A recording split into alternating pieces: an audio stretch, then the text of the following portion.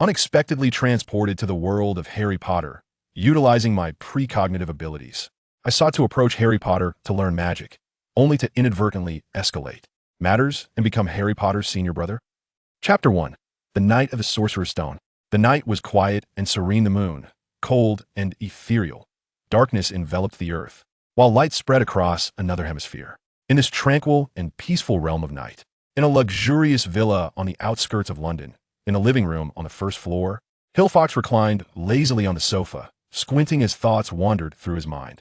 Before the sofa, a glass coffee table bore a pale yellow envelope, its contents already revealed, with the letter laid flat upon the table, reading as follows: to the esteemed headmaster of Hogwarts School of Witchcraft and Wizardry, Albus Dumbledore, President of the International Confederation of Wizards, President of the Wizarding Association, First-Class Sorcerer of the Order of Merlin. Dear Mr. Hillfox, we are delighted to inform you that you have been granted admission to Hogwarts School of Witchcraft and Wizardry. Enclosed is a list of required books and equipment. The term is set to commence on September 1st. We eagerly await your owl's response by July 31 SD. Yours sincerely, Deputy Headmistress Minerva McGonagall. Recalling the previous content, savoring each word and letter, Hill shook his head, his silver locks gently swaying with emotion, tracing silver lines in the air.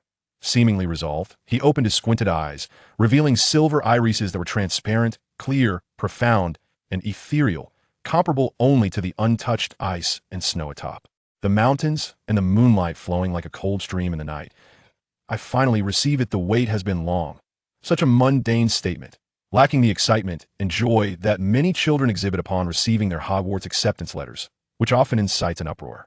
The living room was adorned with a thick, hand-woven black carpet, crafted using traditional methods from the Middle East, typically reserved for royalty and the exceedingly wealthy, a masterpiece in its own right. However, the Hill Fox family had never been in want of wealth. On the carpet, a small white fox was tearing at a book, clearly pleased with its toy. The book had endured its playful assault without a scratch, showing no signs of damage, and it even fought back. Fool! Don't bite there, that is my cover. Damaging it would ruin my image. A most remarkable book, capable of speech. IT writhed and twisted as though alive, attempting to escape the fox's grasp, but each effort was thwarted by the small fox, who would not relinquish such an amusing toy. The little fox, seemingly accustomed to this talking book, readily ceased its assault on the cover. In the next moment, before the miraculous book could catch its breath, the fox turned its attention to the pages within, eager to test whether the book could withstand another onslaught. Help! My dearest little master, please drive away this foolish fox. Your beloved Uncle Book is about to be torn to shreds. This book, or rather Uncle Book, struggled while calling out to the one person who could save it, Hill. Ironically, it was Hill who had tossed the book to the fox as a toy. Hill lifted his teacup, savoring a sip of his favorite black tea, then frowned slightly. The 3 essentials for brewing tea: the ratio of tea to water, the water temperature, and time. Today's cup of black tea had steeped a tad too long, rendering its flavor less than perfect, a stark contrast to his usual meticulous preparations. Watching the white fox eagerly stretch one of Uncle Book's pages from a mere 3 inches to a considerable half-foot, while listening to the book's continuous complaints and pleas for mercy, a smile tugged at the corners of Hill's mouth. Kaka, let go of Uncle Book if you continue this way. You'll ruin it. Hill gently nudged the white fox with his foot, and Kaka immediately released Uncle Book, scampering up to perch on Hill's shoulder. To Kaka, a book that could never be torn was merely a plaything. Its master was everything. Finally free from Kaka's torment, Uncle Book propped itself up with its pages, standing tall, and presented its cover, marred with stains and paw prints, to Hill. Look at what that fool has done to me. Truly despicable. I am the noble, wise, and learned Lord Book. My handsome face has been marred by this imbecile, and I am covered in its drool and paw prints. How can I face anyone like this? Hill, amused, teased Kaka with his fingers. Upon hearing Uncle Book's grievances, he turned his head, a smirk dancing on his lips, his silver eyes glinting with mischief. Well then, dear Uncle Book, would you like me to tidy you up? Uncle Book reveled in Hill's concern, yet it failed to notice the wicked grin playing on Hill's lips.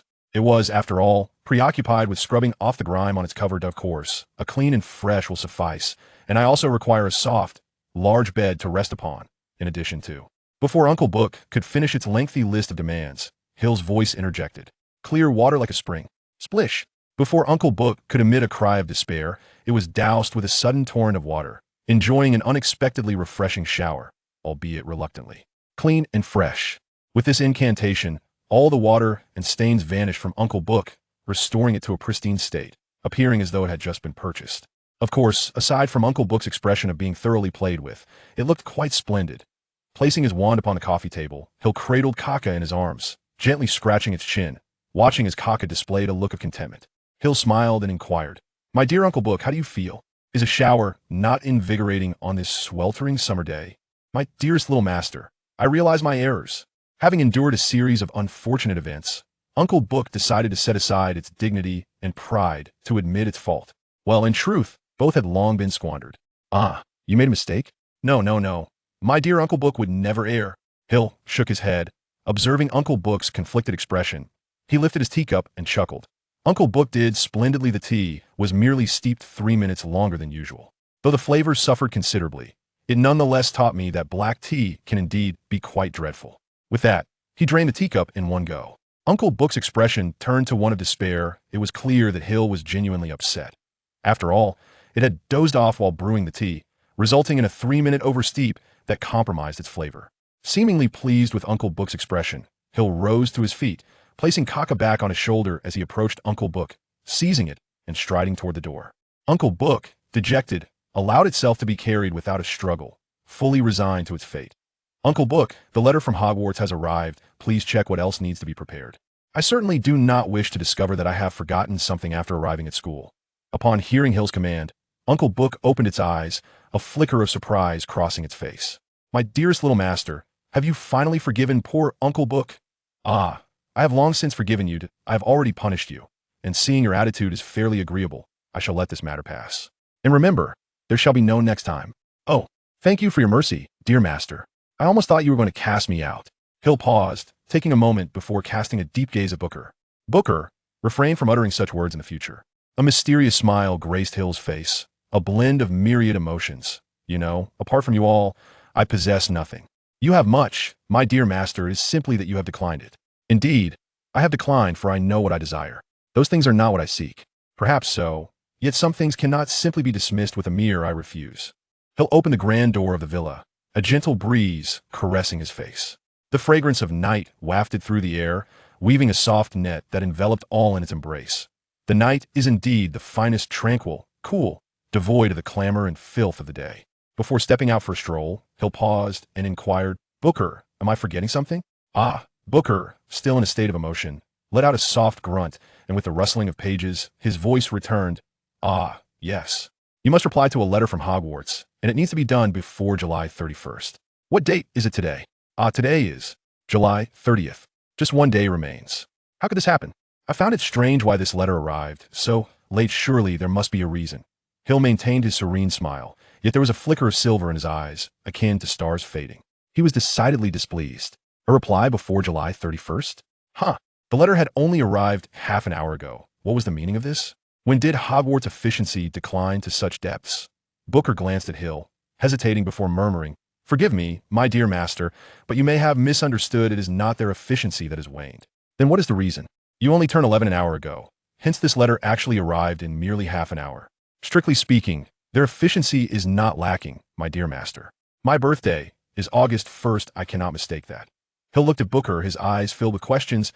"I have been puzzled. I'm only 10, so why would I receive a letter from Hogwarts? After all, Hogwarts only admits children age 11 to 12 with wizarding potential as new students. Moreover, the enrollment deadline is July 31st. Those born thereafter must wait until the following year." Booker opened his book, and a series of text and a photograph appeared on the previously blank page.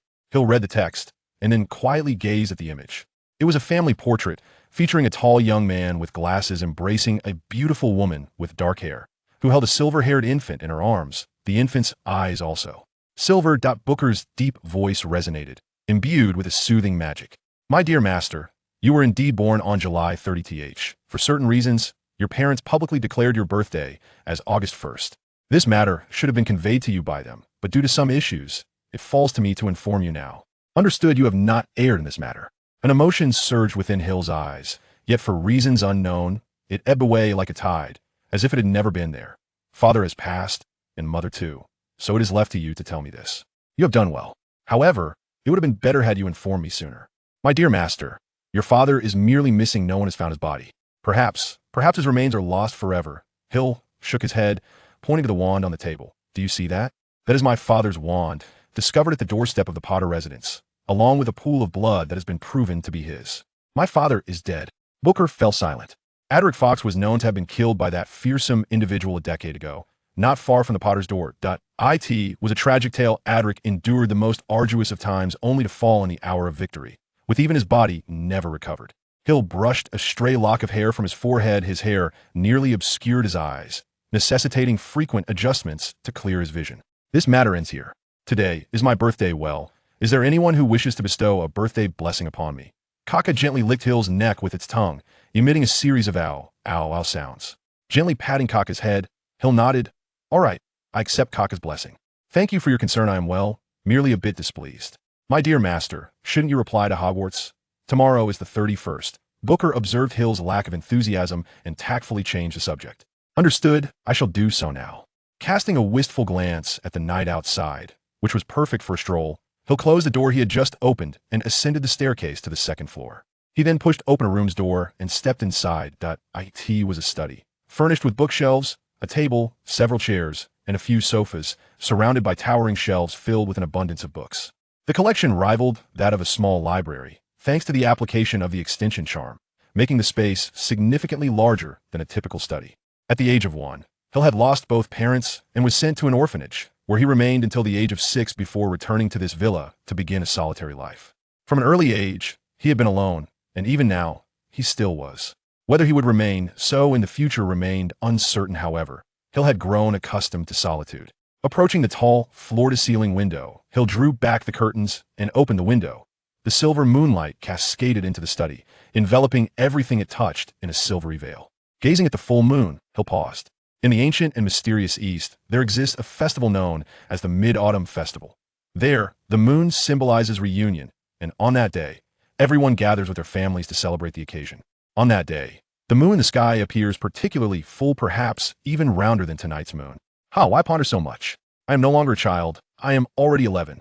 Shaking his head, he dismissed the absurd sentiments and approached the desk. Taking up paper and pen to compose a reply, he retrieved an envelope from the drawer and slid the letter inside. The envelope bore a seal, a black circle with a smiling fox's face within. This was the emblem of the Fox family. Fox and fox are indeed the same word. With a whistle, an owl flew in through the window. It was the Fox family's designated messenger owl, named Lucci, who had served the family for 14 years. Although somewhat aged, Lucci remained remarkably reliable, having never made a mistake. He'll plan to retire him after this letter delivery task, granting him the freedom he deserved. Hogwarts, Professor McGonagall, the deputy headmistress. Hill entrusted the letter to Lucci, gently stroking his feathers, which had begun to lose their luster. Once you deliver this letter, you shall be free, Lucci. Go wherever your heart desires. Hoo-hoo. Lucci grasped the envelope with his talons and emitted a series of calls. With a smile, Hill brushed his hand over Lucci's head, saying, Of course. The Fox family is indeed a splendid place for retirement. You are most welcome to enjoy your golden years here. Hoo-hoo. Lucci happily called out a few more times before soaring out the window. After circling the villa a few times, he swiftly flew northward. S. Hill watched Lucci vanish into the night. He shrugged and closed the floor-to-ceiling window. Buick, perched on the desk, observed Hill's actions with curiosity and asked, My dear master, have you taken it upon yourself to learn the language of owls? I thought it was already miraculous that you could communicate with that foolish fox. Casually picking up Buick, Hill stepped out of the study and closed the door behind him. In response to Buick's inquiry, Hill merely shook his head that I do not possess the leisure to learn any animal languages, perhaps in the future, but at present, I am entirely unversed in owl or fox dialects. Then how do you communicate with other creatures? It seems you converse quite well with them. Gently cradling Kaka, who had inadvertently slipped from his grasp, Hill held him close, tenderly stroking his fluffy, pudgy body. It's quite simple. I merely seek to understand with my heart. Coupled with an assessment of their conditions, their thoughts are rather elementary, making reasoning not overly difficult. Ruffling Kaka's head, he continued, Foxes and owls are comparatively intelligent animals. They grasp certain human actions and words, especially when they have cohabited with humans for an extended period. To be honest, I am uncertain of the precise meanings behind their calls, yet I can discern the emotions they convey. Why do their calls seem so similar? Lucci repeatedly hoots, hoo-hoo, while that foolish fox makes goo-goo-goo-goo. It's utterly incomprehensible. At this moment, Book's demeanor was notably humble. This was indeed a commendable trait. When faced with the unknown, he was filled with curiosity and a thirst for knowledge, which surpassed that of many. Most people, when confronted with uncertainty, are often filled with fear and resort to various theories, some accurate, others not. Lucci has served our family for 14 years, fostering a strong sense of belonging. Thus, when I told him he was free to leave, he became quite anxious, even believing I no longer wanted him. If you listen closely, you will discern the plea and reluctance woven into his calls. Hence, I assured him he could remain here and enjoy his retirement. Judging by Lucci's reaction, it seems you are indeed correct. Remember this, Byuk. As long as there is life, as long as a being exists, it will possess emotions, feelings of sorrow, joy, and pain. I simply regard them as equals, treating them as I would a fellow human. You are truly remarkable. In the eyes of others, you would be considered quite the eccentric. I cherish a particular saying that resonates deeply with me. Would you care to share it? Certainly. The longer I interact with humans, the more I find myself enamored with dogs. It appears we do not have a dog, but there is indeed a foolish fox. Chapter 2. The Encounter. Today marks August 1st, the nominal birthday of Hill. Yet, this day is destined to unfold like many before it, absent of cards and devoid of well wishes. Merely an ordinary day. Hill languidly reclined on the sofa, cradling Kaka in his arms, murmuring, "Kaka, you really ought to lose some weight.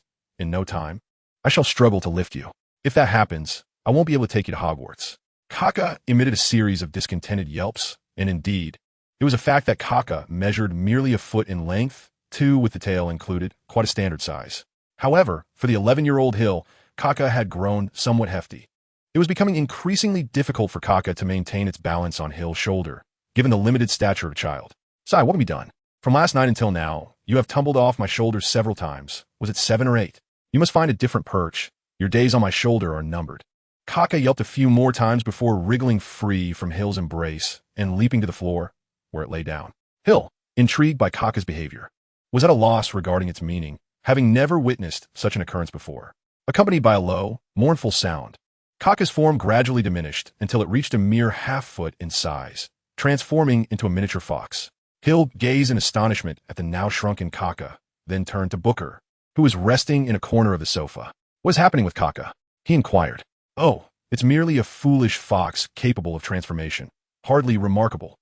Booker's tone dripped with disdain. It had never seen eye to eye with a foolish fox, which could only enlarge or shrink its form, never exceeding its original size, and never diminishing to less than half its original dimensions. Utterly pathetic. Upon hearing Booker's critique, Kaka may have understood or perhaps not, but it certainly sensed the disdain in Booker's words. Kaka was indignant. Hill chuckled, bending down to lift Kaka once more, placing it comfortably upon his shoulder. This seemed to appease the somewhat irritable creature. Hill then addressed Booker. "Today, that fabled boy who survived, Harry Potter, will be venturing to Diagon Alley for supplies, correct?" Before him lay a copy of the Daily Prophet, yesterday's edition, emblazoned with the headline, "The Boy Who Lived Returns." The article chronicled the extraordinary exploits of the miraculous boy. It must be today. Hagrid delivered the letter to him yesterday, and today he will take him to Diagon Alley, where they are bound to encounter that unfortunate Quirrell, possessed by the Dark Lord. Booker attempted to rise, but after several futile efforts, it resigned itself to the reality of its nearly non-existent mobility, for it was, after all, merely a book. Returning to the topic at hand, have you not already completed the entirety of the Harry Potter series? Hill rubbed his temples, still somewhat disoriented from just waking up. It is indeed a challenging notion to grasp. Who could truly believe it? The extraordinary tale of the boy who lived, Harry Potter, in his 7 years at Hogwarts, including his confrontations with that individual, has all been meticulously chronicled. Moreover, the style of documentation resembles that of a novel, rather than the vague and obscure prophecies I have encountered. Were it not for certain verifiable events, I would undoubtedly dismiss the accounts recorded in this book. So, do you now believe? There exists a modicum of faith, for the fact that my ancestor bequeathed this tome must hold significance. Presumably, the majority of the content is accurate. However, some variations are certain to exist, whether in details or other aspects. Book turned over, curiously inquiring, "Why do you say that?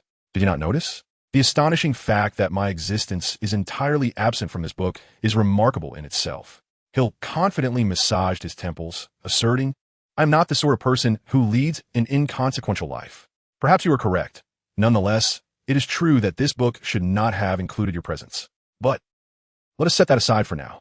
I am quite intrigued by the stories documented within. A rare glimmer of excitement crossed Hill's face, which typically bore a languid smile, seldom displaying other expressions. "Speaking of which, my dear young master, You truly seem to thrive on chaos. I can only imagine that your life at Hogwarts was anything but tranquil. Would you care to assume the identity of Voldemort directly and witness the epic battle against Dumbledore? Powerless to act, I shall wait until I possess the ability to protect myself. Hill savored a sip of his freshly brewed tea and continued. I am far more interested in that ancestor of mine. Do you possess any information about him? Book reclined on the sofa, opening its cover to allow the gentle breeze to caress its pages. This was its preferred method of rest. The pages, swept by the wind, revealed not a single word. As a magical tome that claims to share a lineage with the Sorting Hat of Hogwarts, Book only displays text when its owner is in need. For Book, there is scarcely anything in this world that it does not know, having existed for over a millennium, despite spending most of its time confined within a box. Its vast reservoir of knowledge is indeed rare. Each heir of the Fawkes family, upon nearing the end of their life, imbues this book with their lifetime of wisdom, thus creating the wondrous entity that is Book. Ah, you speak of my first master? I possess knowledge of him that may not differ greatly from yours. By the time I was created, he was already aged. After entrusting me to his descendants, he vanished without a trace. Subsequently, I spent the majority of my existence confined by your ancestors, only to be retrieved at their deathbeds to carry their accumulated knowledge before being returned to the box. Is that not dreadfully dull? All is well. For the most part, I find myself in slumber, a sleep that stretches on for decades, and when converted to a millennium, it amounts to but a few fleeting days. I am still akin to an infant. A flicker of irritation crossed Hill's lips as he suppressed the urge to cast Book out, for he had further inquiries to pursue. Did my ancestors not discover the tome of Harry Potter? I have shared it with each of them. Yet consider this. Is that book truly comprehensible to the average reader? After a moment of contemplation, Hill conceded that indeed, the original version of Harry Potter resides within Book, a chaotic array of incomprehensible letters, devoid of order or spacing, utterly mysterious in its meaning. By a stroke of serendipity, Hill unearthed the book's true secret. Those letters are solely the pinyin of the Chinese language. The formal establishment and systematic recognition of Chinese pinyin occurred between 1955 and 1957, with its global usage beginning in 1982. It would truly be miraculous if those ancestors could decipher it. However, Hill's father, Aldrich, might have had the opportunity to unravel this mystery. It remains uncertain whether he ever did. I am unsure, though the likelihood seems slim. Who would ponder such matters? Shaking his head, he momentarily shelved this question and rose to his feet, seizing Book and tucking it into his pocket. Enough of that. It is time to venture to Diagon Alley for some purchases and perhaps glimpse the famed Harry Potter. To be honest, I am quite eager to witness the tales unfolding at Hogwarts. Ah, Hogwarts. It has been ages since my last visit, and I have many old friends there. I wonder if they still remember me. Extending the hem of his coat from his pocket, Book chimed in with enthusiasm. I too am filled with anticipation. Then, do be silent. Surely, you do not wish to be discovered. Those individuals would covet you fiercely. Hill returned Book to his pocket. His concerns were not unfounded. Such a wondrous entity as Book would be the desire of any wizard. They would stop at nothing to seize this tome. Book murmured a few words, allowing Hill to stow it away. It was not unaware of the gravity of the situation. As he pushed open the villa door, golden sunlight cascaded upon Hill's silver hair, intertwining to form a resplendent halo that enveloped him. So, Diagon Alley, I am on my way. Let me behold the boy who lived. The dividing line of the Leaky Cauldron. Diagon Alley boasts many entrances, yet since my purpose is to witness the boy who lived, entering through the Leaky Cauldron is most fitting. The Leaky Cauldron is situated in the heart of London, quite a distance from the suburbs. However, Hill had visited several times. Thus he was familiar with the surroundings. His infancy was spent in a nursery. It was not due to a lack of relatives. Strictly speaking, he had a few, but he instinctively harbored a resistance towards those few, wishing to limit his interactions with them. As an orphan, Hill resided in St. Mungo's hospital for 5 years, until the age of 6 when he resolved to leave and return to his current abode, the Fawkes family villa, which was once his home. Although Hill held little regard for his distant relatives, it was their assistance that afforded him a comfortable life, free from the worries of sustenance and financial constraints. His days were spent reading within the confines of the house, occasionally venturing out to stroll and clear his mind. It appeared to be a rather pleasant existence. The Leaky Cauldron, a place visible only to wizards, was a small and dingy tavern, unremarkable in appearance and easily overlooked.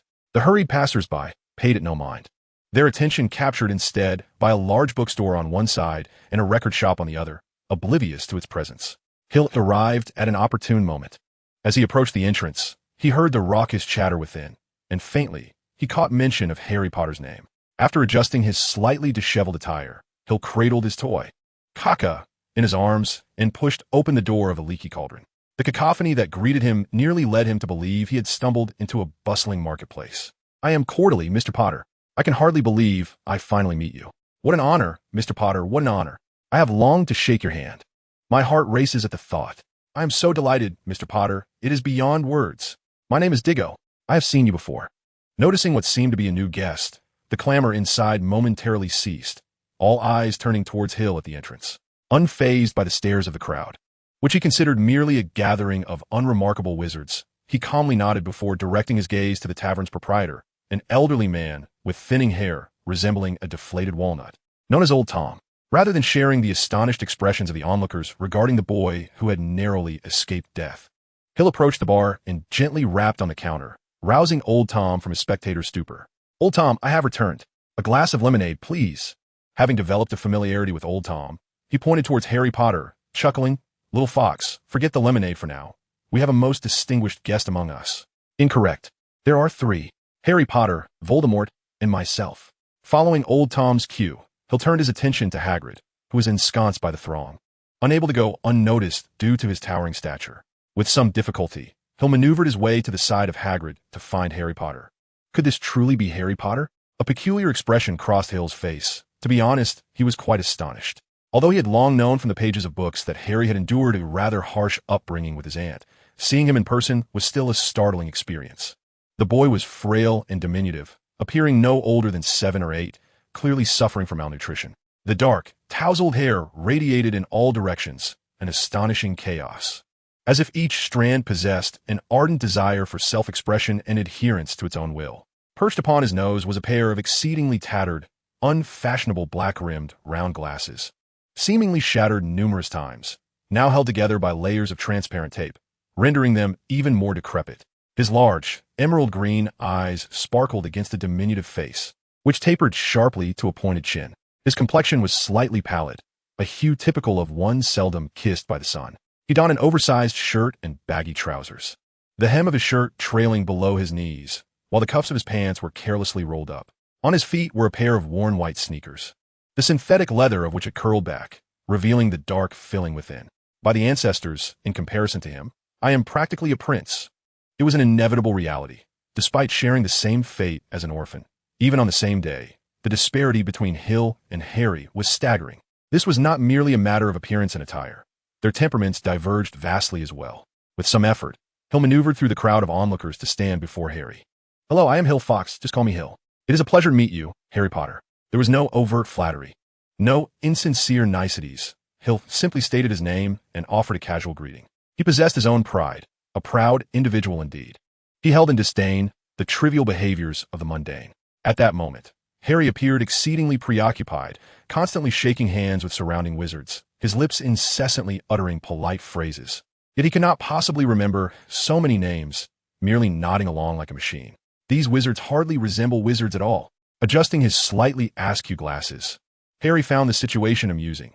Merely a day prior, he had been a bullied, unfortunate boy, and now he had metamorphosed into a figure of significance. Hello, I am Hill Fox, just call me Hill. It is a pleasure to meet you, Harry Potter. A voice, distinct from the others, reached Harry's ears, free of flattery and devoid of pretense. It was merely a plain greeting, as though the speaker were addressing a passerby. Ah, finally, someone not so fervent. Indeed, the surrounding wizards were excessively zealous. Their enthusiasm overwhelmed Harry. He longed for a moment of respite from Hagrid, but Hagrid seemed engrossed in conversation with several wizards, utterly oblivious to Harry's pleading gaze. With a slight sigh, Harry felt a growing weariness toward this atmosphere. Being the object of such attention, especially as an 11-year-old boy who had been bullied, was quite intolerable. Being overlooked feels unpleasant, but being the center of attention feels even worse. Harry turned his head towards the source of the earlier voice, his gaze locking with another pair of eyes.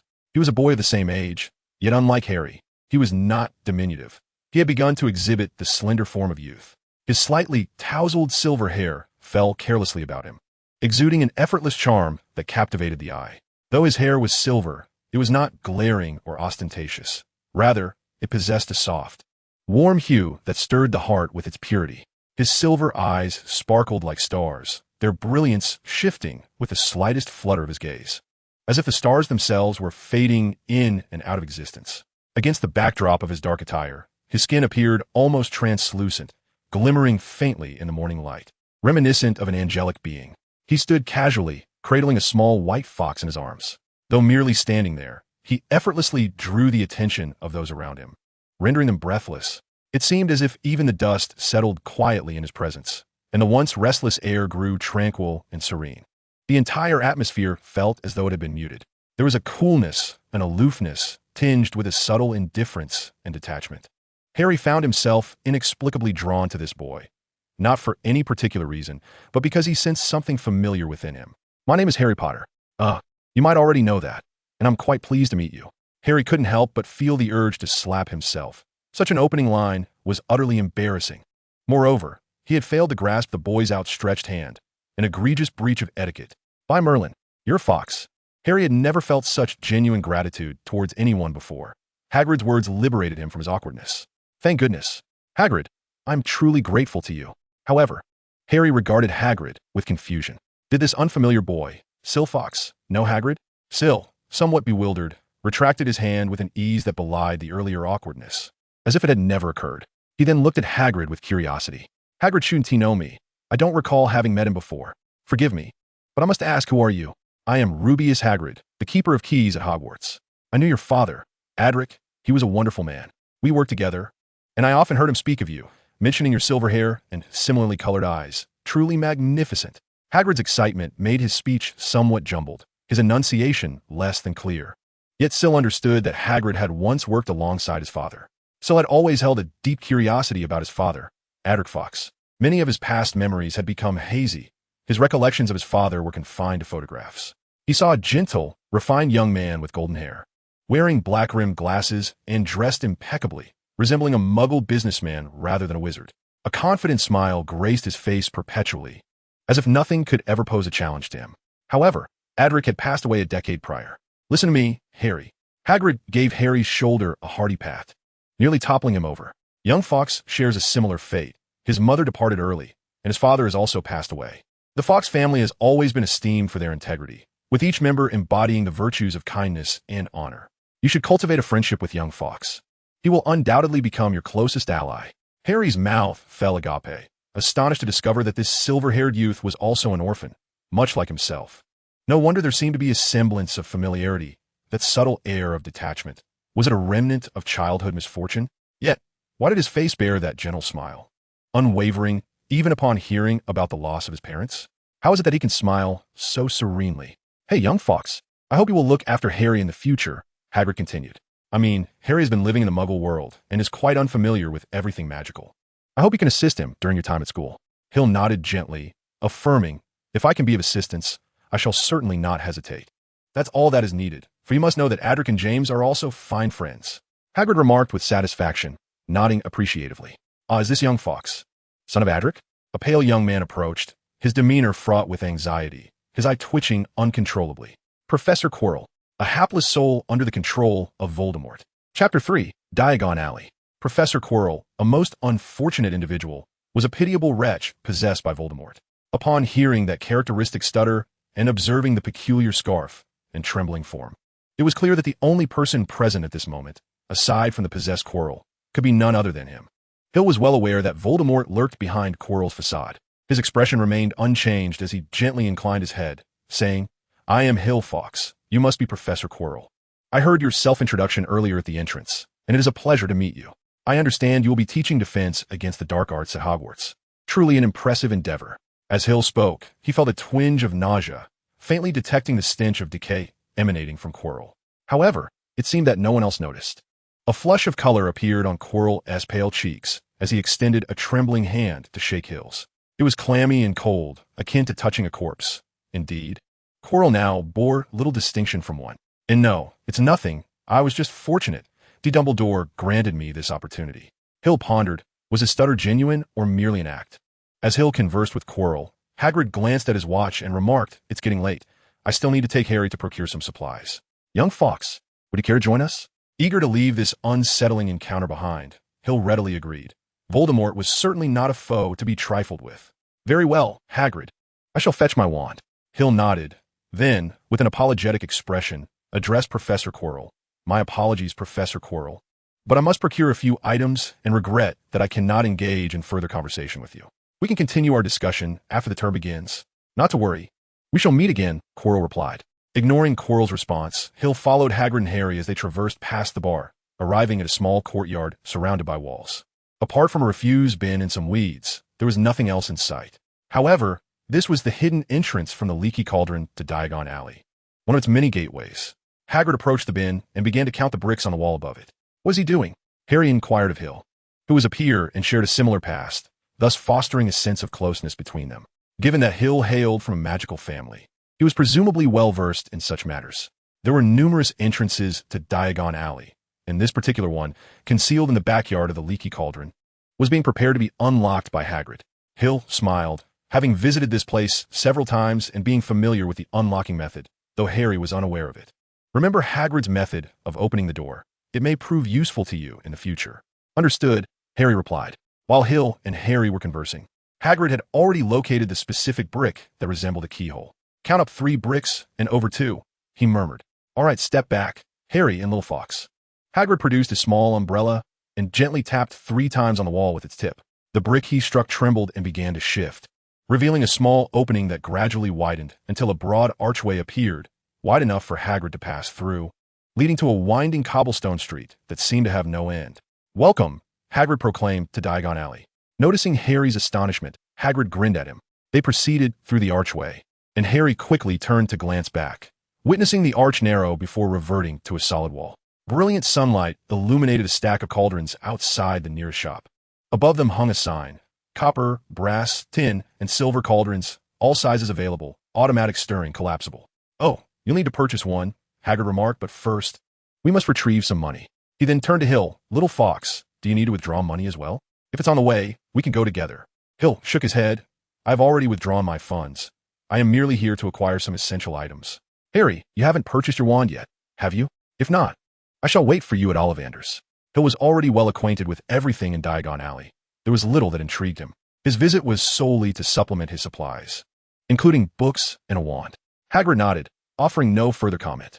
He had another significant task for this trip, which involved retrieving an item stored at Gringotts. And the fewer people who knew about it, the better. Of course, it was not that he mistrusted Hill. Rather, it was a request from Dumbledore. Harry felt a profound reluctance, for he had known Hill for scarcely half an hour. This was his first wizarding friend, and it appeared that his companion possessed an extensive knowledge of the magical realm, leaving Harry with an abundance of questions to pose. After bidding farewell, Hill elegantly turned and seamlessly merged into the bustling crowd of Diagon Alley, disappearing from view. Hill had nearly prepared all the necessary items for Hogwarts. The textbooks posed no issue. The first-year curriculum remained unchanged from previous decades. Thus Hill decided to utilize the ones bequeathed by his father.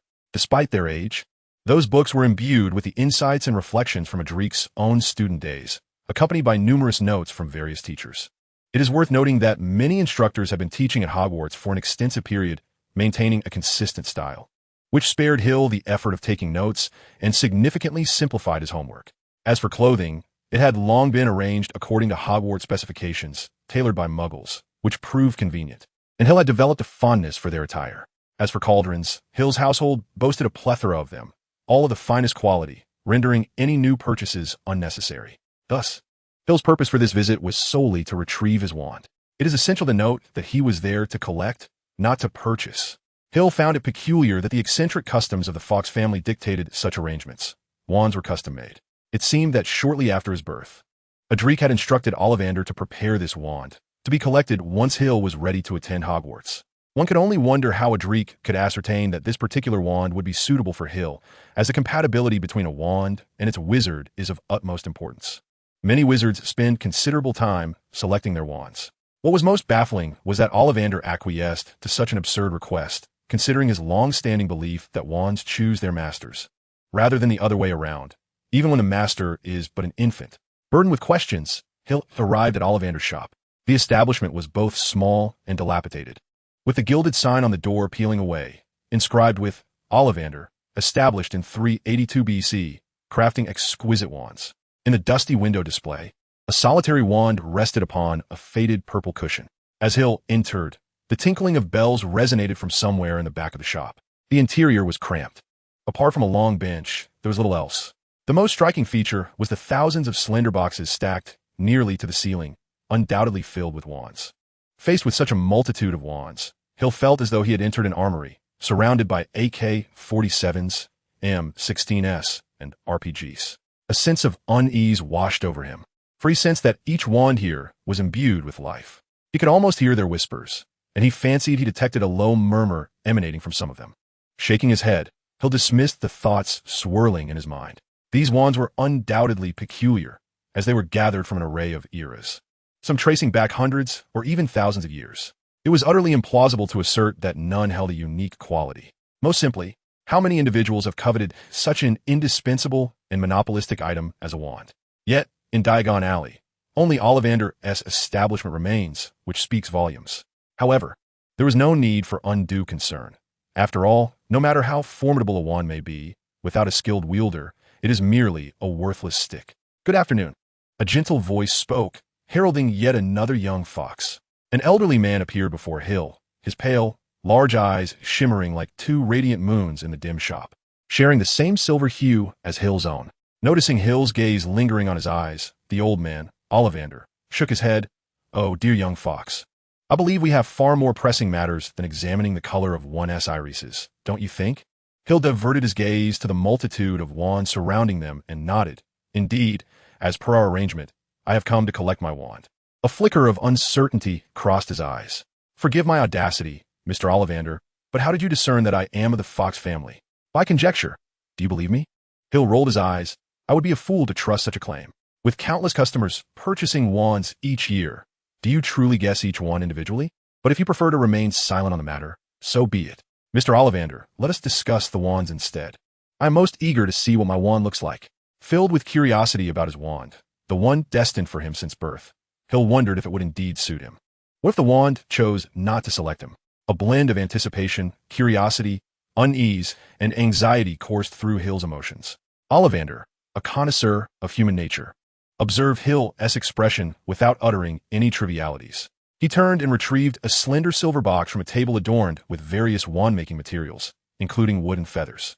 The box bore the emblem of the Fox family, a black fox face, indicating that it contained Hill's wand.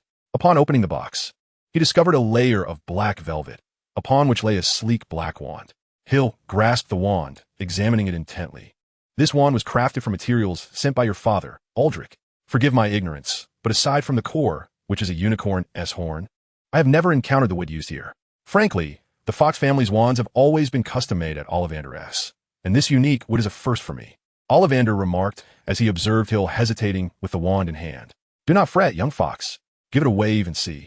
The master chooses the wand, and the wand chooses the master. Let us discover if this wand truly belongs to you. With a sense of anticipation, Hill took a deep breath and gently waved his wand. The wand traced a splendid arc, banishing the darkness that enveloped the shop. A brilliant silver light erupted from the tip of the wand, illuminating the entire room as if it were bathed in the flickering glow of phosphorescence. Yet, this silver radiance bore a closer resemblance to moonlight, with its distinctive chill, a quality Hill could not mistake. Splendid. Congratulations. My dear child, it seems this wand has chosen you. Ollivander observed the spectacle before him, stroking his disheveled beard with a satisfied smile. For the esteemed wand maker, there was no greater joy than witnessing a wand he had crafted find its rightful owner. These wands were akin to his children, and he held a profound affection for them. Hill carefully returned the wand to its box, thoroughly pleased. It was indeed a wand that suited him perfectly. How much is it? He inquired. Ollivander shook his head, refraining from disclosing a price. Instead, he spoke in his deep, resonant voice, according to an ancient agreement. A wager made long ago between my ancestors and yours. All wands for the descendants of the Fox family are custom-made at Ollivander's.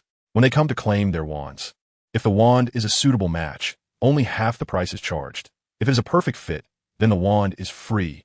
Therefore, my dear child, this one costs you nothing. Chapter 4. Relatives. Speaking of which, the ancestors of the Fox family were indeed quite intriguing. One wonders how many bets they made and what peculiar rules they established. Since Ollivander proclaimed it was free, Hill had no objections. With Harry yet to arrive, Hill decided to take a stroll.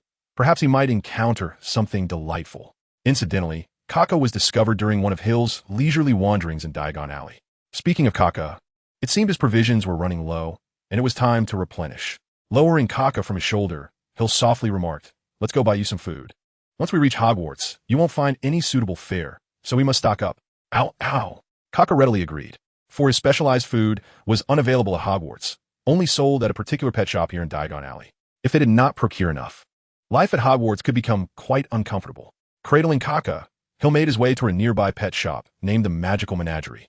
By the way, Kaka, the notice from Hogwarts stated that students could bring either an owl, a cat, or a toad. But you are a fox. How should we address this conundrum? Ow, ow. Well, never mind. That sounds like a splendid idea. After all, it didn't specify that one couldn't bring a fox. Kaka, you are truly brilliant. Pushing open the shop's door, a cacophony of animal sounds greeted him, truly reminiscent of a zoo. The shop was rather compact, filled with cages housing various creatures. And even the walls were adorned with enclosures. The store was both foul-smelling and noisy, the air rather unpleasant, as the creatures in their cages emitted a cacophony of sounds. Ignoring the din created by the various beings, Hill approached a clerk and inquired, "Is there any fox food available?" The clerk, preoccupied with changing the water in a fish tank that housed a languid black octopus, replied without turning, "Sir, there are several types of fox food on the shelf to your right as you enter. Please help yourself. I'm rather busy at the moment," as this bothersome octopus constantly muddles the water. Respecting the clerk's busyness, Hill proceeded directly to the indicated shelf. There, an array of pet food awaited: cat food, dog food, fish food, and more. The fox food was tucked away at a corner, with 3 or 4 bags available. Not too many, yet not too few. Well, for bags should suffice. I can return for more during the holidays. Having placed 4 bags of fox food into a paper bag, Hill paid another attendant and exited the noisy, odorous pet shop, aware that Harry had many tasks ahead, and that purchasing a wand was to be the final endeavor. Hill resolved to linger a bit longer before returning to the wand shop. As he passed by the leaky cauldron, he hesitated before stepping inside. He wished to acquire a book as a gift for Harry Potter, marking their first meeting. However, upon opening the bookstore's door, an overwhelming urge to turn back washed over him, not for any particular reason, but simply because someone he wished to avoid was present. "Good day, Mr. Malfoy. It has been a while," came the voice that halted him from retreating, as the individual had already shifted their gaze towards him. Lucius Malfoy, father of Draco Malfoy, was also Hill's uncle by marriage. Hill's mother was the youngest daughter of the Black family, and his sister Narcissa was Lucius's wife. Lucius possessed striking golden hair, meticulously swept back, and stood tall with an elegant demeanor. At that moment, his gray eyes scrutinized Hill, who maintained a calm facade, devoid of any visible emotion. Ignoring Lucius's gaze, Hill slowly browsed the shelves for a suitable gift book. "Hill, still reluctant to call me uncle?" Lucius inquired. "What difference does it make? Whether I do or do not?" Hill mused as he picked up a book, its cover depicting a fearsome werewolf howling beneath a moonlit sky. Likely a work of that foolish wizard. He decided to set it aside. "Well, putting that aside, are you here to purchase a book? What do you wish to buy? Allow me to procure it as a birthday gift for you." Lucius handed several selected books to the shopkeeper before stepping closer to Hill. "Draco is set to attend Hogwarts this year. It is a pity you must wait another year to go. Nevertheless, I shall ensure Draco looks after you then." "No need for that. One can never tell who'll be looking after whom. I forgot to mention, I will also be attending Hogwarts this year. We are indeed relatives, a fact you cannot deny. Moreover, without the care we have consistently extended to you, would you be enjoying such comfort?" Hill gazed at Lucius, a smirk of derision gracing his features, as though he were observing a lackluster jester's performance. "Yet, I have settled the payment, have I not? The position at Wizenigame seems to have been temporarily assumed by you in the capacity of my elder, does it not?" Noticing the darkening expression on Lucius's face, Hill maliciously brushed past him, deliberately jostling him with force. The first tenet of the Malfoy family motto reads, "Born noble, with interests paramount." Lucius's countenance was etched with fury, yet his refined upbringing restrained him from an outburst. In truth, he had indeed seized considerable benefit from the Fawkes family during the time of Hill's parents' demise. But he chose not to linger on this point, redirecting the conversation instead. He scrutinized Hill, a glimmer of insight flickering in his gray eyes. "No, you have not yet reached the age of 11. It is impossible for you to be admitted to Hogwarts. My birthday has always been miscalculated. It is not August 1st, but rather July 30th. Lucius nodded, signaling the end of that discussion.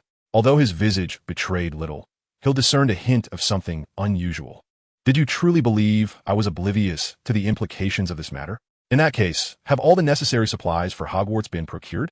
If not, You should accompany Draco to purchase them. He is at Madame Malkin's robe shop. I have already acquired everything. Lucius took the prepared books, but lingered at the door, quietly observing Hill. Hill merely smirked. Let him watch, for he had much to attend to and would depart after securing his books. The prospect of engaging with someone like Lucius, even for a fleeting moment, was utterly unappealing to Hill, despite their familial ties. In truth, Hill had numerous relatives. His mother, Helena, was the youngest daughter of the Black family, with 2 elder brothers and 3 sisters, all of whom counted as his kin. Bellatrix Black, married to Rodolphus Lestrange, both of whom are Death Eaters currently imprisoned. Andromeda Black, disowned by the family, wed to Ted Tonks, has a daughter named Nymphadora Tonks, who is Hill's cousin. Narcissa Black, Lucius's wife and Draco's mother, is a mother who adores her son immensely. Sirius Black, disowned after running away from home, has been wrongfully imprisoned. Regulus Black, once a Death Eater, later betrayed Voldemort and stole a Horcrux, ultimately meeting his demise by being dragged into a lake by Inferius. Thus, Hill's relatives are limited. Discounting the deceased and those imprisoned, he primarily interacts with Lucius's family and Andromeda's. His sentiments towards Lucius are quite negative, resulting in a certain distance between them. However, in truth, he also feels a cold indifference towards Andromeda's family. Long ago, he had declined Andromeda's proposal to move in together. The life of solitude is indeed a realm of unparalleled comfort. Not long after, Hill selected a book, Hogwarts, a history, which would serve as an excellent gift for Harry, filled with valuable insights about Hogwarts that would greatly aid in Harry's understanding of the esteemed institution. Father, my robes are ready. Have you purchased the books? A boy with golden hair and a slightly pallid complexion entered, his gaze sweeping over Hill with an expression of surprise as he strode confidently toward him. Hey Hill, it's been ages since we last met. How have you been? In the presence of Draco, Hill instinctively refrained from involving him in his disputes with Lucius. Not for any particular reason, but simply because Draco, at this moment, was still a commendable individual. Though a bit arrogant and somewhat conceited, he was fundamentally a kind-hearted person. I'm doing well. How about you? You must have been accepted into Hogwarts, which is splendid news. A hint of color returned to Draco's pale face as he proudly declared, of course. I'll be heading to Hogwarts on the 1st of next month, and I am determined to join Slytherin and become the head boy. Mind your demeanor, Draco. Maintain your noble bearing. Lucius admonished as he observed Draco growing increasingly animated, gesticulating with enthusiasm. I understand, Father, Draco nodded, his expression shifting to one of seriousness as he straightened his posture, embodying a semblance of aristocracy. Yet to Hill's eyes, this was far from sufficient. Without the tempering of experience or the intricacies of political machinations, such nobility was merely a facade. Once Lucius turned away, Draco made a face at Hill, clearly dismissing his father's words. In response to Draco's antics, Hill's lips involuntarily twitched, despite having only met a few times. Their relationship seemed to foster a sense of closeness. Frankly, Hill found it hard to believe that this slightly rebellious, somewhat flamboyant boy could be the same Draco depicted in the books, boastful and disdainful. All right, Draco, your cousin Hill will also be attending Hogwarts this year. As members of the pureblood community, you should look out for one another at school. You are cousins, after all. It's important to cultivate that bond. Really? That is fantastic. Mind your poise, demeanor, and appearance. I understand, Father. Observing the intimate exchange between the Malfoy father and son, Hill could sense the profound affection concealed beneath Lucius's stern exterior. It seemed that only with Draco and Narcissa did Lucius reveal his true self. Well, it's getting late. We must be on our way. There are many other matters to attend to, Lucius remarked as he gathered the packaged books, addressing Draco. He strode toward the door without a backward glance, pushed it open, paused for a moment, and remarked, if possible, do come to Malfoy Manor sometime. Narcissa misses you and has been incessantly uttering your name. If the opportunity arises, I would not mind visiting. Hey Hill, see you at Hogwarts. Draco waved at him and departed the bookstore. Hill slowly nodded, watching Draco's figure slip past the entrance and vanish from sight. What unfortunate luck to encounter the very person one least wishes to see. It is best to hurry to the wand shop, deliver the gift to Harry, and be done with it. After settling the payment, Hill allowed Kaka to return to his shoulder, one hand carrying Kaka's provisions, the other grasping the carefully wrapped book.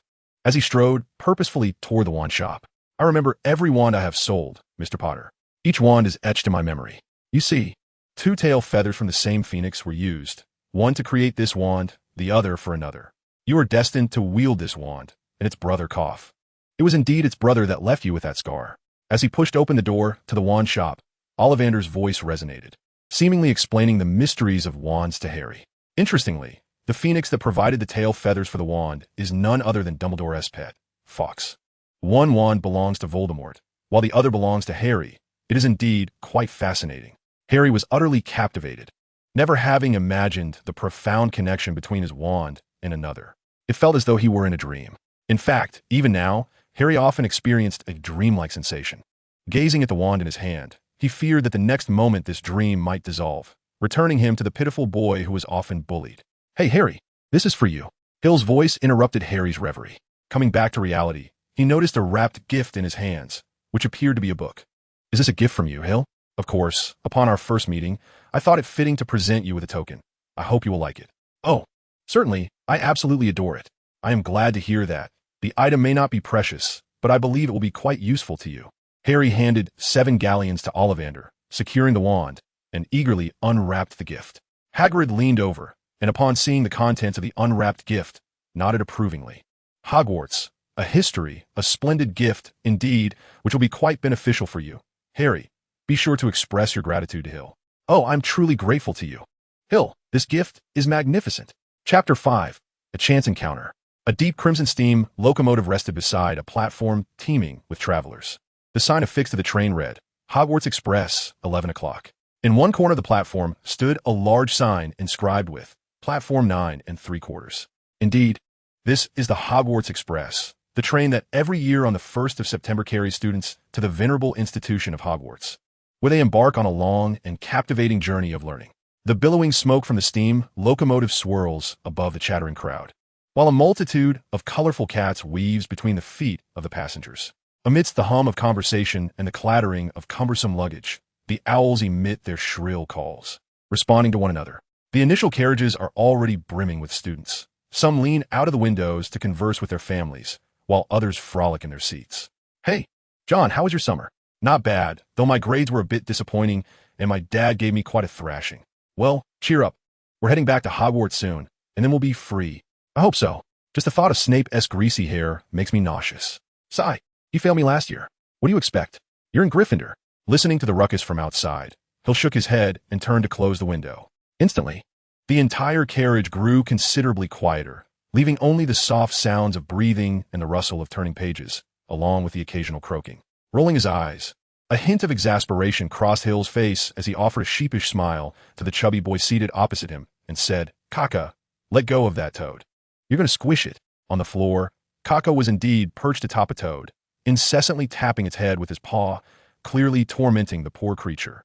Across from Hill, the round-faced boy looked nervously at him, glancing furtively at the commotion below. As the toad croaked in distress, a look of sympathy etched itself onto the boy's cherubic face. Responding to Hill's command, Kaka reluctantly released the battered toad, which promptly leapt to the seat beside Hill and, with familiarity, climbed onto his shoulder to settle down. Naturally, Kaka's eyes remained fixed on the toad, and should the opportunity arise, he would not hesitate to resume his torment of the unfortunate creature. The toad, having escaped Kaka's clutches, lay on the ground, looking quite pitiful. Had it not been for the rising and falling of its belly, he would have almost believed it was deceased. The round-faced boy cradled the toad in his arms, gently stroking its slimy skin, whispering, "Riff, are you all right? Please don't wander off next time. The outside world is perilous." At this, the boy discreetly glanced at Hill and, noticing his gaze, quickly averted his eyes. Hill set aside his book on the history of magic, intrigued by the chubby boy before him. He had unexpectedly encountered a character straight from the pages of a book. With a round face, a pet toad, an introverted demeanor, and a hint of timidity, he seemed to be a first-year student. Hill could not think of anyone other than Neville Longbottom who might fit this description. "I apologize. Kaka can be a bit mischievous. He is only 8 months old and doesn't quite grasp his manners yet. I offer my apologies on his behalf." Confronted with Hill's apology, Neville was flustered. Shaking his head repeatedly, he murmured, "It's quite all right. Leaf merely experienced a slight fright. He'll be fine in a moment." "I'm glad to hear that. By the way, are you also a new student at Hogwarts?" Neville inquired, observing Hill and the book in his hand, a flicker of confusion passing through his eyes as if sensing something amiss. "I am Neville Longbottom. Are you a new student as well?" "Indeed, I am. My name is Hill Fox. You may call me Hill. As a new student at Hogwarts, I will likely be sorted into Ravenclaw. I have a fondness for Ravenclaw. My entire family, the Hill Foxes, belongs to that house." A look of surprise crossed Neville's face, followed by a pained slap to his forehead as he muttered, "I have heard of you from my grandmother. What did she say? Oh dear, I've forgotten." Well, Neville's forgetfulness is renowned, and Hill was now experiencing it firsthand. Observing Neville's flushed face as he struggled to recall, Hill shrugged, deciding it was best not to dwell on it. It was probably something trivial. I, too, could be a bit forgetful, especially regarding unimportant matters. Before long, they slipped my mind. Hill was being modest. The Hill Fox family had always been distinguished members of Ravenclaw, and with his illustrious lineage, Hill's memory was undoubtedly exceptional. Neville's expression softened, and after a few light taps on his head, he shyly smiled before seemingly realizing something. "Oh, Hill, where's your luggage? I don't see it. Did you forget to bring it?"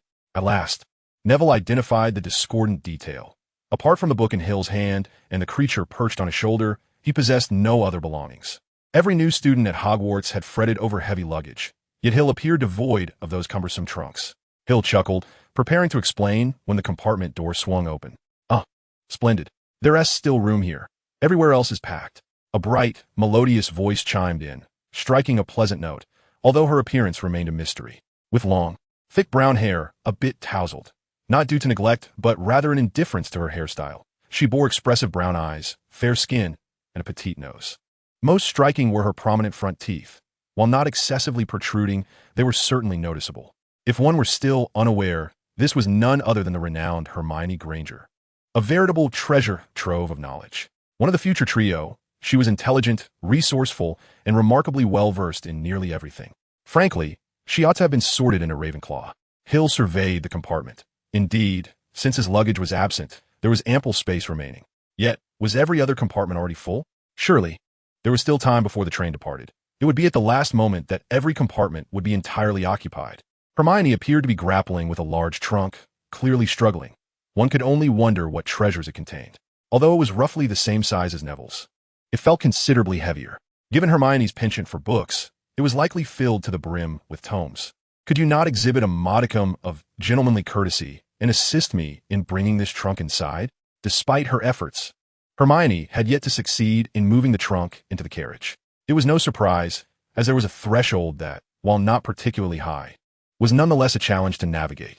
Observing Neville, who seemed lost in thought, Hill shrugged his shoulders and retrieved his wand, gesturing towards the trunk. Wingardium Leviosa. A silver light flickered as the trunk levitated effortlessly, gliding to the corner under Hill's wand's guidance, before gently settling down without a sound. "Perfect." Hill nodded slightly, recalling that he had previously attempted this spell with his father Aldrich's wand, yet it had not been executed with such finesse. He remembered the time he had moved a water bottle, only to have it crash to the ground, startling Kaka from his shoulder. Was this what magic entailed? He had perused the spell in Standard Spells, Level 1. It seemed rather challenging to master. He had tried a few simple spells at home, merely for practice, and they had all worked. No one in his family understood magic, so when he received his acceptance letter, he was utterly astonished yet overjoyed. After all, as far as he knew, this was the finest school of magic. He had memorized all the textbooks, and he simply hoped that he could live up to the name Hermione Granger. "By the way, what are your names?" Hermione blurted out a lengthy stream of words, evidently moved by the recent display of the levitation charm. For a Muggle-born child, witnessing someone else wield a spell was exhilarating. Had she not retained a shred of composure and modesty, she would have eagerly sat beside Hill to engage in discussion. Neville, still lost in thought, was now captivated by the spell Hill had just performed, his mouth agape in astonishment as he gazed at Hill and the trunk. Truth be told, his expression was quite comparable to that of the creature nestled in his arms. Leaf. Putting away his wand, Hill gestured to the empty seat beside him. "Apologies, but this is the only available space. I hope you don't mind. By the way, I am Hill Fox, a first year at Hogwarts." Hermione unceremoniously took a seat, vigorously shaking her hands as if to rid herself of the troubles the trunk had caused her. At that moment, Neville finally snapped back to reality. But his distraction was due to Leaf, who, noticing the door had opened, had wriggled free from his arms and bounded out of the carriage. "Leaf, you can't go out there. It's dangerous." Startled, Neville sprang to his feet, chasing after the creature while calling out, "Leaf, where are you? Come back." He'll cast a glance at Kaka, perched on his shoulder. If he was not mistaken, it seemed that Kaka had just made a threatening gesture towards the unfortunate toad, causing it to flee. Hermione's expression had also shifted momentarily. It was likely that few girls would harbor fondness for such creatures. The mere thought of having shared a space with a toad just a minute prior, and at a distance of no more than 3 feet, made her lips twitch. Thankfully, the toad had escaped. Thank heavens. Ah, that was Neville Longbottom, and the one that had fled was his pet, a toad named Trevor, who was also a first-year student at Hogwarts. Hill smiled apologetically. After all, it was Kaka who had frightened the toad away. However, one must ponder, if Kaka had not been present, what reason would the toad have had to flee? Hermione snapped back to reality, smiled, revealing her pristine, well-maintained incisors. You must come from a family of wizards. It is evident that you wield your spells with great proficiency. Surely, you have someone guiding you? Without waiting for Hill's response, she continued, no one in my family understands magic. I have to practice alone. Some simple spells are manageable, but the more advanced ones prove quite challenging. Listening to Hermione, Hill smiled gently. If he was not mistaken, Hermione had been stimulated by his levitation charm. It was no wonder that, as one of the top students among Muggles, her first encounter with peers casting spells, particularly with a spell as intricate as levitation, would be quite a shock. Thus, Hermione concocted a rationale for herself, believing that Hill, hailing from a family of wizards with parental guidance, had a distinct advantage over most, especially Muggle-born wizards. Her earlier remarks were essentially a form of self-explanation, a means to salvage her dwindling confidence. Having resolved all of this, Hill chose not to clarify. After all, with a remarkable tome like Book, which catalogued an abundance of knowledge, the assistance he derived far surpassed that of the typical wizard's guidance. Speaking of Book, it was currently nestled in Hill's pocket, slumbering peacefully. According to its own words, it was searching for a method to communicate with Hill without uttering a sound, allowing for unrestrained conversation without the worry of being discovered by other wizards. Hermione scanned the compartment, noting that aside from Neville's large trunk and her own, there were no other pieces of luggage in sight. Where's your trunk? I don't see it, she inquired, with a mysterious smile. Hill retrieved a small cloth bag from his pocket and placed it on the table. All my belongings are contained within this. The bag, black and seemingly weathered with history, bore a slightly mottled hue and appeared unremarkable. All of Hill's possessions were housed in this inconspicuous little bag. Observing Hermione's astonished expression, Hill nodded in satisfaction, drew his wand, murmured a few incantations, and waved it toward the opening of the bag. Suddenly, the small opening of the cloth bag, initially no larger than the rim of a teacup, expanded to approximately 1 meter, revealing a plethora of belongings within. Neatly folded garments, stacks of books, and an assortment of miscellaneous items. As you can observe, this is a magical artifact designed for storage, possessing a space of roughly 3 cubic meters, exclusively for inanimate objects. Chapter 6, The Toad Incident. Kaka, perched on Hill's shoulder, noticed the fox's provisions nestled within the bag and urged him to retrieve them quickly, as it was eager for a substantial feast. Gently tapping Kaka's head with a finger, Hill shook his head in refusal. No, Kaka, this is your sustenance for the coming months. Consuming it all at once would leave you with nothing. Moreover, did you not devour an entire bowl this morning? Kaka protested, insistent that its desires be met. Hill remained resolute, explaining that it was impractical, for the fox's provisions were not easily acquired. At least, he had only seen them for sale at the pet shop in Diagon Alley. Furthermore, Kaka was quite particular, refusing to consume anything else. However, Hogwarts operated under a closed management system, preventing students from venturing out. Once again waving his wand, Hill reverted the bag to its original size, stowing it away before resuming his reading of History of Magic. Hermione's attention was drawn to Kaka. It was impossible for a girl to resist something so adorable, particularly a creature as quintessentially charming as Kaka. Where did you acquire this fox? I mean, it looks incredibly cute and tranquil. I had considered getting a pet myself, but I'm not fond of owls, mice, or toads, and I found nothing desirable during my lengthy search in the pet shop. Observing Kaka sleeping adorably on Hill's shoulder, Hermione could not contain her curiosity. May I pet it? Hill graciously handed Kaka over to Hermione. I discovered Kaka while wandering in Diagon Alley. The wizard charged me a hefty 10 galleons. Quite the rip-off, considering Harry only spent 7 galleons on a wand. Nevertheless, Kaka has proven to be quite agreeable, being an intelligent creature. As Hermione cradled Kaka on her lap, she gently stroked its round, plump body, relishing the softness of its fur. Witnessing Kaka's contented expression, she couldn't help but smile. I must acquire a pet next year. It would be simply marvelous. However, finding a pet like Kaka would be a matter of luck. According to ancient Eastern wisdom, this is referred to as fate. The train's whistle sounded, signaling an imminent departure.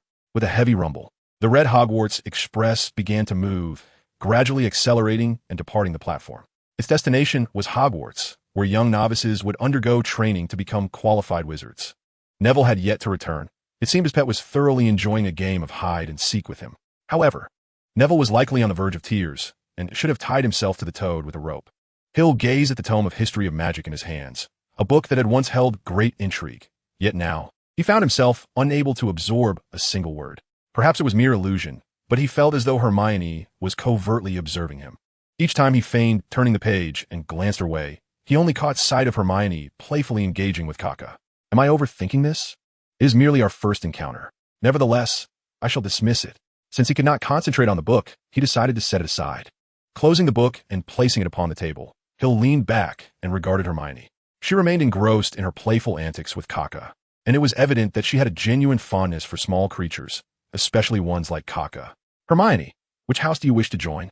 Hogwarts comprises 4 houses: Gryffindor, Ravenclaw, Hufflepuff, and Slytherin. Ravenclaw seems the most fitting for me. I've heard that its members are particularly intelligent. I don't mean to imply that those from other houses are foolish. It's just that Ravenclaw, but then again, Dumbledore graduated from Gryffindor. So perhaps that house is also commendable. Observing Hermione's increasingly convoluted expressions of conflict, Hill couldn't help but chuckle, causing her cheeks to flush a deep crimson. Oh, my apologies. I meant no offense. I merely found your previous demeanor quite amusing. Amusing? More like adorable. Your expression just now was very endearing. If I may be so bold.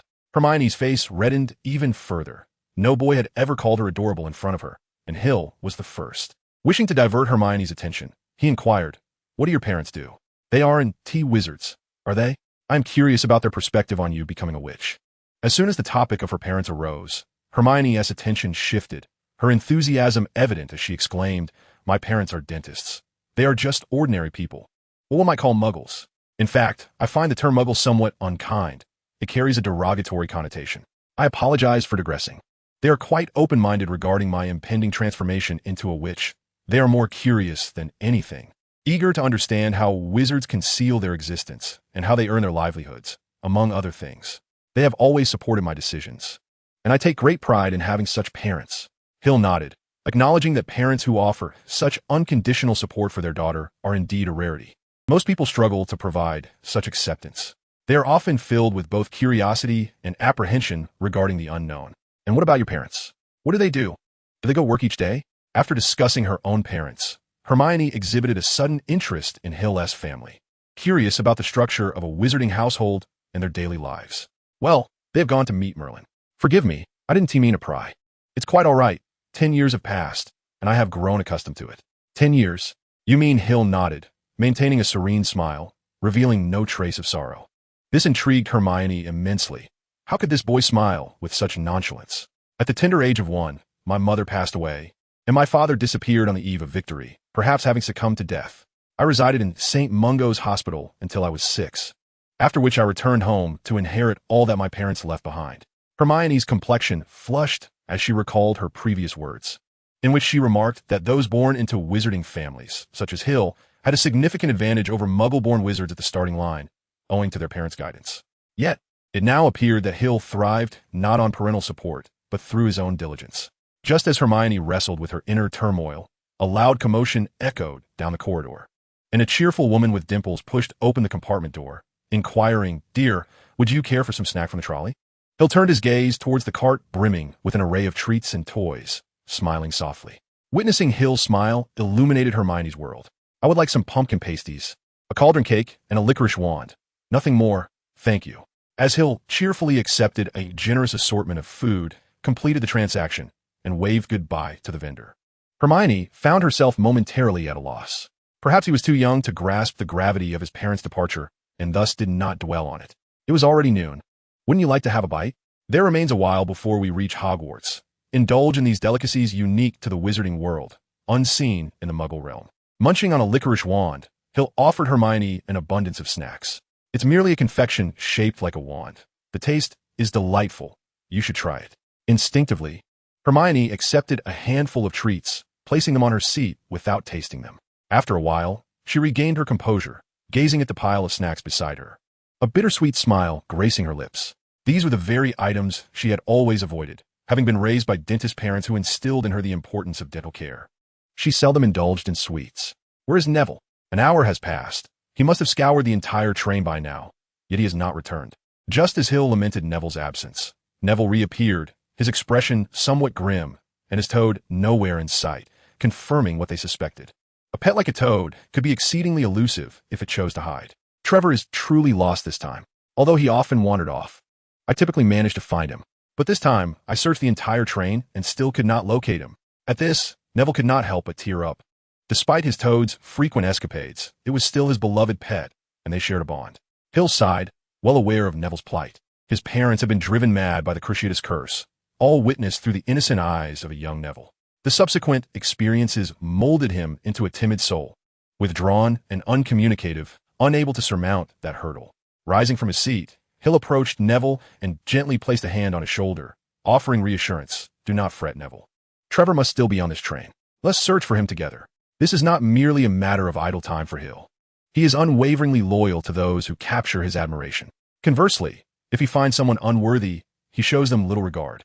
Moreover, Neville shares a resemblance with both him and Harry. Neville represents the least favorable outcome for them, a reflection of those who have yet to surmount their obstacles. With a casual greeting to Kaka, the nimble creature leapt onto Hill's shoulder, settling in quietly. Wiping away a tear, Neville followed Hill out of the compartment. Hermione hesitated for a moment before rising to join them. Upon noticing Hermione's approach, Hill smiled, for this was entirely within his expectations. Hermione's inherently helpful nature, or perhaps her tendency to meddle, ensured she would not remain passive. As Neville could not provide precise information, Hill and his companions resorted to the most rudimentary method of searching, scouring each carriage one by one. Given that their compartment was situated near the front, they began their search towards the back. Excuse me, has anyone seen a toad? I apologize for the interruption, but has anyone spotted a toad? Neville's toad is missing. Has anyone seen it? Thus, Hill and his friends traversed from the front of the train to the rear, yet the elusive creature remained hidden from their sight. However, Hill glanced at Kaka perched on his shoulder, pondering whether the presence of Kaka might be causing the toad to continuously change its hiding place. Hermione pushed open a compartment door and inquired, has anyone seen a toad? Neville lost one. We already told him we haven't seen it, came a response. Are you casting a spell? Let's see it then. Hermione's attention was drawn to a boy in the compartment, who seemed poised to perform some incantation. Hill stepped closer, recalling that this boy with red hair and a smudge on his nose must be Ron Weasley, one of the trio destined for greatness, yet notably less impressive. Hey, Hill, you're here too. Harry, sharing the compartment with Ron, eagerly greeted Hill.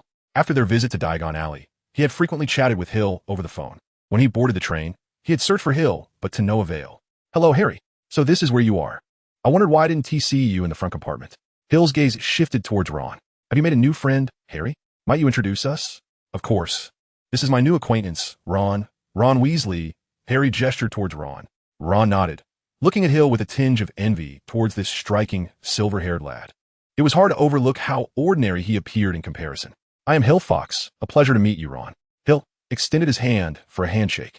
A flicker of confusion crossed Ron's eyes as he pondered the name, feeling it was familiar, yet unable to place it. In any case, it's a pleasure to meet you, Hill. Hill nodded, noting the wand in Ron's hand. It appeared that Ron was about to attempt that ill-fated spell, a rather troublesome incantation. Did he not realize its flaws? However, the mouse disguise was quite convincing. Peter Pettigrew, the traitor of Harry's parents, once a friend of Sirius, now an adversary. The wonders of a Nimigus transformation were indeed remarkable. Perhaps it would be wise for me to learn this art as well. As expected, Ron's magic produced no effect whatsoever. Hermione couldn't suppress a laugh, feeling much better. Thankfully, not every newcomer was as fierce as Hill. She then introduced herself and expressed great interest in Harry's identity. At that moment, Hill noticed 3 students approaching from a distance, one of whom was holding that very toad. Chapter 7, Arrival at Hogwarts. Hill sighed. What an uncanny coincidence. Draco had come over to join the fray, and behind him, one of his companions was indeed clutching Neville's toad. Goodness, how could one be so oblivious? If it were me, I would surely seek out every book that mentioned my name. Hermione asked, do you two know which house you will be sorted into? We should first locate Neville's toad. You both ought to change quickly. We are likely to arrive soon. Neville stood disconsolately in the aisle, uninterested in Ron's magic. He merely wished to find his Trevor. Trevor, where on earth are you? Ribbit. Following the sound, Neville spotted a coarse-looking, squat boy beside him holding a toad, his Trevor. Trevor, you're here. Neville reached for Trevor, but missed, as the squat boy tossed the toad to another similarly unattractive companion. Get it back. That's my Trevor. The boy on the left tossed the toad in the air, casting a disdainful glance at Neville. You claim this is yours? Do you have any proof? I could just as easily say it is mine. Trevor is mine. My grandmother bought him for me. I want to give him back. What will you do about it? The stout boy shoved Neville hard, knocking him to the ground. Observing this, Hill furrowed his brow and turned to Draco, saying, Draco, on my account. Please return the toad to Neville. While Hill felt inclined to teach those two stout boys a lesson, they were, after all, Draco's lackeys, and it was prudent to maintain some semblance of respect for Draco. Draco nodded and addressed the boy holding the toad, saying, Goyle, return that toad to the waste of space. It's sticky and surely disgusting. Remember to wash your hands afterward, or you won't be eating. The boy named Goyle tossed the toad at Neville, sneering, You treat a filthy toad like a treasure, Neville. You truly embarrass us pure-blood wizards. Ignoring Draco and Goyle's taunts, Neville embraced Trevor as if he were holding the entire world. Rising to his feet, he said to Hill, Thank you, Hill. Draco raised an eyebrow, gazing at Neville with keen interest. Surely, the one you ought to thank is me. It was I who discovered this toad and insisted that Goyle return it to you. Do you not owe me a word of gratitude? His expression was rife with mockery. To him, Neville represented the disgrace of pure-blood wizards, and he relished the opportunity to toy with him. Neville chose to ignore Draco, clutching Trevor as he attempted to navigate past the two hefty figures to leave. Draco's face darkened with annoyance. How dare mere Neville disregard him? He waved his hand, preparing to summon Goyle to intercept Neville. Come now, Draco, said Seamus, patting Draco on the shoulder. Even if Neville were to thank you, would it truly satisfy your ego? Surely, you did not come here solely for Toad. Is there something else at play? Seamus successfully diverted Draco's attention, and out of deference to him, Draco refrained from further provoking Neville, instead smiling amiably as he remarked, I heard from others that Harry Potter is in this compartment, so I thought I would drop by and hope to meet the boy who lived. Meanwhile, within the compartment, Hermione had finally finished her discourse and stood to leave, while Ron and Harry exhaled in relief, having found Hermione's intensity overwhelming. No matter which house we end up in. I hope I don't end up with her, Ron said, tossing his wand into his suitcase. That spell was ineffective, George informed me. I dare say he must have known it was a dud all along, unbeknownst to them, since the earlier events had transpired in the corridor. They were unaware that Neville had already reclaimed his toad and departed. As Hermione exited the compartment, she noticed Seamus conversing with a pale boy with golden hair. She found the sight amusing. The contrast of their golden and silver locks appeared rather harmonious. Seamus, where is Neville? She inquired. Seamus turned, shrugging slightly. I believe he has returned to the carriage. Trevor has been found. Then let us return. You should change your clothes. We are nearing our destination. Seamus nodded, casting an apologetic glance at Draco. Sorry, I must be off. We shall chat leisurely another time. Not at all. Attend to your matters. Once I am finished here, I will seek you out. By the way, which compartment are you in? Number 57. Do come by when you have the time. Certainly. A faint smile graced Draco's pale visage as he discreetly pointed at Hermione, giving Seamus a thumbs up, whispering, Hey, you're quite the charmer, aren't you? Seamus looked at Draco bemused, contemplating how his mind had wandered. Just as he was about to clarify, Hermione was already urging him onward. Hurry up, Seamus. You need to change. We shall soon arrive. Reluctantly, Seamus made his escape under Draco's sardonic, teasing gaze and returned with Hermione to their previous carriage. Wait a moment. I did nothing wrong. What am I afraid of? He thought as he opened the door, revealing that Neville had indeed returned, soothing his toad. However, judging by the toad's vigorous struggle, it appeared undeterred and quite at ease. Hill, do you know that boy from earlier? Hermione inquired as they returned to the compartment, wondering if it was Hill who had assisted Neville in locating his toad.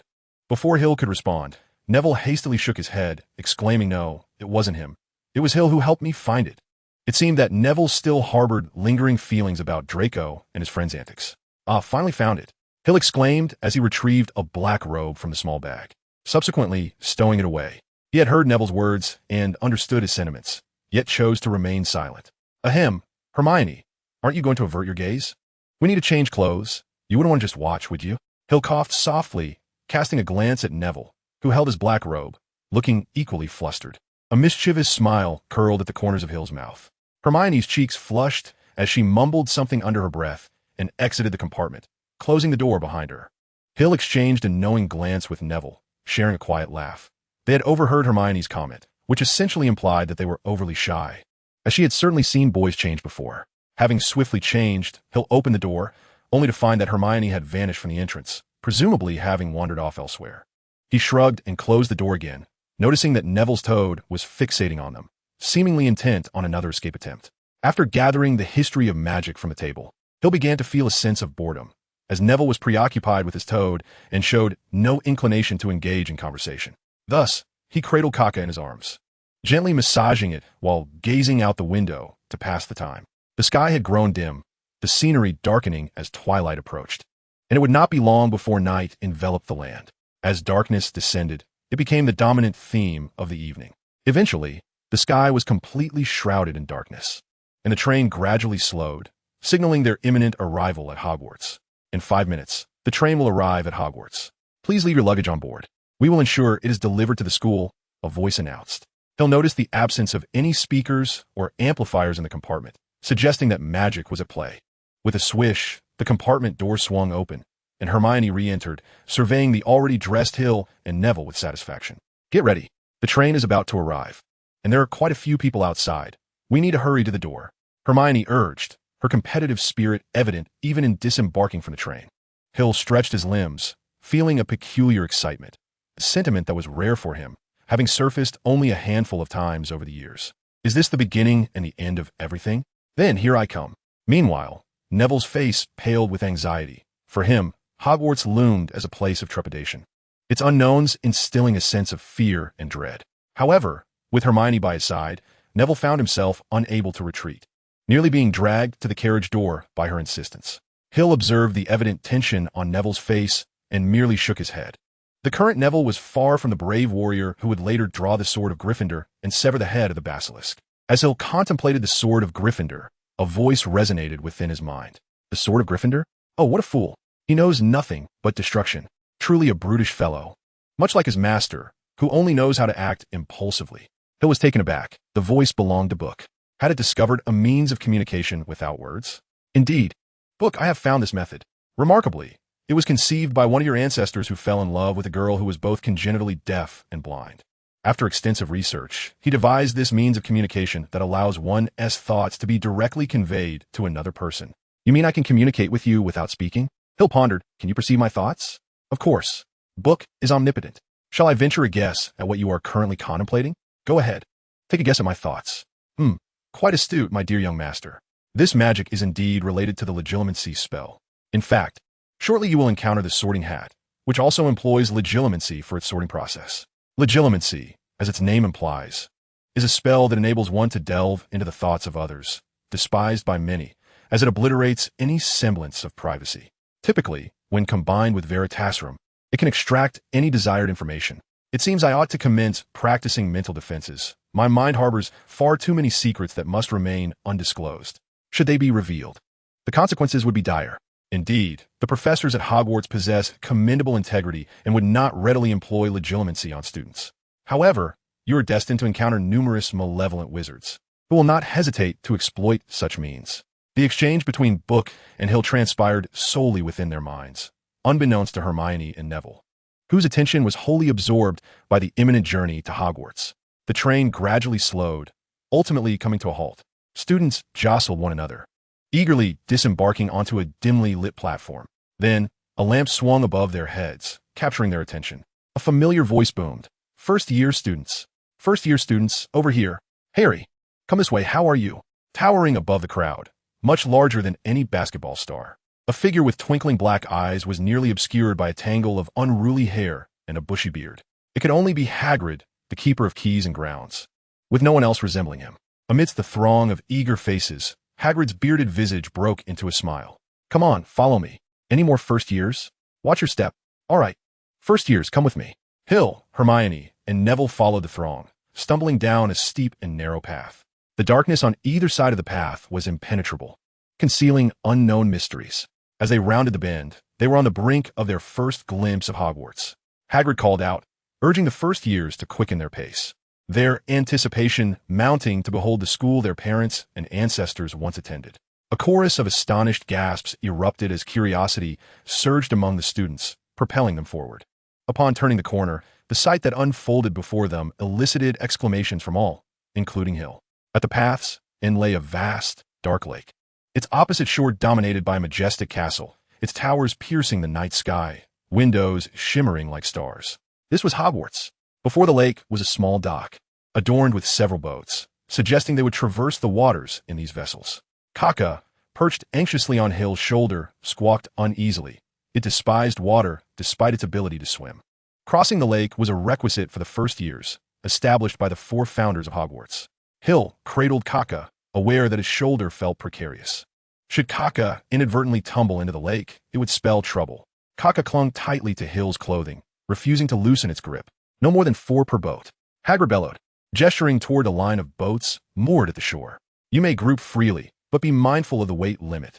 Hill spotted Harry and Ron, beckoning Hermione and Neville to join him. Harry and Ron had already boarded one of the boats, leaving 2 spots available, but there were 3 of them. Hey, Hill, there's another spot here. Draco's voice called out, having boarded a boat with his 2 cronies, leaving one position vacant. Hill shook his head, addressing Hermione and Neville. You 2 should join Harry. I'll seek another boat. Neville insisted that Hill take the spot, offering to look for another, but Hill gently declined. There was no choice. Draco had already extended the invitation, and to board Harry's boat would be akin to delivering a slap to Draco's face. Such affronts were not in Hill's character. As he watched Harry's boat depart the dock, Hill lightly hopped onto another vessel, where 3 girls occupied the seats, with 1 spot remaining. Hey, Hill, why not join me? I'll save a seat just for you, Draco remarked, noticing that Hill had not boarded Harry's boat. He nodded slightly, relieved that Hill had chosen differently, as he had experienced a minor conflict with Harry and Ron on the train. With a peculiar expression directed at Draco, Hill shrugged and raised his hands in a gesture of resignation. Never mind, Draco, haven't you noticed your boat is already at the waterline? Adding another person, I believe we could engage in conversation with the Grindylow. Draco glanced down at the waterline of his boat. Indeed, due to the presence of Goyle and Crabbe, both of whom were rather heavy, the waterline was already quite deep, despite there being only 3 of them. If one more person were to join, the vessel would undoubtedly sink. Blasted, Goyle and Crabbe, you 2 must shed some weight henceforth. Draco muttered softly to his 2 companions before turning back to Hill, waving his hand. Well then, I shall take my leave. No problem. I shall arrive shortly. Hill nodded in acknowledgement. Have we all boarded? Hagrid called out, as he occupied a separate boat. Then let us set sail. A fleet of small boats glided across the mirror-like surface of the lake, enveloped in silence as they gazed at the towering castle that seemed to pierce the heavens. As they approached the cliff where the castle stood, it appeared to loom ominously above them. Hill surveyed the boat and noticed 3 girls, all of whom were curiously observing him. With their silvery hair, silver eyes, and striking features, Hill himself was quite the charming young lad. Allow me to introduce myself. I am Hill Fox, a freshman like you. It is a pleasure to meet you. Hill felt somewhat uneasy under the intense scrutiny of the 3 girls. Indeed, witches, particularly those who would become sorceresses, were entirely different from ordinary Muggle girls. Upon hearing Hill's introduction, the girls exchanged glances, and the eldest among them, seemingly the most mature, softly spoke, I am Parvati Patil. And this is my sister, Padma Patil. The one beside me is Lily Depan. We met on the train. We are also delighted to meet you. Parvati and Padma were identical twins, resembling each other closely. However, Parvati exuded a more mature and assertive aura, while Padma appeared much more introverted and shy. As for Lily Depan, her gaze was the most unabashed, unwaveringly fixed on him, compelling Hill to divert his own gaze. This girl, with her adorable canine teeth, was undoubtedly the boldest he had ever encountered, even bolder than Hermione. Lower your heads, Hagrid bellowed as the first batch of boats approached the cliff. Everyone ducked down as the boats carried them through a curtain of ivy that draped the cliff face, leading them to a concealed entrance. They traversed a dark tunnel that seemed to transport them beneath the castle, ultimately arriving at an underground dock before ascending onto a surface strewn with gravel and small pebbles. As Hill disembarked, he spotted Harry and the others at the forefront. However, he refrained from joining them due to the crowd and the narrow path, which made it inconvenient to squeeze through. After all, the difference between their positions was negligible. All the novice freshmen climbed up a rocky tunnel illuminated by Hagrid's lantern. Finally reaching a damp, flat meadow beneath the castle shadow, they ascended a flight of stone steps and gathered before an enormous oak door. Is everyone here? No one has fallen behind, I hope? After meticulously counting the number of attendees and confirming that none had fallen behind, Hagrid raised a colossal fist and rapped thrice upon the castle's grand entrance. The doors swung open instantly, revealing a tall witch-clad in an emerald green robe, with flowing black hair. It was Professor McGonagall, the head of the first-year students. Thank you, Hagrid. I shall take over from here, she said, pulling the door wide to unveil the interior of the castle. The The stone walls were adorned with blazing torches, and the ceiling soared so high it was nearly out of sight. At the center stood a magnificent marble staircase leading upward. Professor McGonagall ushered the first-year students into a small, vacant room at the opposite end of the hall, not far from the bustling Great Hall, the sounds of which echoed clearly in their chamber.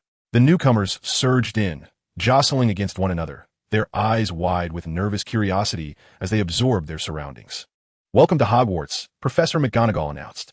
"The sorting feast is about to commence. However, before you take your seats in the dining hall, it is imperative that we determine which house you will belong to. The sorting ceremony is a pivotal tradition, as your house will serve as your home throughout your time at Hogwarts.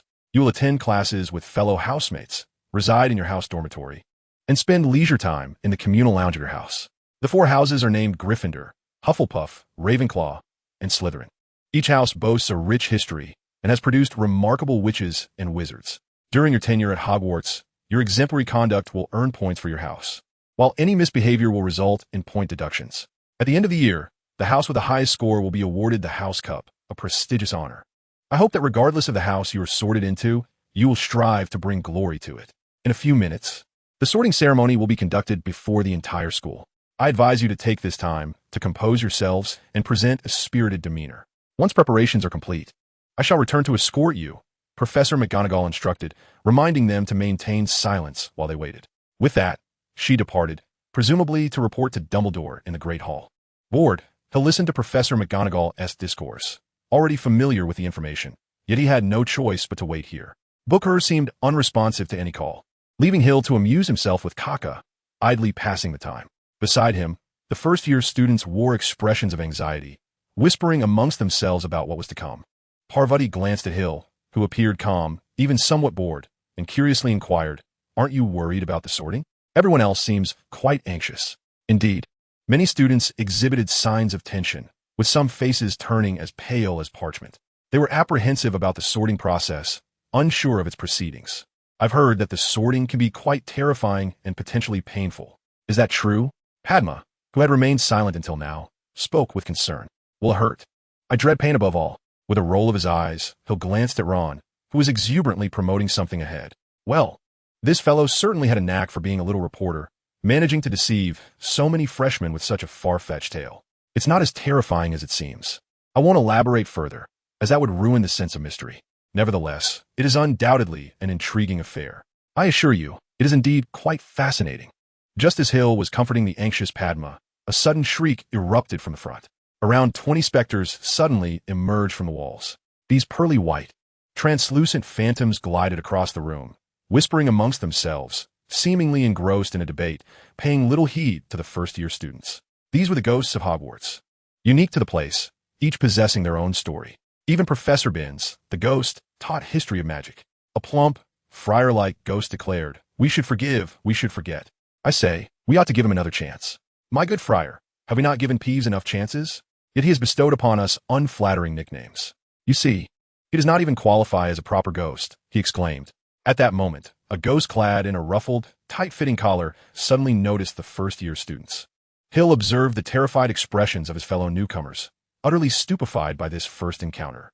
Even if they were aware of such entities, the sight was still quite alarming. "We are the new students of this year, awaiting the sorting ceremony. Are you ghosts?" Hill stepped forward when no one responded. The plump friar floated closer to Hill, intrigued by the bravery of this new student. "Aren't you afraid? We are ghosts after all. Have you not heard the ghost stories? Ghosts are quite malevolent." The other freshman recoiled a step, while Kaka covered its eyes and ears with its paws. "Well then, why don't you come and catch me?" Hill spread his hands, adopting a posture of surrender. "Hogwarts is the finest school, and surely Hogwarts ghosts must be the very best." This compliment, neither too grand nor too small, seemed to please the rotund friar, whose face broke into a smile. "Ah, you are absolutely right. The ghosts of Hogwarts are indeed the best, except for Peeves. How should I put it? He could be a bit mischievous and enjoys pranks, but his nature is relatively good-natured." Hill shrugged, considering Peeves a prime example of someone who bullies the weak and fears the strong, a scourge for the freshman. However, as a prospective Ravenclaw, he felt no pressure. Everyone knew that the Bloody Baron had a peculiar relationship with the Ravenclaw ghost, Lady Grey, and Peeves' greatest fear was none other than the Bloody Baron himself. Seeing Hill engage in a smooth conversation with the plump friar without any unforeseen frightful occurrences, the surrounding freshmen began to relax, resuming their discussions. Lily, not to be confused with Harry's mother, but rather this year's newcomer, Lily DePan, the boldest girl Hill had ever encountered, made a statement that left him astounded. "Hello. May I touch you? I have never felt a ghost before, and I'm curious about the sensation." The portly monk's lips twitched slightly. Well, this year's new students possess commendable qualities, having encountered two who were unafraid of him. "Very well, indeed, my child, give it a try." Lily smiled, her two prominent canine teeth sparkling, rivaling even Hermione's front teeth. She reached out her hand, unhesitatingly inserting it into the monk's corporeal form. The sensation was chilling, akin to plunging one's hand into a basin of cold water. The monk nodded, turning to depart. Perhaps it was better to observe the spectacle or head to the Great Hall. During the summer, sleeping with a ghost would surely be quite comfortable. Hill noticed the monk's foot twist slightly, nearly causing him to stumble, before he saw him glide effortlessly through the wall. Yet, Lily certainly exuded a fierce spirit. Observing the excitement radiating from Lily, Hill shook his head. It was a pity she wasn't in Gryffindor. Such courage indeed, even in the face of Voldemort. She would likely be eager to inquire about what sustains his serpent. "Now, move forward," a high-pitched voice instructed. The sorting ceremony was about to commence. Professor McGonagall had returned, seemingly having made all necessary arrangements. The ghosts glided through the walls in a continuous stream, disappearing from sight. The Great Hall was an excellent venue for the performance. One must secure a good position. Now, from a single line, Professor McGonagall instructed the first-year students. "Follow me." Hill trailed behind a sturdy boy, with the Patil sisters and Lily following closely. They exited the room, traversed the entrance hall, and passed through a set of double doors into the opulent dining room. Students from other year groups were already seated around 4 long tables, illuminated by thousands of floating candles that hovered above. Gleaming golden plates and goblets adorned the tables. At the head of the hall, another long table was set for the faculty. Professor McGonagall led the first-year students to that table, positioning them to face the assembled upperclassmen, with the faculty standing behind them. The candlelight flickered, and hundreds of gazes scrutinized them, resembling pale lanterns. The ghosts mingled among the students, shimmering with a faint silvery glow. Under such scrutiny, all the newcomers felt a twinge of nervousness, particularly with the impending sorting test looming ahead. Hill, feeling rather bored, stifled a yawn. He found it tedious for so many novices to stand there for the amusement of the veterans. Ironically, despite being watched by so many, Hill felt no anxiety at all. At least the gazes from these individuals lacked the sharpness of Lily's. He felt utterly at ease. Looking up, he beheld the velvet black ceiling, dotted with twinkling stars. The enchantment made it appear as though the sky outside was mirrored above, rendering it hard to believe there was a ceiling at all, much less that the dining hall's roof was not open to the elements. Professor McGonagall gently placed a 4-legged stool before the first-year students, followed by a tattered, old, and exceedingly dirty, pointed wizard's hat. Everyone in the hall fixated on the hat, and a profound silence enveloped the room. Then, the hat began to stir.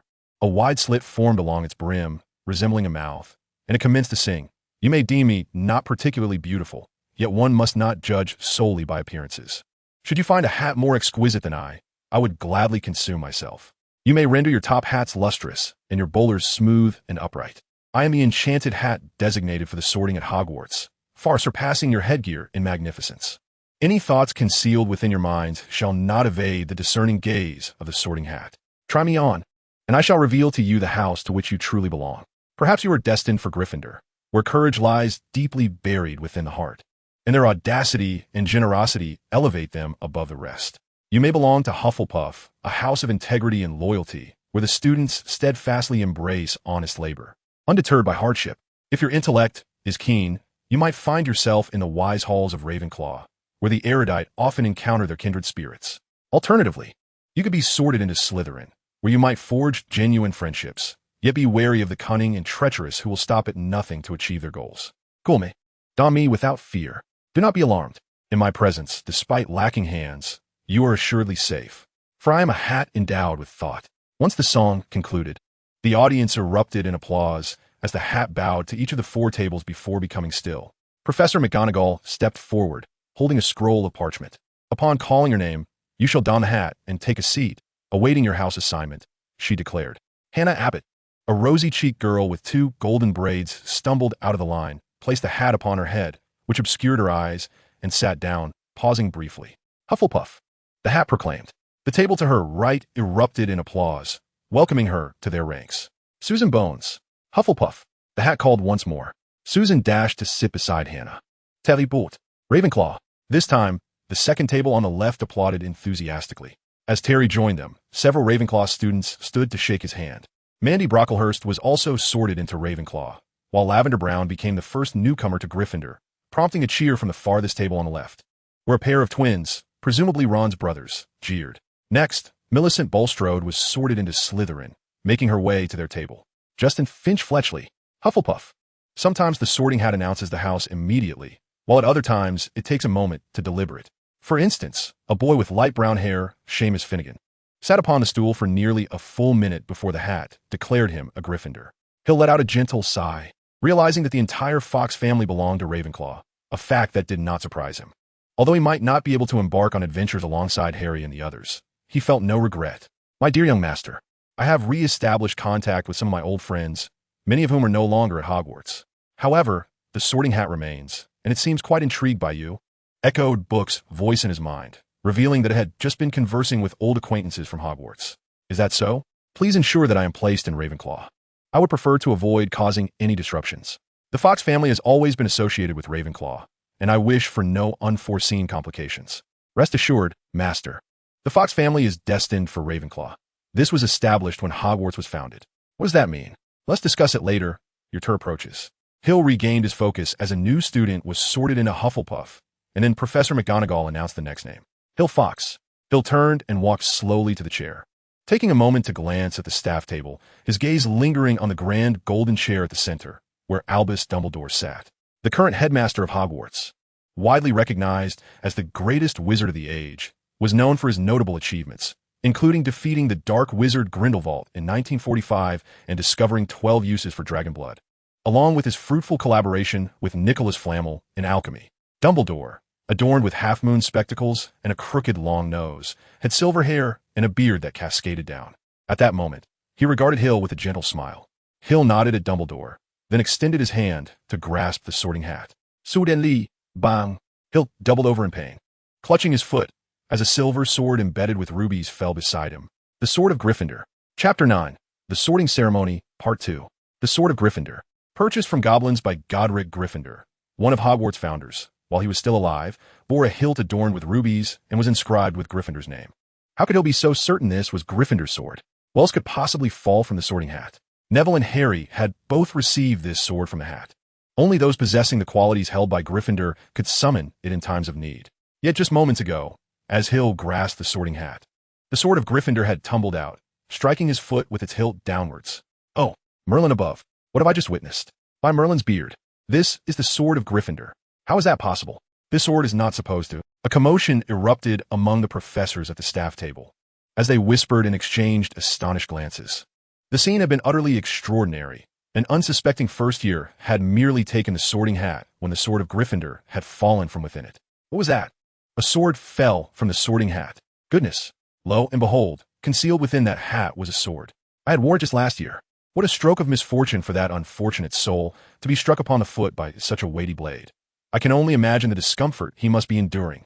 At the four long tables, all the seasoned veterans regarded the sword on the ground and the foot-clutching Hill with expressions of peculiar astonishment, each relieved that they had not encountered such ill luck. Meanwhile, the fresh-faced novices gazed anxiously at the sorting hat in Hill's hands, jesting among themselves that after such an incident, who would dare don that hat again? This time, it was merely the hilt that emerged. What if it had been the tip of the sword? Or worse yet, what if next time it were a mace or an axe? Several timid girls were already on the verge of tears, their eyes brimming with apprehension. Hermione, Neville, and Harry looked on with concern for Hill, while Ron stood with his mouth agape, thoroughly alarmed. As the aggrieved Hill bent down, wincing in pain while clutching his ankle, he felt as though his bones might shatter. The sword's hilt had struck him with considerable force, causing the very ground beneath him to tremble. Professor McGonagall wore a look of astonishment. She had heard of Gryffindor's sword being within the sorting hat, but never had she witnessed it fall during the sorting ceremony, especially not just as a new student was receiving the hat. However, McGonagall quickly regained her composure and approached Hill, assisting him onto a stool, her voice filled with concern. How are you? Are you all right? Do you need to visit the infirmary? I'm fine. I believe my bones are intact. it was just a rather harsh blow. A moment's rest should suffice, Hill replied, shaking his head as the pain in his foot began to subside, indicating that no serious injury had occurred. Professor McGonagall nodded in understanding and turned to Dumbledore, seeking his thoughts on the matter. Dumbledore, grasping a few strands of his silver beard, strands that had previously adorned his chin, placed them tenderly into his pocket, a pained expression briefly crossing his face before he resumed his jovial demeanor. Professor McGonagall, I trust Mr. Fawkes is unharmed? McGonagall shook her head, reassuring him. He is well. Just a minor injury. A moment's rest should restore him. Very well then. Let the sorting ceremony proceed, Dumbledore affirmed with a nod. Mr. Fawkes, may we continue? Absolutely. My head remains firmly attached to my neck, and I believe that is sufficient, Hill replied with an air of calm, inwardly cursing both the sorting hat and Gryffindor's sword. Laughter erupted from the students at the 4 long tables, dispelling the earlier tension entirely. From the Gryffindor table, someone called out, Hey, come a Gryffindor. This is where the brave reside. Dumbledore shook his head, a smile gracing his face as he remarked, Let us leave everything to the sorting hat. Mr. Fawkes, you may begin. Hill took a deep breath and placed the sorting hat upon his head, and in an instant, an excited voice resonated within his mind. Hey, do you enjoy my surprise? Was it you who did this? Oh, it is not just I, but also that sword. It shares a part in this affair. Goodness, I nearly fractured my foot, but fret not, it remains unbroken. Although the sword is rather unwieldy, it possesses a sense of restraint. Moreover, even if it were to break, the matron of Hogwarts would surely mend it. So, should I express my gratitude to you for this? If you insist, I shall not oppose. Hill's expression contorted. Were this hat not the sorting hat of Hogwarts, or were it not within Hogwarts walls, he would undoubtedly seek to thoroughly reprimand it. Ah, such dark thoughts and malevolent intentions. The voice of the sorting hat resounded, not within Hill's mind, but addressing the entire hall, proclaiming, I believe you ought to join Slytherin, pure-blooded, possessing a keen intellect, and a sufficient degree of cunning. You shall find your companions there. Hill's lips twitched. What an unreliable hat. Impossible. Every fox is meant for Ravenclaw. I shall not succumb to Slytherin. Without hesitation, Hill rejected the notion, for Slytherin's principles did not align with his own. Ah, indeed, Slytherin is not suitable for you.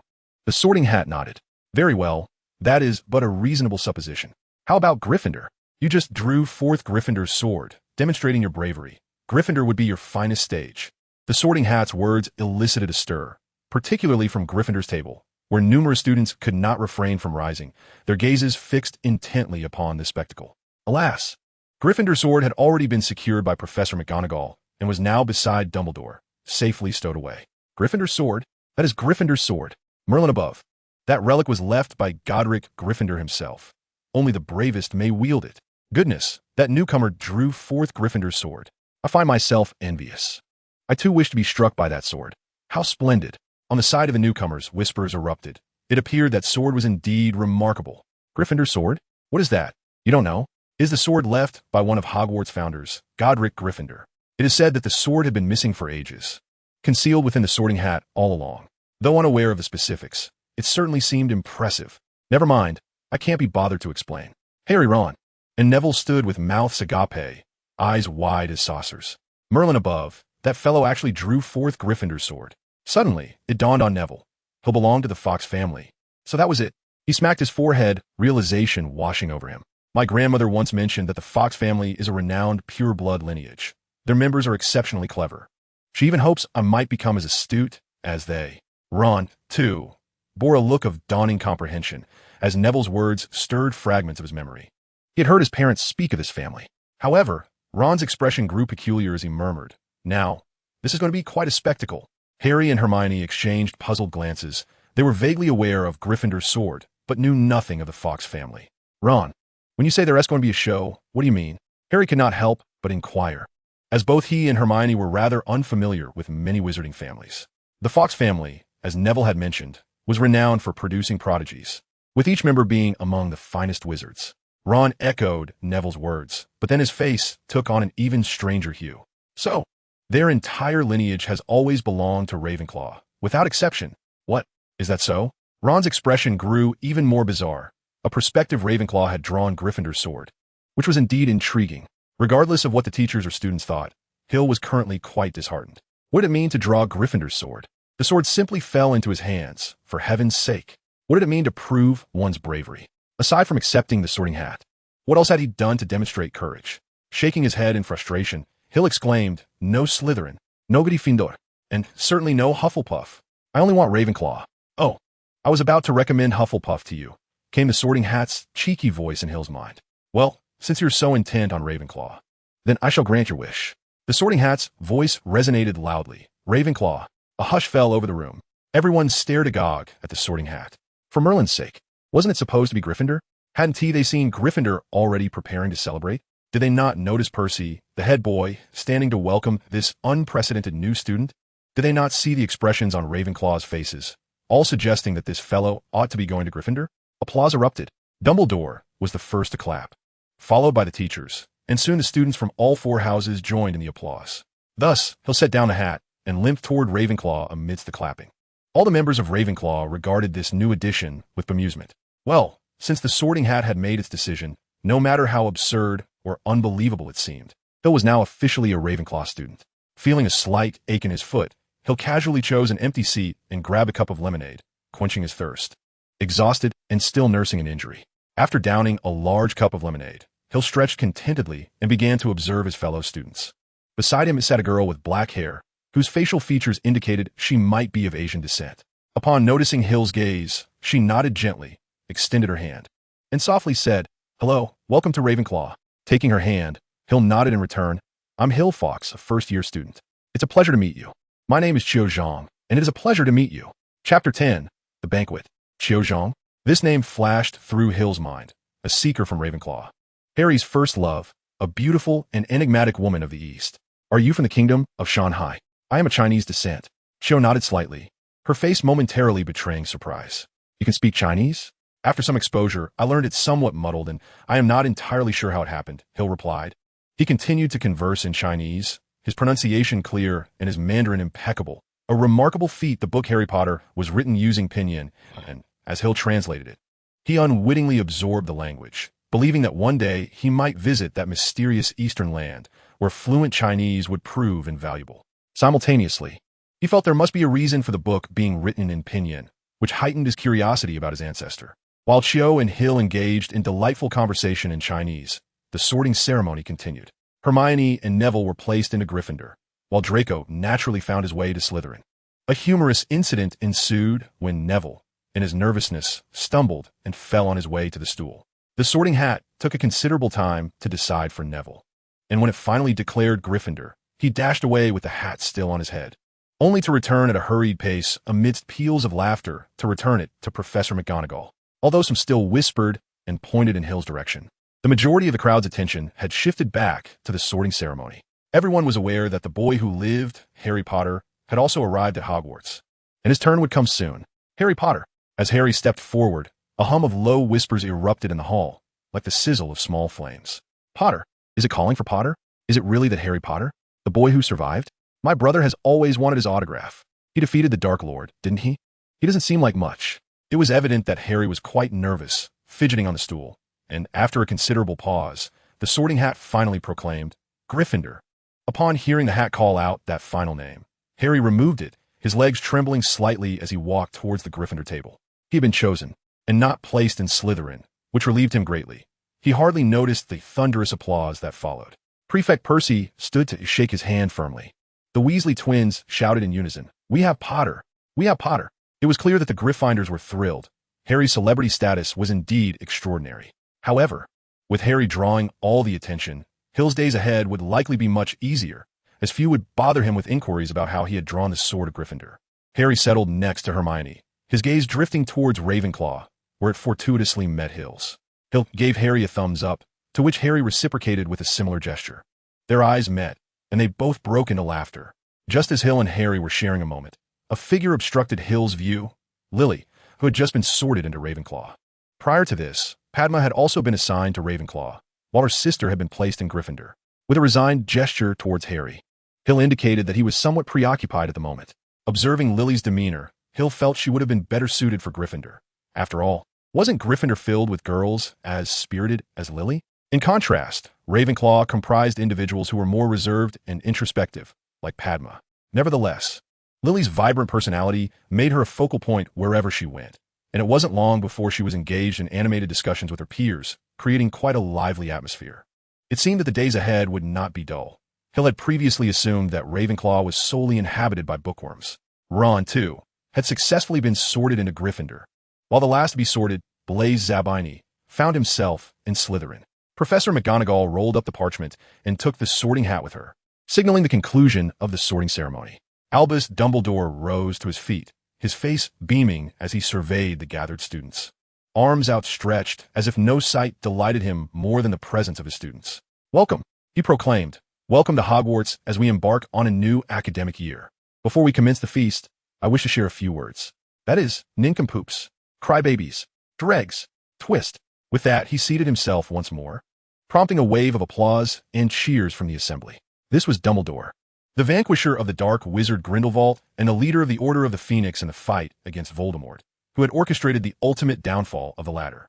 A figure regarded as the greatest wizard of the 20th century, whatever he did was deemed reasonable in the eyes of all. Even his whimsical antics were interpreted as genuine expressions of character. Raising a cup filled with lemonade, Hill offered a silent toast to Dumbledore, whether the esteemed wizard noticed or not, and drank deeply, a gesture of respect towards this remarkable sorcerer. With the sorting ceremony concluded and Dumbledore having spoken, all students were now free to indulge in the feast laid before them. Particularly the first years, who had never before experienced such a splendid banquet, were delightfully feasting with unrestrained enthusiasm. Hill observed that Gryffindor exhibited the most unruly table manners, while Slytherin maintained the most decorum, though this did exclude Draco as two cronies, whose eating habits were even less refined than those of Gryffindor. Additionally, Hufflepuff adhered to principles of modesty, eating naturally and unobtrusively, yet devouring their food at the fastest rate. Lastly, there was Ravenclaw, where fortunately, everyone ate with a certain elegance, occasionally whispering to one another about various matters, some concerning academics, others mundane aspects of life, and even discussions about which new students were the most handsome or beautiful. Hill felt an overwhelming sense of honor as he was voted the most handsome freshman by numerous girls from Ravenclaw. Although he did not quite catch who was deemed the most beautiful, from what he observed, Lily appeared to be the fairest of them all. Gradually, Hill found himself enveloped in this congenial atmosphere. He relished the camaraderie, where everyone sat freely together, engaging in discussions about their passions and expressing divergent opinions. Disagreements might arise, yet they always concluded with smiles. Holding a pie, Hill savored each bite, not particularly famished, yet the ambience whetted his appetite. Naturally, he would not indulge like the Gryffindor lions, as such gluttony would surely rob him of sleep that night. Hill, as the most handsome freshman, do you have anything to say? Terry Butte, the first freshman of this Ravenclaw cohort, a seemingly reserved young man, sat opposite Hill, observing him munching silently, and thus took the initiative to strike up a conversation. It was also possible that Terry harbored some dissent regarding Hill's title. "Not too bad. Feels quite nice," Hill replied, glancing towards the professor's table. He pointed at Professor Quirrell, whose greasy black hair, hooked nose, and sallow complexion might have once earned him the title of most handsome. Perhaps he once held the title himself. Laughter erupted from Terry, dispelling any lingering dissatisfaction over the title, and several freshmen joined in, initially perceiving Hill as somewhat aloof, yet now finding him rather amiable. However, only a handful of novice freshmen laughed. The older students wore peculiar expressions, stifling their amusement. Terry turned to a boy beside him, an upperclassman adorned with the insignia of a prefect, presumably the head of Ravenclaw boys. "Robert, why aren't you all laughing? Why must you hold back?" Evidently, Terry possessed commendable social skills and had already acquainted himself with several individuals, while Hill was only familiar with Padma, Lily, and Autumn. Robert Hilliard, one of the prefects of Ravenclaw, primarily overseeing the boys' affairs. The other is Penelope Clearwater, responsible for the girls. Just call me Robert. However, if you insist on using a few more superfluous words, I have no objections. Robert, a striking blonde with gold-rimmed glasses, exuded an air of sophistication. He was approachable and did not regard his prefect's status as overly significant, a quality that surpassed Percy considerably. "All right, Robert, do you not find Hill's earlier joke amusing?" Of course, we all found it entertaining, but Hill's choice of subject was rather unfortunate. A peculiar expression resurfaced on Robert's face as he regarded Hill with admiration, stating earnestly, "Hill, do you know who your target for the jest was? Professor Snape of Potions?" Hill swallowed the last morsel of his pie and took a sip of lemon juice. "I've heard of him, a rather acerbic fellow, notably biased, and also the head of Slytherin House." "Is he truly Snape?"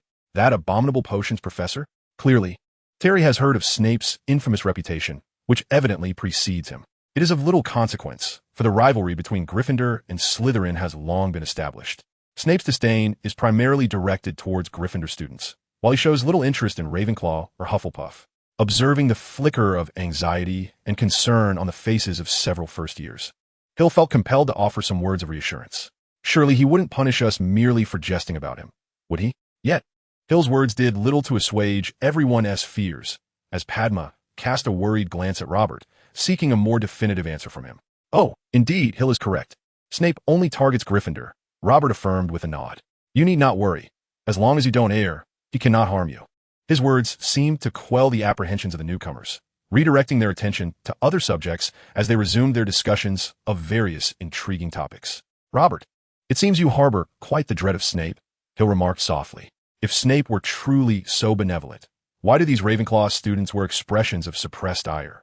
Robert nodded in acknowledgement, leaning slightly forward. You are astute, Hill. Your observational skills and responsiveness are unparalleled. Indeed, we do fear him, and I shall give you a hint as to why. Snape is the head of Slytherin. Robert regarded Hill, whose contemplative expression hinted at satisfaction. This first year's perceptiveness and quick thinking were commendable. However, Robert pondered over his analytical and leadership abilities. If they proved adequate, he would make an exemplary prefect. In recent years, although Ravenclaw has demonstrated intelligence, it has lacked any truly exceptional individuals. Everyone is aware that Snape is the head of Slytherin. But what relevance does this have to the fear Ravenclaw students feel towards him? They have not wronged him. His enmity should be directed towards Gryffindor. Wait, Ravenclaw has not offended him. An epiphany crossed Hill's face as he turned to Robert, a knowing expression manifesting. I understand now, it is because... However, Hill's words faltered as he sensed a piercing gaze upon him, an uncomfortable sensation akin to a thorn in his back. Slowly, he turned to see who was watching. There, a figure sat, coldly observing him, devoid of any emotion in his eyes. With greasy black hair, a hawk-like nose, and sallow skin, accompanied by the comically scarfed Professor Quirrell. Who could it be but Snape? Yet why was Snape fixating so intently on Hill? What simmering resentment lurked within his gaze? Chapter 11. Response. Snape, a man of intricate complexity, harbored only thoughts of Lily. Not the Lily seated beside Hill, but rather Lily Potter, the mother of Harry. If memory serves me correctly, this marks the inaugural encounter between Hill and Snape. Yet, what could possibly warrant such a gaze from Snape toward Hill? It seems unlikely that Hill has offended him in any way. Moreover, the jest was certainly beyond Snape's hearing, as he was engaged in conversation with Professor Quirrell at the time. Upon noticing Hill's glance towards the faculty table, Snape turned to exchange a few words with Quirrell, thereafter choosing not to look back. What is the matter, Hill? Is something troubling you? Robert inquired, concern etched upon his features. Judging by Hill's earlier demeanor, he had deduced quite astutely, showcasing his commendable powers of reasoning. In Robert's eyes, Hill was an exemplary candidate for the position of Ravenclaw prefect. Should the forthcoming cohorts of first years fail to present a more distinguished candidate, Hill would undoubtedly ascend to the role after Robert's graduation. With Snape averting his gaze, Hill also turned away, suppressing the curiosity that stirred within him. He managed a casual smile, feigning indifference. Oh, it's nothing. I merely felt someone was watching me from the faculty table, but upon looking back, I found nothing. Perhaps it was just my imagination. You certainly made quite a scene earlier. A Ravenclaw brandishing the Gryffindor sword. It's only natural that some professors would take an interest in you. Have you arrived at an answer to your previous question? I am eager to hear your thoughts. Is this a test, then? You seem to hold me in high regard. Perhaps it is. Ravenclaws are indeed a collection of intelligent individuals, but intelligence does not guarantee that they will always make the correct choices. Robert raised his cup, clinking it against Hill's. Thus, they require a guiding force, a person to steer them in the right direction. The prefect, is it? Precisely. Robert nodded, unabashedly expressing his admiration for Hill. The prefect of Ravenclaw is selected not by tenure or grades, but by capability, specifically the ability to lead Ravenclaw down the right path. Hill shrugged, sensing Robert's implication that he might be groomed for the next prefect. How shall I put it? The thought process of Ravenclaw diverges from that of most wizards. Isn't it a tad hasty to make such a decision based solely on first impressions? Of course, we shall continue to monitor your performance. Should you falter, we shall seek another. If someone surpasses you, then you shall inevitably be set aside. Robert seemed to have divined Hill's thoughts, elaborating further. Currently, several candidates are under observation. However, none exhibit your level of excellence, nor are they aware that we are assessing them. That sounds rather promising. Hill nodded.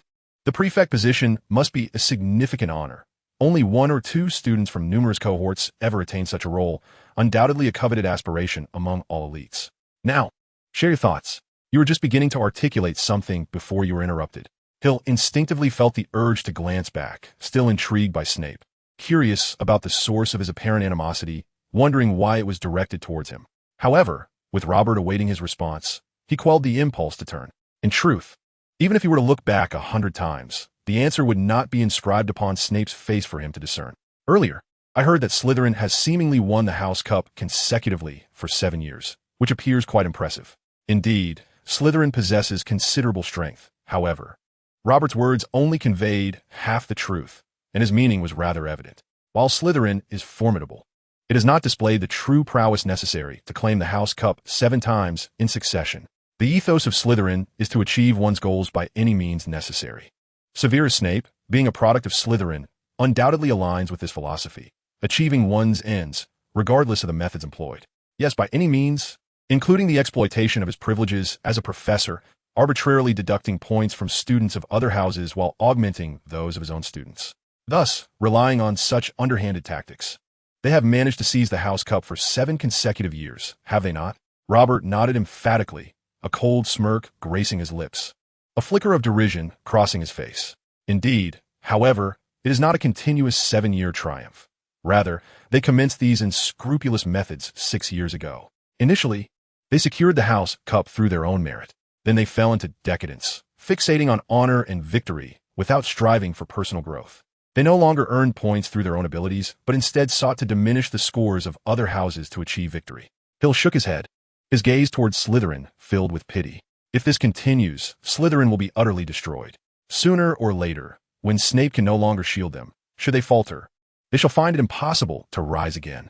Well versed in the narrative, Hill understood that in a few years, Snape would perish, and many students' families, entangled with Voldemort, would ultimately face reckoning, even if the exact consequences remain uncertain. At that juncture, Slytherin would be its weakest, and if they falter, Hogwarts may very well be left with only 3 houses. As for whether they will endure, only time will reveal that. The future is ever-changing. Robert shrugged, a hint of resignation crossing his face. At least I shall not witness that day. I am but a few years away from graduation, while Snape may yet live for several more decades. Are you not discontent? Being brought down by such despicable tactics must be irksome to you. Indeed, every Ravenclaw feels a sense of injustice. We believe we have committed no wrong. Yet, Snape persistently finds reasons to deduct our points, especially before finals, during which he seems omnipresent. The moment one exhibits a flaw, he pounces, subtracting points. A look of intrigue spread across Hill's face, as though he found the situation rather amusing. Would it be a bother if I engage him a little? Of course, I shall not involve Ravenclaw in this. Engage him? Robert's expression grew peculiar as he regarded Hill with curiosity. How would one engage him? We typically refrain from provoking him. It is wiser to avoid unnecessary trouble. He is a professor, and if he wishes to deduct your points, he shall do so, even to the extent of failing you in potions class. It is quite troublesome. Robert, do take a glance at what Snape is currently doing. Robert clandestinely cast a glance towards the professor's table, only to discover, to his astonishment, that Snape was fixated on Hill, his gaze rife with unmasked malice, as if Hill were the very embodiment of his father's nemesis. The current predicament was evident. Snape harbored disdain for him, and trouble was undoubtedly brewing. Hill offered a wry smile. Just moments ago, he had felt the weight of that piercing stare unmistakably emanating from Snape's direction. Goodness, why would he target a mere first year? Perhaps the onset of midlife crisis had rendered him a most irksome mad dog. Given Snape's lack of subtlety, Hill saw no necessity to feign magnanimity. His assessment of Snape was that of a rabid beast, indiscriminately lashing out. Very well, even if he were a mad dog, what could be done? He would surely concoct numerous pretexts to undermine Hill, deducting points indiscriminately, and potions was a compulsory subject from which there was no escape. If he intended to penalize, then let him do so. Hill would bear the brunt. A confident smile crept across Hill's lips. For every point deducted from him, he would secure 2 in other classes. A formidable confidence radiated from Hill. Indeed, he possessed ample self-assurance. Among the myriad of prodigies within the Fox family, he undoubtedly stood at the forefront.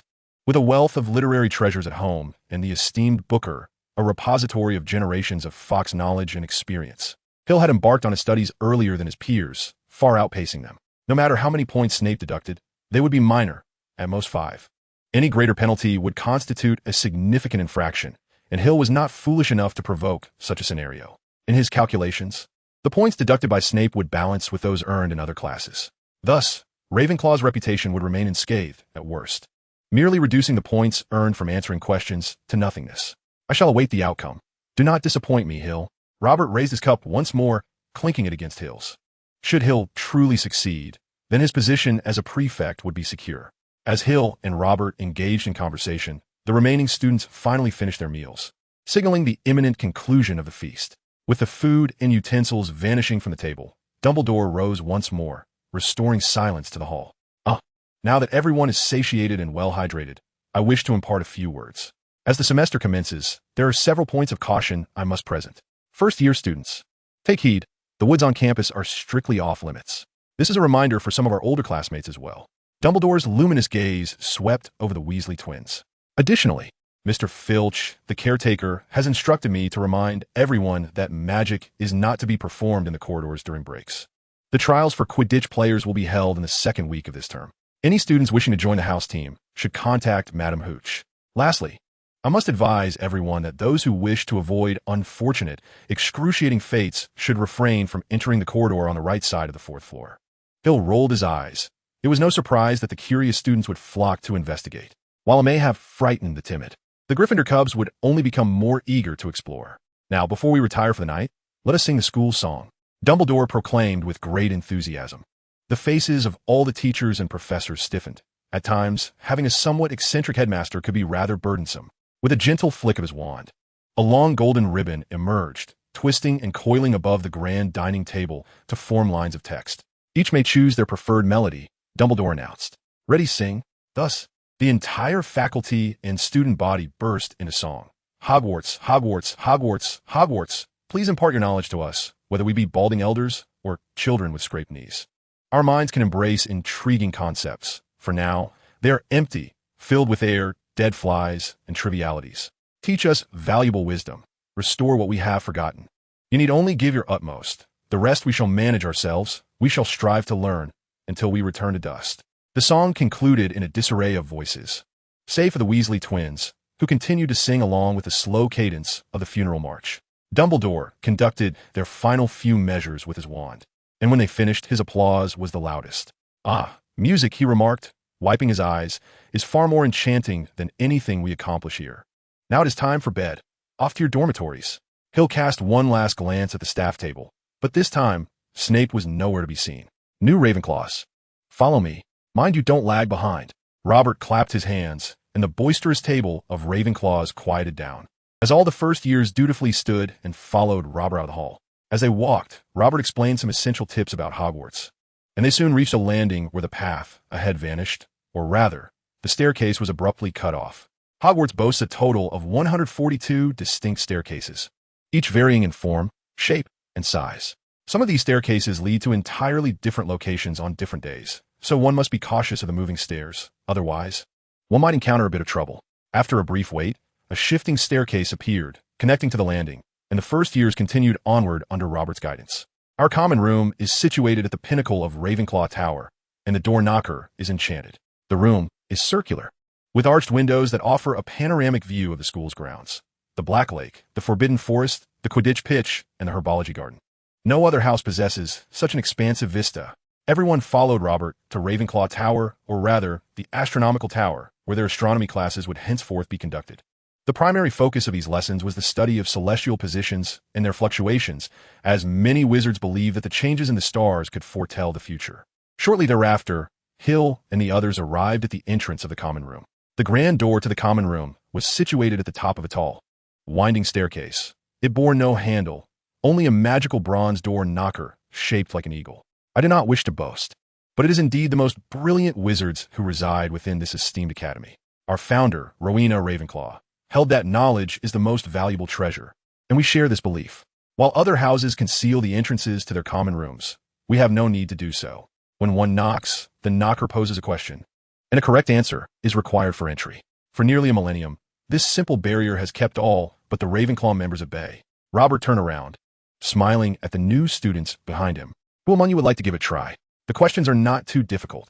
As long as it makes sense, it's merely an amusing little game. The new students exchanged glances, and ultimately, Lily stepped forward, her face alight with excitement, clearly intrigued by the enchanted door. Approaching the entrance, she grasped the bronze knocker and gently tapped it a few times. The eagle's beak suddenly opened, emitting a soft, melodious voice that inquired, "What is the relationship between life and soul?" Lily furrowed her brow. The question was rather intricate, with numerous potential answers. Which one, she wondered, was the correct one? Ravenclaw demands wisdom. Simply demonstrate your intellect. Observing Lily deep in thought, Robert offered a subtle hint. A life with a soul is a complete life, and a soul with life is a complete soul. With Robert's guidance, Lily hesitated for a moment before speaking her answer aloud. Excellent. The eagle nodded, and the door swung open. Lily stepped inside, and the door closed behind her. Quite fascinating, I assenti it, Robert remarked to the new students, many of whom nodded in agreement, finding the method of entry indeed intriguing. Next, Hill stepped forward, eager to not be outdone after Lily's successful attempt. He approached the door and lightly tapped the knocker, which posed the same question. What is something that cannot be halted in its passage? Time, he proclaimed confidently. Very good. Amidst the admiring gazes of his peers, Hill entered the common room. The Ravenclaw common room was a spacious, circular chamber adorned with charming arched windows draped in silk curtains of blue and bronze. By day, the Ravenclaws could enjoy splendid views of the surrounding hills. The domed ceiling was painted with stars, harmonizing beautifully with the deep blue carpet below. Inside, there were tables, chairs, and bookshelves, while directly opposite the entrance stood a niche housing a statue of white marble, a portrait of Rowena Ravenclaw herself. She was exceedingly beautiful, adorned with a gentle smile, and atop her head rested an exquisite circlet crafted from white marble, the renowned Ravenclaw diadem. Inscribed upon the diadem were the words, "Immeasurable wisdom is a person's greatest treasure." This was the Ravenclaw common room. Chapter 12. The Request of Booker. Lily, who had entered earlier, had vanished, presumably retreating to the girls' dormitory. Hill observed a junction ahead, where two staircases diverged, one leading left and the other right, each marked with the letters M and W, indicating the entrances to the dormitories. After a brief wait in the common room, Hill was joined by Terry, who appeared to have navigated the process with equal success. Wow, this place is truly magnificent. Evidently, Terry was quite taken with the surroundings, as he circled the common room several times before finally pausing, his face alight with excitement at the prospect of living here in the days to come. Terry, let us proceed to the dormitory and take a look. I am utterly exhausted and in need of a restful slumber. Hill yawned. The events of the day had been overwhelming, and the initial thrill and anticipation had given way to fatigue. Awake, awake. Kaka opened his eyes, having slept through the sorting ceremony, only now rousing from slumber. Not to worry, I shall provide you with sustenance shortly. Just hold on a moment. Kaka had only eaten once that morning and was now quite famished. Hill had no doubt that if he delayed feeding Kaka any longer, the creature would unhesitatingly scurry across his face in the middle of the night, leaving an impressionistic masterpiece in its wake. Ascending the spiral staircase alongside Terry, they arrived at a corridor lined with numerous rooms, several of which stood ajar. These must be the dormitories for the new students. Approaching one door, Hill noticed a sheet of paper affixed to the dark portal, neatly inscribed with several names: Terry Butte, Hill Fox, Anthony Goldstein, Michael Corner. It appeared that Hill would be sharing his living quarters with these three boys. Upon entering the room, they beheld their accommodations, for poster beds adorned with deep crimson velvet drapes, and each bed covered with sky-blue satin duvets. The gentle sound of the wind brushing through the window imparted a sense of tranquility. Their trunks had already been delivered, save for Hill's, whose belongings were nestled within his pockets. Hill's bed was positioned closest to the window, allowing him a view of the school's various grounds: the Black Lake, the Forbidden Forest, the Quidditch pitch, and the Herbology Garden. Placing Kaka on the bed, Hill retrieved a small pouch, extracting all his belongings. Naturally, he took a moment to explain the purpose of the pouch to Terry, who regarded it with envious admiration. Indeed, possessing such an item had significantly alleviated many burdens. Once all his belongings were arranged, with books placed on a small shelf beside the bed, Hill produced a white bowl, a white cup, and a packet of Kaka's food. In a corner, Hill placed a small bowl and a cup, pouring a handful of pet food into the bowl before retrieving his wand and giving it a gentle flick. Water, as if summoned from spring, materialized in a grand sphere. With deft movements, Hill split the orb into two halves, guiding them to flow into the bowl and the cup respectively. The entire process was executed with precision and grace, devoid of any error. Kaka leapt from the bed with exuberance, dashing towards the food, clearly famished. Observing Kaka devour the meal with unrestrained enthusiasm, a smile graced Hill's lips. Oh, Merlin above, that was truly impressive. Tari, having witnessed Hill's adept spellcasting, noted the remarkable skill and finesse. Such mastery was a rarity he had only seen in a select few accomplished wizards, the youngest of whom were already in their 20s, double Hill's age. Not too shabby, I suppose. Proficiency is what matters. It was a chaotic mess at first, Hill shrugged, acknowledging that he had not practiced extensively. His quick grasp of the spell and exceptional control seemed more like a gift than mere practice. After Kaka finished the meal, Hill waved his wand once more, cleansing the bowl and cup, rendering them spotless. Such was the advantage of magic, sparing him considerable effort. From beneath the bed, Hill retrieved a large box, cushioned with a thick mat, Kaka's bed. The little creature instinctively jumped into the box, rolling about before stretching and emitting a contented sigh. Good night, Kaka. Hill waved his hand and nudged the box back under the bed. Removing his shoes, Hill felt his feet no longer throbbed with pain, which he found miraculous, as the discomfort had once felt as if they were broken. After casting a refreshing charm on himself for the few times he had used it, Hill languidly lay on the bed, drawing the covers over himself. He was utterly exhausted. Bidding Tari good night, he closed his eyes. The events of the day replayed in his mind, meeting Neville and the others, searching for Neville's toad, conversing with the ghost, being struck by the sword during the sorting ceremony, Snape's seething glare, and Robert's esteem. With a soft sigh, Hill prepared to drift into slumber. Hey, my dear young master, there is something important I must share with you. Booker's voice suddenly resonated in Hill's mind, tinged with urgency. It was rare for anything to disturb Hill's sleep, suggesting the matter was significant. Go ahead, I'm listening, Hill replied, shaking off the remnants of drowsiness, nearly succumbing to sleep moments before. Should there not be a compelling reason, he would not hesitate to reprimand Booker. My dear young master, I just reached out to a few old friends of mine. Regrettably, the broken cup and the damaged box are not here. They have indeed departed from Hogwarts, just as the book indicated. I recall many years ago, when I was first created, I spent some time at Hogwarts, mingling with them quite well. They all called me boss because I was more intelligent than they were, and Booker, that unreliable fellow, possesses an inherent trait of being a loquacious chatterbox, often indulging in a plethora of trivialities, frequently boasting of his past glories, and taking an eternity to arrive at the crux of the matter. Get to the point. Am I not already addressing the point? He exclaimed.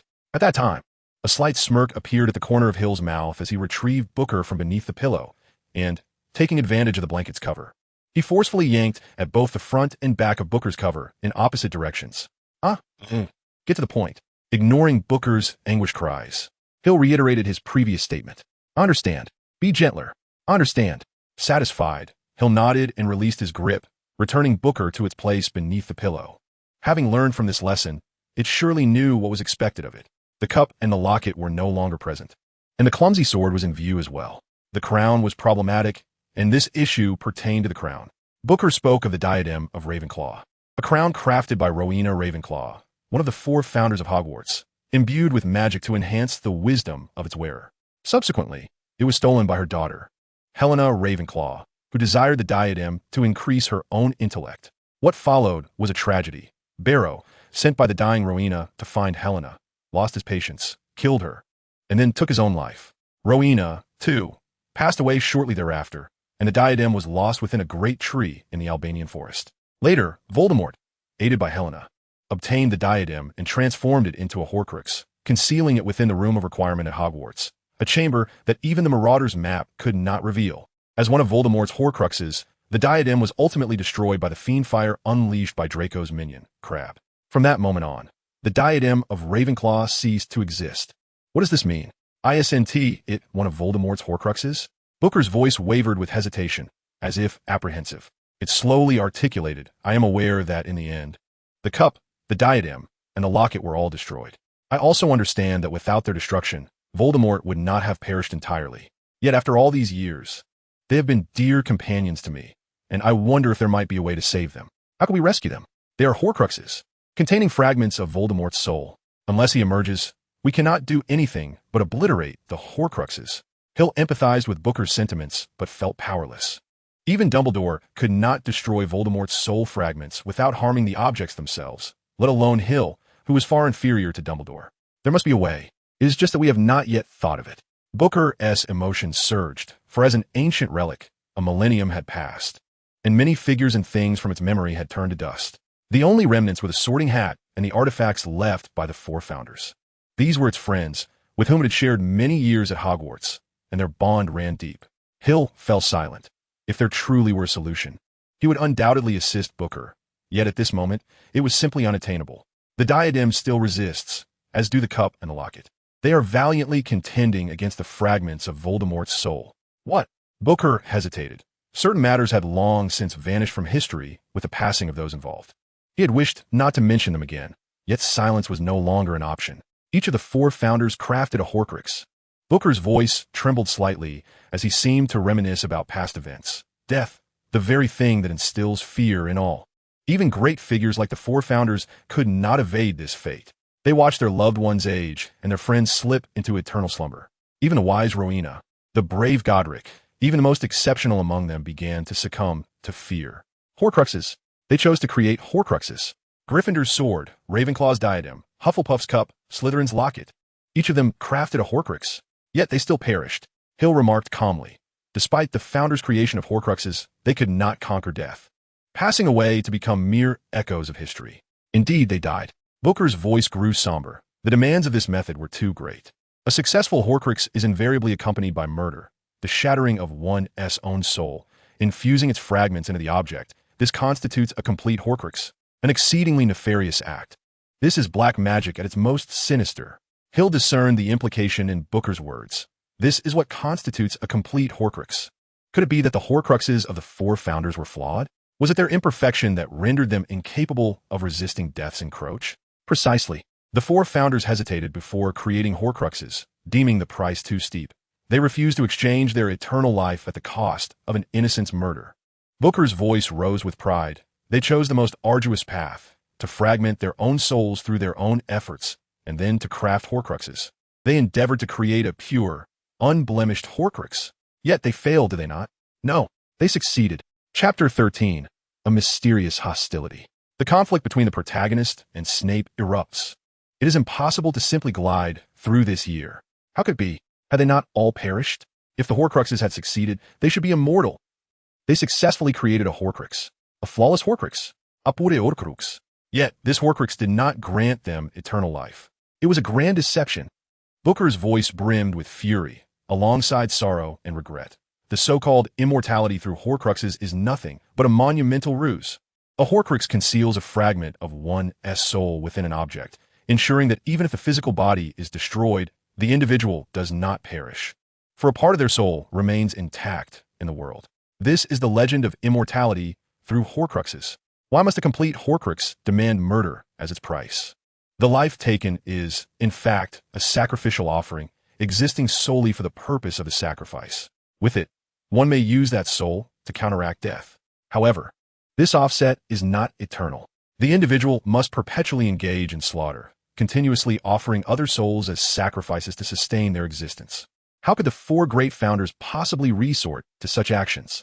Upon uncovering the truth, they chose to relinquish their lives. They would rather await death than cling to life through such sordid means. So, they ultimately perished, did they not? Indeed, they all met their demise.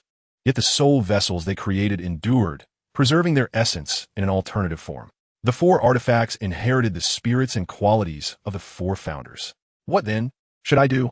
Or rather, what can I do? The three entities that serve as soul vessels harbor fragments of the founders' very souls, their essence distilled to its core. Although Voldemort successfully infused his soul fragments into them, the three remain steadfastly resistant. They have yet to yield. Book's pace quickened, as if envisioning his three companions valiantly resisting the encroachment of Voldemort's soul shards. He felt an urgent desperation, yet remained powerless. I require time. I will undoubtedly find a solution.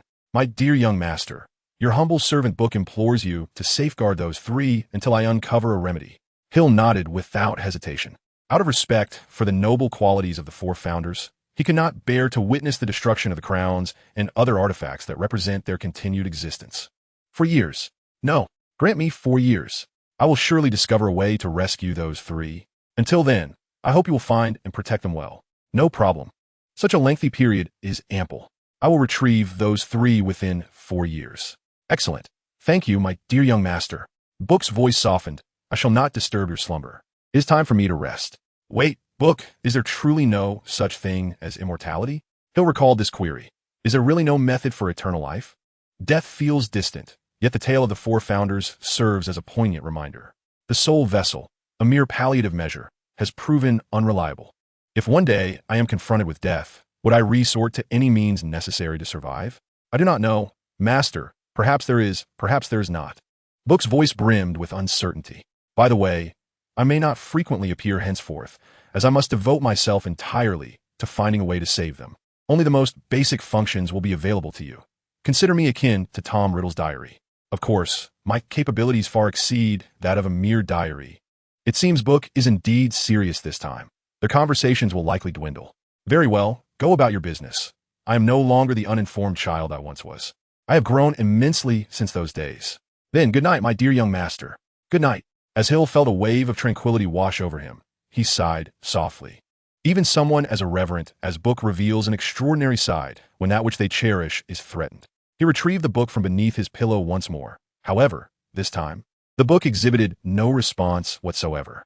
Its form resembled that of an ordinary notebook, devoid of any discernible peculiarity.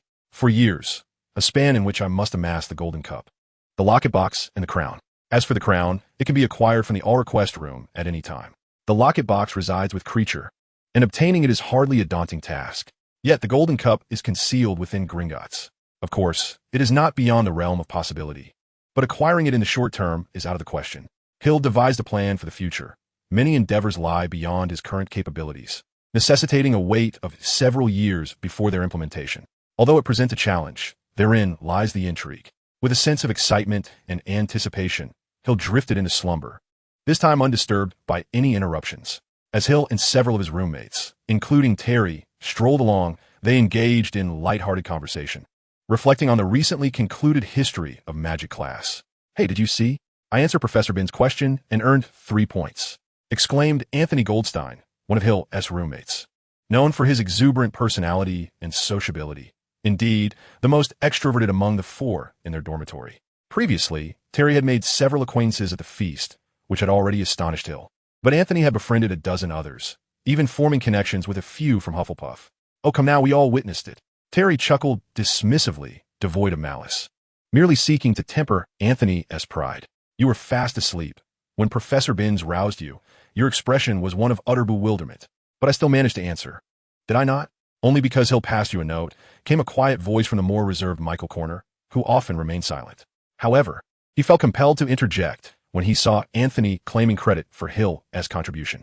Anthony's face flushed slightly. You all saw that. Indeed. Terry and Michael nodded in unison. Blast it. Anthony stomped his foot, frustration etched across his face. If you all witnessed it, then Professor Binns must have as well. He may not have said anything, but he certainly remembers me. Next class, he will undoubtedly call on me again. Oh, how splendid. Our clever Anthony will once again earn 3 points for Ravenclaw. Terry clapped mockingly, finding amusement in Anthony's predicament. You should focus on your studies. You can't rely on Hill forever. During finals, you must depend on yourself, Michael advised gently, though his nature was typically reserved. Anthony's expression was one of agony.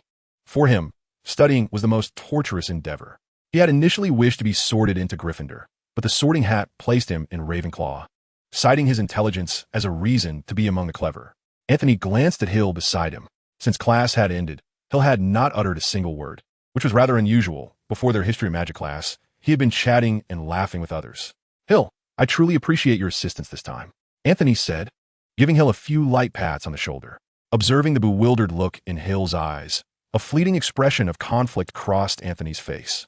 Next time, please refrain from reminding me during history of magic. Professor Binns must have noticed me.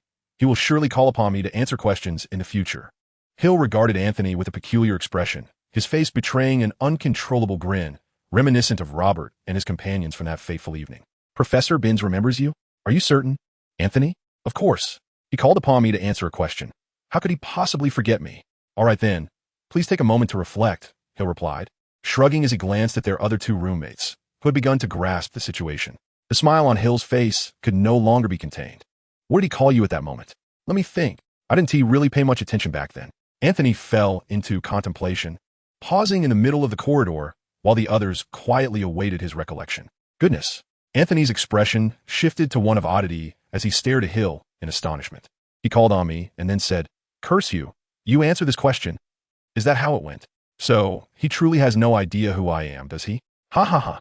Terry could no longer contain himself, erupting into hearty laughter, drawing the attention of passing students. However, upon realizing they were Ravenclaw students, the onlookers quickly diverted their gaze. Ravenclaw was widely recognized as the house with the most eccentric individuals. Whatever peculiarities its students displayed, such as squatting in an open space counting ants, were considered completely normal. Hill smiled, gently patting Anthony's shoulder as he slowly elucidated. Professor Binns is notoriously forgetful. Haven't you heard how he became a ghost? Anthony and the others shook their heads. They had indeed never heard of it, or their reactions would not have been so pronounced. It is said that one day, while on his way to class, he forgot to bring his own body along, thus turning into a ghost. The three of them gaped in astonishment, their mouths agape, as if a chicken egg could easily fit inside. All right, Anthony, you needn't worry about Professor Binns anymore. In fact, the next class is what you should truly be concerned about. Hill displayed the book in his hands, potions and elixirs, 8,000 magical herbs and fungi.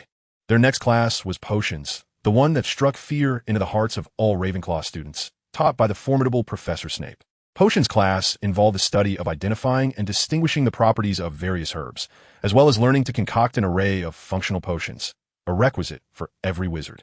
Under the tutelage of Professor Snape, whom Hill referred to as a mad dog, the upcoming class promised to be quite the challenge. Unfortunately, their next lesson was indeed potions, and Hill was already bracing himself for a fierce encounter with Snape.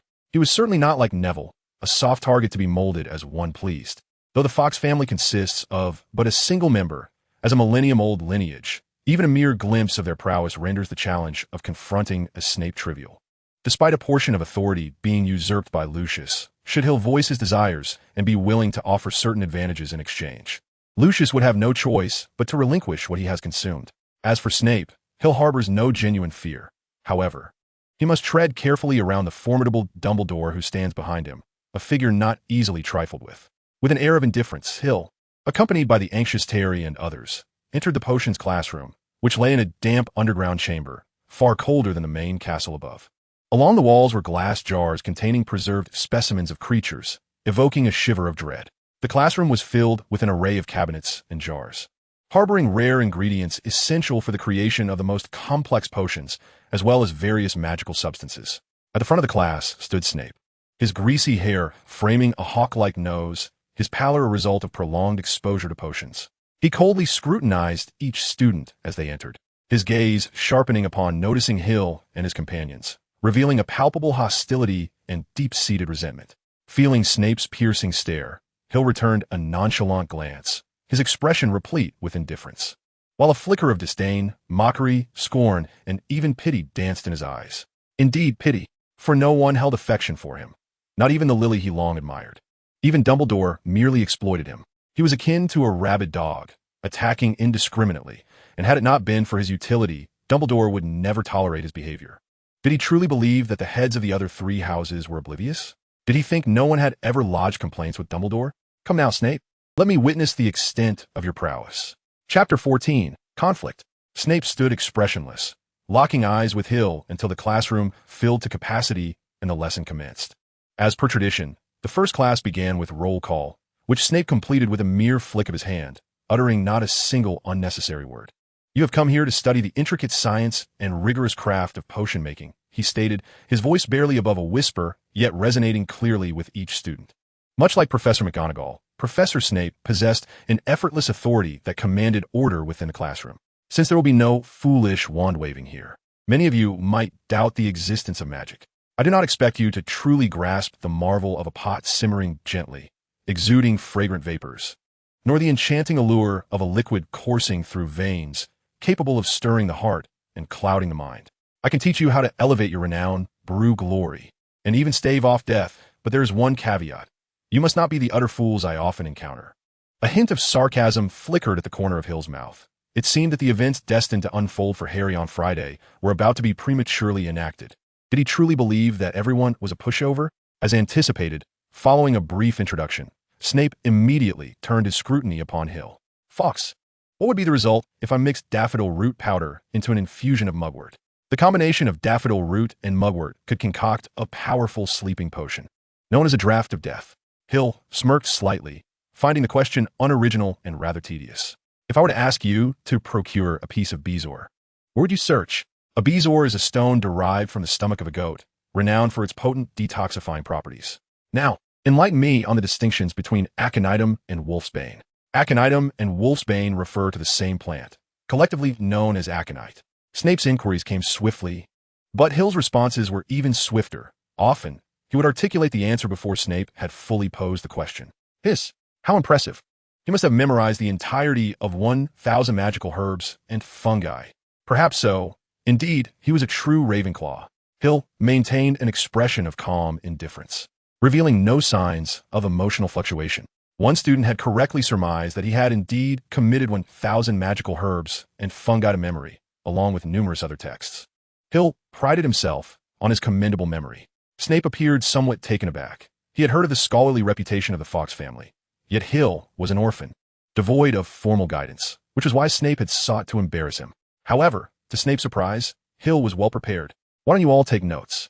Hearing the whispers of the surrounding students, Snape snorted disdainfully and remarked to Hill, "Not bad. Let us hope you will be equally fortunate next time." Hill offered a non-committal smile. Snape would not relent, and their battle had only just begun. Snape divided them into pairs, instructing them to concoct a simple potion to treat scabies. While not overly complex, it posed a considerable challenge for first-year students unacquainted with potion-making. Snape strode about the classroom in his long black cloak, observing as they measured nettle and crushed serpent fangs. Nearly all the students faced criticism, save for Hill. Naturally, Hill would not grant Snape any opportunity. He deftly and accurately prepared all the ingredients, his movements skilled and precise, leaving his partner Michael in astonishment. Such simple operations had been performed countless times in the basement of his family villa. He was thoroughly familiar with the nuances of basic potion crafting. Following a specific order, he added all the materials into the cauldron, and after several manipulations, extinguished the flame, revealing a pale green viscous liquid within. It resembled an ointment, with only a slight trace of black impurities. This was unavoidable. While Hill's technique was flawless, the potion's purity inherently posed an issue. The higher the purity, the fewer impurities present. The clearer the color, and consequently, the more potent the efficacy. Inhaling the faint aroma of the potion, Hill nodded in satisfaction. This was undoubtedly his finest concoction yet. He owed a debt of gratitude to Snape, for had it not been for the professor's vigilant gaze upon him, he might not have achieved such perfection. Should such a simple potion bring you pride? To me, it appears rather mediocre. Snape's disparaging remarks were utterly nonsensical. If a mere first year surpassed him, what purpose would Snape serve? Hill remained silent, merely casting a cool glance at Snape. Snape scoffed, observing Michael, who had been idly doing nothing throughout Hill's endeavors. Why had your desk partner remained inactive? For his laziness, Ravenclaw loses a point. No. Hill pronounced the phrase with crystal clarity, unable to contain his disdain for Snape any longer. The classroom fell into a sudden hush. All eyes were upon Hill, filled with trepidation. For Snape would surely not let this affront go unpunished. And indeed, Snape seized the opportunity. What did you say? I said Mad Dog, Professor Snape, for insulting a teacher. Ravenclaw loses 10 points. A fleeting cold smirk crossed Snape's face. Fawkes, if you seek to challenge my authority with your foolishness, I wholeheartedly welcome it. Hill swept aside a few strands of silver hair that obscured his vision. It seemed to have grown long enough to hinder his sight. His silver eyes sparkled with mockery as he spoke in a grave tone. Professor Snape, do you truly consider yourself a mad dog? The classroom fell even quieter, the only sound being the students' suppressed breaths. Fawkes, do you dare insult the teacher again? Snape felt as though his very lungs might burst with fury. This rascal from the Fawkes family bore no resemblance to his kin, an utter fool. Dumbledore is far too cautious, just a naive child, flaunting his little cleverness, nothing more. Oh, Merlin above, I swear by your character, dear teacher, that I meant no offense. I merely uttered the term mad dog in passing. However, you took it to heart, assuming I was referring to you, and thus deducted points from me. Hill's tone grew increasingly gentle, and his expression became congenial, accompanied by a smile. Michael felt as if he were gazing upon a cunning fox. This is what a sly fox looks like after executing a successful scheme. Therefore, may I assume, Professor Snape, that you too believe yourself to be a mad dog? For contradicting a teacher, Ravenclaw loses another 5 points. Snape's anger dissipated in an instant, replaced by a smug smile. Fawkes, for your foolishness, Ravenclaw has lost a total of 15 points. Should this year's House Cup be lost by a mere 15 points, I shall relish watching how you face your fellow Ravenclaw students. Snape regained his composure, or perhaps he had never truly lost his wits. A mad dog? He had endured far worse insults in the past. He would not let the mockery of such a petty child affect him. If he lacked the composure for this, he would not be the most trusted spy of Dumbledore. The fleeting look of surprise on Hill's face indicated that he had underestimated Snape's fortitude. Patience was indeed Snape's forte. Do as you please. You are the professor. Feel free to deduct our points. How impressive of you. Hill remarked sarcastically, adding, but it's merely 1 potions class a week. Oomph. Defy the teacher, and I'll deduct 2 more points. Snape retorted coldly. Hill met Snape's gaze with unwavering silver eyes, declaring, if you take a point in potions, I shall earn 2 in another class. Be it charms, transfiguration, history of magic, defense against the dark arts, herbology, or astronomy. Your deductions mean little to me. Ignoring Hill's provocation, Snape merely cast him a frosty glance before turning to leave. Just the taunts of child, he did not regard them. Moreover, having already deducted 17 points from Hill, it meant the latter would need to accumulate 34 points in other classes within a week prior to the next potions lesson. Watching Snape depart, Hill chuckled softly. 34 points? That presents quite a challenge. Yet, what is life without a challenge? Watching Harry and his friends embark on their adventures will be dreadfully tedious otherwise. A loud exclamation erupted from behind him. Seated behind Hill were Lily and Padma, who formed a pair. Despite Lily's spirited nature, her skills were remarkably sharp. Excluding Hill, their group had largely escaped Snape's scoldings. Hill caught a strong, acrid scent, reminiscent of sulfuric acid, which he had encountered in Muggle laboratories. A noxious green smoke began to rise from their workstation, accompanied by a loud hissing sound. Their cauldron had toppled, spilling its contents across the table and onto the stone floor, causing it to sizzle and smoke ominously. Some of the liquid splattered, initially destined for Padma, who was momentarily paralyzed by fear, emitted a startled scream. However, Lily pushed her aside, sparing Padma from disaster, but at the cost of several corrosive droplets landing on her arm, leaving angry red welts that were alarming to behold. You imbeciles! Snape bellowed, waving his wand to clear the spilled potion from the floor. I presume you did not remove the cauldron from the fire before adding the porcupine quills, did you? Lily was drenched in cold sweat, yet she bore the pain in silence, continually reassuring the softly sobbing Padma. Hill shook his head. It seemed Padma had committed a blunder akin to Neville's, albeit with a stroke of luck, as Lily had pushed her aside, leaving her only mildly shaken. Drawing his wand, Hill gently waved it, extracting a portion of potion from the cauldron before him, just the remedy for treating the welts. Fox, what are you doing? Snape cast a frosty glance at Hill, thwarting his attempt to apply the potion to Lily's wound. Save her. Do you truly believe your inferior concoction will be effective? Snape seized every opportunity to undermine Hill. I possess the confidence. Hill retorted defiantly. If we do not act swiftly, she will be left with scars for life. The audacity of the man, this mad dog. Did he not comprehend that a delayed treatment would leave Lily heartbroken forever, while Padma would be burdened with guilt for eternity? Your confidence holds no value in my eyes. Hill scoffed, choosing not to engage further with Snape. His gaze shifted to the overturned cauldron on Lily's desk, remnants of liquid still inside. A glimmer of resolve flickered in his eyes as he set down his wand, rolled up a sleeve, and grasped the cauldron, pouring the remaining liquid onto his own arm. Merlin above. He had poured that substance onto his own flesh. What was he thinking? I presume he intends to test the potion. Good heavens! Does he not feel pain? I wince at the mere sight. Faced with Hill's self-inflicted torment, all the students averted their gaze. They had never witnessed such self-sacrifice before. Instinctively, a tinge of reverence for Hill began to blossom within them. Chapter 15. The Trial of the Potion. Hiss! The acid-like liquid dripped on a Hill's arm, burning grotesque sores into his skin, transforming his limb into a ghastly sight. Lily's eyes were riveted on Hill's arm, now marred as severely as her own. Nay, even worse. The usually carefree and boisterous girl felt an unfamiliar emotion stir within her, leaving her momentarily disoriented, at a loss for words or actions. Padma had ceased her weeping, her gaze fixed on Hill's experiment. Her eyelids twitched violently at the sight. How excruciating that must be. Regret, guilt, and self-reproach gnawed at her heart, prompting her to break down in tears once more. Hill maintained a cold stare at Snape, his expression still bearing a placid smile. With his other hand, he waved his wand, retrieving a portion of the prepared potion for treating sores, which he then sprinkled onto his arm. The warm potion splashed onto the sores, contorting Hill's face in agony, An unnatural flush crept across his features, beads of sweat trickling down his forehead. The veins in his hand bulged as he gripped his wand, the wood creaking under his pressure, as if it might splinter at any moment. Enduring unimaginable pain, Hill forced a smile, his silver eyes gleaming ever brighter, making Snape feel as though he were facing a ravenous wolf. He instinctively averted his gaze. How could I be intimidated by a mere boy? Professor Snape, is this sufficient? I have demonstrated the efficacy of my potion.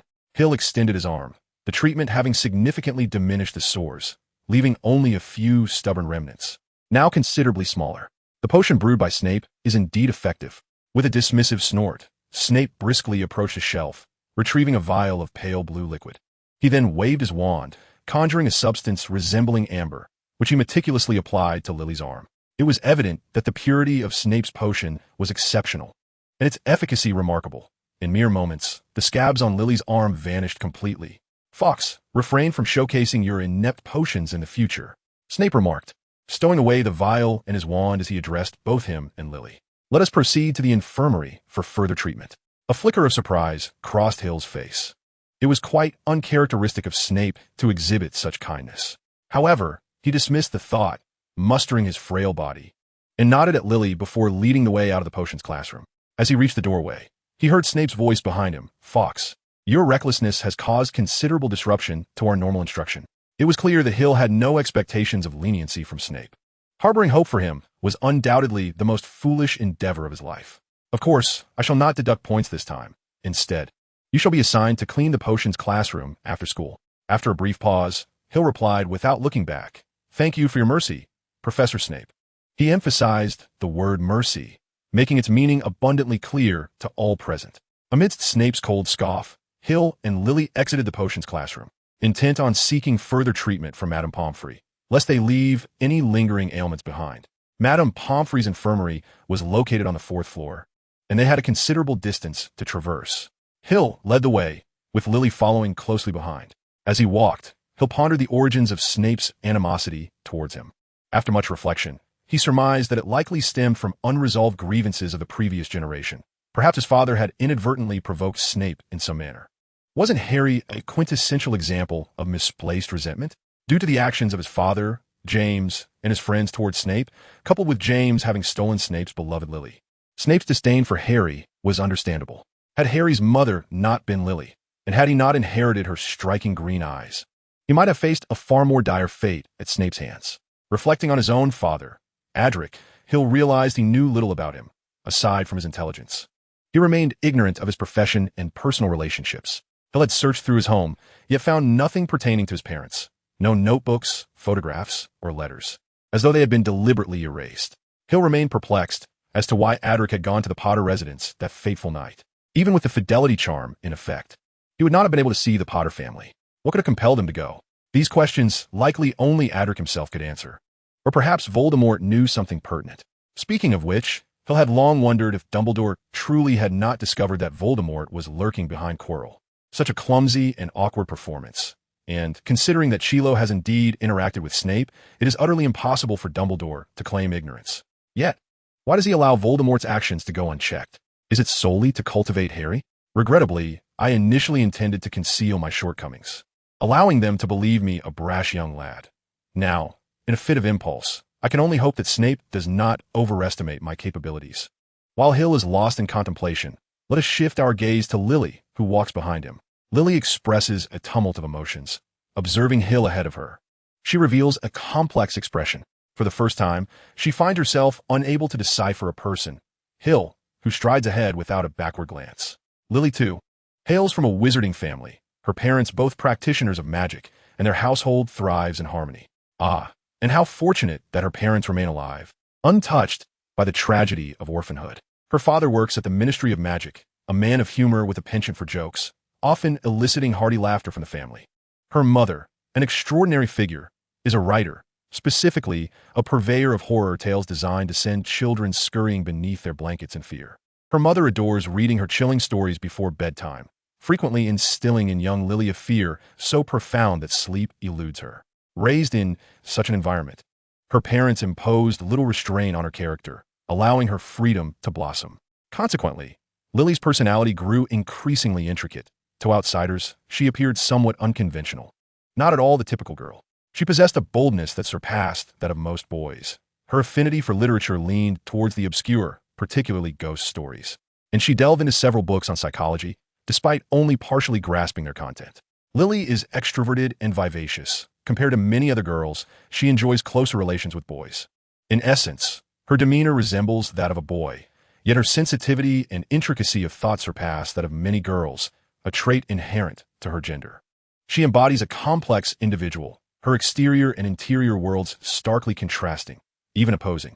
"Hey, Hill," Lily called out, watching as he turned around, a look of bewilderment crossing his face. As her heart raced, she felt a sudden flutter within her. "Is there something you need?" "Thank you." Lily had never felt quite like this before. Gazing upon Hill's handsome visage, her heart fluttered like a startled fawn. Many words lingered on the tip of her tongue, yet only 3 escaped her lips. "Oh, it's nothing. We are classmates, after all. It is only natural to assist one another. However, the cost you have paid seems rather steep." A vivid image of Hill testing potions flashed before her eyes. His gaze had been genuinely terrifying, as though he harbored a hunger for more than mere knowledge. To go to such lengths for a classmate was astonishing. Were she in his position, she could never bring herself to do the same. "Indeed, it is a bit excessive," Hill admitted, scratching his head in mild embarrassment. "Yet without such measures, I cannot compel Snape to lend his assistance. My potion is still far from perfect. If it leaves scars, I would carry the weight of guilt for a lifetime." Severus Snape was indeed a peculiar character. Though his temperament was somewhat irascible, his skills in potion-making were undeniably remarkable. This moment felt akin to a gamble, wagering on the sliver of humanity that still resided within him. Lily's gaze fixated on the arm of Hill, where several scabs remained, not yet fully healed. Observing his trembling arm, she could surmise the pain he must be enduring. "Let us proceed to Madame Pomfrey's. I find myself uneasy without a thorough examination," Hill suggested to Lily, expressing confidence in the adeptness of Madame Pomfrey. It was said that she had been the school nurse during Snape's tenure as a student at Hogwarts. "Ah, very well." With that, Lily hastily followed Hill as he turned to leave. In her eyes, his silhouette appeared remarkably imposing, exuding a sense of security. It seemed that with him present, no challenge would be insurmountable. "Just classmates?" Lily murmured softly, recalling a Muggle fairy tale she had once read. The story of a prince and a princess. Yet, she pondered, did this prince truly regard her as a princess? A small seed of hope began to sprout within her heart, though whether it would yield sweetness or bitterness remained a mystery. It must be noted that Madame Pomfrey's skill was indeed exceptional. With merely a dab of ointment, the remnants of scabs on Hill's arm vanished entirely, while Lily's faint marks were rendered pristine once more by the application of a particular potion. "Oh, these children nowadays are far too careless with their own well-being, frequently injuring themselves," Madame Pomfrey remarked as she tended to Hill's arm. "By the way, child, what is your name?" "Hill Fawkes." "Oh, a young one from the Fawkes family. Your father is Adric, if I recall correctly. I remember him well. A remarkably composed boy, far more mature than many of his peers." It was not surprising that Madame Pomfrey recognized Adric, having served as the school nurse at Hogwarts for many years. However, her familiarity with Adric piqued Lily's curiosity, making her wonder if she could glean any insights about him from her. "Do you know my father? I mean, does he often visit the infirmary?" Lily inquired quietly after finishing her own wound care, observing the interaction between Hill and Madame Pomfrey. Adric? Was he Hill's father? Yet why inquire about his past from Madame Pomfrey? Would it not be better to ask him directly? Was it possible that Adric had departed from this world? Madame Pomfrey applied a dark, foul-smelling ointment to Hill's arm, yet its efficacy was evident as Hill felt a soothing coolness wash over him, alleviating much of the pain. Adric certainly frequented the infirmary more than any of his contemporaries. Let me think. He visited 3 times due to Quidditch injuries, and twice for mishaps in potions class. During the tumultuous rivalry between Slytherin and Gryffindor, where both houses indulged in various pranks, Ravenclaw found itself embroiled in the fray. Your father led Ravenclaw into the fray, resulting in a staggering 5 visits to the infirmary. Madame Pomfrey contemplated for a moment before recalling the frequency with which Adrian had visited the infirmary. It seemed that Adrian had been quite the spirited individual in his youth. Beneath his composed and mature exterior lay a fervent passion. A subtle smile graced Hill's lips, suggesting that his father had been rather mischievous in his own time. "Is he well? It has been quite some time since I last heard news of him. To be honest, I do miss him. He was a remarkably polite young man, gentle and courteous, with a certain elegance about him. Many girls would come to visit him in the infirmary when he was injured. He is dead, or rather, missing." I suppose the outcome is ultimately the same. Hill's voice was remarkably calm, as though he were discussing a matter unrelated to himself. That night, he encountered the Dark Lord at the doorstep of the Potter residence, and thereafter, the Dark Lord vanished entirely due to the boy who survived. My father, however, completely disappeared, leaving behind only his wand and a pool of blood. After a brief pause, he added, I fear he may truly be dead. Oh, Merlin. Madame Pomfrey's hand trembled, causing a vial to slip from her grasp, which Hill deftly caught. Lily, who had been quietly sitting beside them, displayed a look of surprise. Had Hill's father passed away a decade ago? Chapter 16. Transition. Poor child, what of your mother? I heard that Adrian married shortly after graduation. To the youngest daughter of the Black family, Helena, I believe. Adrian is gone, and she raised you alone. It must have been quite a challenge. My mother had already passed before my father went missing. Oh, Merlin. Madame Pomfrey's eyes began to well with tears as she retrieved a handkerchief to wipe away her sorrow. Clearly distressed by the bond Hill had shared with his parents. Unable to contain herself, Lily asked, Hill, how have you managed all these years? It is hard to imagine how a child who lost both parents at the age of 1 could endure a decade filled with suffering. I fared reasonably well. My father's and mother's relatives offered considerable support, and thanks to their assistance, I have managed quite smoothly. Hill smiled. Indeed, he had lived well over the years, free from want and worry. Of course, living alone can be a little lonely, but I have grown accustomed to it. As he observed his arm being wrapped in a breathable bandage, Hill rose and addressed Madame Pomfrey. I believe I should take my leave now. Not wishing to impose any further, Madame Pomfrey intended to persuade Hill to stay, yet upon noticing the determination in his eyes, she merely sighed and permitted him to depart. As Lily saw Hill rise to leave, she promptly bid farewell to Madame Pomfrey and quickly followed after him. Adrian, such a fine young man, sighed. Shaking her head, Madame Pomfrey closed the door to the infirmary, seeking a moment of quietude. Watching Hill remain silent, Lily found herself at a loss for words. What could she possibly say to comfort him? However, one wonders if Hill has grown weary of such sentiments. When Madame Pomfrey offered him comfort moments ago, his expression remained notably indifferent, suggesting that he is no stranger to such reassurances.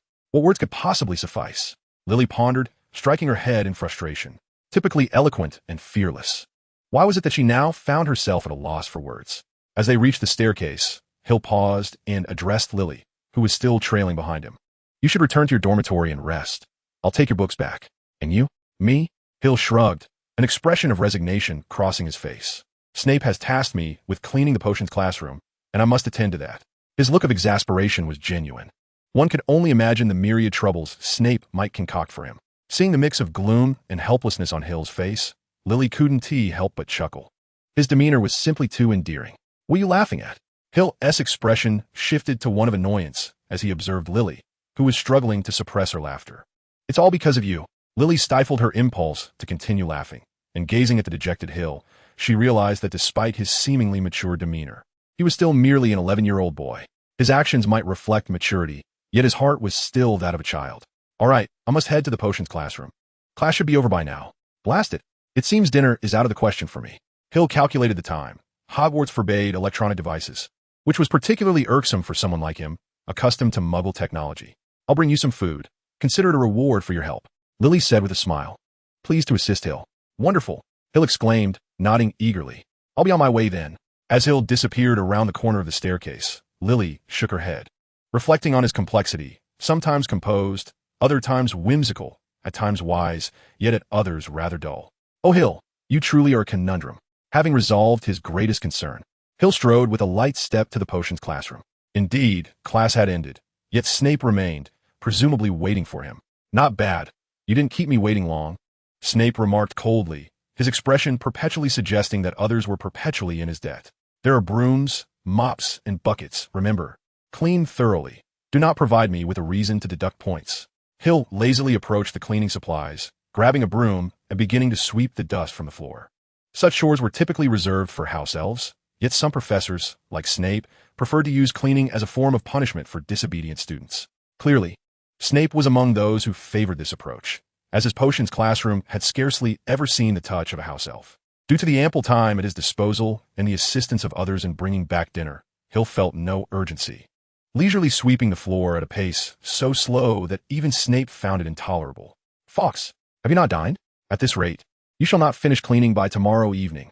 Snape's acerbic tongue mercilessly taunted Hill, yet Hill remained unfazed.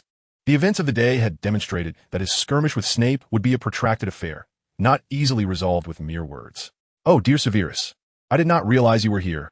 I have been searching for you with great difficulty." A gentle yet authoritative voice interjected. "Ah, Mr. Fawkes is with you as well. What seems to be the matter?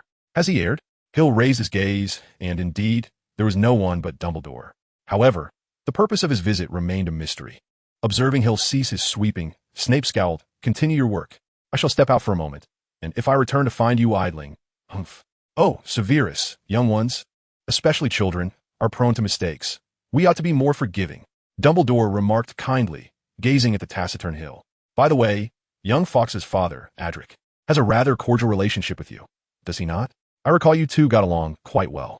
Hill's movements faltered momentarily, yet he resumed sweeping, though his attention had shifted to the dialogue between Dumbledore and Snape. "Humph. I believe Adric to be the greatest mistake of my life." Snape shot a fierce glare at Hill before addressing Dumbledore. "If there is something to discuss, let us do so outside." Dumbledore nodded, then exited alongside Snape.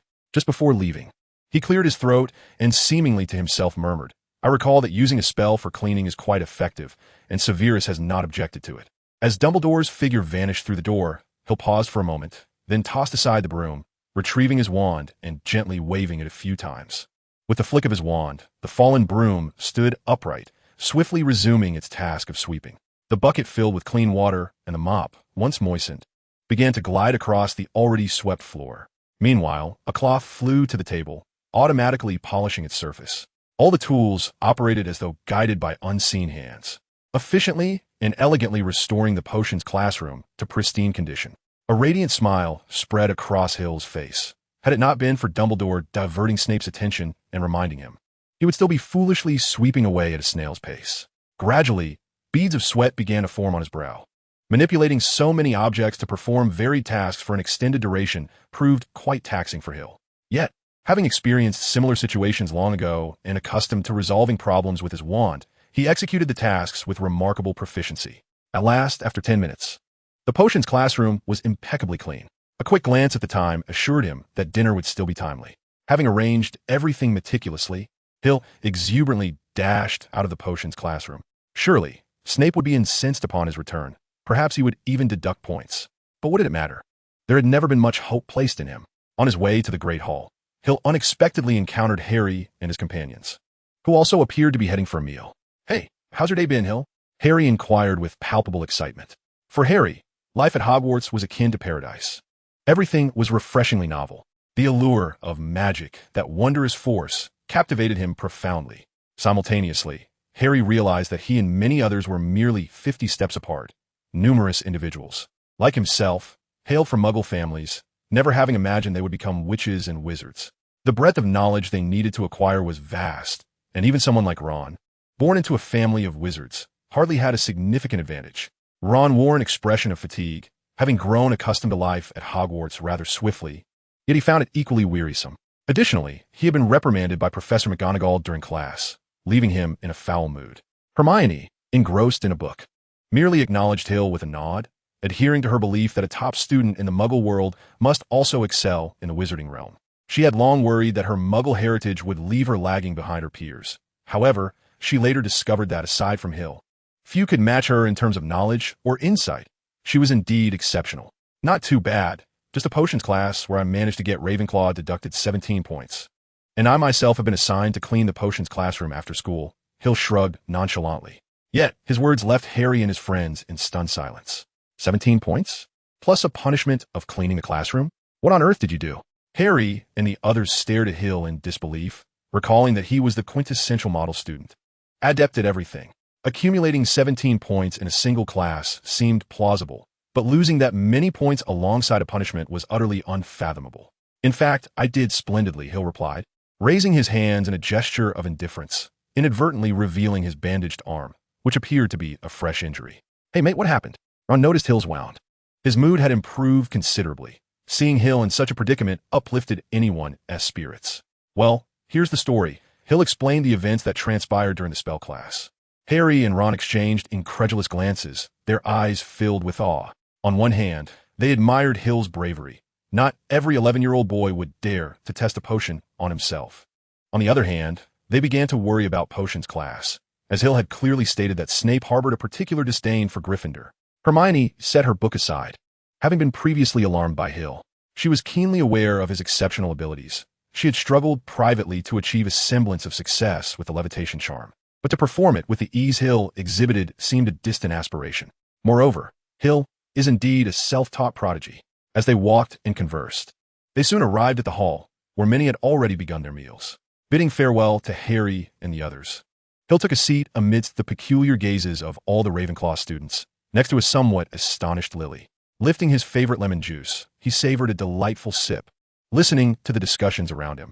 A hint of a smile crossed Hill's face. It appeared that news of his deduction of 17 points had already spread. Observing Robert across from him, who seemed hesitant to speak, Hill calmly smiled and asked, "Robert, how long do you think it will take me to earn back those 17 points? Or perhaps, how long until I can reclaim 34 points and deliver a solid slap to Snape's face?" Such confidence, radiating with an intensity bordering on arrogance. Chapter 17, Sleepless Nights. In the relatively enclosed environment of Hogwarts, news travels swiftly, especially when it is intriguing. The tale of Hill losing 17 points in one class, accompanied by punishment, quickly circulated among the four houses, taking less time than a single meal. Ignoring the odd stares from others, Hill calmly finished his meal, even engaging in discussions with nearby students about the day's lessons, particularly the lengthy and troublesome paper left by Professor Binns. Fortunately, it was an optional assignment, so submission was not obligatory. Professor Binns mentioned that the best paper could earn an additional 5 points. Hill mused, glancing at several first years around him. "I'll be taking those 5 points. You won't snatch them from me, will you?" The students exchanged glances, and then Terry hesitated before responding. "Well, if he can complete it tonight, he expects it by tomorrow afternoon, and we have Professor McGonagall's Transfiguration class in the morning. You must finish it tonight. There will be no time tomorrow morning."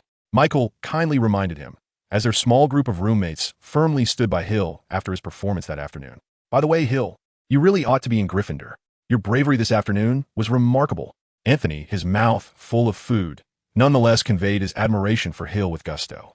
"Get those 17 points back quickly. No, make it 34. I can hardly wait to see Snape's reaction." "Absolutely. Do your best, mate. We're rooting for you." Terry and the others clinked their cups with Hill's and drank in unison. A genuine smile adorned Hill's face, not one of mere politeness or pretense. He was truly delighted. These roommates were simply the best. Lily, unusually silent today, did not engage in conversation with the other girls. Instead, she quietly observed Hill and his friends reveling in their banter, teasing one another and playfully competing over a chicken leg. She thought these boys were fortunate. They did not suppress their emotions, nor did they feel the need to uphold any semblance of ladylike decorum.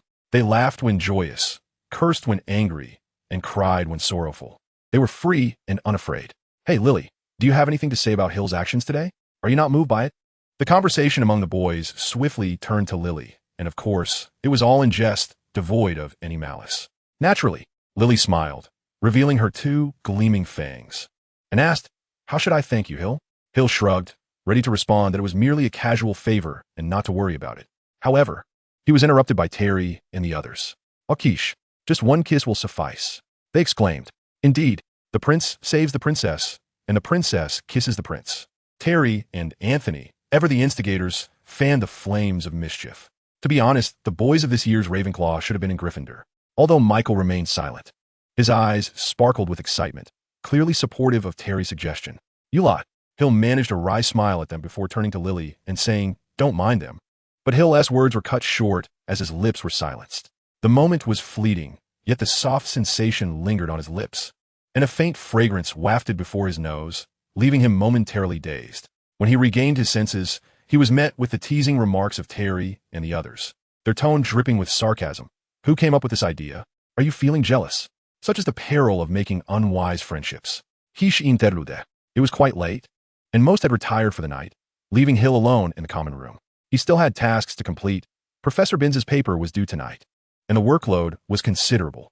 Professor Binns' assignments were notoriously difficult to tackle. He often lost track of time, resulting in bizarre deadlines for supplementary tasks, sometimes a month, sometimes a day. Unfortunately for Hill, he faced the worst-case scenario. Some resources required a trip to the library, which would consume precious time, making it nearly impossible to submit the paper by tomorrow afternoon. Fortunately, Hill had the marvelous book, Booker, which contained an abundance of information, saving him considerable time. Speaking of which, Booker was currently engrossed in researching how to decipher Horcruxes, while Kaka spent most of his time in the dormitory. Initially, this arrangement felt quite foreign to Hill. He had grown accustomed to Booker's chatter and Kaka's playful antics. Now, he found himself feeling quite empty, especially while working alone in the common room. After completing another lengthy passage, Hill yawned. He exerted himself so diligently on his assignments in quite some time. Even during his Muggle school days, he had completed his work swiftly. Gazing out at the moonlight, Hill flexed his fingers and returned to his studies, estimating he had about half an hour more to battle through. Suddenly, he felt a tug on his pant leg. Kaka had nimbly climbed up to his knee and then leaped onto the table, nearly toppling the ink pot with a swish of his bushy tail. "Oh, Kaka, I think you resemble a cat more than anything else." Supporting the nearly toppled ink bottle, Hill gently tapped Kaka's small head, chiding, "You nearly ruined an entire evening's worth of labor." Awu Hill slapped his forehead, his expression shifting to one of dismay. "Blast it, I forgot your dinner." He then cast an apologetic glance at Kaka, saying, "Please bear with me for a bit longer. In half an hour, I shall have everything completed, and you can feast to your heart's content." "Oh, all right. No problem. Eat as much as you wish." Observing Kaka settling down, Hill sighed. Realizing yet another unequal agreement had been struck, Kaka demanded a hearty meal today, or else chaos would ensue. "Hill, are you still awake?" Following the voice, Hill turned to find Lily, who was looking at him with a dazed expression as he wrote. "Just half an hour more. The progress is quite satisfactory. What about you? Why aren't you asleep?" "I find it difficult to sleep, so I came out for a stroll and noticed there was someone here," Lily replied, her gaze fixed on the ground, a habit of hers when she was being untruthful, avoiding eye contact. "Well, you should rest early. Staying up late is detrimental to one's health, especially for girls. It's said to cause acne and dark circles." Hill continued to write without looking up, engaging in conversation with Lily. She approached the table and sat in a chair directly opposite him, her eyes sweeping over Kaka, a hint of concern crossing her face. "What is wrong with Kaka? Why does it look so lethargic?" Kaka lifted its head slightly to glance at Lily before resuming its position, its tail still wagging feebly, appearing quite unwell, as if it were sick. "Oh, it's nothing. Just that dinner hasn't been sorted out yet, so it lacks energy." After completing a substantial segment of his work, Hill paused momentarily to open his notebook, jotting down items he needed to research. Instantly, a substantial amount of text appeared on the blank page, precisely the content he sought. Due to the angle, Lily could only see Hill scribbling in his notebook without perceiving the information being generated. Her attention remained focused on Hill. She thought this serious demeanor was the truest representation of him. A faint blush crept onto Lily's cheeks, but Hill remained oblivious. Just 20 more minutes to go. He mused that the 5 points from Professor Binns were inconsequential. There were still 3 or 4 classes left that week, and gathering 34 points would not pose a challenge. However, Hill was intent on acquiring those 34 points as swiftly as possible, a response to Snape. Not wishing to disturb Hill, Lily extracted a book and began to read. It was a horror novel penned by her mother, and she had only read halfway through, finding it quite thrilling. The lounge fell into a serene stillness, with only the soft scratching of quill against parchment and the gentle breaths of the two filling the air, creating an atmosphere of tranquil harmony. After approximately 10 more minutes, Lily felt drowsy. After a moment's thought, she placed her book on the table and laid her head down for a brief rest, overwhelmed by fatigue. As Hill raised his head, his gaze fell upon Lily, who was slumbering peacefully on the table. He subtly shook his head. It was autumn, and the evening air carried a slight chill. He retrieved his wand and waved it towards the nearby fireplace, igniting the flames, with the fire crackling to life. The temperature of the common room rose significantly, alleviating the cold. After another 10 minutes, Hill finally completed his assignment, securing a well-deserved 5 points. Glancing at the blissfully sleeping Lily, he couldn't help but yawn. Having not stayed up late for quite some time, he found himself indifferent to coffee or any such stimulants, relying solely on sheer willpower to persevere. Now that his work was done, a wave of fatigue washed over him, and despite a momentary resistance, he succumbed to the allure of the table's surface. However, he pulled out a small alarm clock and set it for half an hour later, intending to wake both himself and Lily to return to their dormitory for rest. Overcome by exhaustion, Hill fell into a deep slumber almost immediately after setting the alarm, oblivious to the world around him. Yet, he had forgotten one crucial task: to feed Kaka. What had happened to dinner? A few minutes later, Kaka, realizing that its master had broken a promise and chosen sleep over sustenance, grew furious. It rushed to Hill's side, calling out insistently, but the deeply slumbering Hill remained unresponsive. Enraged, Kaka paced atop the table, and in a moment of frustration, swept the alarm clock to the floor with its tail. Crash! Kaka jumped in surprise. Witnessing the clock shattered, its components scattered across the ground. Clearly, it could no longer rely on this alarm to awaken Hill. Regretting its actions, Kaka promptly leaped off the table, scampered back to the dormitory, and nestled under the bed in its cozy spot, stretching luxuriously before settling down on the soft cushion to drift into a restful sleep. The broken clock was certainly not Kaka's doing. Without the alarm's reminder, Hill was destined to remain in the common room through the night. Of course, with a lovely companion like Lily by his side, solitude was unlikely. Chapter 18. Exhaustion. After all, Hill was merely a mortal child, and such excessive strain was unscientific. "Hey Hill, why do you look so listless?" "It's Professor McGonagall's class, and she is rather strict," Terry remarked with concern, glancing at Hill, whose weary demeanor suggested he was in a daze. Ever since being roused in the common room that morning, Hill had been in this state, likely due to inadequate rest. Hill shook his head and moved his joints slightly, producing a series of cracks. Indeed, he had not slept well the previous night, merely leaning against the chair for the duration of his slumber. When he finally awoke, he felt as stiff as if he had been subjected to a petrification spell. "Pay attention. Don't you need to earn points in this class? Get your spirits up," Michael reminded him, as Hill needed to accumulate 34 points before the week's end. Terry and his companions have inquired about the additional assignment from Professor Binns, and aside from Hill, no one else has completed it. Thus, Hill's 5 points are as good as guaranteed, leaving an additional 29 points to be earned. Although Professor McGonagall is known for her stern demeanor, she has never been remiss in awarding due points. Her questions are consistently challenging, and her expectations are high, making it nearly impossible to earn points without genuine skill and knowledge. As far as Terry and his group are aware, there is no student in their Transfiguration class who rivals Hill's intellect, making his success almost inevitable, provided he maintains a sound mental state. Terry and the others made valid points, and Hill nodded in agreement before producing his wand and with a gentle flick, uttering the incantation Aguamenti. A substantial jet of water materialized, suspended in midair under Hill's control. Taking a deep breath, he immersed his face in the floating mass of water, the coldness invigorating him and dispelling his drowsiness. However, he knew that fatigue would eventually return due to a lack of rest, which a mere splash of water could not remedy. Having refreshed himself with the cold water, Hill waved his wand again, casting the remaining water out of the window and then using Scourgify on himself. The onlookers were astonished by Hill's spell work. They had never witnessed a peer wielding magic with such finesse, nor had they considered such applications of spells. Clap, clap, clap. A cat that had been perched on the desk suddenly leapt down, transforming into the serious-faced Professor McGonagall. She gently applauded, her expression filled with approval. "A commendable spell, Mr. Fox. Quite proficient, precise, and elegant." "Thank you for your praise, Professor McGonagall," Hill replied. McGonagall maintained her serious demeanor, a countenance that rarely changed even when complimenting Hill. After a moment's pause, she addressed her restless students with a warning. "Transfiguration is the most complex and perilous magic you will encounter in your studies at Hogwarts. Anyone who misbehaves in my class will be asked to leave and will not be permitted to return. This is a warning." She then transformed her desk into a pig and back again. The students were captivated, eager to commence their lessons. Yet they soon realized that transforming furniture into animals would require considerable time and effort.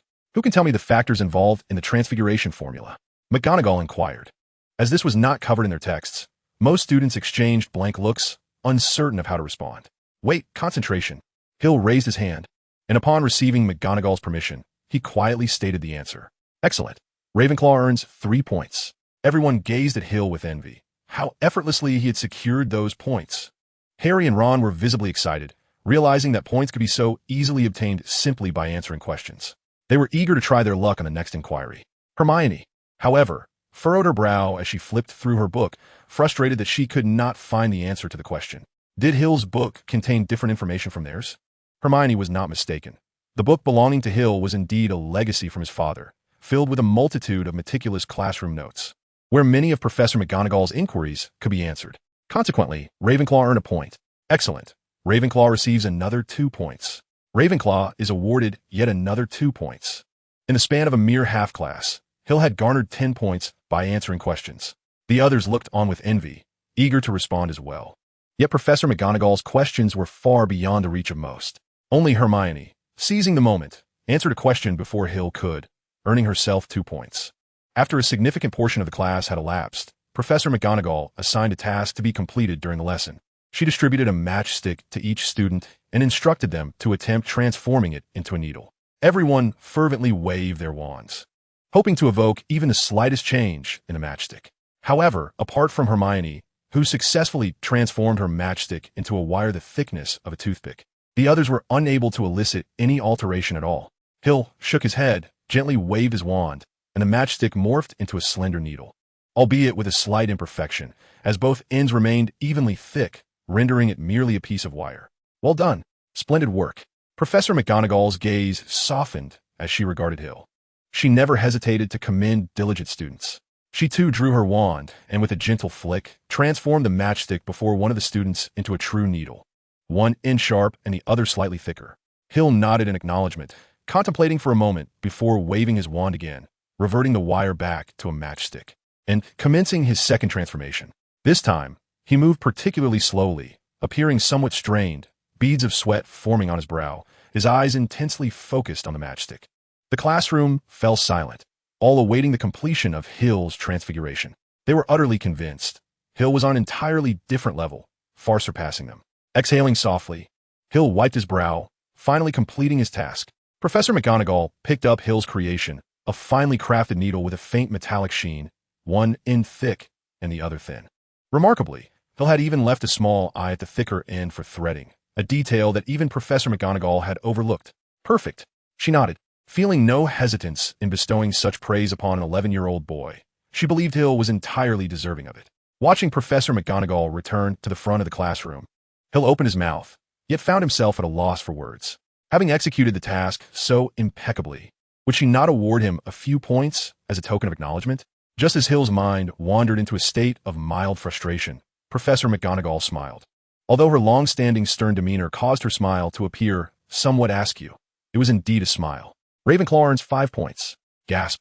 Hill's mouth fell agape, as he had thought Professor McGonagall had forgotten. The Transfiguration class concluded swiftly, with students exiting the classroom in small clusters, engaging in discussions about the lessons learned. Hill was destined to gain notoriety once more, having scored a remarkable 15 points in the class. While there may have been instances of higher scores, achieving such a feat in the first year was undoubtedly unattainable. With a smile, Hill rose from his seat, feeling quite pleased, combined with Professor Bin's 5 points. That amounted to 20, surpassing 17 points, and the 34-point mark didn't seem as distant anymore.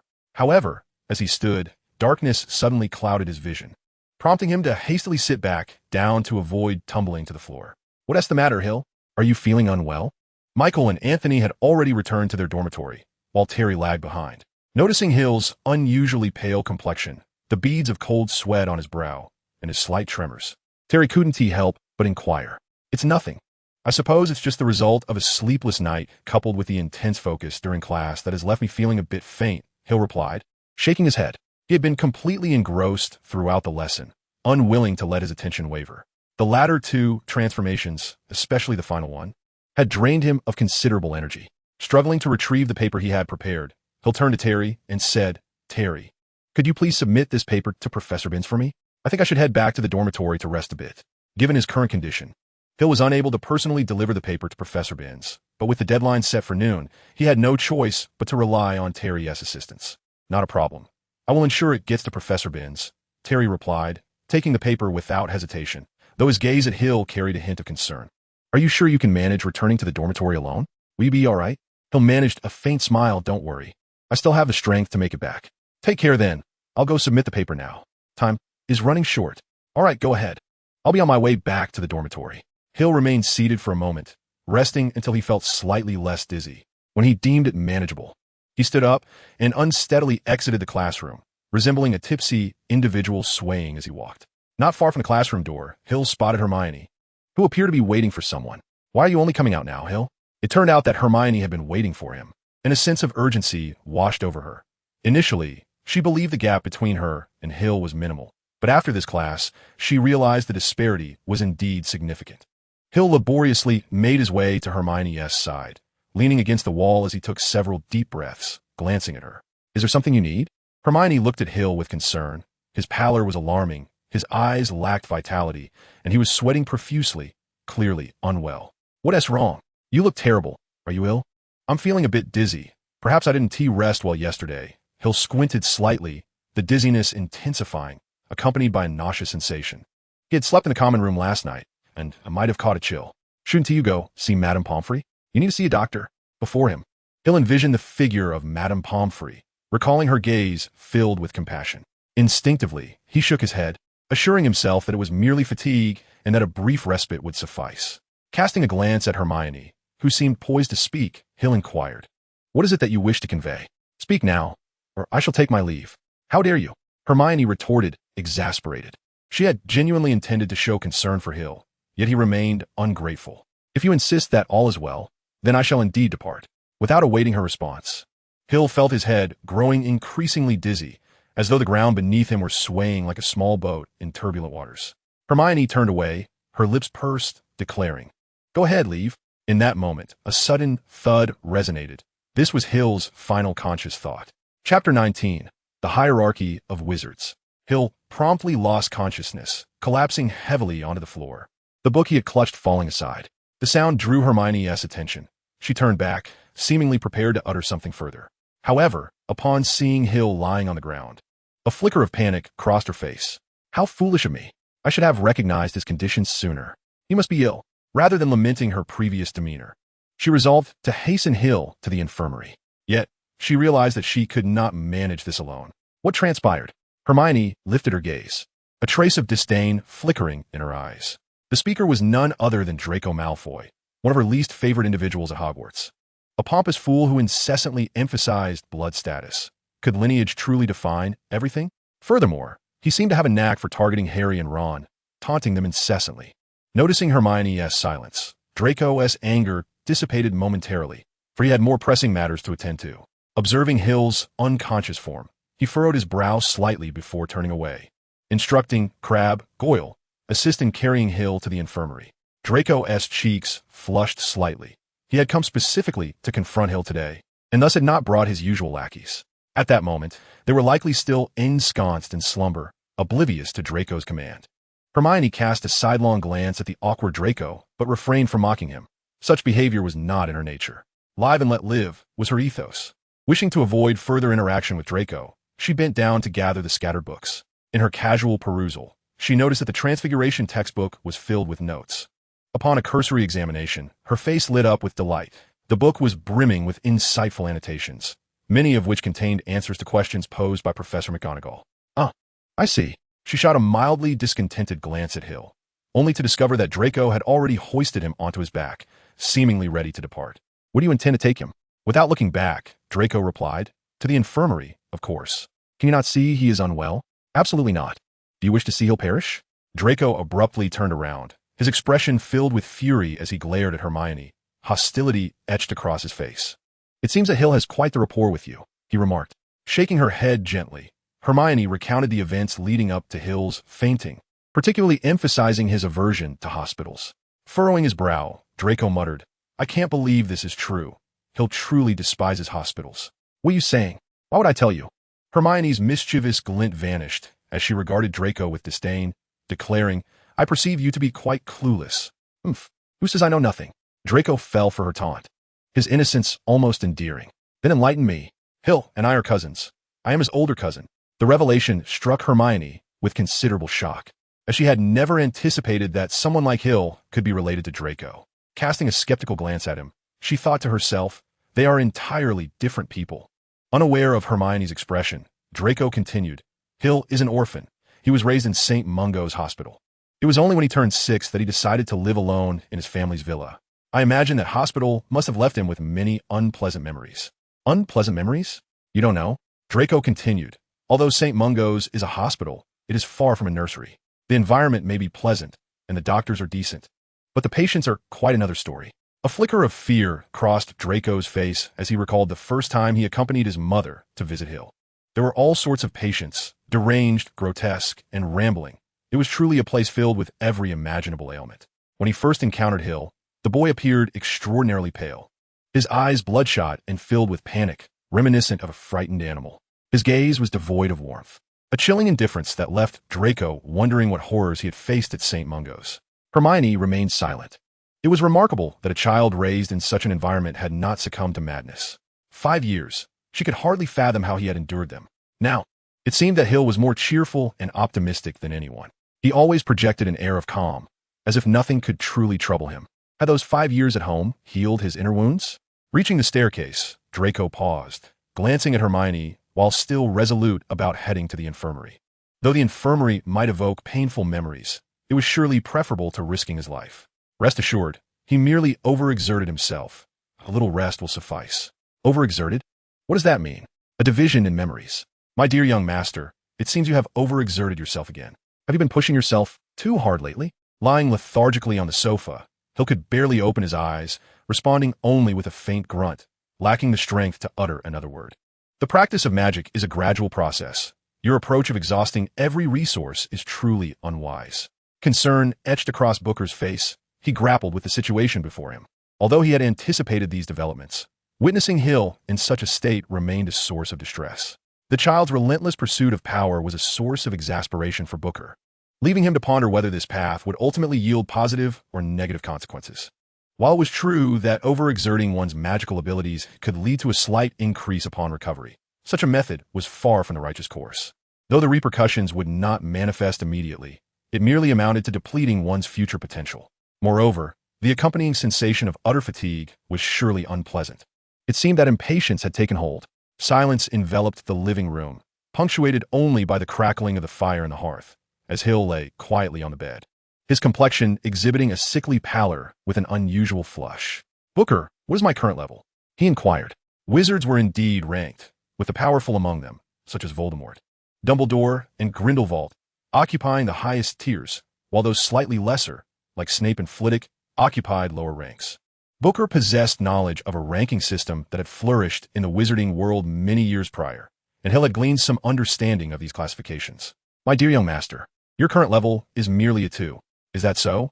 "Just a 2. A flicker of disappointment crossed Hill's face. According to Booker's standards, wizards were categorized into 10 levels, and he had a considerable distance to cover. "Hey, you're making other wizards look bad. Some adult wizards are only at level 2 as well. However, the majority of adult wizards are at level 4 or higher," Booker replied, trying to sit up straight, exuding an expression of helplessness as he regarded Hill. "What you lack compared to them is merely time. You are but a child. Surely one cannot expect a 9-year-old to surpass fully grown wizards in strength."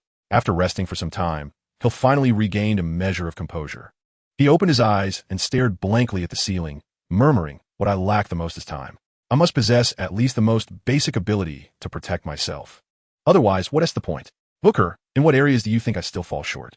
For a child of 9, you are already remarkably accomplished. To speak candidly, even a millennium ago during the zenith of the wizarding world, you would undoubtedly rank among the most prodigious talents. Long before the founding of Hogwarts, when wizards had yet to face catastrophic annihilation, that golden era saw a plethora of geniuses emerging, each more extraordinary than the last. Yet, compared to Hill, they pale in comparison. What levels do Dumbledore and Voldemort occupy?" Hill suddenly queried. "That depends on the era," Booker replied. During his battle with Grindelwald, Dumbledore was likely just reaching level 8. Currently, he is at the pinnacle of level 8, mere steps from level 9. By the time of his eventual demise, he would probably be just above level 7. As for Voldemort, at his peak, he too reached level 8. Now, in his weakened state, he is likely just above level 8. Upon his return, after a period of adjustment, he would probably settle back around level 8. During the final confrontation, he was likely merely at the pinnacle of level 8, and that was the kind whose vulnerabilities were glaringly apparent. Even formidable figures such as Voldemort and Dumbledore remained ensnared at the 8th level, forever out of reach of the 9th, a realm synonymous with demigods in legend. What of Nicholas Flamel, then? That ancient being who has lived for over 6 centuries. Surely, even a creature as unassuming as a pig would have ascended to the 9th level by now. In addition to the 3 esteemed archwizards of that time, there was also a renowned wizard and alchemist who had gained fame centuries prior. Logically speaking, after all these years, one would assume he would have accumulated enough to reach level 9. "Do you think ascending to level 9 is as trivial as obtaining a cabbage?" With a sardonic roll of his eyes, Booker expressed his exasperation, remarking that even 1,000 years ago, only a handful had achieved level 9, including the 4 founding figures. with your esteemed ancestor being one of them. This is not something that can merely be attained through the passage of time. How formidable is the distinction between level 9 and level 10? It represents a qualitative leap. Even an 8th level wizard is still a mere mortal. Apart from their magical prowess, they bear no significant difference from a 1st level wizard. Ultimately, they remain human. However, a 9th level wizard earns the title of demigod, while a 10th level wizard is regarded as a true deity, existing within the divine realm, transcending the boundaries of humanity. What, then, do you believe magic to be? Hill fell silent, for he had never contemplated this. His pursuit had solely been for the enhancement of his magical power. True magic seeks to unveil the essence of this world, to grasp its origins, and to perceive its reality. In comparison to muggles, wizards simply possess a heightened sensitivity to the truths of this world. It is akin to a radio. They can receive signals while muggles cannot. Incantations. Wizards' use of magic is inextricably linked to these spells, which embody the ancestral summation of the world's realities. For instance, when one utters flame on, what causes the flames to appear? There exist certain laws of this world, and the aspect concerning fire undergoes transformations under the influence of the incantation, thereby manifesting flames. To simplify, it is akin to playing a piano. Pressing a key produces a note. This note is the effect of the incantation, while the key pressed represents the spell itself, the incitement.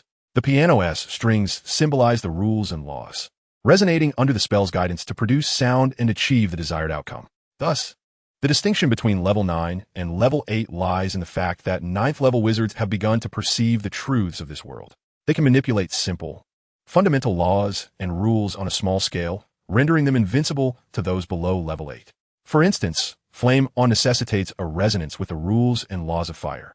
A 9th level wizard can momentarily distort this spell with a mere thought, rendering its foundation obsolete. Can the incantation still be cast? Hill's eyes widened in astonishment, for only at that moment could one glimpse the semblance of a typical child within him. Magic is far more intricate than mere magical power. Pure magical energy can only elevate one to the pinnacle of level 8. You are closer to the truths of this world than anyone else from the very beginning. You are not on the same starting line as those others. Chapter 20. After the fainting. Upon awakening, Hill found himself in his dormitory, nestled in his own small bed. He felt a sense of dizziness, yet it was a considerable improvement compared to before. Kaka had been lying beside Hill's pillow, and upon seeing him awake, licked his face gently several times, clearly startled by Hill's previous unconsciousness. Gathering Kaka into his embrace, Hill struggled to sit up, leaning against the bed while recalling the events leading to his fainting. I was speaking with Hermione, and then I just blacked out. After that, a girl, presumably named Hermione, along with a boy, seemingly named Draco, brought you to the entrance of our common room. Then Robert and I carried you back, administered some medicine, and you slept for 3 hours before finally awakening. Hill shook his head, unable to recall anything during his unconsciousness. That memory was entirely blank.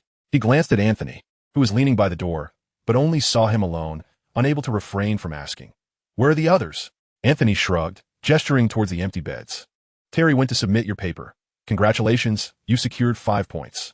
When Terry returned and discovered you unconscious, he waited for a while, and seeing you hadn't awakened, he went to have a meal with Michael. "Why didn't you go?" "I just returned from eating." What about the 2 people who brought me back?" Hill inquired. "Did they say anything?" Anthony looked at Hill with a peculiar expression, and after a moment, he sighed and remarked indignantly, "I really couldn't tell you were anything special. You found a girlfriend just a few days into the term, and 2 at that." Hill was speechless, realizing that this was what had been troubling him all along. "Can we not spread rumors?" "What do you mean I found a girlfriend just 2 days into the term? We're merely good friends, all right? Come on." Anthony wore an expression that suggested he found it hard to believe you, truly thinking we were fools. Look at Hermione's anxious demeanor. Nearly getting into an argument with Draco. If there's nothing amiss between you, I'd be surprised. An argument? What happened? It seems that Draco wanted to take you to the infirmary, to Madame Pomfrey, but Hermione insisted on bringing you back here, which led to the quarrel. Anthony remarked sourly, noting the pressure of having a roommate who excels academically, is handsome, and is especially popular among girls. I see. I must have mentioned wanting to lie down in the common room. That explains it." Hill nodded, indeed having expressed his reluctance towards the infirmary. Surprisingly, Hermione had remembered. "What about Draco? Does he have something to discuss with me?" Hill recalled that Slytherin had no morning classes, so Draco had no reason to be in the classroom unless it was important, particularly concerning Albert. If you hadn't mentioned it, I would have almost forgotten. Anthony looked suddenly enlightened. Who knows if it was intentional, but Draco asked me to convey that he will find a way to mediate your situation with Snape. Mediate? Hill gently shook his head. The conflict between him and Snape could not be resolved merely through mediation. The reasons for Snape's animosity towards him were unknown even to Hill, let alone outsiders attempting to mediate. However, possessing such intent suffices. Draco's inherent nature is fundamentally good. Though heavily influenced by his family, much like Harry's cousin Dudley, who share a striking resemblance in their circumstances. Reflecting further, do you recall anything that may have slipped your mind? Setting aside Draco's matters, Hill is more concerned about whether there are any forgotten affairs regarding Anthony. Given past experiences, he now harbors doubts about Anthony's memory. By the way, Hermione has taken your book. She mentioned that the notes within are quite commendable and promised to return it once she has copied them. Indeed, had it not been for Hill's reminder, Anthony would have undoubtedly overlooked this detail.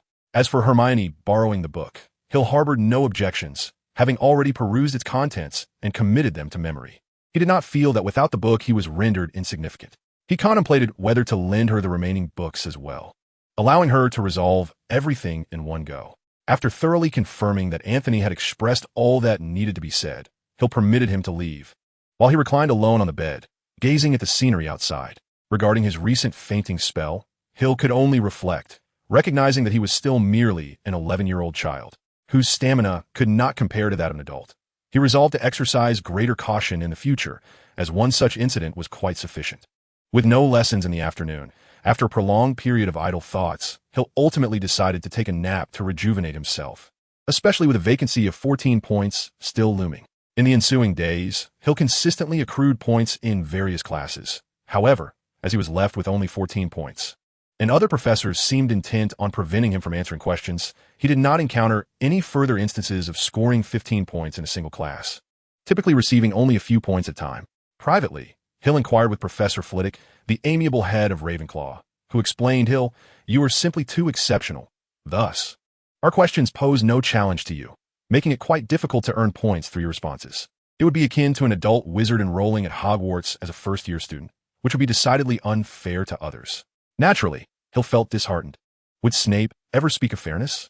Having a headmaster shielding him was undeniably advantageous. Nevertheless, through Hill's persistent efforts, he managed to earn an additional 20 points by Friday, bringing his total to 40, exceeding his initial expectations by 6 points.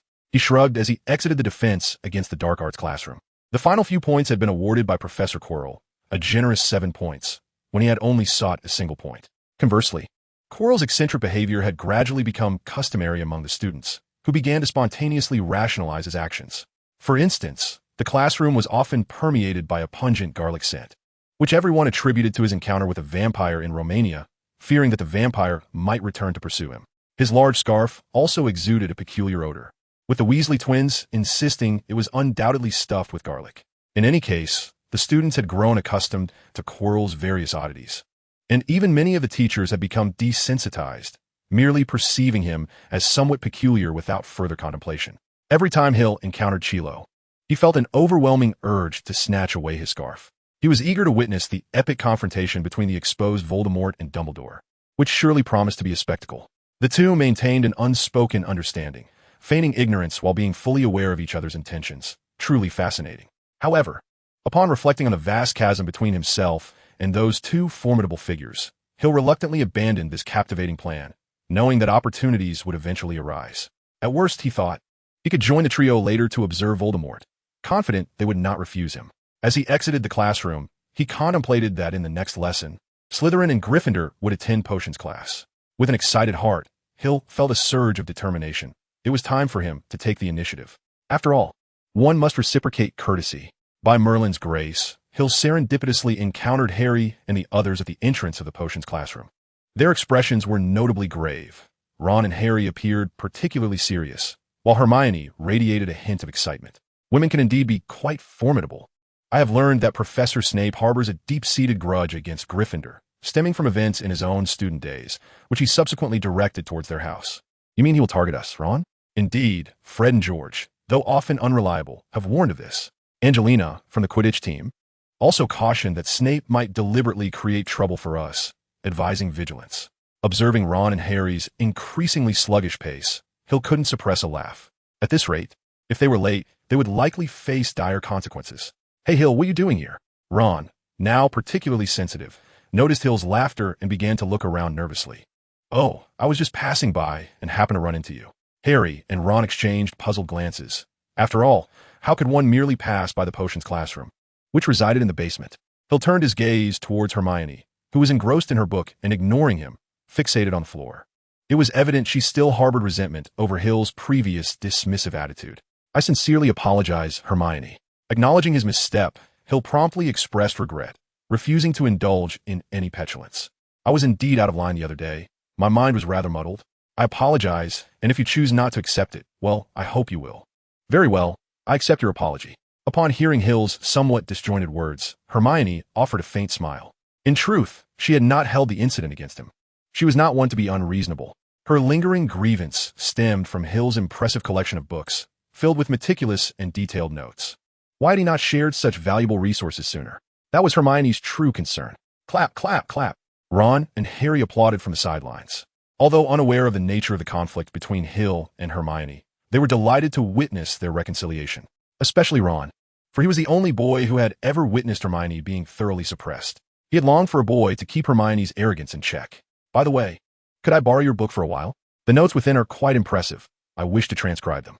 "No problem. Feel free to take it. I've memorized everything. And I have others as well. Would you like those?" "Really?" "Absolutely. In that case, I shall bring them to you at dinner tonight." "Sound good. Where did you acquire your book?" "It belonged to my father, and all the notes were his. They are indeed quite useful." As the two engaged in an enthusiastic discussion, Harry could not help but inquire of Ron, "Does your book contain notes? It seems quite valuable." Ron replied with frustration, "Blast it. My brothers have scribbled a myriad of nonsensical doodles in mine. Percy might have taken notes, but he would never lend it to me. If only he possessed a book filled with notes, how splendid that would be. Homework would be a breeze." After some time, Hill noticed Snape appearing around a corner behind him. He feigned ignorance and began addressing Harry and the others. "Would you like to know about Snape's class procedures?" Harry and Ron, feeling a mix of trepidation, nodded vigorously as they beheld Snape approaching them. His opening line was, "I may not teach in a conventional manner, but it suffices." Hill observed the expressions on Harry and Ron's faces, noting their furtive glances towards him. However, he pretended not to notice and continued, "You are here to learn the precise science and rigorous craft of potion making." His voice was low and shrouded in mystery. "Since there will be no foolish wand-waving here, many of you will find it hard to believe this is magic. Only a fool would think otherwise." Having delivered a lengthy monologue, Hill noticed Harry and Ron paling. They were eager to abandon him and enter the classroom, yet he blocked their way. Hill silently counted, 54,321. "I still maintain my stance." "Fox," came a dark, chilling voice. "If you insist on foolishly challenging my authority, I am more than willing to engage." Ravenclaw loses 3 points. This was entirely expected. Such matters typically resulted in a deduction of 2 or 3 points, and the 6 points gained earlier had found their purpose. Hill feigned surprise, turning around to gaze at Snape, who had suddenly materialized behind him, resembling a frightened rabbit ready to bolt. Snape was evidently pleased with the scene before him. The once arrogant and brazen Hill was now intimidated, clearly terrified at the sight of him. Snape contemplated whether to deduct a few more points from Hill, deepening his fear of him. "Harry, I shall see you at dinner tonight," Hill exclaimed, hastily retreating, appearing genuinely fearful of Snape. Of course, had he not uttered that remark, Snape would have likely been quite pleased. I just remembered. Just moments ago, Professor Chilo awarded me 7 points, leaving me with an excess of 6 points to deduct." With a buoyant spirit, Hill trotted along, undoubtedly envisioning the splendid expression on Snape's face. Perhaps he would unleash his fury upon Harry and his companions. Yet, even if this incident had not occurred, would Snape shower them with treats? Perhaps only Merlin knows. In Chapter 21, the duel incident, after having thoroughly bested Snape, Hill found himself facing the wrathful retaliation of the potions master. In the ensuing week, Hill's potions class suffered a deduction of 10 points, and the tale of his clash with Snape began to circulate. Some deemed it gratifying, a welcome relief for those who had long harbored grievances against Snape. Conversely, others considered it foolish. How could a student ever prevail against a teacher? A small faction, however, regarded the ongoing turmoil with concern, recognizing that such discord could lead to unfavorable consequences. During this tumultuous period, Draco sought out Hill, urging him to let matters rest, assuring him that he would find a way to handle Snape. One cannot deny that being caught between Snape and Hill must have been a trying ordeal for Draco. Hill acknowledged Draco's goodwill with a subtle nod, hinting that the rift between him and Snape was not merely a generational conflict, but rather a continuation of animosities from the previous generation. Disheartened, Draco departed. Entangled in the legacies of their forebears, he found himself powerless to intervene. Although Snape and his father Lucius were merely classmates, their bond, albeit strong, could not resolve the discord between Hill and Snape, leaving Draco to observe helplessly. The trio of Harry, Ron, and Hermione, having endured a harsh reprimand in potions class as a result of Hill's betrayal, were filled with resentment towards him. However, after Hill assisted them in garnering a few points, their demeanor softened. In summary, this period unfolded with relative tranquility, aside from the minor skirmishes with Snape. No particularly intriguing events transpired. Yet, soon enough, excitement was on the horizon, as it appeared that the first year of flying lessons were about to commence. Hill and his peers were scheduled for flying class on Wednesday afternoon at 3:30, alongside Hufflepuff, while Harry and his group would attend their lesson the following day with Slytherin. Chronologically, Hill would not have the opportunity to observe, as he was due for Charms class on Thursday afternoon. Nonetheless, Hill was particularly intrigued by the impending duel between Harry and Draco, as well as the subsequent encounter with the three-headed dog. To be frank, Hill felt quite reluctant to venture alone to the three-headed dog. Heaven knows what might transpire. With Dumbledore watching over Harry, it was likely that the creature recognized him, thus refraining from inflicting mortal harm. Should an attack occur, Dumbledore would surely arrive post-haste. After all, Harry was the chosen savior selected by Dumbledore. It would be far too easy for him to meet his demise. This time, buoyed by Harry's fortune, Hill resolved to take a chance, as he held a keen interest in a legendary philosopher's stone, said to grant immortality and the transmutation of base metals into gold. Regrettably, he currently lacked the means to communicate with Bach. Otherwise, he would have inquired about the nature of the philosopher's stone and whether it truly possessed the power of eternal life. On Wednesday afternoon, Hill attended his first flying lesson, which offered little of interest. Madame Hooch merely acquainted them with their brooms and encouraged them to attempt flight, restricting them to a height of no more than 10 feet. Bored while perched on his broom, Hill watched the excited expressions of his fellow students and couldn't help but sigh. He had mastered this type of broom long ago at the age of 9, even purchasing a Firebolt 2000 for himself and secretly bringing it to school. Thus, this rudimentary flying lesson held no significance for him whatsoever. His dormitory companions, such as Terry, were thoroughly enjoying themselves, likely having been severely restricted by their parents at home, deprived of the opportunity to ride flying brooms.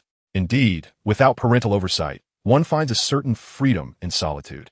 Riding the broom was somewhat uncomfortable, particularly with the school's antiquated model, which wobbled and lacked stability, proving to be rather bothersome. Feeling discontent, Hill dismounted and found a clear patch of ground to sit upon. After all, it was free time, and taking a break posed no issue. Madame Hooch had witnessed Hill's adept handling of the broom and would likely have no objections. This flying lesson did not witness any students soaring to great heights only to plummet back to earth, a rare occurrence akin to that of Neville. At the very least, the students from Hufflepuff and Ravenclaw displayed commendable composure, preventing such incidents. "What's the matter, Hill?" Upon seeing Hill casually set down his broom and rest beneath a tree, Lily followed suit and sat beside him. Recently, her interactions with Albert had become rather distant, their relationship settling into a state of monotony. "There's no point in flying if one cannot enjoy it. I might as well not fly at all, considering I already know how to use a broom," Hill remarked, observing the exuberant first years with a faint, bitter smile. It all felt rather tedious. "You taught yourself?" Lily expressed surprise, perceiving Hill as a veritable polymath, knowledgeable in all matters. "With nothing else to do, I self-studied," he replied. Lily paused, curiosity flickering in her eyes. "What was your childhood like?" she asked, cautiously probing. "Forgive my boldness, but did you ever feel lonely?" After a moment's hesitation, she inquired, concerned that her question might upset him. "Loneliness? Perhaps I experienced it once, but akin to sorrow. Such unwelcome feelings have long been cast aside," he responded. "Cast aside?" "Indeed, cast away to a place I can no longer recall. Are you having your last meal, Potter? When do you return to the Muggle world by train? Now that you are back on solid ground, you are emboldened by the company of your little friends. I'm always willing to duel you alone. Should it please you, tonight would be most suitable. A wizard's duel. Wands only, no contact. What say you? I presume you have not yet heard of wizard dueling?" "Of course I've heard of it. I am his assistant. Who is yours?" As Draco approached Harry, a smirk played on Hill's lips. It seemed the spectacle was about to commence, and to refrain from intervening would be a disservice to his long wait. Pretending to pass by, Hill drew closer to Harry and Draco, feigning surprise as he exclaimed, "Are you two about to duel? How splendid! Shut up! Lower your voice." Draco and Harry simultaneously admonished Hill, their voices resonating loudly enough to catch the attention of several professors at the staff table, compelling them to feign casual conversation. Once the teacher's focus shifted away, Draco and Harry exhaled in relief. Should the professors discover their plans, it would spell trouble. "Are you truly going to duel?" Hill asked incredulously, excitement glimmering in his eyes. This was not mere pretense. After all, the opportunity to come into close contact with a three-headed dog would greatly aid him in his quest for the Philosopher's Stone. "Keep it down. We nearly got caught by the professors," Draco replied, exasperation evident as he observed Hill's enthusiasm. Suddenly, he feared his plan might unravel. Indeed, Hill nodded eagerly. "So you really are going to duel? Against Harry, no less? Have you arranged for a referee?" A sense of foreboding flashed through Draco's mind, prompting him to quickly respond. "No need for a referee, absolutely not." "Are you certain?" "I'm most certainly certain." "Potter, you agree, don't you?" Draco cast several significant glances at Harry, understanding the implication. Harry, too, had his reservations. If this escapade were to be discovered, the participants could very well face expulsion, and he had no desire to implicate Hill. "Apologies, Hill, but we genuinely do not require a referee." Hill nodded, then inquired, "What about an audience?" Draco and Harry exchanged incredulous looks. "What do you think this is, a circus? If we get caught, the punishment will be severe. This is my first time witnessing a duel. Don't say I can't participate. I merely wish to observe," Hill insisted. He had anticipated Draco's attempt to deter him, so he resorted to intimidation. "If I cannot attend, I shall be quite displeased. What if I inadvertently mention it?" "Very well, you may come, but do not tell anyone else." Harry had no choice but to acquiesce to Hill's request. What other option was there? Would he truly allow Hill to inform the professors? Draco hesitated momentarily, but nodded in agreement. He and Harry had arranged to meet in the trophy room afterward, accompanied by two followers. Watching Draco depart, Harry hesitated before advising Hill, "You shouldn't involve yourself in this. If the professors discover it, the consequences will be dire. We could all be expelled." Ron, however, remained indifferent. They had already made the arrangement, and withdrawing now would invite ridicule from others. It was better to press on with determination. "Relax, there are only a few possible outcomes. Either we go undetected, we are caught on the spot, or we are discovered but manage to escape. The odds are in our favor, with a success rate of at least 2/3. Hill waved his hand dismissively, jesting that he would be a fool to refuse. 2/3 was already low enough, if caught on the spot. For him, a 50% chance was worth the gamble. Hill wore a confident expression. He had meticulously planned for the night, memorizing the route and feeling no pressure even in darkness. "However, I believe you should contemplate how to defeat Draco. That is of utmost importance." "Well then, I shall take my leave. See you tonight." With the preliminary preparations complete, Hill had no intention of lingering. Too many people made for too large a target. "I have an ominous premonition, Ron." In response to Harry's sentiment, Ron merely nodded, sharing a sense of foreboding that something dreadful might transpire that evening. After parting ways with Harry and the others, Hill exited the hall, intending to return to his dormitory for a brief rest. Just as he left the hall, he encountered Draco, who appeared to have been waiting specifically for him. "Ah, Draco, not heading back to rest. Tonight is your duel with Harry. You wouldn't want to lose to him, would you?" Hill's face bore no trace of surprise. In fact, everything unfolded precisely as he had anticipated. "You really shouldn't come tonight, Hill. Seriously don't. Is that so? Allow me to take a guess." Observing Draco's discomfort, Hill felt a warmth in his heart, relieved that Draco did not intend to drag him into the fray. "Are you planning to set a trap for Harry and the others? You want to be participating in the duel, will you?" Draco remained silent, tacitly acknowledging the insinuation. "Perhaps you've already prepared to inform a teacher to be present at the prize display room.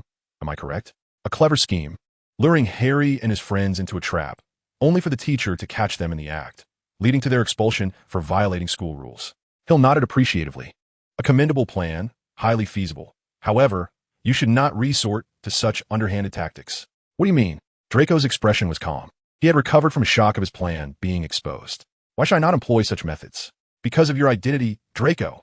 Remember, you are a Slytherin. And what of being a Slytherin? Is not achieving our goals by any means necessary what we strive for?" Observing Draco's agitation, Hill placed a hand on his shoulder to calm him. "Before being a Slytherin, you are first and foremost a noble. What, in your opinion, defines nobility?" Draco hesitated.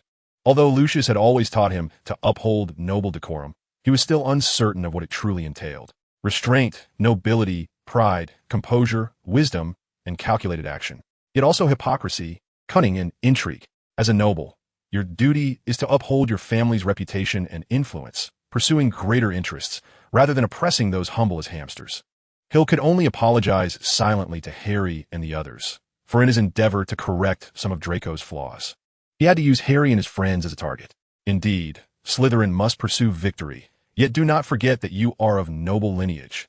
Pride and fearlessness are the very essence of nobility. Even with a sword at your throat, you possess no right to falter. To evade a duel? Hill chuckled softly, gazing at Draco with a look of sympathy. If you were to reach adulthood, such a revelation could obliterate everything you hold dear. Even a child's jest could cost you your inheritance, should the Malfoy family not have another heir. Your actions are nothing but a disgrace to both the Malfoy lineage and Slytherin. Perhaps Hill's words were a bit too harsh, considering he was merely an 11-year-old child, spoiled by his family and indoctrinated with various parental ideologies, yet he had never truly contemplated their significance. Hill's remarks might assist him in grasping some truths. Hill turned, paused for a moment, and then said, "I hope to see you tonight. Otherwise, I shall be sorely disappointed." Without awaiting Draco's response, Hill departed, leaving Draco in contemplation. As for the outcome, he would hopefully make the right choice. Should he fail to see this through, their relationship would forever be confined to mere nominal cousins. Chapter 22. The Midnight Stroll. It was already midnight when Harry, Ron, Hermione, and Neville cautiously traversed the corridor, striving to remain silent. Their destination was the trophy room on the 3rd floor. Ron and Harry were there for an appointment, while Hermione aimed to persuade them, inadvertently stepping outside, resulting in the door closing behind her. Neville had forgotten the password and remained outside until midnight. Although he eventually learned the password, the door had already shut, and fearing solitude, he chose to accompany Harry and the others. The crystal display cases glimmered in the moonlight.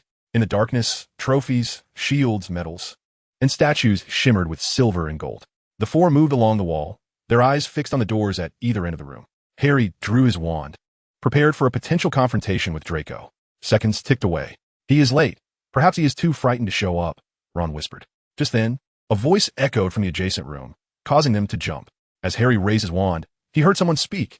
"Not Malfoy. Sniff around, my dear. They may be hiding in some corner." That voice was familiar to Harry and the others. It was Filch conversing with Mrs. Norris. "Hey, Harry, over here." A very low voice beckoned them, and a hand emerged from the shadows, waving. Without hesitation, they followed the sound, for it was Hill's voice. Behind a large shelf in the darkness, Hill and Draco crouched in a corner, appearing to have been there for some time. "What is going on? Why is Filch here?" Harry and the others squeezed in, whispering their questions. It was indeed a most fortuitous arrival of Filch. Hill shrugged his shoulders, expressing his exasperation as he remarked, "I have no idea.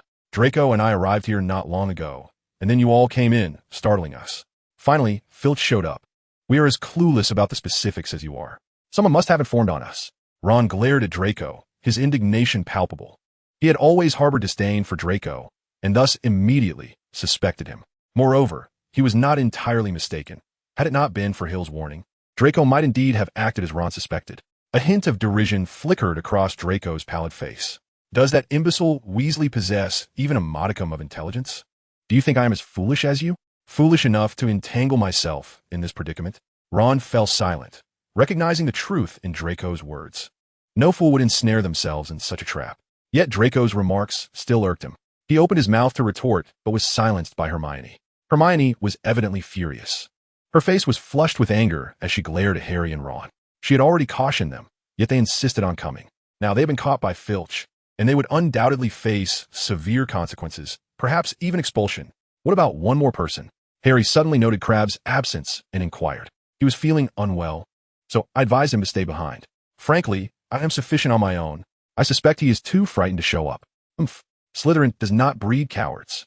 Just as Draco and the others began to bicker softly, Neville, who had remained silent until then, suddenly spoke up. His voice trembled, revealing his intense nervousness. "Have you noticed something?" "What is it?" Filch's footsteps have ceased. "What?" Hill sprang to his feet. Crouching low as he stealthily advanced along a corridor lined with suits of armor, with Harry and the others trailing behind, Neville bringing up the rear. Before long, they heard Filch's voice once more. "They must be somewhere around here," he muttered under his breath, likely having caught on to their presence. The sound emanated from the very spot where they had previously lingered, indicating that Filch had learned many tactics for outsmarting students through his experiences. The quiet approach he had just employed was undoubtedly a skill honed over time. "We should leave this place," Hill whispered, and Harry and the others nodded in agreement. 54,321. As they moved, Hill silently counted in his mind. By the time he reached the end of his count, a deafening crash resounded throughout the trophy room. Neville stumbled, colliding into Ron, and both fell against a suit of armor. The resulting clamor was enough to awaken the entire castle. At this point, no further words were necessary. Hill took the lead, guiding them out of the trophy room and all the way to a classroom near the charms lesson before finally coming to a halt. Hill surveyed the surroundings, relieved that he had memorized the route. Not far ahead lay the forbidden area spoken of by Dumbledore at the beginning of the term. Soon, they would encounter Peeves, and inevitably, they would be thrust into that chamber, ultimately facing the three-headed dog, Fluffy. "I think we've lost him," Harry gasped, leaning against the frigid wall, wiping the sweat from his brow. Neville hunched over, breathless and frantic, panting heavily. "I told you so," Hermione exclaimed, clutching the fabric of her shirt at the chest. "I warned you. We must return to Gryffindor Tower," Ron urged, "the sooner the better. We can discuss our duel later." Draco, recognizing the inopportune moment, agreed that they should retreat first. But can we even escape? Just as they had taken about 10 steps, the doorknob of a nearby classroom rattled ominously, and something burst forth from within. It was Peeves. Upon spotting them, he let out a gleeful, high-pitched shriek. Faced with Peeves' unpredictable antics, Harry and his companions had no choice but to flee once more. Peeves' commotion had already attracted Filch. They ducked beneath Peeves and ran for their lives, only to crash into a locked door at the end of the corridor. "We're done for," Ron whimpered, as Harry and Draco desperately pushed against the door, hoping to force it open, but to no avail. It remained firmly locked. "We're doomed. We're at death's door." They heard footsteps approaching. Filch was hastening toward the sound of Peeves. "Fear not. I am here. We shall be fine," Seamus declared, smiling as he brandished his wand with an air of confidence. Alohomora. With a click, the lock released, and the door swung open. They hurried inside, quickly shutting the door behind them and pressing their ears against it to listen. Outside, Filch and Peeves were engaged in fruitless negotiations before the former stormed off in frustration. "He thought this door was locked," Harry whispered. "I think we're in the clear." "Step away, Neville." Neville had been tugging at the sleeve of Harry's robe. "What's wrong?" "I think you need to see this, Harry," Seamus called, his voice brimming with excitement and awe. "You've never seen anything like it." Harry turned, and then he saw it, vividly and unmistakably. For a moment, he believed he had stepped into a nightmare. After all that had transpired, this was simply too much. They were not in a room as he had presumed. They stood in a corridor, the forbidden corridor on the 4th floor, and now they understood why entry was prohibited. Before them loomed the eyes of a monstrous dog, one so large it filled the entire space from ceiling to floor. It had 3 heads, 3 pairs of menacing, swirling eyes, 3 noses quivering in their direction, and 3 drooling mouths, saliva dripping like viscous strings from its yellowed fangs. This was Fluffy, the 3-headed dog, the first guardian of the Philosopher's Stone. Though the formidable creature, Fluffy, appeared fearsome enough to terrify many a child, Hill sensed that the 3-headed dog bore no intent to harm the students before it. It was a simple truth. Would Dumbledore allow a creature capable of injuring his students to roam Hogwarts? One might recall the scene with the Dementors, where Dumbledore acted decisively against the invading dark beings. However, despite the absence of malice, Fluffy could easily injure a few students, which was precisely why Hill had accompanied Harry. After all, being chosen by Dumbledore, it was unlikely that the 3-headed dog would show him any disrespect. Hill was curious to test whether this creature would indeed fall asleep upon hearing music, yet given the crowd around him, he found little opportunity for such an experiment. Nevertheless, he could attempt other forms of experimentation. As Harry reached for the door handle, Hill discreetly flicked his wand, causing the door to remain obstinately shut. Even in the face of Hermione's incantation, Alohomora, how could this be? He had clearly cast a spell. Hill smiled faintly. He had sprinkled a potion on the lock, one that was exceedingly sensitive to temperature. If the temperature dropped below a certain point, it would solidify, effectively sealing the door, rendering any spell futile. Of course, with a slight increase in temperature, the potion would soften, and the door would easily yield. Realizing their predicament, Harry and his companions closed their eyes, resigning themselves to their fate. Hill produced a small gray pouch and gave it a gentle shake, resulting in a sizable piece of meat appearing on the ground. An initial attempt to entice the dog. After all, what dog could resist a meaty bone? Fluffy, despite its 3 heads, was no exception. One head seized the bone, while the other 2 remained fixed on Hill and the others, suggesting that even with more bones, at least one head would remain vigilant. In mere moments, Fluffy devoured the bone, licking its lips as if yearning for more. Its gaze exuded disdain, as if challenging them to employ any tricks they might have up their sleeves. Hill had anticipated this reaction. This was no ordinary bone. It seems that peace may not suffice, Hill mused, observing Neville's trepidation as the three-headed dog, having consumed the bone. Move closer. Its head's now just a few feet from Hill and his friends. Fear not, I have enhanced that bone with a special ingredient. I am merely uncertain of its efficacy. Hill watched eagerly as Fluffy approached, the bone infused with a unique potion, one of which only a single vial existed in the Phoenix family cellar, reputed for its potent anesthetic properties, though its true effectiveness remained to be seen. Gradually, Harry and his friends began to perceive that this three-headed dog bore no intention of causing them harm, prompting them to cautiously open their eyes and regard Fluffy with newfound curiosity. Suddenly, Hill's eyes flickered as he noticed the three-headed dog, Fluffy, blink several times. Then, it opened its large mouth and let out a heavy yawn before lying down on the ground, closing its eyes, seemingly falling into a deep slumber. Surely, it couldn't be that simple, Hill muttered to himself. Despite his confidence in the potion, he found it hard to believe that such a formidable creature could be subdued so easily. What is that? Hermione seemed to have noticed something, her face etched with perplexity. It looks like a trapdoor, Draco added, his gaze fixed intently on one of Fluffy's paws, where a trapdoor-like object was located. Hill drew out his wand, inhaling deeply as he slowly approached the creature's paw. With a determined shove, he pushed aside the paw, revealing the full extent of the trapdoor. Hey, Hill, what are you doing? Come back, Hermione exclaimed, astonished that Hill had ventured so close to Fluffy, even moving one of its paws aside. It's all right. This silly dog is fast asleep. Hill waved dismissively, feigning nonchalance, though his heart was brimming with caution. Aren't you curious about what this fearsome beast is guarding? Yet it's too dangerous. You should come back. Hermione urged again. Just a moment. Once I open this door, we'll take a quick look and leave. Eventually, Harry and the others acquiesced, driven by their curiosity, especially since Fluffy appeared to be in a deep slumber. Taking a deep breath, even though he was aware of what lay beneath, Hill felt a twinge of anxiety, along with a thrill of excitement. He reached for the handle of the trapdoor, pulling it forcefully, and it swung open. At that very instant, Harry and the others noticed Fluffy's 6 eyes snapping wide open. Hill, it's awake. Before he could even glimpse what was beneath the trapdoor, Hill heard Harry's frantic calls. Cursing under his breath, he thought, how unfortunate. Without a moment to spare, he instinctively waved his wand, producing a dazzling flash of light. Hill had long discovered that his wand amplified certain spells remarkably well, and the flash was one of them.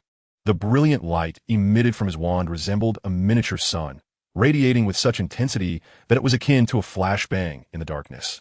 Close your eyes. Hearing Hill's command, Harry and the others shut their eyes, only to find the world before them suddenly engulfed in blinding white. Indeed, even with their eyes closed, they could still feel the overwhelming brightness. Roar! Unprepared, Fluffy was caught off guard, yelping in distress and shaking uneasily, clearly disoriented by the sudden blindness.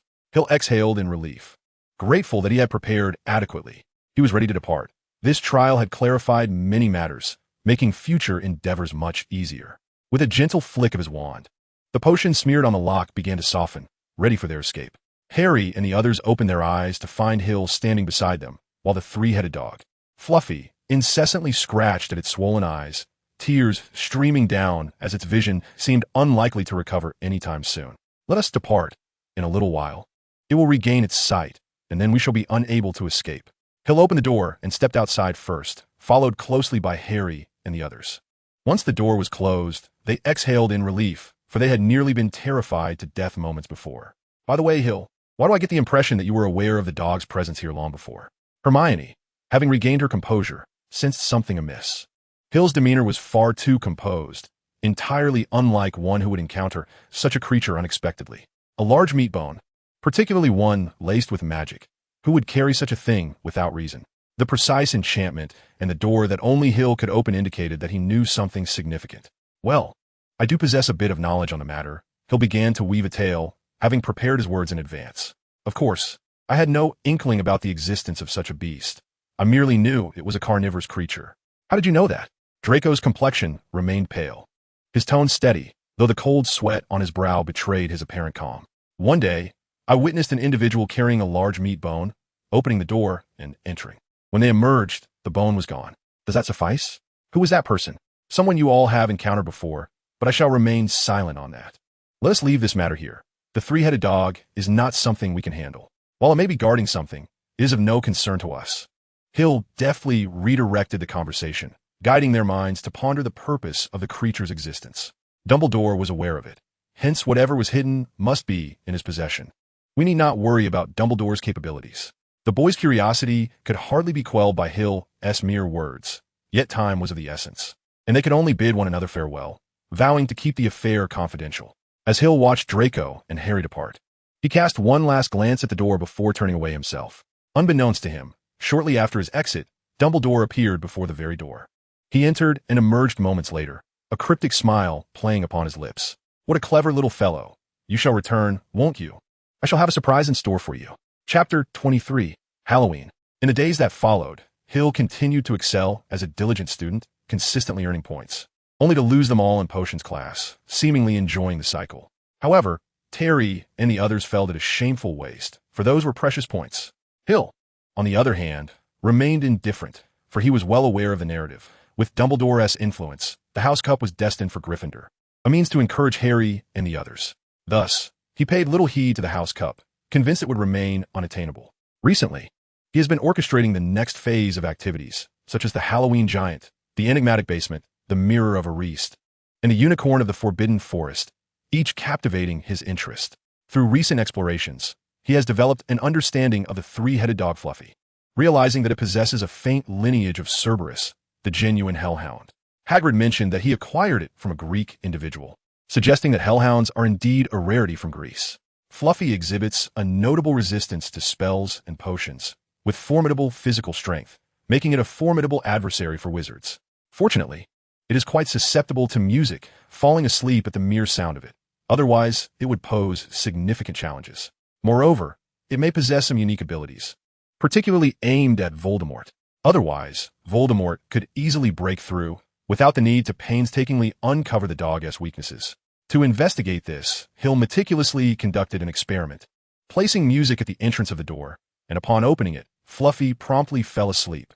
Thus, Hill successfully overcame the first obstacle, the three-headed dog. It is worth noting that all subsequent challenges were devised by the professors. The dog was Hagrid's, the devil snare was from Herbology Professor Sprout. The flying keys were from Charms Professor Flitwick. The wizard chess was orchestrated by Transfiguration Professor McGonagall. The troll was from Defense against the Dark Arts Professor Quirrell. And the final potion test was overseen by Potions Master Snape. Among these individuals, aside from Hagrid, who claims to be Dumbledore's most trusted ally, the others are primarily heads of the four houses, their loyalty unquestionable.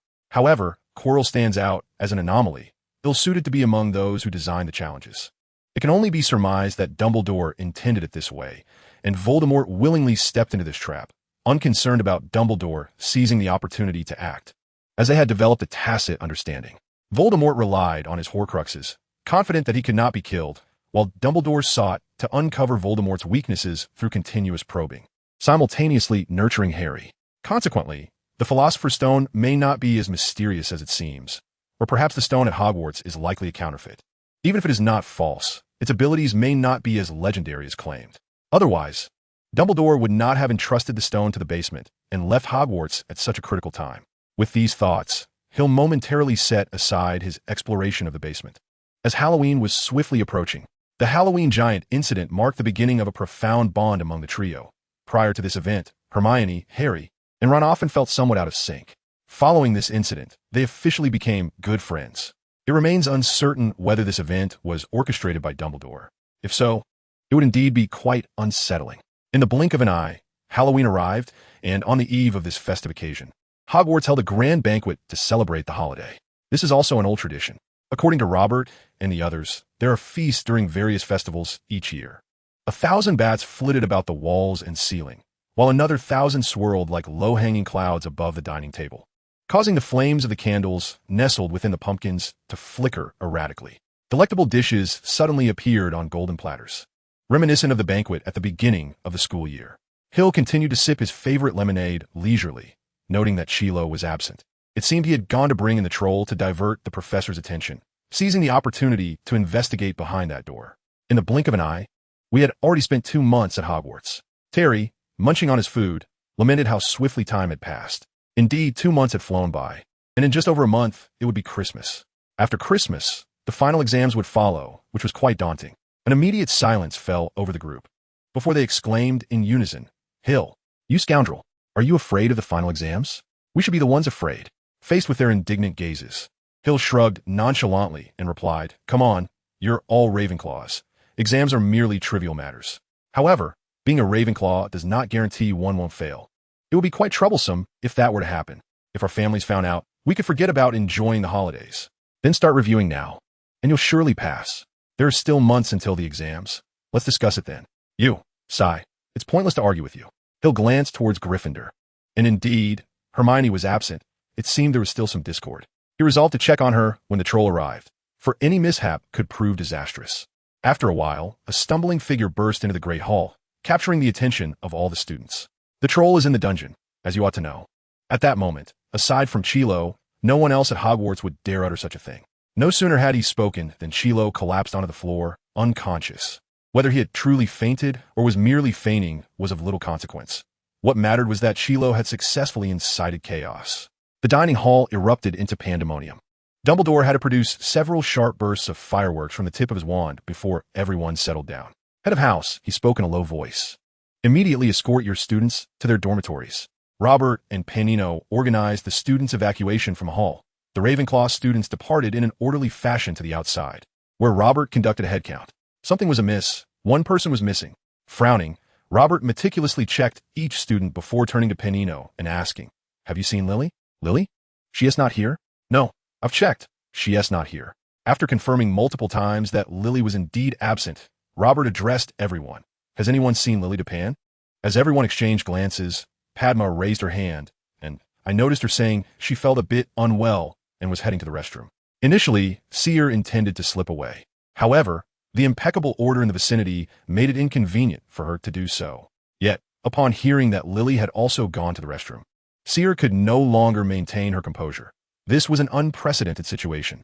"Ahem, I too feel unwell. I shall visit the restroom." With that, Seer darted from the throng of Ravenclaw students and vanished into the chaotic stream of people ahead. "Blast it!" Robert exclaimed, stamping his foot. After a moment's hesitation, he addressed Panino. "Take the students back. I will inform Dumbledore of the situation."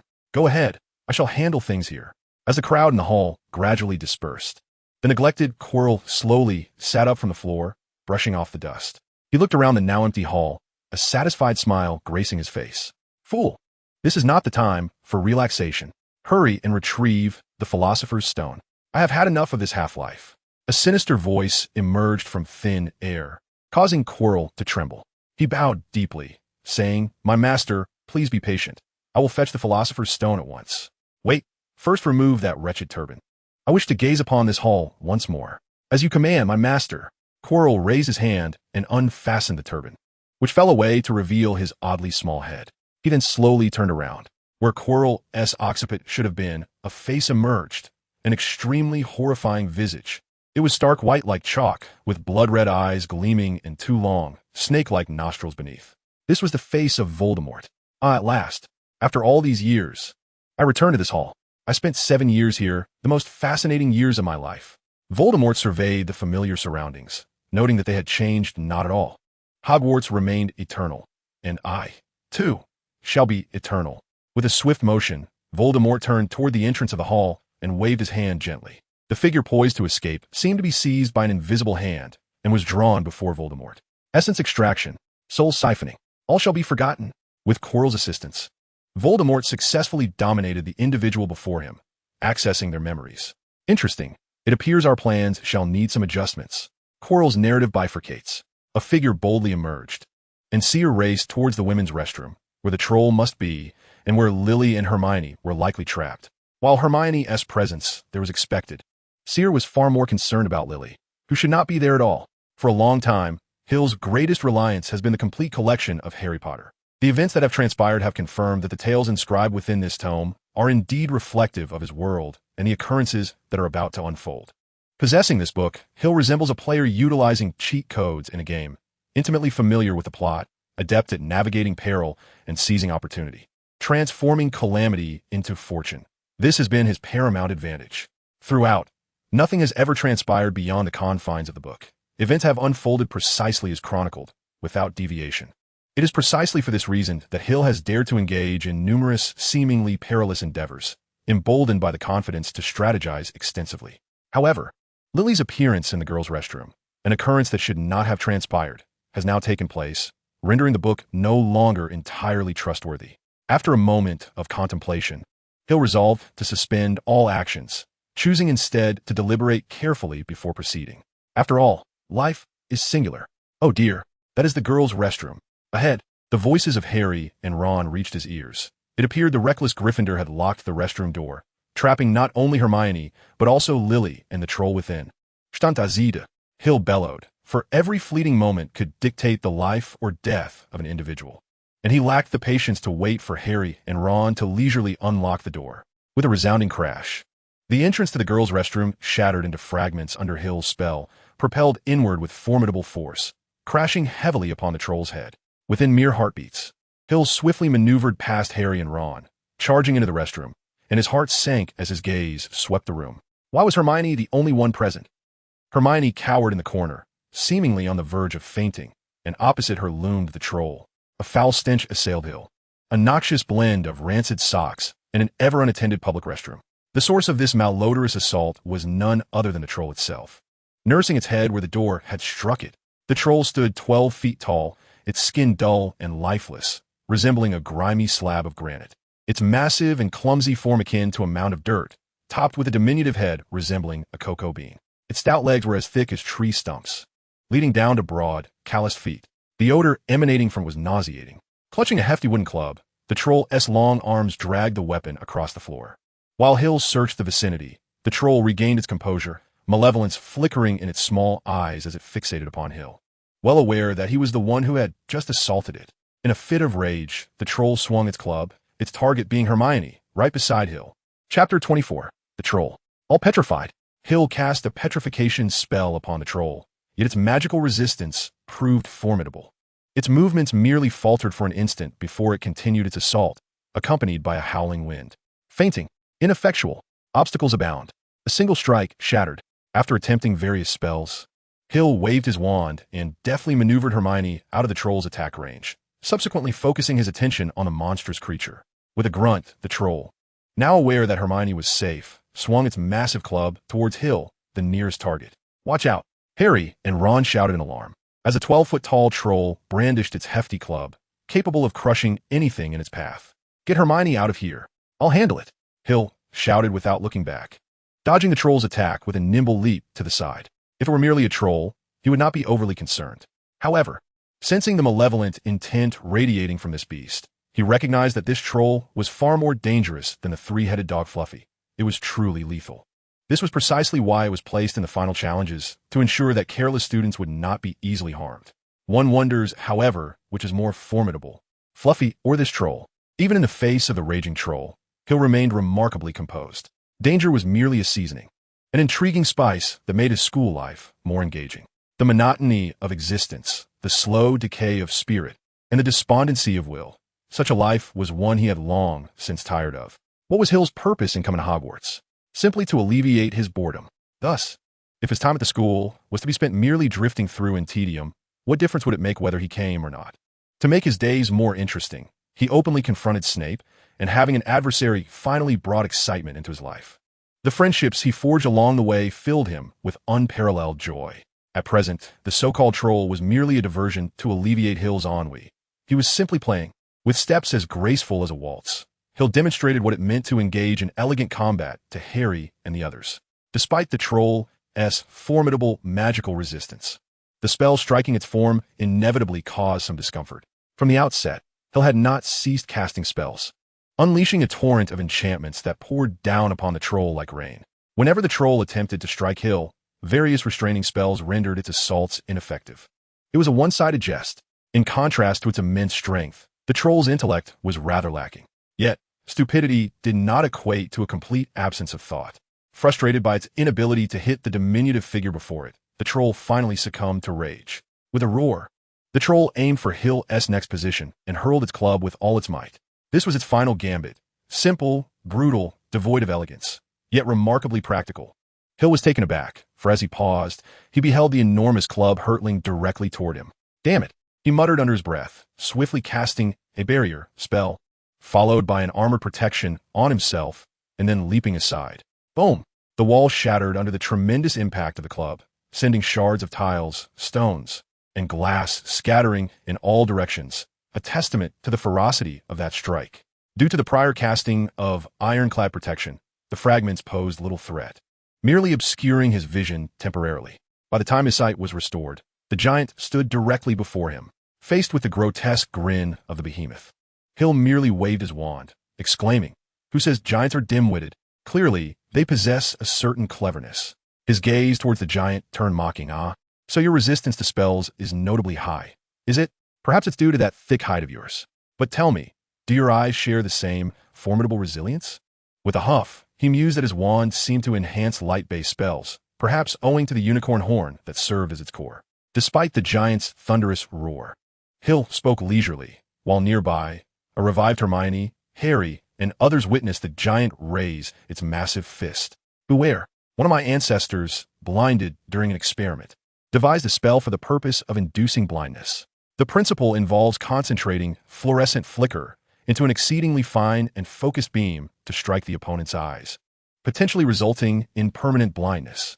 You are fortunate to be my first experimental subject. Brace yourself for Aurora."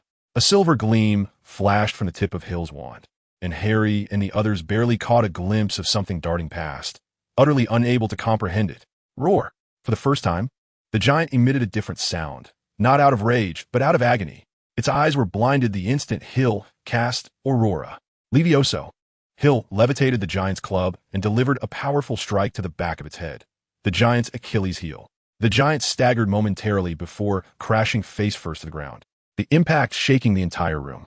Dust swirled about as Hill coughed a few times and stepped away from the chaos to join Hermione and the others. With a fresh appearance, Hill nodded at his now clean clothes, though a lingering stench from the giant remained. A shower upon returning would suffice. You defeated the giant," Ron exclaimed, his mouth agape, his stuttering betraying his astonishment. It was indeed remarkable for an 11-year-old first-year student to nonchalantly vanquish a giant. Had Ron not witnessed it with his own eyes, he would have found it utterly unbelievable. "That was far too dangerous, do you realize? We should have waited for the professors to handle it." "Do you honestly think you could have held out until the professors arrived, Hermione?" Hill replied with a look of exasperation, knowing full well Hermione would now launch into her lecture on the merits of good student behavior. Unfortunately for Hill, outside of his studies, he was unequivocally a wayward student, and his diligent efforts in learning were aimed at one day utilizing that knowledge for less than noble deeds. Hermione faltered. Had it not been for Hill, she might have been reduced to a mere puddle of flesh. What right did she have to admonish others? "You ought to sincerely thank Harry and the others, for they have come here expressly for you." Hill's words caused Harry and Ron's faces to flush crimson. After all, they had locked the troll along with Hermione, and from that point on, the matter was no longer their concern. Naturally, they would not be foolish enough to disclose this incident, would they? Indeed, Hermione's gaze softened, shedding her previously domineering demeanor, and she earnestly expressed her gratitude to Harry and Ron. "Thank you." Their faces reddened even further. Subsequently, Hermione turned her attention to Hill, her eyes shimmering with complexity. "Why have you come here? It is perilous. Do you not realize this?" "Well, I am aware of the danger, but I have compelling reasons to be here." "What reasons?" Hermione's eyes sparkled with curiosity as she eagerly pressed for more. "Well, you see, the situation is like this." Suddenly, a loud clattering of footsteps interrupted Hill's explanation. It seemed the professors had finally arrived, and the ensuing events would likely be tedious. Moments later, Professor McGonagall burst into the room, closely followed by Snape, with Quirrell trailing at the end. Quirrell merely cast a glance at the troll before emitting a feeble sob, collapsing onto a toilet seat while clutching his chest tightly. Hill smirked. "Who are you trying to impress?" Snape bent down to examine the troll, while Professor McGonagall regarded the restless youths with a pale expression, her lips drawn tight in displeasure. "What on earth are you playing at?" McGonagall's voice was laced with icy ire. "Consider yourselves fortunate that it did not end in tragedy. Why were you not dutifully remaining in your dormitory?" "Apologies, Professor McGonagall. I came to use the restroom. My stomach is unwell," Hill replied with an innocent expression, seemingly caught up in the situation by mere happenstance. "You went to the girls' restroom?" McGonagall shot Hill a withering glare, Robert had already informed the professors of the circumstances, and although he had mentioned Hill was going to the restroom, what a coincidence that would be. After inspecting the troll, Snape approached McGonagall, darkly stating, "The troll's eyes are blinded. The method suggests it was due to a bright light. Is that so?" McGonagall regarded Harry and the others with suspicion, ultimately fixing her gaze on Hill. "Did you do this, Mr. Fox?" "Indeed, under the circumstances." "Very well. Your honesty is commendable, but you have violated school rules." "Ravenclaw, please do not say that. Professor, they are searching for me." "Miss Granger." Following this, Hermione lied to extricate them from trouble. Perhaps McGonagall was aware of her deception, yet she consciously shielded Hermione, reminiscent of her own childhood. This pattern persisted in many subsequent instances as McGonagall consistently indulged Hermione. Hermione lowered her head, and Harry found himself at a loss for words. Hermione was the least likely to breach school regulations, and now, in an effort to save them from trouble, she audaciously claimed she had transgressed. It was almost as if Snape had begun distributing sweets to everyone, utterly unbelievable. "Miss Granger, due to this incident, Gryffindor shall be deducted 5 points, Professor McGonagall declared. I am quite disappointed in you. If you are unscathed, it would be best to return to Gryffindor Tower promptly. The students are enjoying the Halloween feast in their respective houses." Hermione departed. Professor McGonagall turned to Harry, Ron, and Hill. "Well, I must say you are fortunate. Few first-year students can contend with a fully grown troll." Her gaze lingered on Hill for a considerable time. "You two have earned Gryffindor 5 points, and Mr. Fox, although your deception was rather clumsy, it does not diminish your merit. Ravenclaw receives 10 points. Remember, this edition is not a reward for breaking school rules, but a commendation for your bravery and capability." After bidding farewell to several professors, Hill, Harry, and Ron exited the room, preparing to return to their respective common rooms, where their house feasts were still underway. "Did you not see Lily?" "No. We only encountered the troll and Hermione upon our arrival." "Is that so? Then I shall check with Ravenclaw. Perhaps she has already returned." "Were you specifically looking for Lily?" "Not entirely." "Well, never mind. There is nothing more to say. Farewell. Goodbye." TSK. It seems the book was not entirely accurate. One must rely on oneself after all. Arriving at the entrance of the common room, Hill answered the customary question and stepped inside. The room was bustling with activity, everyone indulging in the food provided, quietly discussing various topics. Upon seeing Hill enter, they merely glanced at him before resuming their own conversations. "How'd it go? Are you all right?" Robert offered Hill a glass of lemonade, exclaiming with exasperation, "Please, next time, consult me before you rush off. The matter was rather urgent, and you might not have consented." Hill sipped the lemonade, seemingly indifferent, and replied, "A troll. It ran into the girls' bathroom, and I subdued it. Ravenclaw receives 10 points, and that is the situation." Robert looked astonished. A first-year student defeating a troll was quite remarkable. "However, I do not find Lily. She was not in the bathroom. I am right here." Chapter 25, Voldemort. Hill turned towards the voice, and there was Lily, seated with several girls, seemingly engaged in an amusing conversation, their faces adorned with a faint blush. She had returned long before, shortly after we came back to the common room. Robert, noticing Hill's puzzled expression, explained she went to the girls' bathroom and returned. She learned about the troll incident on her way back here. Hill felt somewhat at a loss. So that was it. She had gone but did not linger there. That was all. Yet, why did it seem that there was something slightly off about Lily's gaze? Hill shook his head. Perhaps it was merely his imagination. When he looked back at Lily, everything appeared normal again. "I shall retire for now. You all continue." After bidding farewell to Robert and the others, Hill returned to his room alone. After attending to his personal hygiene, he lay on the bed, eyes closed, reflecting on the events of recent times. Next would be the Quidditch incident, where Professor Quirrell attempted to harm Harry but was thwarted by Snape, ultimately leading to Hermione's unraveling of the spell. It seemed rather unremarkable, merely following the plot. Yet could it truly be so? In the original narrative, coincidences abound, with Hermione inadvertently disrupting Quirrell's curse. But what if Quirrell had not been interrupted or had delayed his actions?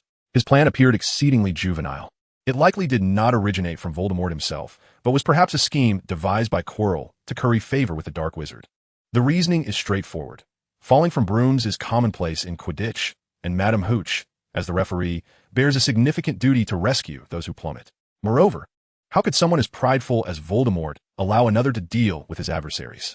At worst, he could simply linger near Quirrell during the match, igniting chaos once it commenced, thereby resolving the matter himself, especially since Voldemort had little faith in this plan. With clarity finally dawned upon him, Hill released the burdens of his mind and drifted into a peaceful slumber. However, some changes remain imperceptible. After Halloween, November officially arrived, bringing with it a chilling cold.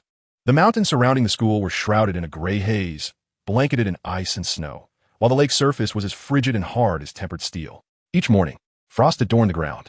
From the window above, one could see Hagrid, swathed in a long coat of mole fur, wearing rabbit fur gloves and enormous beaver fur boots, clearing frost from the broomsticks on the Quidditch pitch. The Quidditch season had finally begun, with the match between Gryffindor and Slytherin only 2 days away, an important contest, as a victory for Gryffindor would elevate their standing in the House Cup to second place. Presently, Slytherin held the first position, followed by Ravenclaw, Gryffindor, and Hufflepuff. For the past 7 years, the rankings had remained relatively stable. The morning began with Professor Sprout's herbology class, held in the greenhouse outside the castle, focusing on the characteristics, uses, and cultivation of various herbs closely linked to potions class. However, Professor Sprout was far more amiable than Snape. After concluding herbology, Hill prepared to return to the castle, having spent his free time in his room engrossed in books of diverse and eclectic content. "Hill, may I accompany you for a stroll?" Lily inquired. "Where to?" Hill asked, noting the rich implication behind her words. After the events of Halloween, particularly following the embellishments from Terry and others regarding his departure that night, the relationship between Lily and Hill seemed to revert to that of the early school term. During this period, Lily frequently sought Hill's company, sharing homework, meals, and basking in the sun by the lake together. In summary, their current state is remarkably akin to that of a couple. It could be said that apart from the thin veil yet to be pierced, they are indeed a couple, an 11-year-old couple. Hill can only smile wryly, contemplating that it is far too early to discuss such matters. Thus, his demeanor remains tepid, neither warm nor cold, as he passively accepts the presence of a girl by his side. Let's venture somewhere thrilling. Lily's face radiates mystery, undeniably accompanied by excitement. At times, Hill genuinely questions the reliability of the Sorting Hat. How could he be surrounded by so many individuals embodying the Gryffindor spirit? Shouldn't Ravenclaw be populated by gentlemen and ladies? Let me think, Snape's office? That would definitely be exhilarating. Lily bursts into laughter at Hill's dry humor, and he joins in, enjoying the pleasant atmosphere. All right, this time we shall venture into the Forbidden Forest. Lily, momentarily serious, playfully strikes Hill, whose face contorts in mock pain. Yet, if his expression were less exaggerated, it might have had a greater effect. The Forbidden Forest? Hill furrows his brow. It is hardly a safe haven, teeming with all manner of creatures, unicorns, giants, centaurs, and a chaotic mix of dragons and serpents. Indeed, they have explored all the intriguing locales nearby, with only the lake's depths and the Forbidden Forest left unexplored, which always feels shrouded in mystery, compelling him to witness it firsthand. Lily's words resonate with her character. She and Hill share a similar restless spirit, both brimming with an adventurous essence. Recently, they have traversed the entire vicinity of Hogwarts, and, aside from the lake and the Forbidden Forest, there are no other places left to explore. All Hogwarts students are warned by Dumbledore upon enrollment to steer clear of the Forbidden Forest, yet countless students sneak in, particularly Gryffindors, who seem to treat it as their backyard. Are we truly going? Can't we choose another place? It doesn't seem enjoyable there, but I find it intriguing. I've heard many speak of it, and it appears that quite a few Gryffindors have ventured there. It must be fascinating. It's truly not enjoyable. Don't heed what they say. The Haven Tea experienced it themselves. Then, have you been? Hill shakes his head. He has read extensively about the Forbidden Forest, yet he has never set foot within. Are you going or not? If you choose not to, I shall go alone. Faced with Lily's ultimatum, Hill can only concede, allowing her to venture alone, though he remains unconvinced. Judging by the timeline, the slaying of unicorns seems to have occurred post-Christmas. The timing is still early, and it should be safe, at least in broad daylight. Voldemort would hardly dare to show himself openly. As for other dangers, Hill is confident in his ability to flee for his life. With lunch still some time away, Hill resolves to accompany Lily to the Forbidden Forest, planning to remain at the periphery and return shortly, deeming this the safest course of action. For reasons unknown, Hill cannot shake the feeling that something is amiss.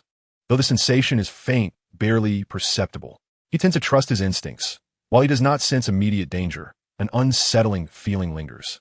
As there was no immediate danger, Hill and Lily ventured into the Forbidden Forest, making a circuit around its periphery. To be candid, Hill felt a twinge of regret, despite it being daytime.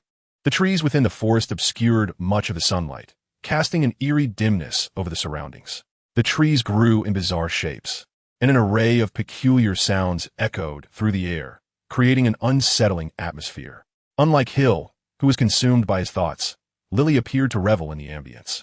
Had it not been for Hill's reminder, she would have already ventured deeper into the woods.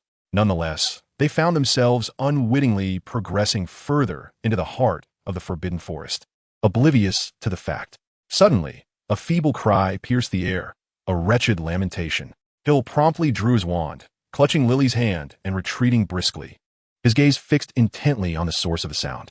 In the next moment, a figure emerged from the shadows of the trees, adorned in a purple scarf, bearing a timid demeanor and an uncanny scent.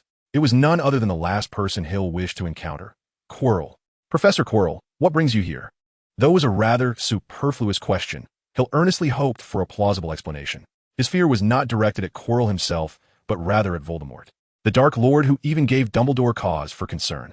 "I merely came to retrieve a small item," Quirrell stammered, his rationale seemingly sound. However, the fingers of his hand dripped with a silvery liquid.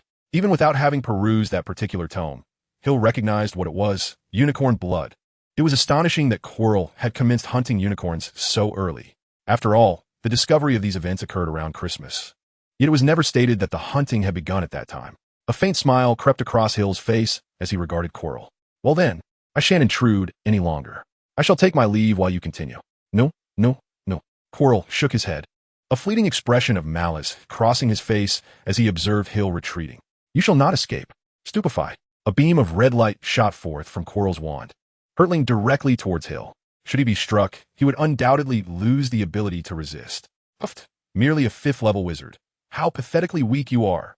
Hill had never witnessed Quirrell in action, and his capabilities remained an enigma.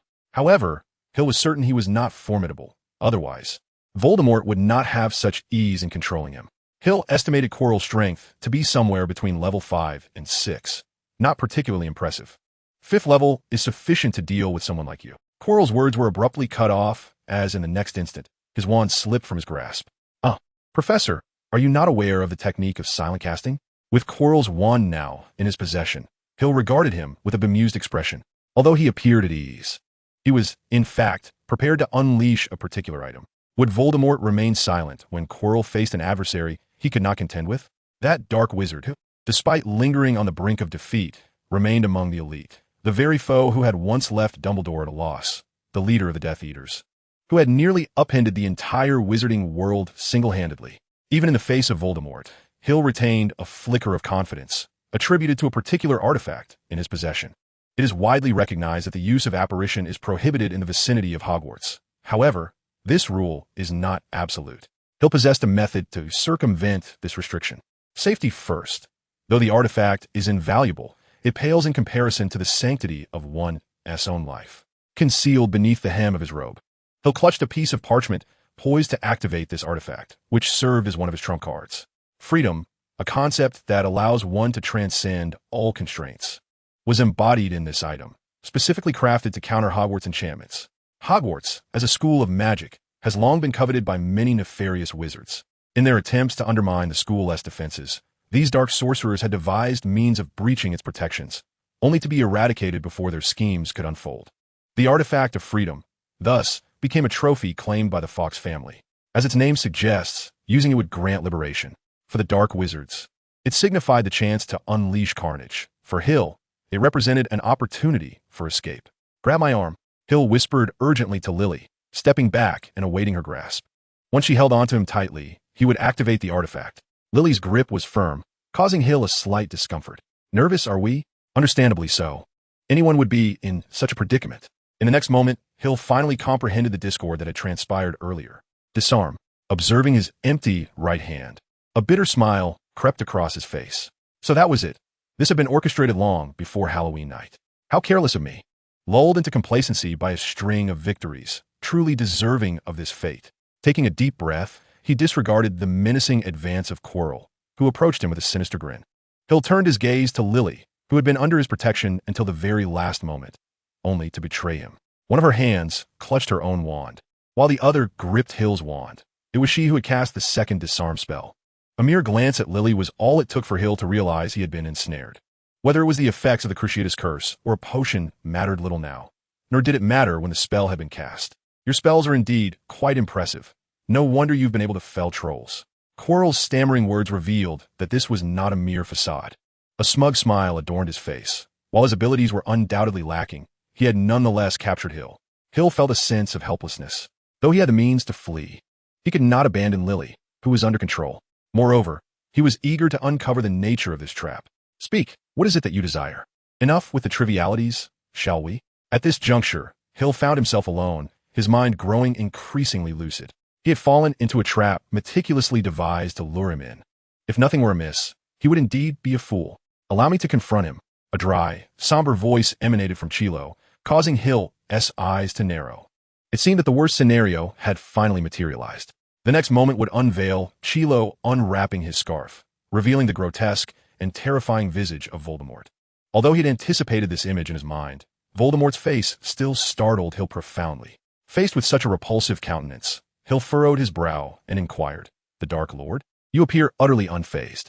Voldemort, displaying remarkable patience, regarded Hill with curiosity. While he had anticipated some measure of the boy's abilities, the boy's calm demeanor astonished him to a degree. Simultaneously, he felt a sense of satisfaction. "Do you believe I am terrified to death?" Hill shrugged, sensing that Voldemort had no intention of taking his life, and thus his composure returned.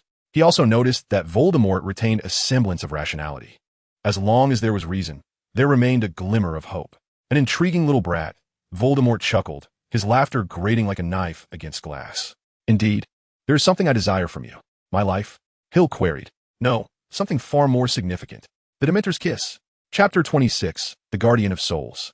Hill watched as Voldemort merely waved his hand, a crimson light shooting forth from his fingertips and embedding itself into Hill's forehead. However, confronted by this not particularly swift incantation, he found himself unable even to evade it. Even a withered camel is larger than a horse. Even in his weakened state, Voldemort could effortlessly handle Hill. The Dementor's Kiss. Voldemort sought Hill's memories. Hidden within Hill's mind were many unspeakable secrets, particularly his greatest secret, or rather, the Fox family's greatest secret, book. Additionally, Hill's recollection of the book Harry Potter resided within his memory. It seemed that Voldemort possessed some knowledge of the Fox family, and he acted decisively against Hill without a shred of hesitation. Before the start of the school year, Hill had planned to begin practicing mental defenses to ward off memory probing. Yet, before he could commence his training, he encountered Voldemort employing the Dementor's Kiss against him. At that moment, Hill's mind became a tumultuous storm. He suddenly felt powerless, sensing a tendril extending into his brain, seizing something within. However, he was too weak to resist and could only stand there dazed. An interesting childhood orphan, living in solitude. Let me glimpse what lies deeper within. The treasure I seek is not here. A satisfied grin spread across Voldemort's face, particularly as he beheld Hill's pallid expression, his furious gaze, and his helpless stillness. The sensation of exerting control over another was truly exhilarating.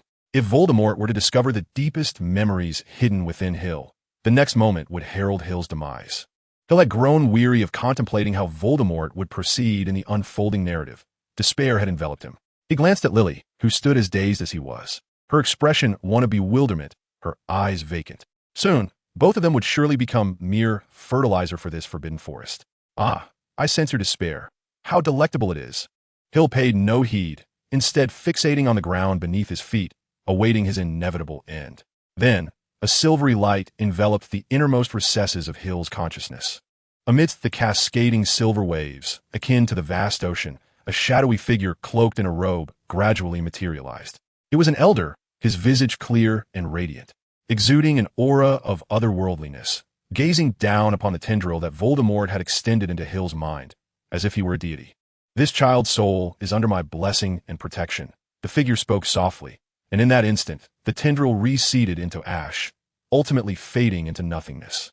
Voldemort's eyes widened in horror, blood streaming from his 7 orifices. Soul protection. Hill remained oblivious to the events transpiring within his mind. He merely felt a refreshing clarity. And then he beheld the astonished expression on Voldemort's face. "My dear young master, you were nearly caught in a great predicament." "Book? Ah, indeed. It is I," came the unmistakable voice, tinged with a hint of mischief, the distinctive tone of book. "Weren't you engrossed in researching the means to break the Horcrux? Have you succeeded?" "There has been some progress, yet overall, there remains much to be done. I must return to my studies shortly." Book's voice held a sense of urgency, indicating that it had paused its work to converse with Hill. Just now, I activated soul protection, so you need not fear anyone casting soul extraction or soul snatching upon you. What does that mean? What is happening? Hill's mind was a flurry of questions. He was intensely curious about the recent events. What exactly is soul protection? Book seemed reluctant to linger on the topic, merely stating, it is a powerful spell left by your ancestor, which can be bestowed upon an individual, rendering them immune to all soul-related curses. Beyond that, your permission is insufficient for me to disclose more. What is permission? How much more do you conceal from me? That cannot be revealed. Just know that permission exists. Once you obtain it, I can unlock the next stage of knowledge. Your priority is to acquire the next level of permission. How do I obtain it? In the basement of your home, beneath the 73rd bookshelf, there lies a piece of parchment under a floorboard. Follow the instructions there. Now, I must return to my research. I will reach out if needed. Curse it. Be clear. Regrettably, no matter how fervently Hill called out, Booker remained unresponsive, seemingly engrossed in his studies. How could it possibly be the Soul Guardian? The exchange between Hill and Booker occurred in a fleeting moment within his mind, while in reality, Voldemort glared at Hill with palpable fury, his countenance bereft of the earlier mockery and calm demeanor. At that moment, Voldemort resembled a gambler consumed by desperation, devoid of the fearsome presence of the Dark Lord. It appeared that your soul extraction was ineffective against me. At this juncture, Hill was undoubtedly the most elated, despite his own confusion. Yet, this did not hinder his facade of profundity. With the augmentation of the Soul Guardian, under your current circumstances, you are entirely incapable of casting any soul-related spells upon me without my consent. In Hill's perspective, the assertion of ineffectiveness regarding soul spells was merely hyperbole. How could anything be truly invincible? However, he was mistaken. The power of the Soul Guardian exceeded his imagination. Perhaps it was not invincible, but in the present magical realm, only a few ancient wizards could hope to breach it in unison. Yet, would one expect Voldemort to ally with Dumbledore and Grindelwald? Voldemort's expression darkened. He possessed a modicum of understanding regarding the Fawkes family, which harbored something of great significance. Yet, until now, outsiders remained oblivious to this secret. It seems I cannot penetrate the Soul Guardian. Thus, the original plan must be abandoned. Voldemort regained his composure, his face revealing nothing but a slick smile, devoid of any emotions. Shall we engage in a discussion? What is there to discuss? Hill scoffed lightly. The current predicament indicated that Voldemort's primary objective was unattainable, yet Lily remained in his grasp, leaving the two parties in standoff. It appeared Voldemort intended to conceal this matter, perhaps employing some means to ensure his silence. A transaction beneficial for both you and me. I feel uneasy about making a deal with you. You have no choice, and the terms of the agreement will surely satisfy you. Voldemort's face radiated confidence, as if he were certain Hill would not decline. It pertains to your father, the whereabouts of Adric. What? Hill could no longer maintain his composure. Adric's fate had always been his foremost concern, for he was his father. No one knew better than I the whereabouts of Adric, for I was the last to see him. Voldemort spoke leisurely, clearly pleased with Hill's reaction. He is not dead. He is still alive. When Voldemort uttered Adric's name, Hill had already confirmed his father was alive, yet hearing it from Voldemort's lips elicited a tumult of surprise and hope. What proof do you possess? Mere words from you cannot instill trust.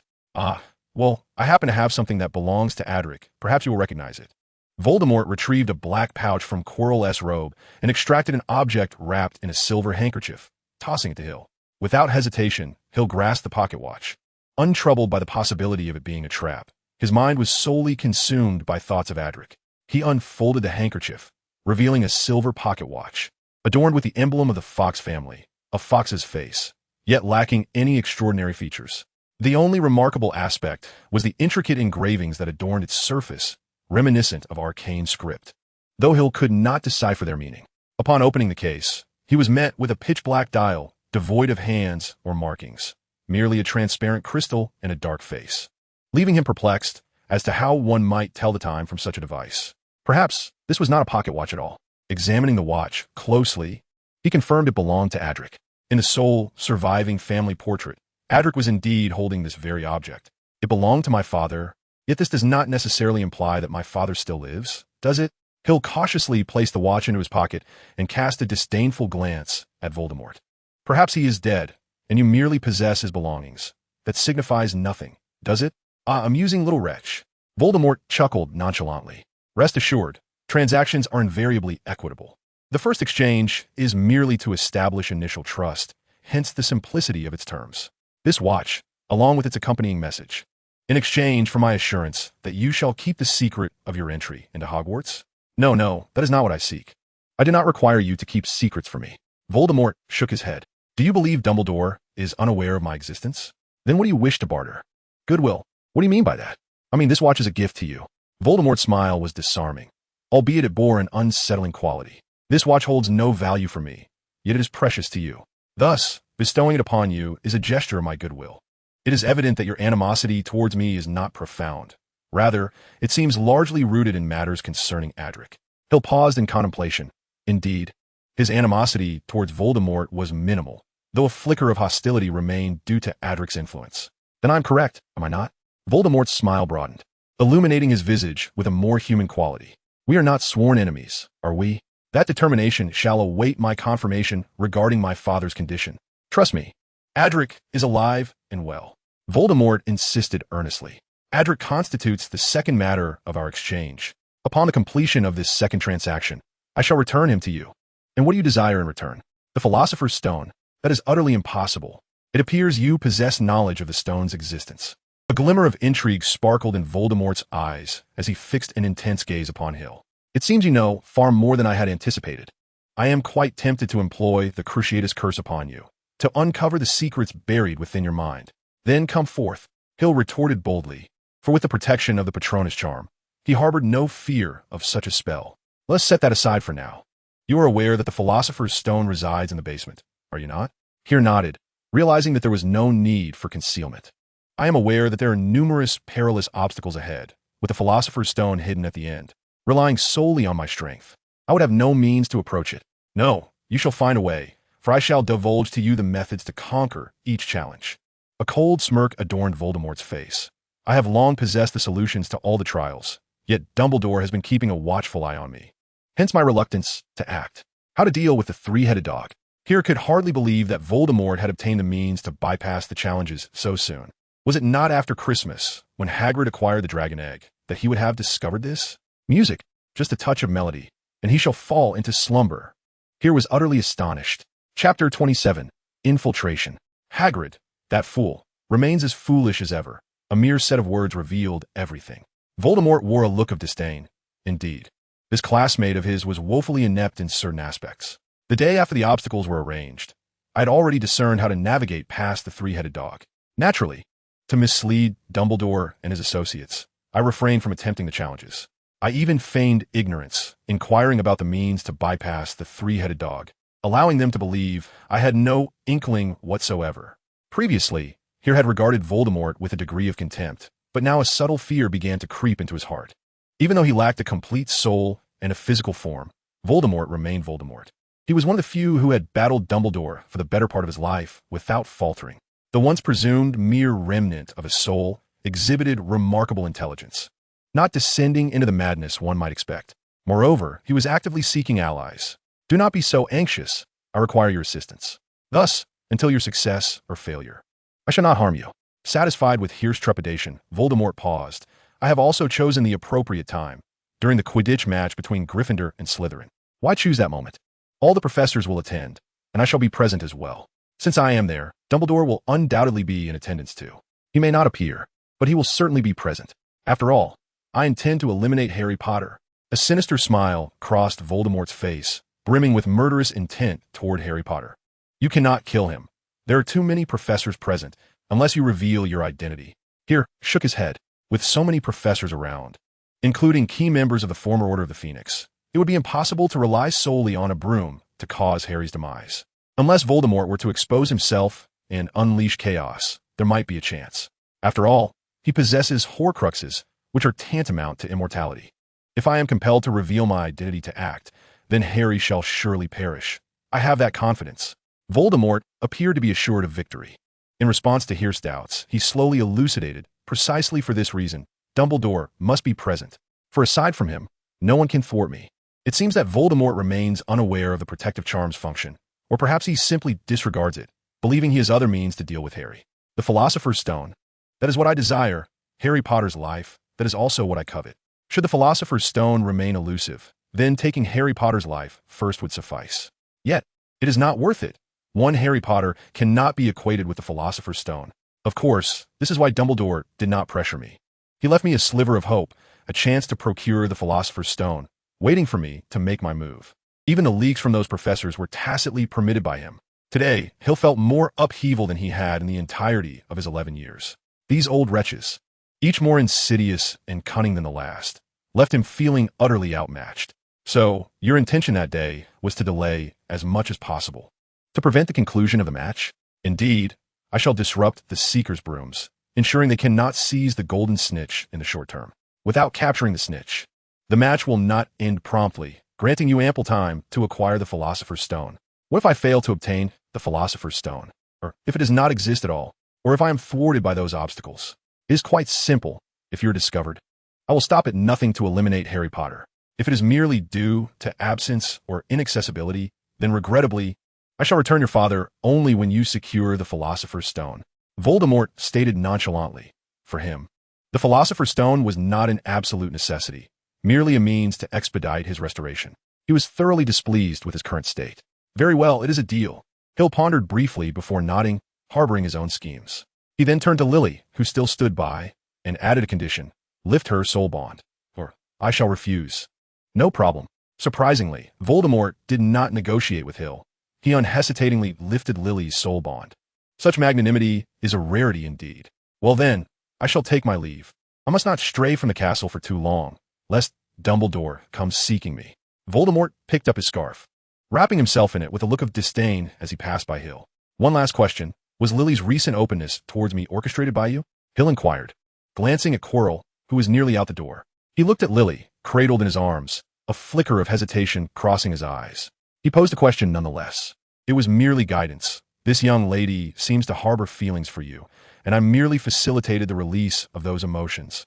Quirrell paused, Voldemort's voice resonating with a sense of reflection, love, familial affection, friendship. Hill, you have betrayed friendship for love and kinship. Do you not feel a pang of conscience? Hill remained silent for a moment. Voldemort appeared disinterested in his response, swiftly exiting the forbidden forest, vanishing in an instant. Thus, my reply is this. I shall never betray any sentiment. Transaction delineation. Hill, will you truly not attend? This is Quidditch after all, and the Gryffindor versus Slytherin match will undoubtedly be a spectacle, likely to unfold with intriguing events. I have a few matters to attend to. You may simply inform me of the results later. How unfortunate it is. Well then, we shall take our leave for now. Until we meet again. Observing the dormitory that had begun to grow desolate, Hill inhaled deeply. His journey was about to commence. Several weeks had passed since his encounter with Voldemort, during which he had gradually acquired all the information regarding the challenges from Quirrell, which largely corresponded with the accounts in the books. Quirrell had divulged a piece of information. The difficulty of the challenges would be appropriately reduced when faced with students, presumably to avoid inadvertently harming those attempting to navigate the trials. However, such details were trivial. Soon enough, Hill would embark on the challenges himself. As for whether he could obtain the Philosopher's Stone, he harbored not a shred of confidence. He could navigate all the trials, yet he was destined not to claim the stone. Moreover, how could he possibly hand over the stone to Voldemort? Indeed, from the very beginning, Hill had no intention of fulfilling that bargain. As long as he knew his father was alive, that was sufficient. As long as he possessed something Voldemort desired, his father would remain safe. Continuously reassuring himself, Hill sought to calm his heart. He would not acquire the Philosopher's Stone. If Voldemort desired it, he could retrieve it himself. Hill, with a light-hearted gait, approached the corridor and hesitated before the door, retrieving a small silver box from his pocket. This was a magical artifact, its function quite simple. It played music. It was said that this box was a product of boredom from an ancestor who, in a moment of inspiration while researching magical machinery, crafted this toy. Indeed, this box was merely a toy.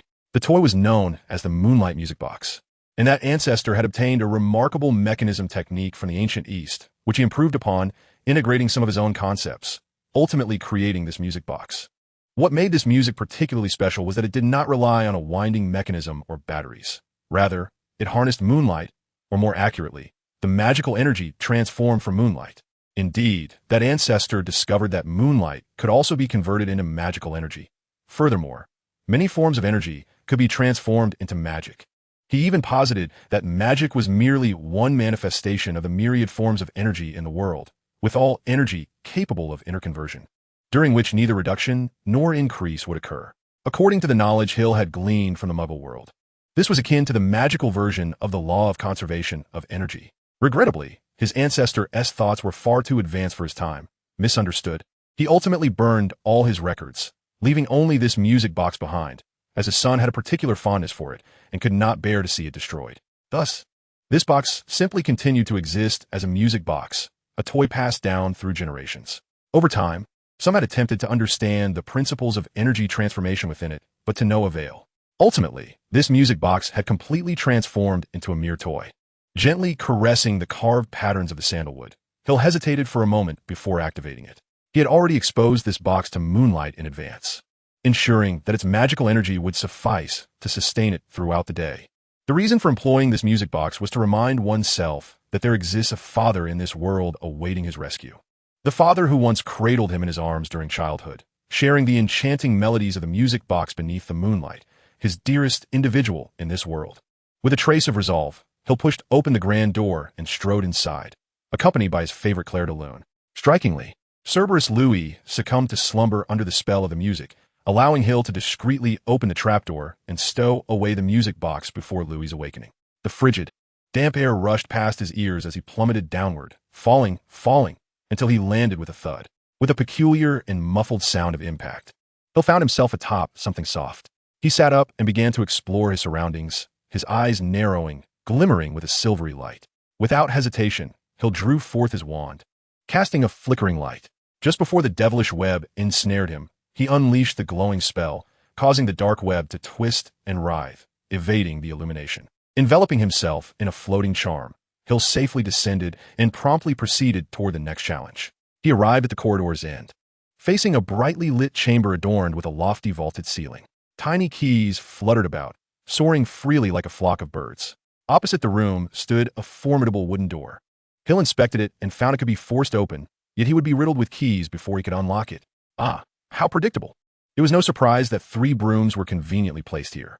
Hill chuckled softly, realizing that in preparation for Voldemort, or to delay his progress, there could hardly be a key present in this place.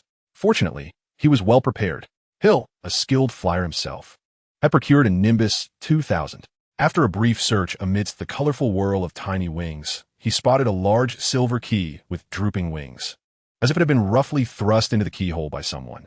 With some effort, Hill grasped the slippery key and dashed the grand door, unlocking it with a swift turn. With a click, the lock sprang open, and the key fluttered away once more. 3 more trials lay ahead: the chessboard, the giant, and the potion. Originally, there was supposed to be the mirror of Ariste, but it seemed it had not been introduced yet, and the information provided by Chilo made no mention of it. After tidying his slightly disheveled attire, Hill took a bold step into the awaiting darkness, instantly illuminating the room and revealing the path ahead. Standing beside a colossal chessboard, he beheld towering black pieces, seemingly carved from obsidian, taller than himself. At the far end of the room, facing them, were white pieces. A game of chess? While it was an unwelcome challenge, it posed no difficulty for him. Chapter 28. An anticipated surprise. For Hill, engaging in a game of chess was hardly a troublesome endeavor, unlike Harry and his companions, who found themselves in dire straits, often compelled to sacrifice a piece to progress. As the Black King, Hill effortlessly commanded the black pieces and swiftly concluded the match. The White King, removing his crown, cast it to the ground, while the white pieces bowed and retreated to clear a path. Without hesitation, Hill traversed through their ranks, for his time was precious. The sooner he concluded, the sooner he could depart. However, he had not walked far when a putrid stench wafted toward him. Without a moment's hesitation, he donned a mask and hastened towards a nearby giant. The creature's eyes appeared to have been restored, and upon seeing Hill, it let out a thunderous roar and advanced a few steps. Yet, upon noticing Hill draw his wand, its tip glimmering with a faint silver light, the giant abruptly halted and did something that astonished Hill. It covered its eyes with its hands. Hill couldn't help but chuckle. It seemed the giant had developed a fear of him. Deciding against further torment, he resolved to grant it a swift end. While appreciative of its ability to learn a lesson, he still insisted, "Please do lie down quietly." With a simple levitation charm, he deftly incapacitated the giant using its own club, encountering almost no difficulty at all. Shaking his head, Hill quickly crossed the room. Even with a mask, the stench was enough to turn one's stomach. The subsequent chamber was sparsely furnished, containing only a table atop, which rested 7 uniquely shaped bottles. A logical puzzle. Snape's intellect is indeed commendable, he mused, likely knowing that most wizards would find it perplexing, given the absence of logical reasoning in the wizarding world. However, he couldn't resist disparagingly adding, yet, in the Muggle world, even an 8-year-old child would find such logical reasoning a trivial matter. Just as Hill stepped over the threshold, flames erupted behind him, sealing the entrance. These flames were peculiar, a vibrant purple. Simultaneously, black flames surged at the entrance ahead, trapping him in the middle. It appeared these flames had a peculiar effect on the soul, perhaps akin to cursed fire capable of searing one's essence. Hill seized the parchment on the table, and, as anticipated, it bore a logical riddle. Danger lies ahead, safety behind. Among us, two can assist you. Drink them, one will lead you forward, the other will return you to your former place. The two contain nettle ale. 3 are deadly, patiently awaiting. Choose wisely, unless you wish to remain eternally ensnared. We also provide 4 clues to aid your selection. 1. Regardless of how cunningly the poison conceals itself, it stands to the left of the nettle ale. 2. The contents of the bottles at both ends differ. If you wish to advance, they will be of no use to you. 3. You will note the bottles vary in size. Neither the giant nor the dwarf conceals the reaper within. Fourthly, the second from the left and the second from the right, though differing in appearance, possess the same flavor. Hill pondered momentarily before declaring, 7 bottles. 3 contain poison, 2 hold wine. 1 allows safe passage through black flames, while the other permits a return through purple flames. However, simply allowing passage to those who dare to advance seems illogical, especially with that fellow Snape. He would never let challengers pass without exacting some form of toll. Hill's insights stemmed from Quirrell's intelligence. In fact, all 7 potions were indeed toxic. Given Snape's ruthlessness, he would leave no avenue for survival. Why show mercy to those daring to challenge him? Naturally, Dumbledore would never consent to such a notion, prompting Snape to modify the concoctions, substituting the poisons with a fortified version of the elixir of life. Unless one possessed an extraordinary resilience or an antidote, they would certainly fall victim to its effects. Of course, Quirrell had acquired the authentic potion from Snape and subsequently handed it to Hill. Hill, however, had no intention of using himself as a test subject. He had a more suitable candidate for experimentation. From his pocket, he retrieved a small cage containing a mouse, its 4 paws bearing only 4 toes, appearing restless and seemingly eager to escape. Scabbers, you shall bear this burden. Indeed, Hill had brought Ron Scabbers to test the potion, and since this wretched rodent would pose no moral dilemma should it perish, he felt no remorse. Traitors were what Hill loathed most. He forcibly administered Snape's potion to Scabbers and then tossed the cage, rodent and all, through the preceding black flames. As expected, there were no issues. Hearing the squeaks emanating from Scabbers, Hill nodded in satisfaction. Snape was unlikely to provide anything but genuine concoctions. After all, a simple animal test would reveal the truth. If it were a fake, Snape's loyalty would be called into question. Thus, Snape's offering was assuredly authentic. Of course, Hill would not admit to deliberately using Scabbers for testing. After consuming the potion, he traversed the portal of black flames, retrieved the cage containing Scabbers, and adjusted his attire.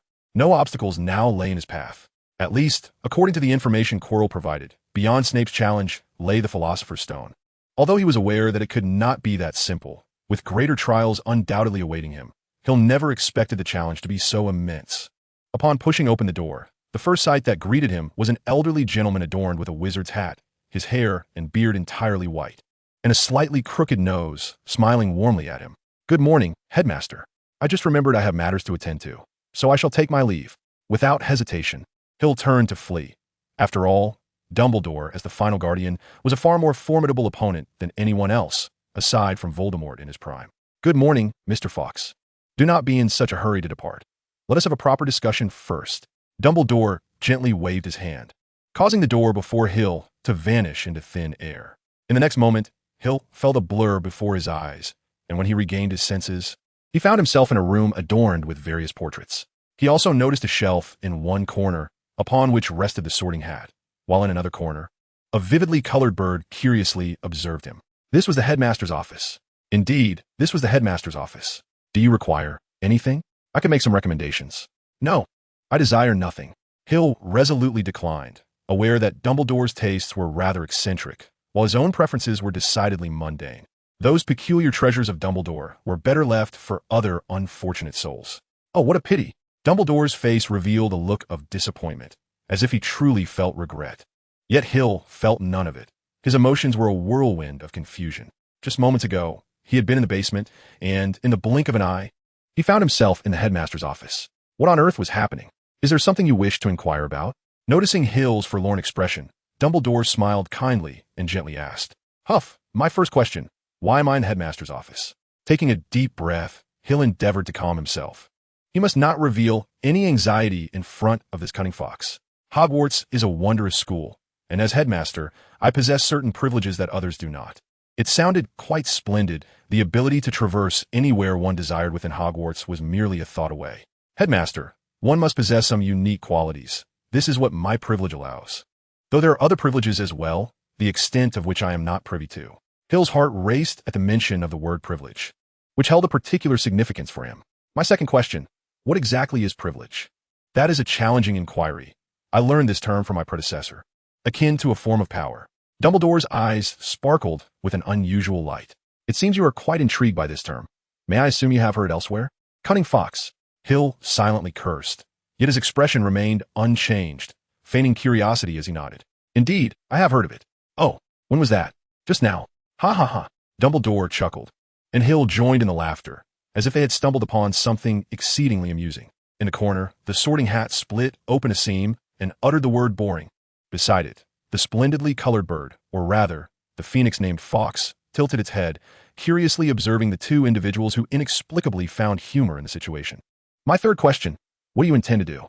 After a moment of laughter, Hill's smile faded, and he regarded Dumbledore with a serious expression, his hand slipping into his pocket to grasp his wand. If the situation turned perilous, he would fight with every ounce of strength, even knowing he might fail. Dumbledore maintained his amiable smile, and upon hearing Hill's inquiry, he merely nodded. Observing Hill's apprehensive demeanor, he chuckled softly and said, "Do relax. I harbor no ill intentions towards you." "Then please enlighten me as to the purpose of bringing me here," Hill replied. "Merely a conversation, nothing more," Dumbledore assured. With a sardonic laugh, Hill relinquished the wand he had been gripping, sensing that this cunning old fox had his own schemes. "Mr. Fox, you posed 3 questions to me earlier. May I inquire one of you?" Dumbledore inquired with a twinkle in his eye, his expression reminiscent of Voldemort's smile. Setting aside the question of aesthetics, their smiles were strikingly similar. "Feel free. Am I permitted to decline?" Hill responded nonchalantly. "Of course. I would never compel you to do anything," Dumbledore replied. "As long as you remain my student, I shall treat you equitably." "Very well, pose your question." "Though I cannot guarantee a response," Hill retorted. "Excellent. Here it is. What are your thoughts on Voldemort?" At that moment, Dumbledore's eyes sparkled with renewed intensity as he scrutinized Hill, noting every nuance of his reaction. Dragging his weary body, Hill departed from the headmaster's office. On his way back, he encountered Ron and Hermione. "You all witnessed it. Snape is plotting against Harry. He was secretly casting spells to disrupt Harry's broom. Indeed, and he seems intent on acquiring that item. Though its nature remains a mystery, he has been fixated on it. Hagrid inadvertently let slip that this item is linked to Nicholas Flamel and Dumbledore. I suspect it must be something of great significance." Observing the trio whispering amongst themselves, Hill shook his head and approached them, greeting them with a casual, "Hello, what are you discussing?" Only then did Harry and the others notice that Albert had approached them, their expressions betraying a sense of guilt akin to that of children caught in a misdeed. "Nothing much. We were just discussing what transpired during Harry's Quidditch match," Ron stammered, casting furtive glances at Harry and Hermione. He was keen to keep this matter from others, fearing that any revelation might provoke Snape's ire. Of course, this was merely Ron's way of comforting himself. In Hogwarts, who didn't he know that Hill and Snape were sworn adversaries? Yet, watching Hill effortlessly accrue points stirred a twinge of jealousy within Ron, an emotion not uncommon to anyone. He saw this as an opportunity. If he could successfully unmask Snape and safeguard that significant item, it would surely earn him considerable acclaim. Indeed, during the Quidditch match, someone cast a curse on Harry's broom. There was an attempt to harm him. Hermione insisted, not wishing to involve Hill in this matter, as it was indeed quite serious. She considered Hill's well-being. "Do not be alarmed. I am perfectly fine. It may simply be due to the wind or some other trivial reason." As Hermione had anticipated, Harry also wished to keep Hill uninvolved, though he couldn't entirely dismiss Ron's perspective. Having an exceptional friend could sometimes be quite a burden. A glimmer of mischief sparkled in Hill's eyes as he keenly observed the trio's performance. One might say that an ordinary person would have easily been deceived. "Yet, I have heard everything. As Hill uttered these words, he noticed the trio's expressions shift simultaneously, albeit they endeavored to appear composed. Snape was casting a spell on Harry's broom, and he seemed intent on stealing something exceedingly valuable, something related to Nicodemus and Dumbledore, correct? The trio's faces paled entirely, and a singular thought surged within them. It's over. Chapter 29, The Mirror. It's over. They all thought in unison, realizing that Hill was aware of their deception, and he would undoubtedly be furious. A glance was all Hill needed to discern their thoughts, and a trace of helplessness crossed his face. Am I truly that intimidating? The trio nodded like chicks pecking a grain, then rapidly shook their heads. Very well. I'm not angry. There's no need for such tension. You expect us to believe that. The trio simultaneously thought, having heard tales of Hill's performance in his first potions class. Such ruthlessness could surely frighten many timid girls to tears. Hey, what must I do for you to believe that I am not angry? After considerable effort, Hill finally assured the trio of his calm demeanor. Of course, if they remained unconvinced, Hill would genuinely become irate. You wish to seek information regarding Nicodemus, correct? At the very least, we must ascertain what that item is. Indeed, that is a direction worth pursuing. Keep up the good work. Hill nodded non-committally, wishing to offer Harry a warning, yet Dumbledore's words lingered in his ears. 20 minutes earlier. Mr. Fawkes, I know you are quite intelligent, but please ensure that your wisdom is applied to the right path. The path I tread is indeed the correct one. So confident, much like Voldemort was in his time. I'm not like him. Then, please demonstrate how you differ from him. You shall see. I eagerly anticipate it. Now, I must take my leave. I still have to contend with Voldemort, and I need to devise a plausible excuse. Do you require my assistance? No, I can manage on my own. Until we meet again. Wait a moment. Regarding the basement matter, I hope you will not disclose this to Harry and the others. They will inevitably uncover it. There is no purpose in concealing it. However, we're not yet prepared, so let us allow them a bit more time. We, myself, and Voldemort. Very well. As you wish. I shall inform them at an appropriate moment. Thank you, Mr. Fawkes. In truth, I prefer to refer to you as Little Fawkes. It reminds me of your father. I believe our conversation should conclude here. Farewell. 20 minutes later. Hill, have you not heard of Nicodemus? You have read so many books. You must know who Nicholas Flamel is. Hermione's inquiry interrupted Hill's reverie. He nodded, then shook his head. I do know who Nicholas Flamel is, and I can roughly surmise what you are referring to, but I cannot disclose that information. Why can't you say? If that is indeed the object in question, then those coveting it possess and might beyond your reckoning. Hill observed coldly, a hint of derision crossing his features. Do you truly believe that a thief daring enough to target Dumbledore, or a burglar capable of infiltrating Gringotts, is someone you can contend with? Perhaps you are overestimating your own capabilities. Ron's face flushed crimson. He could hardly tolerate being addressed with such disdain. He glared at Hill and retorted. How do you know we can't? Such matters can sometimes intertwine with life and death. I merely wish to ask, are you prepared to face death? With that parting remark, disregarding the trio's response, Hill strode away. A group of naive children. Were it not for Dumbledore's covert protection, you would have squandered your lives 10 times over. Hill felt a surge of irritation. Was the tale of Harry Potter merely a narrative of a few ignorant children navigating challenges under the aegis of an old fox? Never mind. He would first maneuver past Voldemort. As for the excuse to placate Voldemort, he could choose any. As long as it was plausible, it sufficed. By the way, you did not obtain the Philosopher's Stone? Indeed, I did not even see where it was located. Why not? Did I not provide you with all the information? Did you not notice? The four house heads and Hagrid are all among Dumbledore's most trusted allies, and you, too, have been included. He even tacitly allowed them to leak information to you. Why would he do such a thing? To lure me into acquiring the Philosopher's Stone? Are you suggesting this is a trap? Close enough. With so many professors involved in setting the challenges, yet Dumbledore himself did not establish one. That in itself is peculiar. So, you mean the final challenge is Dumbledore himself? He is waiting for me to face him? You are overthinking it. I lean towards the notion that he simply did not have the opportunity to set the final challenge. Why? Because when I arrived there, having traversed through Snape's flame wall, what I encountered was merely a wall. A wall? Indeed, a wall reinforced by magic, devoid of a door or any hint. Just a wall. My abilities are insufficient to breach it. In other words, aside from those of considerable strength, others would have no chance of entry. Yet this wall does not obstruct me. Nonetheless, it exists. Thus, it must have been hastily arranged by Dumbledore. As I have been under his surveillance, only others could steal the Philosopher's Stone. It suffices to guard against that individual. Precisely. This also indicates that the Philosopher's Stone indeed lies there, for otherwise, there would be no need to erect that wall. Dumbledore's final barrier must be insurmountable for you. Thus, he requires time to set it up. You merely need to await his preparations. Concoct a reason for him to depart Hogwarts, and then you may act. Are you not considering a second attempt? Without acquiring the Philosopher's Stone, your father shall remain lost to you forever. There will be ample opportunities for collaboration in the future. Take your time. I surmise you have no immediate plans to harm him. If you intended to kill him, you would have done so already, would you not? You seem to be growing increasingly callous, even neglecting your own father. Do not concern yourself with that. By the way, I have a piece of news. If my estimations are correct, the boy who lived, having narrowly escaped death, is also pursuing leads regarding the basement. This can be exploited. Indeed, the final barrier is designed to thwart me. Were it another, it might be considerably simpler. Particularly for that boy who Dumbledore holds in high regard. Oh, I find myself quite eager. Henceforth, unless absolutely necessary, do not seek me out again. While I cannot ascertain whether Dumbledore has discovered my presence, it is prudent for me to limit our interactions during this period. I shall also refrain from any further dealings with that basement. You are an astute individual. I seldom offer such praise, Hill. Should there come a day when you find it untenable to remain at Hogwarts, I would welcome your visit. Let us hope that such a day never arrives.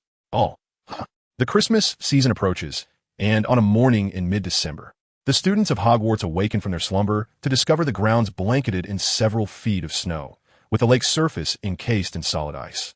The Weasley twins have been punished for enchanting several snowballs to chase Quirrell, striking him at the back of his turban.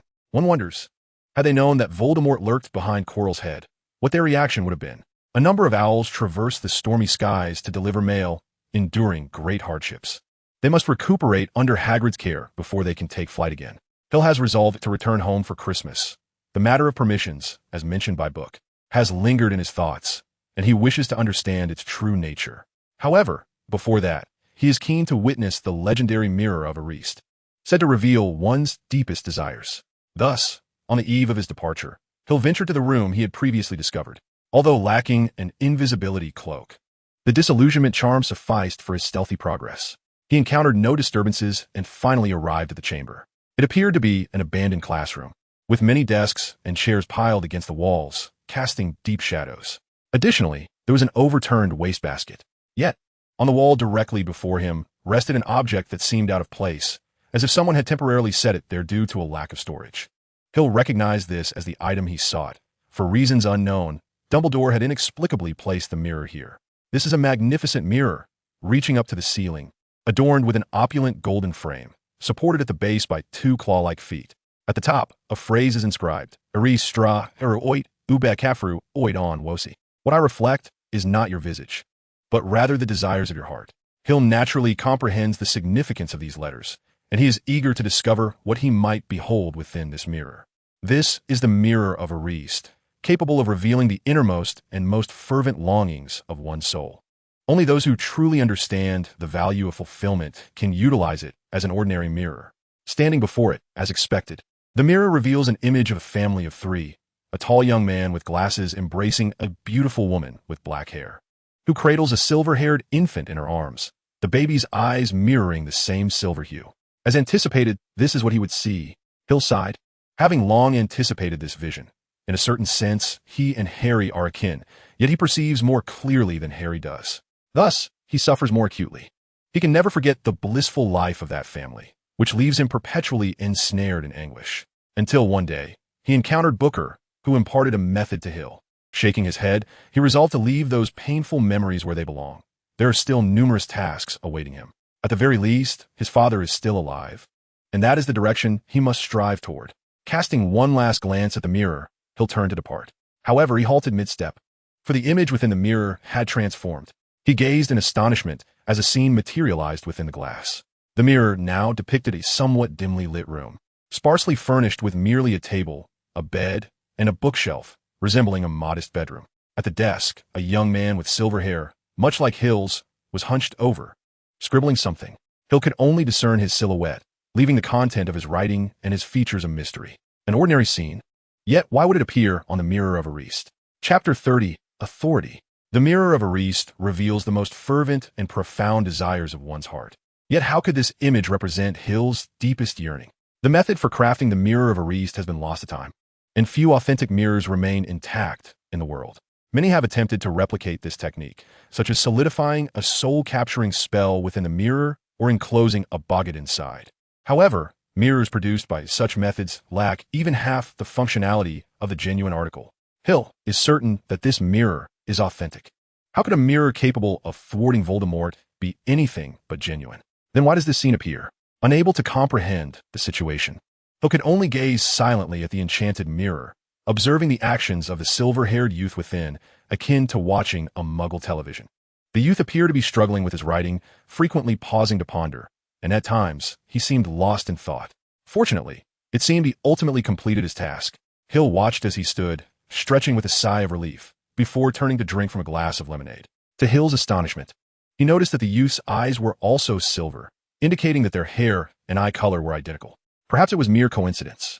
Yet, Hill further discerned that the silver-haired youth donned a white robe, adorned with a black fox face emblem on the chest, an unmistakable insignia of the Fox family.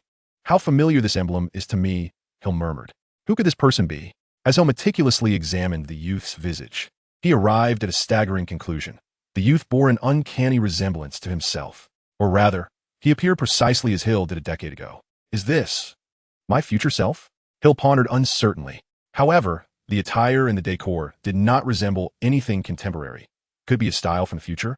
After finishing his lemonade, the silver-haired youth stared intently at a fixed point, his lips moving as if he uttered something. Hill was utterly transfixed. Having studied lip reading, he discerned the youth's words. How are you, Hill? Who are you? Who on earth are you?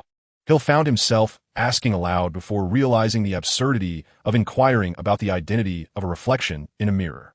How could the figure within hear him? Do you truly not recognize me? What? Hill began to suspect that Dumbledore was playing a trick on him.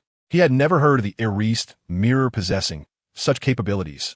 A peculiar expression crossed the silver-haired youth's face, and he turned away, causing the image to ripple as if a stone had been tossed into a pond. Ultimately, amidst the swirling colors, the scene reverted to that of a family of three. What in the world is happening? Hill stomped his foot in frustration. What was this mirror, and why did it display such images? Was someone truly orchestrating this? Dumbledore, show yourself. I know you are here, Hill exclaimed, brandishing his wand and commanding, reveal yourself at once. A silver light erupted from the tip of his wand, swiftly illuminating the entire room as though 100 lamps had ignited simultaneously, banishing the darkness. Yet, nothing occurred. The room remained unchanged, devoid of the anticipated presence of a bearded, crooked-nosed old man. Only light filled the space. Albus Potter sheathed his wand, resolutely departing from the room. Regardless of the circumstances, he was presently disinclined to concern himself with such matters. That silver-haired youth was undoubtedly a member of the Fox family. He suddenly realized that the depths of the Fox family were rather profound. It seemed an opportune moment to thoroughly investigate his lineage. Shortly after Hill had departed, a figure emerged from behind the Mirror of Eris, an elderly man with white hair and a beard, a crooked nose, and clad in a wizard's robe. None other than the Albus Dumbledore that Hill had been searching for. What have you seen, young fox? Dumbledore's eyes were profoundly deep as he approached the Mirror of Eris, gazing intently into it before stating, indeed, the Fox family harbors numerous secrets. With a wave of his hand, he revealed an inconspicuous spot on the mirror where a previous mark had been erased, as if it had never existed. A smiling fox face. Why do you wish to return home, Hill? Is it not just you at home? Staying at school would surely be more lively. In response to Hermione's inquiry, Hill merely smiled, stating he had a few matters to attend to at home and would manage them promptly. What gift do you desire for Christmas? Hermione asked, having chosen to return home like Hill, while Ron and Harry opted to remain at school. Incidentally, due to recent events, the relationship between Hill, Harry, and Ron had grown somewhat strained, and they had not spoken in quite some time. Conversely, Hermione maintained her usual cordial rapport with Hill. Nothing in particular, Hill replied nonchalantly. Indeed, what he desired was beyond Hermione's capability to provide, while anything she could offer, he could easily acquire himself. All right then, I'll get you that. Hermione appeared to have already decided on her gift, exuding confidence in her choice. I've also thought of what to give you. Anticipate my gift, Hill smiled back, having selected a present for Hermione that he was certain she would adore. As Hill gazed at Hermione, another figure flickered through his mind. Strangely, Lily had chosen to remain at Hogwarts, despite her parents being at home. It was quite peculiar that she would not return for a family reunion. Although Voldemort had lifted the soul curse on Lily, it seemed, as he had stated, that he merely guided her emotions. Thus, The bond between Lily and Hill remained as intimate as ever. He had inquired about this matter with Voldemort, receiving the response that it was of no concern to him. As for the gift for Lily, Hill had yet to solidify his thoughts. The gifts for others, however, were much simpler. He had procured a brand new pair of glasses for Harry, enchanted slightly to enhance his vision and durability. Ron, on the other hand, received a set of Muggle currency, both coins and notes, indicating his burgeoning interest in Muggle artifacts. Terry and the others also had their gifts prepared, and Hill believed they would all be quite satisfied. The somewhat lengthy journey concluded amidst the lively conversation between Hill and Hermione, as they shared a myriad of thoughts and ideas freely and without restraint. Hermione was astonished by Hill's extensive knowledge of Muggle affairs, as well as his broad understanding of many aspects of the magical world. Hill couldn't help but marvel at Hermione's intellect and comprehension, aside from his own remarkable existence. None of their contemporaries could rival her excellence in academics. After bidding farewell to Hermione, Hill hurried back to his villa, seizing book and racing towards the basement. It is worth mentioning that Kaka did not accompany Hill on his return.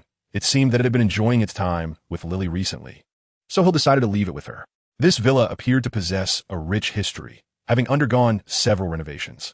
Various protective enchantments had been cast upon the house to ensure that Muggles would not intrude. Most importantly, the basement was fortified with a multitude of spells. Any misstep could lead to an explosion that might obliterate the entire structure. Carefully unfastening a series of protective charms, Hill wiped the sweat from his brow, pondering why the ancestors of the Fawkes family felt the need to install such powerful spells beneath their home. Was it truly comfortable to sleep atop a powder keg? The basement, enhanced by the extension charm, appeared remarkably spacious. Countless bookshelves stood tall, rivaling the collection of Hogwarts library, a millennium of accumulated knowledge that was undeniably formidable. In addition, there were numerous individual rooms, each serving distinct purposes, some for potion experiments, others for spell practice, and some for the storage of various items. Hill spent the majority of his childhood within these walls, gradually learning spells under Book's guidance, conducting potion experiments, and immersing himself in what seemed like an endless sea of books. That period was destined to be one of solitude and melancholy, enduring for a full 5 years. Hill slowly approached bookshelf number 73.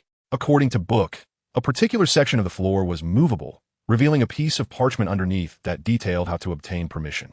Not particularly difficult to locate, Hill easily found the designated floor panel. Once opened, it revealed a silver metal plate adorned with intricate patterns, several lines of text, and a groove. Upon inspection, the text read, "Place the token in the groove to unlock the seal. Forcibly breaking it will result in unknown consequences." As for the groove, Hill felt fortunate. It appeared that the token had indeed come into his possession. As for the unknown consequences, they were likely nothing short of mutual destruction. Hill retrieved the pocket watch that Voldemort had returned to him. Indeed, this was the very token, originally belonging to his father, Adric. It had passed into Voldemort's hands before ultimately returning to Hill, thus reuniting the artifact with its rightful owner. Previously, he had been unaware of how the watch indicated time. However, it now seemed that it was not merely a pocket watch, but rather a token. Perhaps it held other purposes as well. The ancestors of the Fawkes family were known for their eccentricities and peculiar endeavors. Placing the pocket watch into the groove, there were no dazzling lights, no roars of dragons or tigers, nor any enchanting fragrances, only the mechanical click of the mechanism engaging. A tinge of disappointment flickered across Hill's face as he gazed at the now open silver panel, revealing nothing but a piece of parchment ensconced with some protective enchantments. Nothing more. Picking up the parchment, he noted the simplicity of its inscription. Activate the token. The passphrase is "I bought a watch last year." Further instructions will follow. Hill's expression turned peculiar as he realized the passphrase was inscribed in Chinese, specifically in simplified characters. Yet, this parchment, despite being warded with protective spells, appeared ancient and tattered. Likely several centuries old. Had simplified Chinese even existed a few hundred years ago? He mused, dismissing thoughts of his ancestors' intentions. First, they conjured a pinyin version of Harry Potter, and now this peculiar passphrase. Perhaps it was best to observe what transpired next. With a hint of resignation, Hill recited, "I bought a watch last year." He felt an oddity in the phrase, as if it bore a deeper meaning. However, he had no time to ponder its significance. As soon as he uttered the words, the pocket watch, previously nestled in the groove, began to transform dramatically. Chapter 31, Authority Acquired. The intricate patterns on the silver pocket watch suddenly ignited with brilliance, and the watch itself levitated, radiating a gentle silver glow. Its luminescence shimmering as if the watch had suddenly been imbued with life, breathing, exulting, celebrating its revival. Of course, this was merely Hill's impression. He had encountered only a few sentient objects in his life, and they certainly were not commonplace. Nonetheless, this pocket watch exuded an essence of vitality, albeit slightly lacking. Moments later, the watch's case opened automatically, revealing a crystalline surface atop a black dial. Subsequently, a faint silver light emanated from the black dial, casting a cylindrical beam onto the floor. Hill bent down, observing the silver beam illuminating the ground, and to his astonishment, words began to materialize. In accordance with the original covenant, inscribed on the 7th page, I consent to unlock Level 1 Authority. Level 1 Authority? Could there be Level 2 Authority, or even Level 3 Authority? Hill found himself increasingly bewildered. It seemed the depths of his family's legacy were indeed profound. However, acquiring Level 1 Authority should grant him further revelations. The number 7, imbued with mystical significance, caught Hill's attention, though he held little regard for it. He nonetheless inscribed his name and the phrase, I consent, on the 7th page of Booker's paper. In a fleeting vision, Hill perceived countless children, similar in stature to him, kneeling in reverence and repeating his actions, each adorned with a black fox-faced emblem upon their chests. What was this? The past re-emergence, or merely a glimpse of the future? What exactly do I wish for? Hill often felt as though he had unwittingly signed a pact of servitude, oblivious to the price he had paid.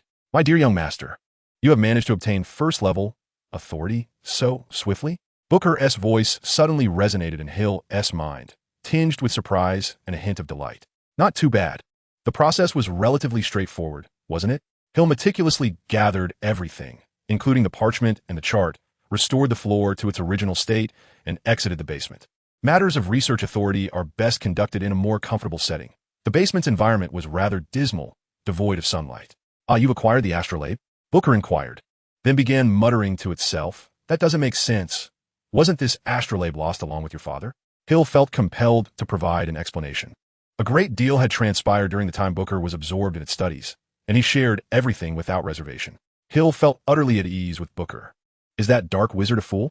To have returned such a crucial artifact to you? Booker's tone dripped with disdain, directed at the dark wizard, whose lack of culture was indeed frightening. Hill's expression faltered. In truth, he too was uncertain about the nature of the astrolabe, and Booker's words seemed to implicate him as well. However, more than this, Hill was curious about the astrolabe's purpose. What is its function? It serves many purposes. This astrolabe pertains to a monumental secret. Apologies, but your authority is insufficient, so I cannot disclose any further information. Booker's words were infuriating. After laboriously attaining first-level authority, to find himself still in the dark was disheartening. Leaning back on the sofa, Hill adjusted to a more comfortable position and inquired, so, what assistance can this so-called first-level authority provide? It merely grants access to select documents. Certain family secrets will be unveiled to you. Is that all? Hill found this hard to believe. After such effort, the meager information he received felt utterly disproportionate to his toil. Is that not sufficient? Booker's voice rose, filled with astonishment, seemingly unable to comprehend Hill's dissatisfaction. Very well. Provide me with a table of contents. Let me see what might pique my interest. Having reached this point, Hill resigned himself to reality, hoping that the materials would contain something of significance to him. Booker's efficiency was commendable. Before long, a plethora of densely packed text appeared on Booker's form, representing the unlocked documents available at first-level authority. Initially, Hill merely glanced at it, but then he found his gaze ensnared. Biographies of past heirs, 47 locations of treasures, 28 addresses of secret residences, arcane spells. The enigmatic Fox family finally revealed just a glimpse of its iceberg to Hill. Hill had always been deeply intrigued by the enigmatic pursuits of his illustrious ancestors, who seemed shrouded in mystery. He had only occasionally gleaned a few clues from the tomes and notes accumulated in his home. However, akin to a blind man attempting to comprehend an elephant, his understanding remained profoundly insufficient. The allure of subsequent revelations paled in comparison to the intriguing lives of the past inheritors. He was nearly impatient to have Book reveal all the contents at his disposal. With great anticipation, he flipped to the page of his progenitor, only to find himself utterly astonished. There, on that page, were but a few scant lines. The founder of the Fox family, dates of birth and death unknown, place of origin unspecified, and parentage unrecorded. A pure Muggle lineage, yet a master of magical theory. Hill, filled with indignation, exclaimed, "What is this? Why is it so brief, and why does the subsequent content abruptly cease?" Upon reviewing the lives of other ancestors, he noticed that some entries were more complete, while others were lacking, yet none were as deficient as that of his forebear. "My dear young master, this is due to your insufficient permissions. Level 1 permissions can only reveal this much. Damn it. Do you have any idea how great a cost I incurred to acquire that astrolabe? My dear young master, according to regulations, this astrolabe has been passed down through generations and is rather easy to obtain. Thus what more could Hill say?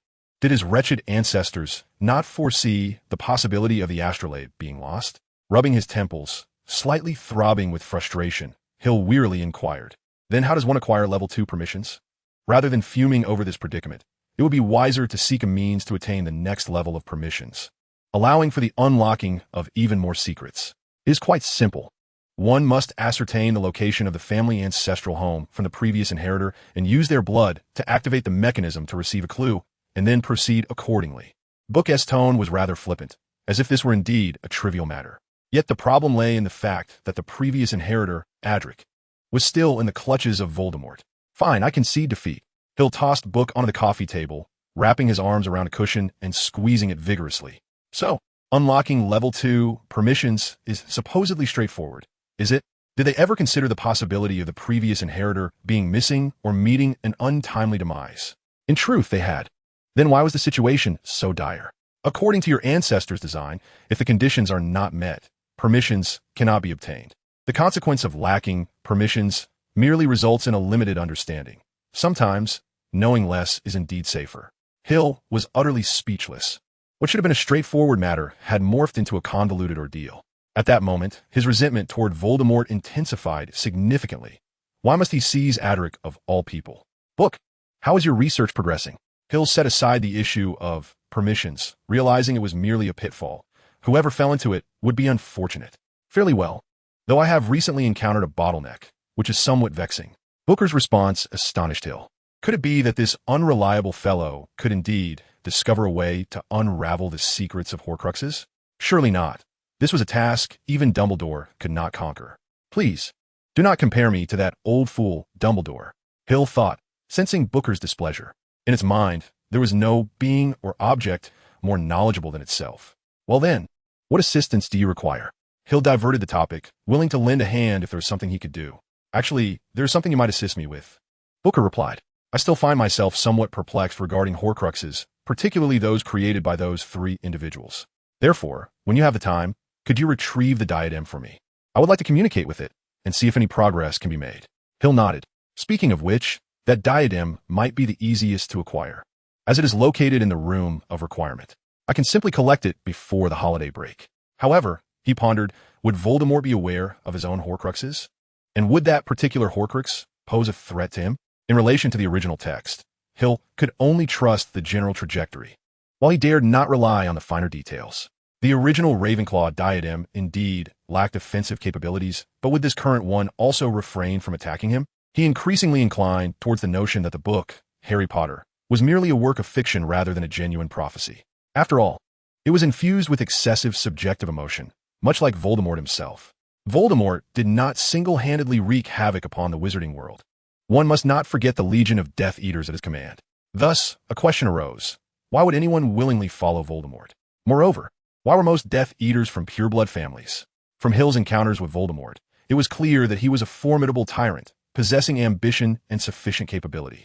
His goals aligned with those of many pureblood wizards who adamantly believed in blood supremacy.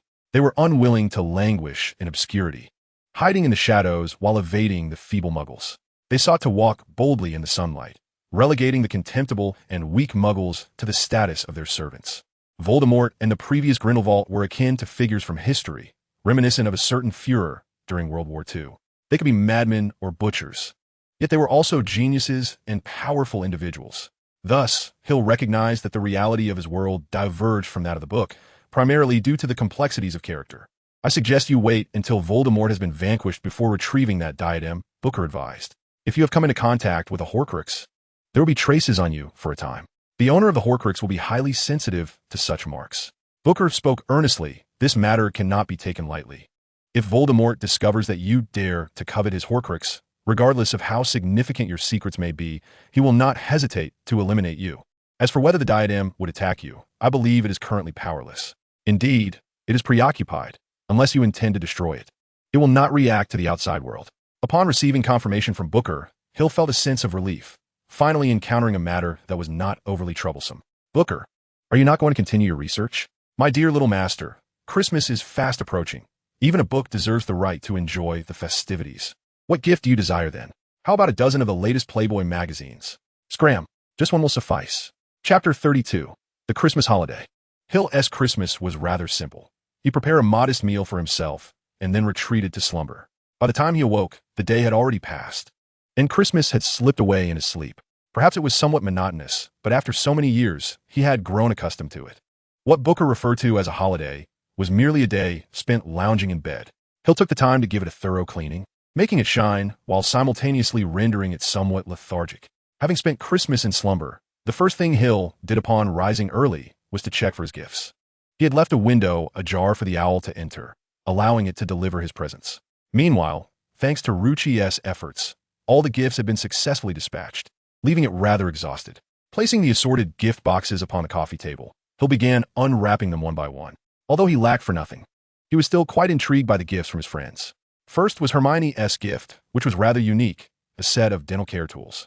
Alongside, it was a lengthy letter, conveying that since Hill had a penchant for sweets, she had provided him with this set of tools and medication to help maintain his dental health and prevent cavities. The majority of the letter detailed the usage of the tools, proving to be more comprehensive than the accompanying instruction manual. Hill gifted Hermione a small brown cloth pouch, enchanted to hold a multitude of items. This way, she would no longer need to worry about her belongings being too numerous and her luggage being overly heavy at the start of term. Additionally, he had made copies of all his study notes and placed them in the pouch, confident that Hermione would cherish this gift. Next was Lily's present, a book, presumably her mother's latest work, as the cover suggested its content. Accompanying the book was a letter wishing him a Merry Christmas and sharing that she and Kaka were enjoying their time together. Hill's gift to her was a golden music box, resembling a moonlight music box, albeit a mere replica, lacking the formidable functions of the original and requiring winding to operate. Harry and Ron merely sent a greeting card along with a letter expressing their hope for reconciliation. Though a simple gift, it brought Hill joy. All he needed was for someone to remember him. Draco also sent a gift, a flying broomstick, the Nimbus 2000. This gesture likely included the sentiment of the Malfoys, given their kinship. Although Hill already owned one, he was nonetheless delighted. The gift he presented to Draco was a book entitled Curses and Counter-Curses. Use the latest revenge techniques to torment your friends and bewitch your enemies. Hair loss, broken legs, tongue-tying, and many more methods. It was certain that Draco, who relished pranks, would delight in it. Terry, Anthony, Michael, and others also sent numerous gifts, which Hill gratefully accepted, genuinely pleased by their kindness. After spending several more days at home, Hill immersed himself in the materials unlocked by his primary access privileges, growing increasingly disheartened with each passing moment. Alas, the unlocked content was trivial, while the crucial information remained elusive. For instance, the records of his ancestor who crafted the moonlight music box abruptly ceased at the point of the energy converter's creation method. Conversely, another ancestor appeared to have led a rather mundane life, resulting in every detail being meticulously documented, including the age at which he began to wet the bed, as if there were nothing of greater significance to record. Before departing, Hill ventured to Diagon Alley once more to procure a substantial amount of pet food, as the previous purchase had nearly been depleted. This time, he acquired a year's worth, ample enough for Kaka to indulge. On the train, he encountered Hermione again. Whether it was merely an illusion, Hill felt her teeth seemed even whiter, a testament to the advantages of having parents in the dental profession. From her, he learned that she still had not discovered any information regarding the Necronomicon. She planned to return to the library for a thorough search, convinced that she would eventually find it. Hill, do you truly know who the Necronomicon is? Hermione pondered, curious as to why Hill withheld even the slightest information from them. Did the Necronomicon involve something perilous? Indeed, I can tell you, but you mustn't disclose it to Harry and the others. After a moment of contemplation, Hill concluded that this would not violate Dumbledore's regulations. Hermione was trustworthy. Yet, why must he keep it from them? Shall I say that Dumbledore instructed me to do so? Would you believe it? Hill, disinterested in beating around the bush, dropped this bombshell. Hermione's mouth opened slightly, but ultimately, she refrained from responding. Dumbledore preferred that Harry not learn of this matter prematurely, Thus he sought me out to remain tight-lipped until Harry uncovered the truth himself. However, why would Dumbledore act in such a manner? What is your opinion of Harry, or rather, how do you perceive him? Hill shrugged, continuing without awaiting Hermione's reply. In my view, aside from excelling at Quidditch and possessing considerable courage, he is no different from other students in other respects. Yet, why does Dumbledore show such concern for him? Has Dumbledore truly cared for Harry? I mean, he rarely makes an appearance, and I see no indication of any special regard he holds for Harry. Even if there is, it might be attributed to Harry's status as the boy who lived, an orphan with a troubled past. Hermione's expression grew increasingly perplexed. Can a Necronomicon truly connect to so many matters? You are correct. It is precisely due to his identity. With a clap of his hands, Hill straightened his posture and lowered his voice. After all, Harry had vanquished the formidable Dark Lord. Such a distinction was sufficient for Dumbledore to regard him with a sense of reverence. I apologize, but while I understand that this is what they all say, I find it difficult to fathom how a mere infant could defeat such a powerful dark wizard. Could there be some misunderstanding? Moreover, what significance does this identity hold? The Dark Lord is dead. As Hermione spoke, she instinctively covered her mouth, her gaze fixed intently on Hill. Are you suggesting that the Dark Lord is not truly dead? I hope you can keep this information confidential, even from those closest to you. Even if I were to inquire further, I implore you to remain silent, as if you have heard nothing of this. Otherwise, I shall have no choice but to withdraw. Hill felt a renewed admiration for Hermione's intellect. It was impressive how she could deduce so much from so little. Intrigued by Hill's revelations, Hermione was not one to be easily deterred. Without hesitation, she vowed to keep the matter to herself, swearing not to disclose it to a third party. The Dark Lord is not dead. I possess some knowledge of what transpired that night. It was a curse unlike any other, and Harry's mother sacrificed herself to bestow this enchantment. It is a spell imbued with maternal love. This spell rebounded the killing curse cast by the Dark Lord back upon him. Even he, the Dark Lord, met a fate of physical disintegration, barely escaping with a fragment of his soul to hide away, severely weakened. Yet he ultimately survived.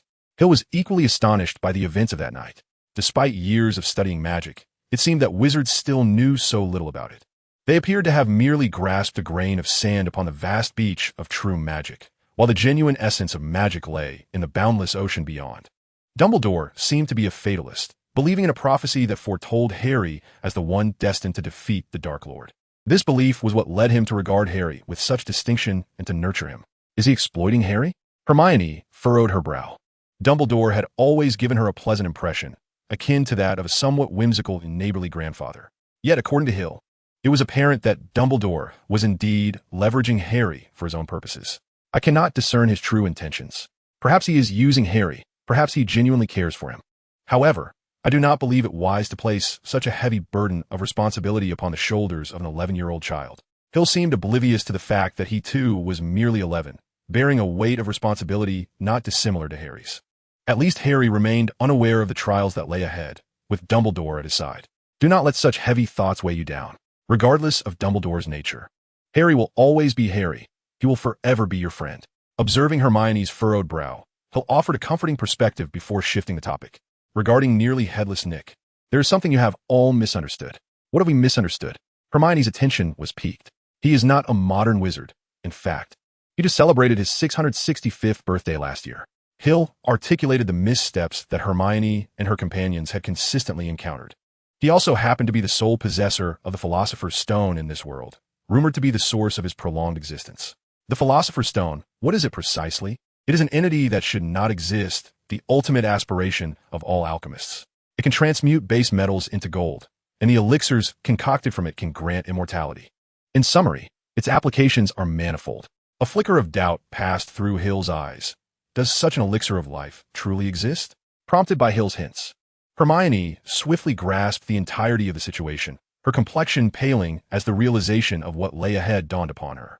Rest assured, Dumbledore will ensure your safety, Hill reassured, noticing the concern etched on Hermione's face. Everything is under Dumbledore's control. You shall not be in peril. However, despite his comforting words, having witnessed Voldemort's malevolence, Hill began to waver. Could Dumbledore truly hold dominion over all?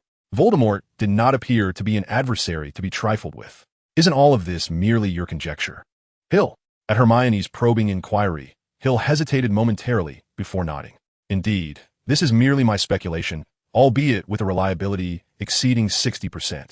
As for the Philosopher's Stone, I believe there is no error. It is part of Dumbledore's grand design. His audacity was quite extraordinary, daring to wager such a precious artifact. Design? Gamble? Hill took a precautionary stance, asserting that his statements were solely his personal opinions.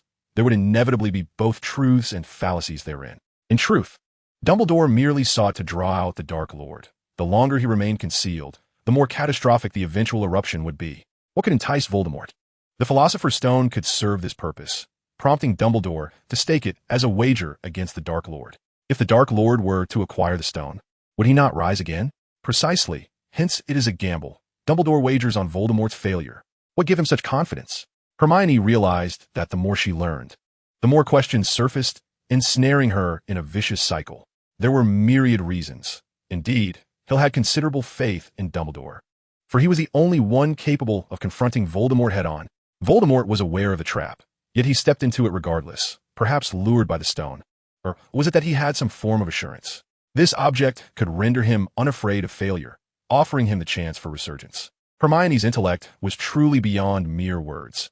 She nearly deduced the existence of Horcruxes. Hill had no doubt that if Hermione were to discover the truth of Horcruxes, she would undoubtedly surmise that Voldemort had created them. However, the topic of Horcruxes felt too distant, and thus Hill chose not to pursue it further.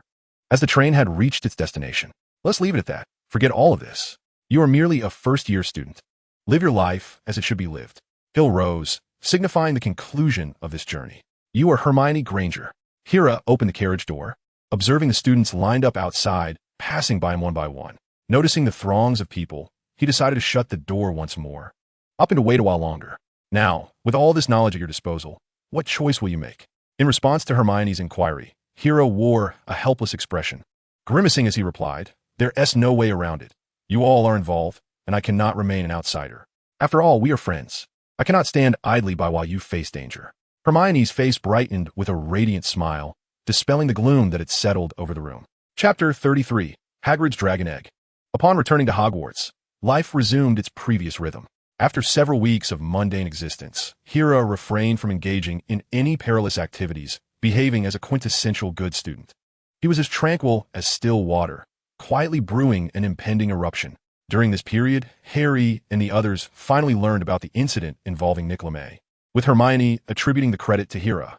Their relationship was restored, even stronger than before. Hera finally seized the opportunity to attend a Quidditch match.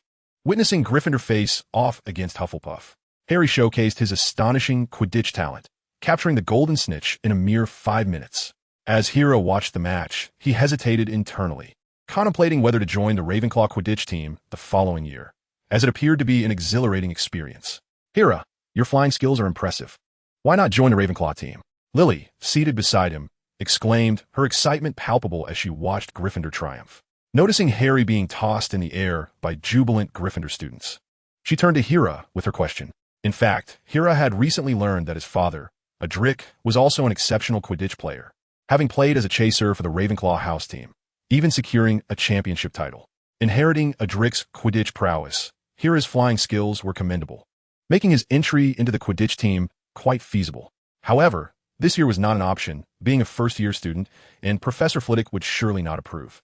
Hera shook his head, reflecting on Professor Flitwick's kind demeanor and genuine concern for the students' well-being, always prioritizing their safety and urging them to steer clear of potential dangers.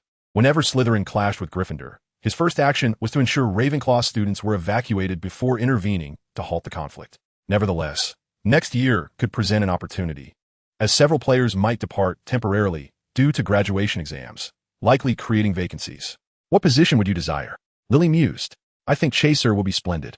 A Golden Snitch is worth 150 points. She regarded Harry's performance, convinced that the Chaser was pivotal in determining victory. "I prefer the role of Chaser. My father was once the Chaser for Ravenclaw. Then, I eagerly anticipate your performance next year. Shall I secure a championship trophy for you to behold?" "You did say so. If I achieve that, what reward would I receive?" "What do you want?" "I want Quidditch Interlude." Weeks have swiftly passed, and only 10 weeks remain until the examination. By the passage of time, it seems Hagrid has indeed procured the dragon egg, and soon they shall embark on their journey into the Forbidden Forest, where they will inevitably encounter Voldemort. Recently, Hill has developed a fondness for the library. The collection at Hogwarts is rather intriguing. It is said that someone once discovered a spell capable of defeating Voldemort within its confines. Hill, however, harbors no such intentions. He is merely becoming increasingly captivated by Hogwarts, a wondrous institution that feels almost alive. Moreover, the library's extensive collection delights him greatly. After all, this library has existed for a millennium, with the passage of time claiming countless families and severing innumerable legacies. Yet Hogwarts remains steadfast. As for his studies, should Hill be concerned? Harry and his friends have also been frequenting the library, not in search of information regarding Nicholas Flamel. That pursuit has long concluded, but primarily due to Hermione. With the examination looming just 10 weeks away, she has enlisted Harry and Ron to join her in reviewing their studies. How daunting. I shall never commit this to memory. One afternoon, Ron finally reached his limit and flung his quill aside, gazing longingly out of the library window. For the first time in months, they encountered such splendid weather. The sky was clear and bright, a blue reminiscent of forget-me-nots, and the air carried an essence of the impending summer. To remain indoors on such a day would indeed be a travesty. Hill closed his book. Since the conclusion of Christmas, he had been immersed in the library, and he too felt a tinge of fatigue. Observing the delightful weather outside, he deemed it a waste to remain indoors. Hermione merely huffed, offering no response. In truth, she understood that individuals like Hill need not worry about their examinations. Their concern should merely be attaining a respectable rank. Clearly, Hermione is quite invested in her exam results, which explains her early onset of revision. Hill stretched, preparing to rise and step outside when he spotted Hagrid entering. Could it be the dragon egg? Subsequent events confirmed Hill's suspicion. Hagrid requested them to wait a moment at his hut, and soon Harry and the others discovered that Hagrid was likely raising a dragon. While their own basement contained several dragon specimens, the prospect of a living dragon, particularly a newly hatched one, piqued Hill's curiosity. However, to his slight disappointment, Hagrid had merely just acquired the dragon egg, with several days yet to pass before successful hatching. Nonetheless, the idea of boiling a dragon egg in a cauldron felt rather peculiar. What if it were to be cooked? Such matters should be left for Hagrid to ponder. They conversed at length about the Philosopher's Stone. Although they managed to extract some information from Hagrid, it was largely trivial, with the most significant detail being the identities of the professors involved in setting the traps. On their return journey, Harry and his companions engaged in fervent discussion regarding Snape, suspecting him to be the one attempting to steal the Philosopher's Stone. Certainly, Hermione pondered deeply. She was already aware that Voldemort had infiltrated Hogwarts. Yet she remained uncertain regarding which professor it might be. Was it Hill or perhaps Snape? Observing Hill's silence, Hermione could not help but inquire. Subconsciously regarding Hill as an omniscient figure, an honor or a misfortune, one might wonder. It could be argued both ways. Regardless, I have long harbored disdain for Snape. Hill's response was ambiguous, yet to Harry and his friends, it seemed to imply that Snape was indeed the culprit. Naturally, Hermione began to harbor doubts. Could Snape truly be the villain? As the end of term approached, assignments piled up, and Terry and the others lamented their burdens. Fortunately, they had an exceptional roommate who could complete assignments in record time and generously lend them for reference. I suddenly felt grateful to have been sorted into Ravenclaw. During breakfast, Terry remarked while sipping his oatmeal, "Indeed, choosing Ravenclaw is the wisest decision of my life." Anthony nodded in agreement, while Michael smiled and concurred wholeheartedly. Hill, with an air of exasperation, shook his head as he spread jam on his bread and handed it to Lily, who received it with a smile and in turn offered him a glass of lemon juice. "Hey, must you be so blatant in front of us?" Anthony exclaimed, his face a picture of despair. He had aimed to find a girlfriend in his first year, but had made no progress thus far. Meanwhile, Hill, seemingly idle, was receiving attention from a beautiful girl. Anyone would feel a pang of injustice in such a situation. "Just close your eyes, and you won't see it," Hill retorted, eliciting subdued laughter from Terry and the others. Now, Hill and Lily's relationship had matured. He had grown accustomed to her presence, and they shared an unspoken understanding without uttering a word. After breakfast, Hill noticed Harry's owl flying in, signaling that Hagrid's dragon egg had likely hatched. He spotted Draco standing beside Harry and the others, seemingly eavesdropping on their conversation. After a moment, Harry approached, leaning in to whisper the news of the hatching dragon egg to Hill. "I understand. We have no classes this morning. I shall go first." Harry nodded and departed, as they had a herbology class to attend. Once Harry had left, Lily quietly asked, "Where are you going?" "To witness the hatching of a dragon," Hill casually replied, a reason that most would find hard to believe. However, Lily seemed to be anything but ordinary. "Really? May I accompany you?" "Well, that's what I get for my own choices." Faced with Lily's request, Hill found it difficult to decline. At worst, he would explain the situation to Harry and the others later. Lily was quite discreet. Watching Draco prepare to leave the hall, Hill stood and followed him, realizing that some matters required a change in approach. "Hey Draco, where are you headed?" Draco halted, a smile breaking across his face upon seeing Hill. "There is nothing much to discuss. I am preparing to return, as I have no classes this morning." Hill did not expose Draco's deception. He merely smiled and, with an air of mystery, said, "There is something you will surely find intriguing. Would you care to hear it?" "What is it?" "Hagrid has raised a dragon." Draco's expression became somewhat peculiar. He had heard this news from Harry, and it should have been a closely guarded secret. So, why was Hill revealing it to him? "Oh, I see." Draco nonchalantly nodded, then noticed Hill's skeptical gaze. He feigned surprise. "A dragon, you say?" Rolling his eyes, Hill shrugged. "Indeed. Harry and the others want me to witness the hatching of the dragon egg, which is today." "Congratulations." A hint of envy flickered across Draco's face. He had always been fond of dragons, though Lucius forbade him from keeping one. However, he had secretly sought out numerous books on dragons to read. Hill chuckled softly, glancing around before leaning closer to Draco. "Would you like to have a close encounter with the dragon?" Excitement flashed across Draco's face, only to be swiftly replaced by disappointment as he shook his head. "Harry and the others wouldn't want me there, even if they didn't invite you. Wouldn't you find a way?" "What do you mean?" "Ahem. I said nothing. I know nothing. I have matters to attend to. I must take my leave." Observing that Draco had grasped his implication, Hill made an excuse to depart. Certain matters only require a hint. They need not be stated too explicitly. As for the rationale behind such actions, Hill trusted that Draco would make the right choice, which would be beneficial for everyone. Perhaps Harry and the others might feel a bit disheartened, but they would not incur any loss. Since it was still early, Hill first took a stroll around the castle with Lily until they grew somewhat weary before heading to Hagrid's hut. Arriving early posed no issue, and the hut was tightly sealed for the dragon egg's incubation, with a large fire burning inside, creating quite a warm atmosphere. It was evident that Hagrid felt a bit anxious upon seeing Lily. He cast a wary glance at Albus. "And who might this be?" "I am Lily Depan. It is a pleasure to meet you, Hagrid." Lily, ever the extrovert, extended her hand, smiling at Hagrid, who seemed momentarily taken aback. Hagrid's gaze flickered uncertainly. The name evoked many memories for him. However, he quickly regained his composure, offering Lily what he believed to be a warm smile and stepping aside. "Gulmeen, you are a friend of Hill's, so that is quite all right." Watching the somewhat awkward Hagrid, Lily chuckled again, her laughter like silver bells, leaving Hagrid momentarily enchanted. How many years had it been? Is the dragon egg still hatching? After Lily found a place to sit, Hill noticed the dragon egg still simmering in the pot. It is in the process of hatching. It won't be long. By the time Harry and the others finish their classes, the dragon egg should be ready to hatch. Chapter 34. The Little Dragon Norbert. When Harry and his companions arrived after class, their expressions were somewhat peculiar as they discovered an additional person present, engaged in some rather bizarre activities. For instance, the sound of a crunch echoed through the air, causing Harry and the others to involuntarily shudder and instinctively check their own teeth. Hagrid's rock cake had finally found an admirer.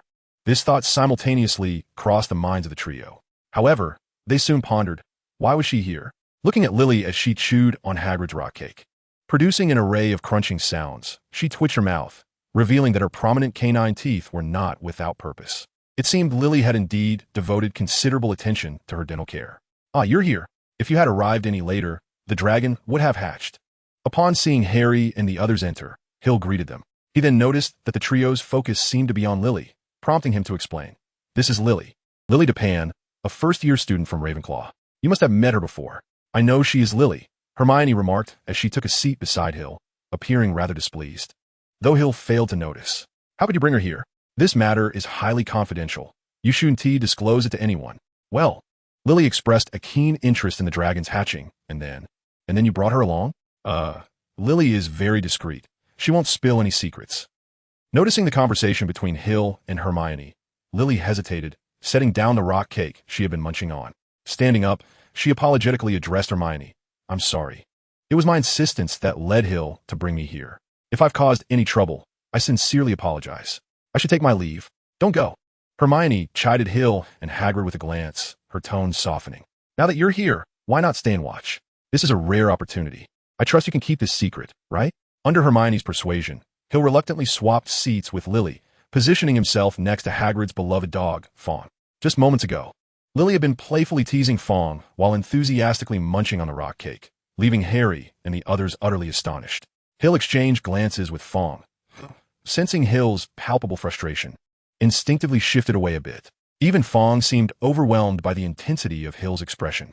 Hagrid retrieved the dragon egg from the cauldron and placed it on the table. The egg was adorned with peculiar patterns, a deep crimson hue, and already bore a significant crack. Something within was incessantly wriggling, producing an amusing clicking sound. Hill and the others scooted their chairs closer to the table, holding their breath in anticipation. Suddenly, with a sharp scraping sound, the egg cracked open. The hatchling wobbled unsteadily on the table. It was not particularly beautiful. Its appearance resembled a crumpled black umbrella. Its spiky wings seemed disproportionately large compared to its slender, dark body. It possessed a long snout with white nostrils and horn-like bumps on its head, while its orange-red eyes bulged outward. It sneezed, releasing a few sparks from its nostrils. "Isn't it beautiful?" Hagrid murmured softly, extending a hand to stroke the little dragon's head. The dragon playfully nipped at his finger, revealing its sharp, elongated teeth. "Goodness, look! It recognizes its mother." "Hagrid," Hermione inquired, "how quickly does a Norwegian ridgeback grow?" Just as Hagrid was about to respond, a sudden pallor washed over his face. He leapt upright and dashed to the window. "What's the matter?" A boy had just peered through the curtain and was now sprinting towards the school. "That's Draco." Harry and Ron instantly identified the figure. A smirk crept across Hill's lips as he rose swiftly, bolting out the door and waving his wand at himself. Light as a feather. This charm, a whimsical invention of one of Hill's overly idle ancestors, was born from a race against a muggle, which his ancestor had lost. Haunted by the defeat, he devised this spell and challenged the muggle again. A gentle breeze swirled around Hill's feet, and his body became weightless. With a light step, he covered several meters. Like a gust of wind, he swiftly glided forward, soon catching up with Draco. Harry and the others merely observed as Hill appeared to exchange a few words with Draco, seemingly embroiled in a dispute. Harry even noticed Draco draw his wand, only to retract it moments later. Ultimately, Hill and Draco returned to the hut together. Draco would not divulge Hagrid's secret about raising the dragon. Hill wore a look of resignation, but in exchange, he requested to help care for the creature. Just as Ron was about to voice his objection, Hermione interrupted him with a louder exclamation. "All right, Hermione, are you out of your mind?" Ron stared incredulously at the girl. "This is the right thing to do," she retorted, tossing her head, strands of hair brushing past Ron's face. "Do you want Hagrid to end up in Azkaban? As long as he cares for the dragon with us, he won't betray us." Only Lilith silently watched Hill. She had seen him seek out Draco earlier that morning. The ensuing days were surprisingly pleasant. Draco, well versed in the nature of dragons, engaged enthusiastically with Hagrid, who possessed ample practical experience, while Harry, Ron, and Hermione listened intently. The animosity that had once lingered among them began to dissipate. The most disheartened was Hill. He tentatively reached out to touch the little dragon, yet the creature, named Norbert, unceremoniously burned several holes in his sleeve. In the following days, Lilith and Harry frequently visited the dragon, with Draco often coming to assist. Although tensions with Harry and the others remained, within Hagrid's cozy hut, it felt as if nothing had ever happened. Meanwhile, Hill immersed himself in the library. Having recently stumbled upon a few clues regarding his ancestor, though it was merely a handful of words, essentially conjectures related to his lineage, it sparked a profound intrigue within him. Under the cover of night, Hill, utilizing the invisibility cloak borrowed from Harry, stealthily infiltrated the library numerous times, scouring the restricted section for extended periods. However, progress was scant. While he unearthed some hidden histories of Hogwarts, the mystery surrounding his ancestor remained unresolved.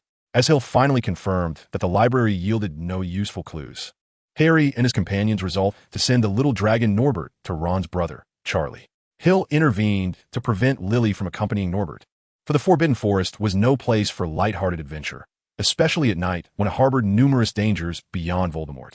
Hill had no intention of venturing into the forest. He firmly believed that Voldemort would not dare to act against Harry and his friends, for Dumbledore would undoubtedly be tailing them. Now is not the time for confrontations. As for Harry and his companions, Hill could only express his regrets. Growth invariably comes at a cost, and they must confront formidable adversaries. It was essential to dispel their unrealistic fantasies. Not all villains are vanquished by heroes, and victory often demands sacrifice. Inevitably, Harry and his friends were caught by Professor McGonagall, leading to a deduction of 150 points from Gryffindor and 50 from Slytherin. along with a punishment of detention in the Forbidden Forest. Hermione appeared quite disheartened at the 50-point deduction, and Harry and Neville were even more troubled, particularly Harry. As the Gryffindor students passed by the enormous hourglass that recorded the House Cup scores, they were aghast to see a sudden drop of 150 points. Rumors quickly spread. Harry Potter, the illustrious Harry Potter, hero of 2 Quidditch matches, had caused them to lose such a significant number of points, alongside 2 other foolish first-year students. Once regarded as one of the most popular and esteemed figures in the school, Harry found himself the target of scorn.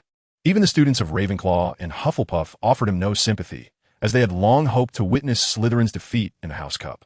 Wherever Harry went, whispers and pointed fingers followed, and insults were hurled without a hint of discretion. Conversely, whenever he passed by Slytherin, they applauded, whistled, and cheered. "Thank you, Potter. You've done us a great favor." Hermione and Neville also suffered in silence. Their experiences were not as harrowing as Harry's, owing to his fame.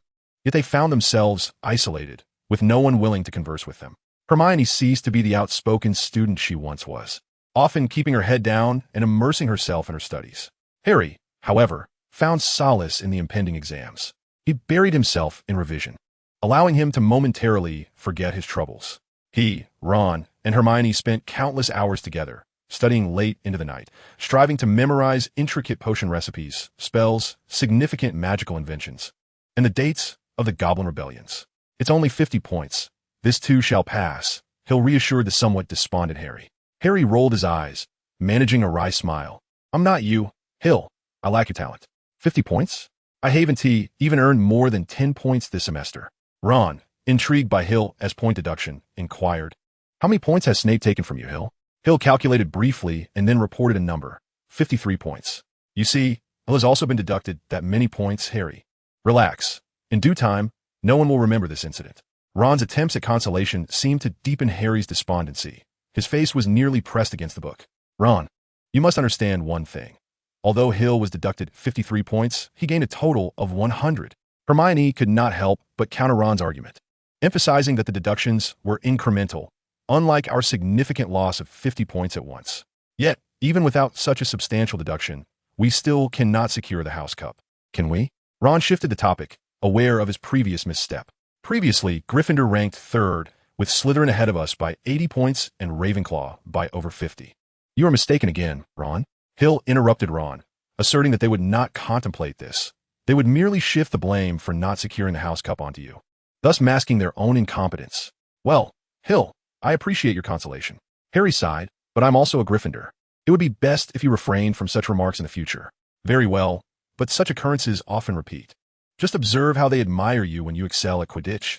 The moment you falter, they will be merciless. Noting Harry's increasingly glum expression, Hill paused. Ultimately, you are not a Gallion. You cannot please everyone, can you? Hill's playful banter slightly lifted Harry's spirits. Yet, I wonder what the punishment entails. It cannot be something as dire as confinement or deprivation of meals. Can it? Trust me, it is far worse than that. Oh, Hill, could you possibly share some good news? Indeed, there's a piece of good news. Pray enlighten me. The details of your punishment have been revealed. You need not be anxious any longer. Well, that news isn't too dreadful. What exactly does it entail? The Forbidden Forest. You must venture into the Forbidden Forest. I suddenly feel all you've shared today is dismal news, Hill. Oh, is it? Chapter 35 looms ominously. Concerning the Forbidden Forest. Hill was certain that Harry and his friends had no choice but to go. The reason was straightforward. He had overheard Hagrid mention the discovery of a unicorn's carcass. Dumbledore would not let pass an opportunity for Harry to encounter Voldemort up close. Naturally, Harry and the others were puzzled as to how Hill knew the contents of the punishment. However, Hill's response was singular. No comment. Privately, Hill had signaled to Voldemort, relaying the information that Harry would be heading into the Forbidden Forest. Oh, this is splendid. Are you preparing to act? Dumbledore will undoubtedly be prepared.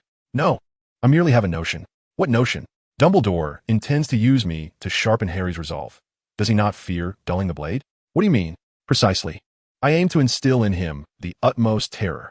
I wish to keep him forever in my shadow. It sounds enticing. However, I do not wish for you to lay a hand on others. Do your utmost. Should they seek their demise, do not hold me accountable. Thank you very much. It shall be a pleasure to collaborate. The Forbidden Forest serves as a dividing line. It appears that Voldemort's performance was indeed somewhat effective. Following his visit to the Forbidden Forest, Harry seemed dazed for an extended period. He often sat alone in contemplation, springing up like a startled rabbit at the slightest sound. He was plagued by nightmares, waking to find his pillow drenched in sweat. "You cannot continue like this," observed Hill, noting Harry's increasing fatigue and frailty. "Go seek Dumbledore. Perhaps he can assist you." "I am fine," Harry stubbornly shook his head, although his gaze remained fixed on the book. His expression revealed that his mind was far from it. "If you persist in this manner, you will eventually crumble." "I am fine. Perhaps you should consult Dumbledore." "I said I am fine. Are you not weary of this?" Harry exclaimed in frustration, rising abruptly. However, due to his prolonged state of lethargy, his body felt uncoordinated, nearly causing him to stumble. He gathered his book and departed the library without so much as a farewell. Hill, feeling helpless, glanced at Hermione and Ron. "Am I truly that bothersome?" The two exchanged glances and nodded in unison. Yet, if he continued like this, he would surely reach a breaking point. Someone must guide him. Hermione hesitated, observing Hill's face, which was etched with concern. She exhaled, a sense of relief washing over her. Indeed, Hermione had grown suspicious of Hill. The rationale was straightforward. Hill's judgments appeared consistently accurate, yet he never divulged the basis for his conclusions. This inevitably led Hermione to question Hill's motives. The issue was whether seeking Dumbledore over such a trivial matter was an overreaction. Ron believed Hill was overly anxious. In his view, such matters would gradually dissipate with time. "That is because you have yet to witness Voldemort's true power." Hill, well aware of Voldemort's might, was far from optimistic. Only Harry knew what transpired that fateful night. Yet he remained silent, leaving them powerless to act. "Let's not dwell on this. What are your plans regarding the Philosopher's Stone? What else can be done? Harry's current state is troubling. We can only hope that Snape does not act swiftly, for Dumbledore remains at Hogwarts, and he ought to lack the audacity to proceed. But what if he were absent? That would indeed spell trouble." As time progressed, Hill faced his first final examinations at Hogwarts. Why were the quills for the exams enchanted against cheating? After completing the last History of Magic exam, Anthony emerged with a look of indignation. When returning home for Christmas, he had specifically purchased a quill designed to aid in cheating. Yet, the teachers provided them with new quills for the exams, all of which were imbued with anti-cheating spells. Hogwarts has been established for nearly a millennium. Do you believe there exists any method of cheating that our predecessors have not employed? Terry wore a scornful expression, relishing the opportunity to undermine Anthony, to resort to such petty tactics in their presence. "Alas, I find myself utterly despairing of your intellect." Anthony and Terry engaged in their mutual derision, while Michael wore a look of distress, seemingly troubled by some misfortune. "What is it, Michael? Did you not perform well on the exam?" Michael nodded glumly. "Is it serious?" "Yes, quite serious." "What happened?" "I made an error on a fill-in-the-blank question." "Alas, this will surely cost me a high score." "You are courting disaster." Observing his three boisterous roommates, Hill could only strive to distance himself from them. How embarrassing. Following the conclusion of their History of Magic exam, they would be granted a week's reprieve, yet this period coincided with the time when Voldemort might strike. Hill noticed Draco walking ahead, devoid of his usual entourage. His silhouette appeared desolate, imbued with a sense of defeat. "Hey, Draco, how did you fare on the exam?" In response to Hill's greeting, Draco managed a smile that was more sorrowful than a frown. "You went all right, I suppose. Your complexion seems off. Have you encountered some trouble?" Hill observed that Draco appeared even paler than usual, perhaps rivaled only by the ghosts themselves. It seemed that Harry was not the sole one traumatized that fateful night. "You saw him too, didn't you?" Hill sighed, recognizing that the events of recent times must have struck a profound blow to someone like Draco, who had always been coddled. Not every 11-year-old boy is as resilient as Hill. "You know who he is, don't you?" Draco nodded bitterly, acknowledging that night's events as a true nightmare. To Draco, Voldemort had always been an idol, the embodiment of power, coldness, and infamy, captivating him entirely. This is what a real wizard is. Draco had long believed, as his parents, former Death Eaters, had countless times painted Voldemort as a paragon of perfection. Yet that night, witnessing the creature sprawled on the ground, like a wild dog drinking unicorn blood, exuding an aura of malevolence, devoid of humanity, was that truly Voldemort? Draco's disheartened state stemmed not from mere fright, but from the shattering of his idol's image, leaving him lost and despondent. How much do you truly know about Voldemort? Do not regale me with what your parents have told you. Rather, share your own understanding of him. Do you genuinely comprehend who he is? He is powerful. He is cold, Draco stammered, uttering a few disjointed words that failed to form coherent sentences. In truth, he knew nothing of Voldemort. You know nothing at all, do you? Hill's remark fell upon Draco like a bucket of cold water, forcing him to confront the reality that what he had witnessed that night was indeed the true Voldemort. Draco hesitated before nodding in affirmation. Allow me to enlighten you. What you perceive is not the true Voldemort, Hill sneered. The genuine Voldemort is far more despicable and grotesque than what you witnessed that day. He has ceased to be human, but he wasn't always like this. Was he? He was once powerful, even perfect. But that was in the past. Hill's voice deepened, yet his words stirred tumultuous waves within Draco's heart. The era of Voldemort has long since faded. Why linger over that half-dead wretch? You can usurp his place. Casting a glance at the somewhat dazed Draco, Hill shook his head. He had planted a seed within Draco, a seed named ambition. What would transpire next remained uncertain. Nonetheless, this world has never lacked for those with ambition. Though few reach the finish line, Hill had no desire to live in a harmonious world. He thrived on chaos. By the way, you must still be fretting over your 50 points, he remarked, patting Draco on the shoulder as he prepared to depart. Here, S.A. hint. Harry and his friends are plotting an operation that, if successful, could yield substantial points. The choice is yours to make. Embrace yourself. You may have to face that individual again. Leaving Draco, who was ensnared in confusion and conflict, Hill hummed a tune as he returned to the dormitory. He had no inclination to traverse the challenges of the Philosopher's Stone again, especially since he wouldn't be obtaining it anyway. Speaking of which, with Floo powder, even Dumbledore could return at a mere thought. While it might buy some time, the likelihood of encountering Dumbledore was still considerable. Could it be that Voldemort has a backup plan? After pondering for quite a while without resolution, Hill decisively dismissed the thought. It was time for dinner. On his way to the dining hall, Hill was intercepted by the trio, who seized him and dashed towards Dumbledore's office. Hey, what's going on? No time to explain. We'll discuss it with Dumbledore, they replied, pulling him along. Let go. I can walk on my own. Hermione released her grip, and Hill shook his wrist, which had nearly been dislocated. Quite the strength you have there. Yet your hands are rather slippery. They feel interesting. Ahem, not the time for such thoughts. Is this the path to Dumbledore's office? Hill inquired, observing as they neared the astronomy tower. Ron's sudden halt caught Harry off guard, causing him to crash into Ron, while Hermione was saved from a collision by Hill's timely pull. What kind of route is this, Ron? We're almost at the astronomy tower. How was I to know? You didn't remind me. Don't you know the way, Ron? I've never been to his office. How could I know? Observing the trio's amusing bickering, Hill felt compelled to intervene and cease the pointless squabble. Enough. Follow me. I know the way to the headmaster's office. Why didn't you say so earlier? The trio exclaimed in unison. You never asked me. After much ado, Hill and his companions finally arrived at the door of the headmaster's office. What are you all doing here? Asked Professor McGonagall, cradling a large stack of books in her arms. We wish to see Professor Dumbledore, Hermione replied.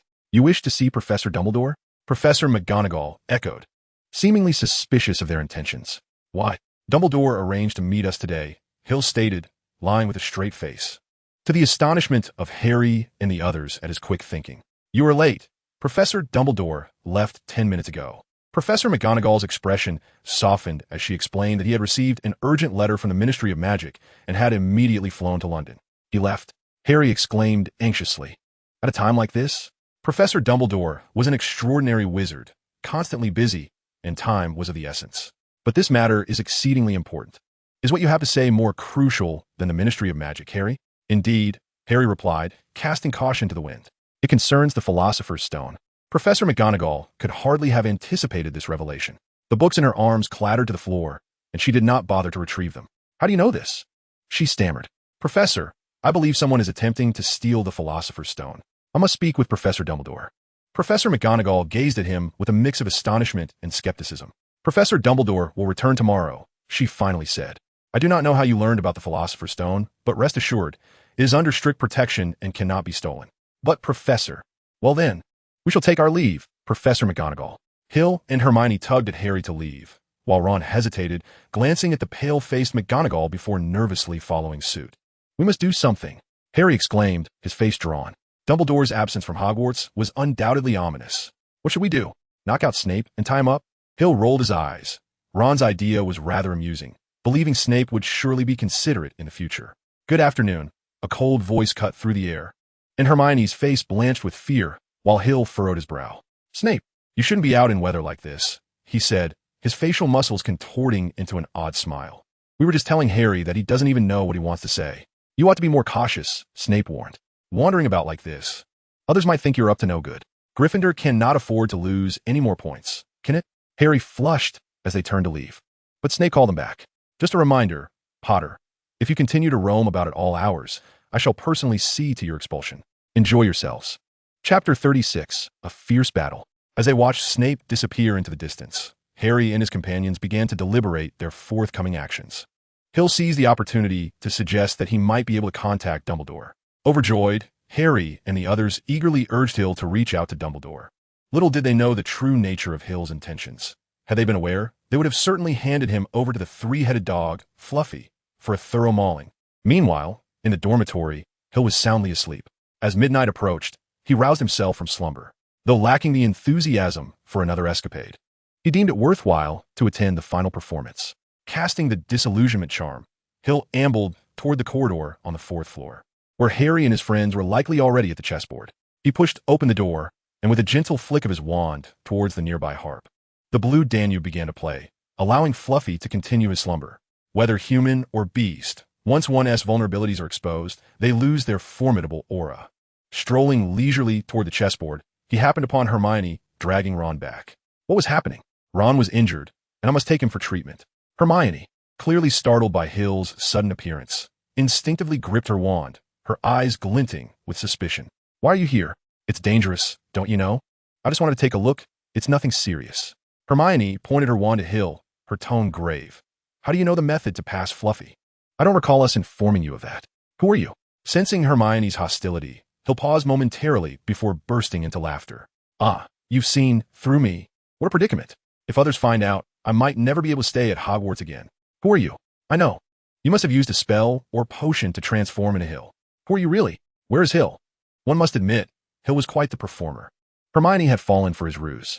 I am Hill, and Hill is me. You're lying. Who are you really? I truly am Hill. This is the absolute truth. But at this moment, Hermione would certainly not believe it.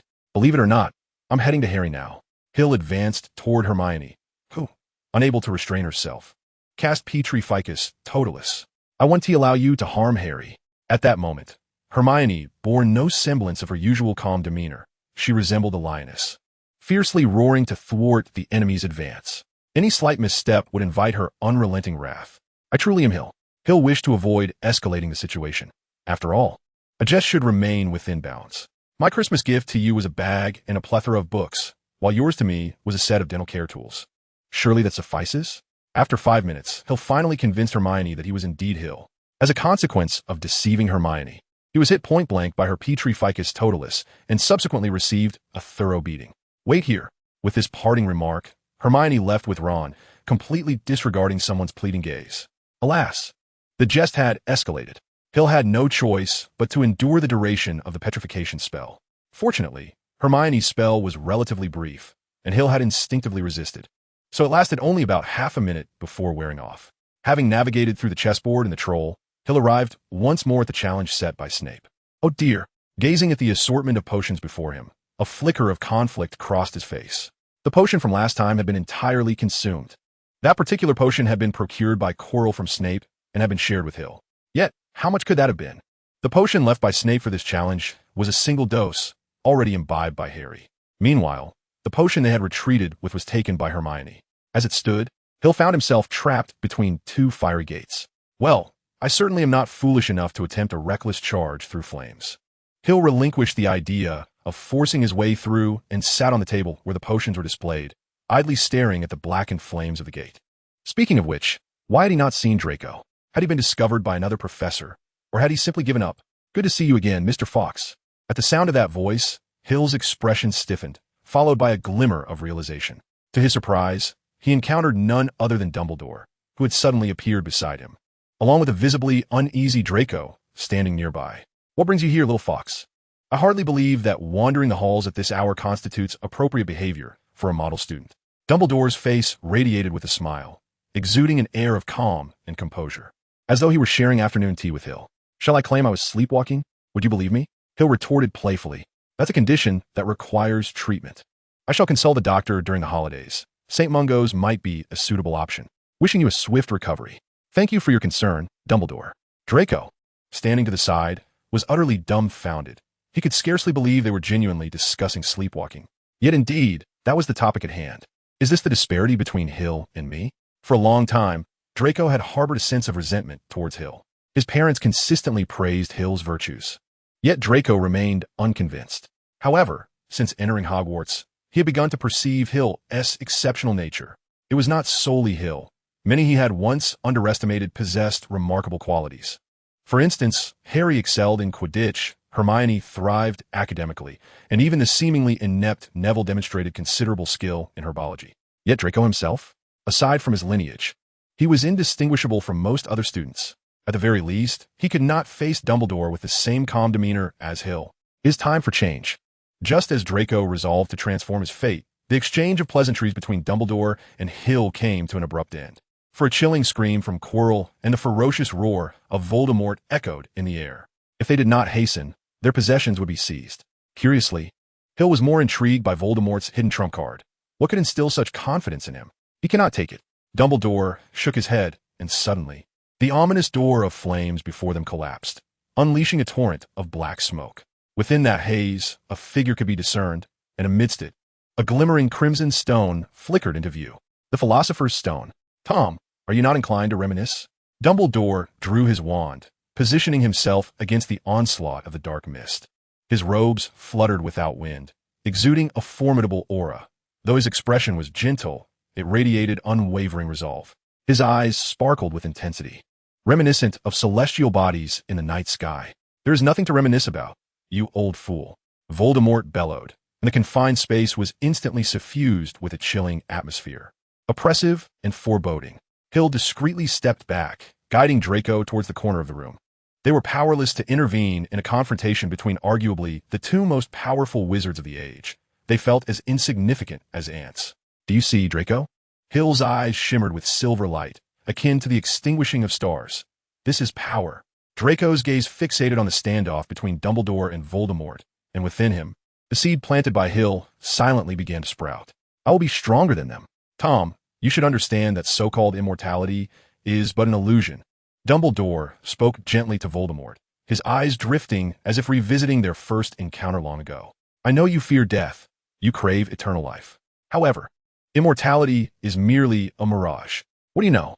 I have traversed further down the path of immortality than any of you. Voldemort roared, declaring that he would pay any price for eternal life. So, you come to seize the Philosopher's Stone? Indeed. Nicholas Flamel has lived for 666 years because of this stone. It possesses unfathomable power. At the mention of Flamel, Dumbledore's expression darkened momentarily. He gazed at Voldemort, enunciating each word. No, you are mistaken. This stone is merely a curse. That is impossible. I can sense the power within this stone. The curse embedded in this stone ensures that its possessor shall never feel again. Dumbledore's lips quivered slightly, and his expression radiated profound sorrow. My dear friend, Grindelwald, he lamented, many years ago, by sheer happenstance, you forged this stone, and thus you have suffered for over 5 centuries. Devoid of taste, nothing delights the palate, bereft of smell. No scent reaches your nostrils, lacking the sensation of pain. Even a severed hand brings no discomfort. Stripped of color perception, all you behold is a monochrome world. Dumbledore's words resonated with a weighty gravity. Indeed, even emotions have been wrested from him. He cannot feel sorrow, nor rage, nor joy, nor anguish. Would you desire such an eternal existence, living like a mere shell of your former self? For immortality, I would sacrifice everything. Voldemort roared one final time, charging at Dumbledore, utterly disbelieving the latter's words, convinced they were but a ruse. Yet, has Dumbledore ever lied? With a soft sigh, he brandished his wand. I regret to inform you, Tom. This stone must be destroyed. You cannot take it with you. With a resigned shrug, Hill produced a scroll and, without hesitation, tore it asunder. Ultimate protection. This scroll contained a powerful defensive spell capable of withstanding attacks of a certain intensity. However, the knowledge of crafting such scrolls had been lost to time, entwined with ancient magical texts. In a magical world that had endured the Muggle anti-wizarding frenzy, it was astonishing that no one remained capable of creating such scrolls. Gazing regretfully at the fragments of the scroll in his hand, Hill lamented that he possessed but a few. Each torn piece was a loss. Speaking of which, his family seemed to harbor numerous hidden caches. Perhaps there were still treasures to be found. As the adage goes, one gets what one pays for. Hill's scroll effectively mitigated the residual effects of the battle between Dumbledore and Voldemort. However, this was also due to the restraint exhibited by both wizards. Otherwise, the outcome would have been dire. Dueling fiercely, Voldemort and Dumbledore were both among the most formidable of sorcerers. Even though Voldemort was but a fractured entity, Dumbledore had aged considerably, no longer possessing the vigor of his youth. Their confrontation lacked the flamboyant displays of light and sound typical of other wizard duels. Hill could only witness spells colliding midair, then vanishing simultaneously. In the space between them, ripples of energy surged, only to be thwarted by the protective charms before reaching Hill and his companions. Clearly, for the time being, Voldemort still possessed some fighting spirit. Yet, such circumstances could not endure. In a mere contest of magical prowess, Voldemort would undoubtedly prove no match for Dumbledore. As the tide of battle began to turn against him, Voldemort's gaze darted toward Draco and Hill, who were lurking nearby. "Not good," Hill cried out, realizing Voldemort had set his sights upon them. With a sneer, Voldemort, even while sustaining a curse from Dumbledore, unleashed a killing curse aimed at Hill and Draco. Clearly, he was forcing Dumbledore's hand for aid. How despicable! Dumbledore let out a cold huff, his fury reaching its zenith. As long as that individual remains a student of Hogwarts, they shall undoubtedly receive his protection. Voldemort sought to exploit this very fact to manipulate Dumbledore. How despicable! Voldemort's words abruptly ceased as another spell from Dumbledore struck him squarely in the chest. He gazed at Dumbledore in disbelief, incredulously uttering, "You would forsake your students?" Just moments prior, Voldemort had anticipated Dumbledore's intervention, yet he did nothing, allowing the killing curse to soar towards Hill and Draco. Seizing this opportunity, he dealt Voldemort yet another devastating blow. "How could this be? I would never abandon my students," Dumbledore declared, a smile gracing his face as he regarded Voldemort. "My old friend, come forth." "Very well, as you wish, my old friend." Voldemort's eyes widened in astonishment as he fixated on the vacant space before Hill and Draco. From the previously empty ground, an individual materialized, clad in a brown wizarding robe adorned with intricate and lavish patterns that would leave an ordinary person dizzy upon a mere glance. This was a manifestation of ancient magical script, bestowing formidable protection upon the robe. The newcomer appeared extraordinarily youthful, seemingly in his 20s, with strikingly handsome features and piercing eyes. Anyone who beheld this young man could only entertain a singular thought: perfection. This ethereal youth bore a subtle smile, extending his hand to gently touch the killing curse. Uttering the word, "Annihilate," the curse vanished at his fingertip, fulfilling the command. "Who are you?" Voldemort queried, stepping back in astonishment, unable to contain his curiosity. "I have many names, so many that I nearly forget my own. The great sage, the grand alchemist. Ah yes, my friends, all call me Nicholas Flamel." The youth's expression shifted to one of realization as he nodded, reiterating, "Indeed, I am Nicholas Flamel. Moreover, I am the creator and possessor of this philosopher's stone you hold. I strongly advise you to relinquish the stone. It is truly not a benevolent artifact. Is that so?" Voldemort gazed greedily at the stone in his hand before turning his attention back to Nicholas Flamel, lingering on his youthful form before reluctantly averting his gaze. "You must be over 600 years old, yet you appear to be no more than 20. Indeed, I am 666 years old this year. As for why I appear thus, it is, of course, the effect of the Philosopher's Stone. Do you truly think I would part with this stone?" Voldemort's voice rose sharply, his disdainful gaze fixed upon Nicholas Flamel as though he were a fool. Nicholas Flamel appeared quite troubled, scratching his head before shrugging his shoulders and stating, "In that case, I shall take it myself." He stepped forward, pausing briefly before taking another step, hesitating slightly once more before advancing again. He took 5 steps, arriving within less than 3 meters of Voldemort. This was a perilous distance, as any spell could be unleashed in an instant, leaving no opportunity for evasion. Although, for individuals of their caliber, evasion had little significance. "You are no match for me." Nickelmay's audacious words were surprisingly numerous. He uttered such an obviously provoking statement toward Voldemort before the battle commenced. Then let me witness the prowess of Nickelmay, the wizard who has lived for over 6 centuries. Voldemort's expression turned grave. He held confidence in his own strength. As for Nickelmay, though he had lived for a considerable time, Voldemort did not perceive him as particularly formidable. After all, the latter was more renowned for his alchemical skills. Furthermore, if he were indeed that powerful, where had he been during the reign of Grindelwald and Voldemort? "As you wish." After uttering this phrase, Nickelmay's aura surged, subtly suppressing both Dumbledore and Voldemort. Crack! Hill stared in astonishment at the protective shield before him, now marred with cracks. Although it had already sustained considerable damage, it seemed implausible that it would yield so easily to Nickelmay's mere presence. Dumbledore narrowed his eyes and stepped in front of Hill and the others, nodding at Nickleme, indicating that he need not concern himself with anything else. Unburdened by worries. Nickleme slightly stretched his joints and turned his gaze towards the gravely serious Voldemort, making a gesture to commence. Voldemort refrained from acting rashly. The aura emanating from Nickleme had already made him realize that this wizard, famed centuries ago, was far more than merely an alchemist. "Where's your wand?" Voldemort inquired, holding Chilo's wand, which, although unwieldy, was better than nothing. A wand is a wizardess weapon. A wandless wizard is sometimes no better than an ordinary muggle. Many years ago, numerous wizards met their demise on the pyre after losing their wands. Though at their level, wandless magic was no issue. In the context of this formidable confrontation, it seems somewhat lacking. Wandless magic is not devoid of magic. It consumes significantly more magical energy than usual. My wand? It has long been lost. Lost? Indeed, it was gone centuries ago. It was in a battle where my wand was destroyed. Seemingly oblivious to the fact that he was transforming the battle into a mere chat, Nickleme continued, "That was during the final battle of the Third Wizarding War. Quite unfortunate. Really, being besieged, and then my wand shattered." Voldemort fell into silence, and Hill noticed a flicker of hesitation cross his face. What was he hesitating about? "Hill, what is the Third Wizarding War?" Draco inquired. As the name suggests, it was the third conflict among wizards, reputed to be a devastating war. That battle severely wounded the magical realm, and it has yet to fully recover. Many families were obliterated in an instant, and countless legacies have turned to dust in the annals of history.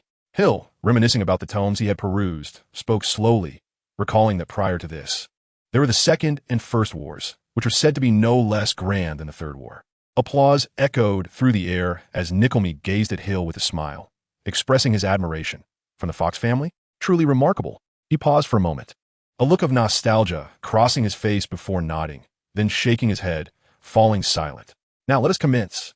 Nickleme gently waved his hand, and a faint golden light emanated from his fingertips, weaving delicate golden threads into a grand net. "Bind." With a flick of his finger, the golden net surged toward Voldemort. Naturally, Voldemort would not allow this peculiar net to touch him. He brandished his wand, summoning a heavily armored knight clad in black. "Go forth. Crush everything before you." Voldemort commanded, and the knight's previously closed eyes sprang open, glowing a blood-red hue. The Black Knight took resolute strides forward, swinging a colossal hammer at the encroaching net. A special application of transfiguration? Nickleme mused, observing the stalemate between the knight and the grand net, a sly glint flashing across his face. His lips barely moved as he uttered a few words, and suddenly, the grand net transformed into a massive spear, piercing the Black Knight. "Bind." Once again, he uttered the word, and chains materialized around Voldemort, ensnaring him tightly. "Ah, those chains represent bind. The previous one was capture," Nickleme elucidated slowly. "Bind is subtler, suitable for surprise attacks, and its magical fluctuations are minimal, making it hard to detect." As Voldemort attempted to struggle, he found himself surprisingly immobilized. Of course, given time, breaking free would not pose challenge. But did he have that time? Well, to be candid, the current wizard's combat skills are undeniably inferior to those of the past. Nickleme began to ramble again, yet this time he did not merely stand idle. He continued to weave intricate gestures with his hands, as if performing a beautiful melody. The golden light emanating from his fingers traced a complex magical array in the air, captivating those who gazed upon it, drawing them into its depths. In our time, we would engage in combat for leisure. Those rascals were more cunning than the last, specializing in ambushing others. Honestly, a mere child from our era could easily outmatch your combat prowess. After all, if one did not deceive others or remain wary of being deceived, such a person would likely not survive 3 days. The past is not necessarily antiquated. In my view, the current state of magic represents regression. Combat is about defeating one's opponent. There are no rigid constraints to bind one's actions. We once held the rigid chivalric ideals in disdain, yet, astonishingly, centuries later, our descendants have morphed into such individuals. Therefore, I had previously informed you that you were never my equal. However, you refused to believe it. Now here we are. I merely seek to reclaim the Philosopher's Stone, while that fellow beside you appears intent on taking your life. Voldemort gritted his teeth in fury. The sensation of being utterly outmatched was indeed unbearable. Yet, considering his opponent had weathered the trials of 3 wars, Voldemort found solace in that thought. However, this individual, having achieved victory, still insisted on rambling incessantly. "Very well, I shall retrieve my belongings." Looking rather fatigued, Nickleby rubbed his temples and lamented, What a bother. Why must you covet the Philosopher's Stone? It truly is not a good thing. Nick, time is of the essence.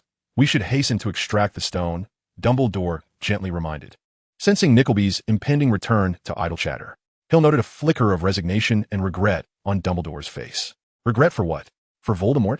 Or perhaps, indeed, time is fleeting. Today is the most opportune day. After uttering an ambiguous remark, Nickleby quickened his pace. He pointed a finger at the magical array and then pressed it onto Voldemort. What have you done? Voldemort bellowed in a mix of rage and fear, his dread stemming from the unknown, for he was unaware of the array's purpose. I truly wish to give you a sound thrashing. How dare you touch my possessions? Nickleby's tone underwent a complete transformation, filled with brashness. How dare you attempt to absorb what belongs to me, forcing me to exert such effort to retrieve it? You! Voldemort roared furiously, yet he found himself tightly bound by Nickleby, temporarily unable to escape. Do you understand? That is mine. It was earned with my life alongside a multitude of friends. Do you comprehend? Nickleby shot Voldemort a fierce glare before turning to Dumbledore with a scornful tirade. Dumbledore, you are no saint either. Why must you use my Philosopher's Stone as bait? You must be envious of my youthful appearance, right? Ah, how amusing it is. For though I am 666 years old, I still attract the attention of beautiful maidens on the street, while you, well, you have aged. Hill and Draco stood in stunned silence, astonished that this was indeed the greatest alchemist of modern times. He seemed more akin to a rogue. Dumbledore, unfazed, simply smiled and said, Nick, my old friend, how do you feel? Remarkably well. Unprecedentedly well. This sensation I have not experienced for several centuries. Nickleby exclaimed, seemingly in a fit of exuberance. He waved his arms and shouted, Tonight, I shall seek out 5 beautiful women to spend the night with. No, I shall seek out 10. Silently, Hill wiped the cold sweat from his brow before addressing Draco, urging him to forget all he had witnessed, suggesting instead to cherish the memory of the formidable and reliable Nickleby. Draco nodded stiffly. Congratulations on regaining your senses. However, if memory serves me right, Pernille should also have regained hers. Should you fear her jealousy, I wholeheartedly support your decision. Dumbledore chuckled. Hill was taken aback to find the previously exuberant Nickleby suddenly subdued, his body trembling slightly, his lips moving as if he were uttering something. I no longer wish to consume pasta, Hill deciphered through lip reading. And this revelation left him and Draco exchanging bewildered glances. Very well, let us proceed. Time is of the essence. Nickleby's tone shifted to one of urgency. My time is limited. We must act swiftly. Though brief, this moment is sufficient, is it not? We shall embark on another journey thereafter, awaiting your arrival, Dumbledore. Turning away, his expression obscured, he murmured, excess leads to imbalance. Gain and sacrifice are seldom equivalent. This is my final counsel. The Philosopher's Stone, the nightmare of my existence. It is time for your end. You were never meant to exist. With arms outstretched, Nickleby emanated a formidable aura, surpassing even his confrontation with Voldemort. Come fort, he commanded, reaching into Voldemort's very being and seizing the undulating Philosopher's Stone. Boom! Dumbledore waved his wand, conjuring a silver shield that enveloped himself, Hill, and Draco. Voldemort's visage contorted in agony, as Nickleby's actions inflicted great torment upon him. So, it appears you have found your next master? Are you to forsake me? Nickleby remarked coolly. Yet, being such as you should not exist. You curse stone. Hill recalled Dumbledore's earlier words and grasped the entirety of the situation. The Philosopher's Stone was not the flawless entity one might envision. For its creator, Nickleby, it represented a cursed object, a perpetual nightmare. It seemed that the stone granted him eternal youth at the cost of his emotions, rendering him akin to a soulless husk. Now, the stone appeared to have chosen Voldemort as its master, merging with him, thereby discarding its previous owner, granting him a form of liberation. Nonetheless, for both personal and principled reasons, Nickleby would not permit the Philosopher's Stone to exist in this world. In that fateful book, he had seemingly destroyed the stone. Yet, just as Nickleby extracted it, Voldemort suddenly stirred. The stone is mine, it belongs to me. Chapter 38, Voldemort's Last Resort. The stone is mine, it belongs to me. Nickleby was evidently taken aback by the fact that Voldemort could still move, or rather, he was astonished by the remarkable synergy between Voldemort and the Philosopher's Stone. Alone, Voldemort lacked the power to dismantle Nickleby's enchantment, but with the Philosopher's Stone, the scenario transformed entirely. Was it the impending threat of his own destruction that instilled a sense of urgency within him? Nickleby muttered, then shook his head. To him, it merely resembled a cornered beast struggle. Under the immense pressure of absolute power, everything else appeared illusory. He quickened his movements, gradually extracting the Philosopher's Stone, albeit slowly, but it was a continuous process. In all likelihood, within half a minute, the stone would be retrieved. This half a minute was indeed crucial. Voldemort, of course, would not passively allow Nicklemore to proceed. Liberated, he was unhesitatingly preparing to flee. Although Hogwarts forbade apparition, much like Hill, he had his own means of escape. Be compliant, Nicklemore commanded, observing Voldemort preparing to activate an item for his escape. With a deft motion, he conjured a scroll in his hand. A fleeting glance at it, and then he tossed the scroll to Dumbledore. Hold it tightly. Freedom is a rare find.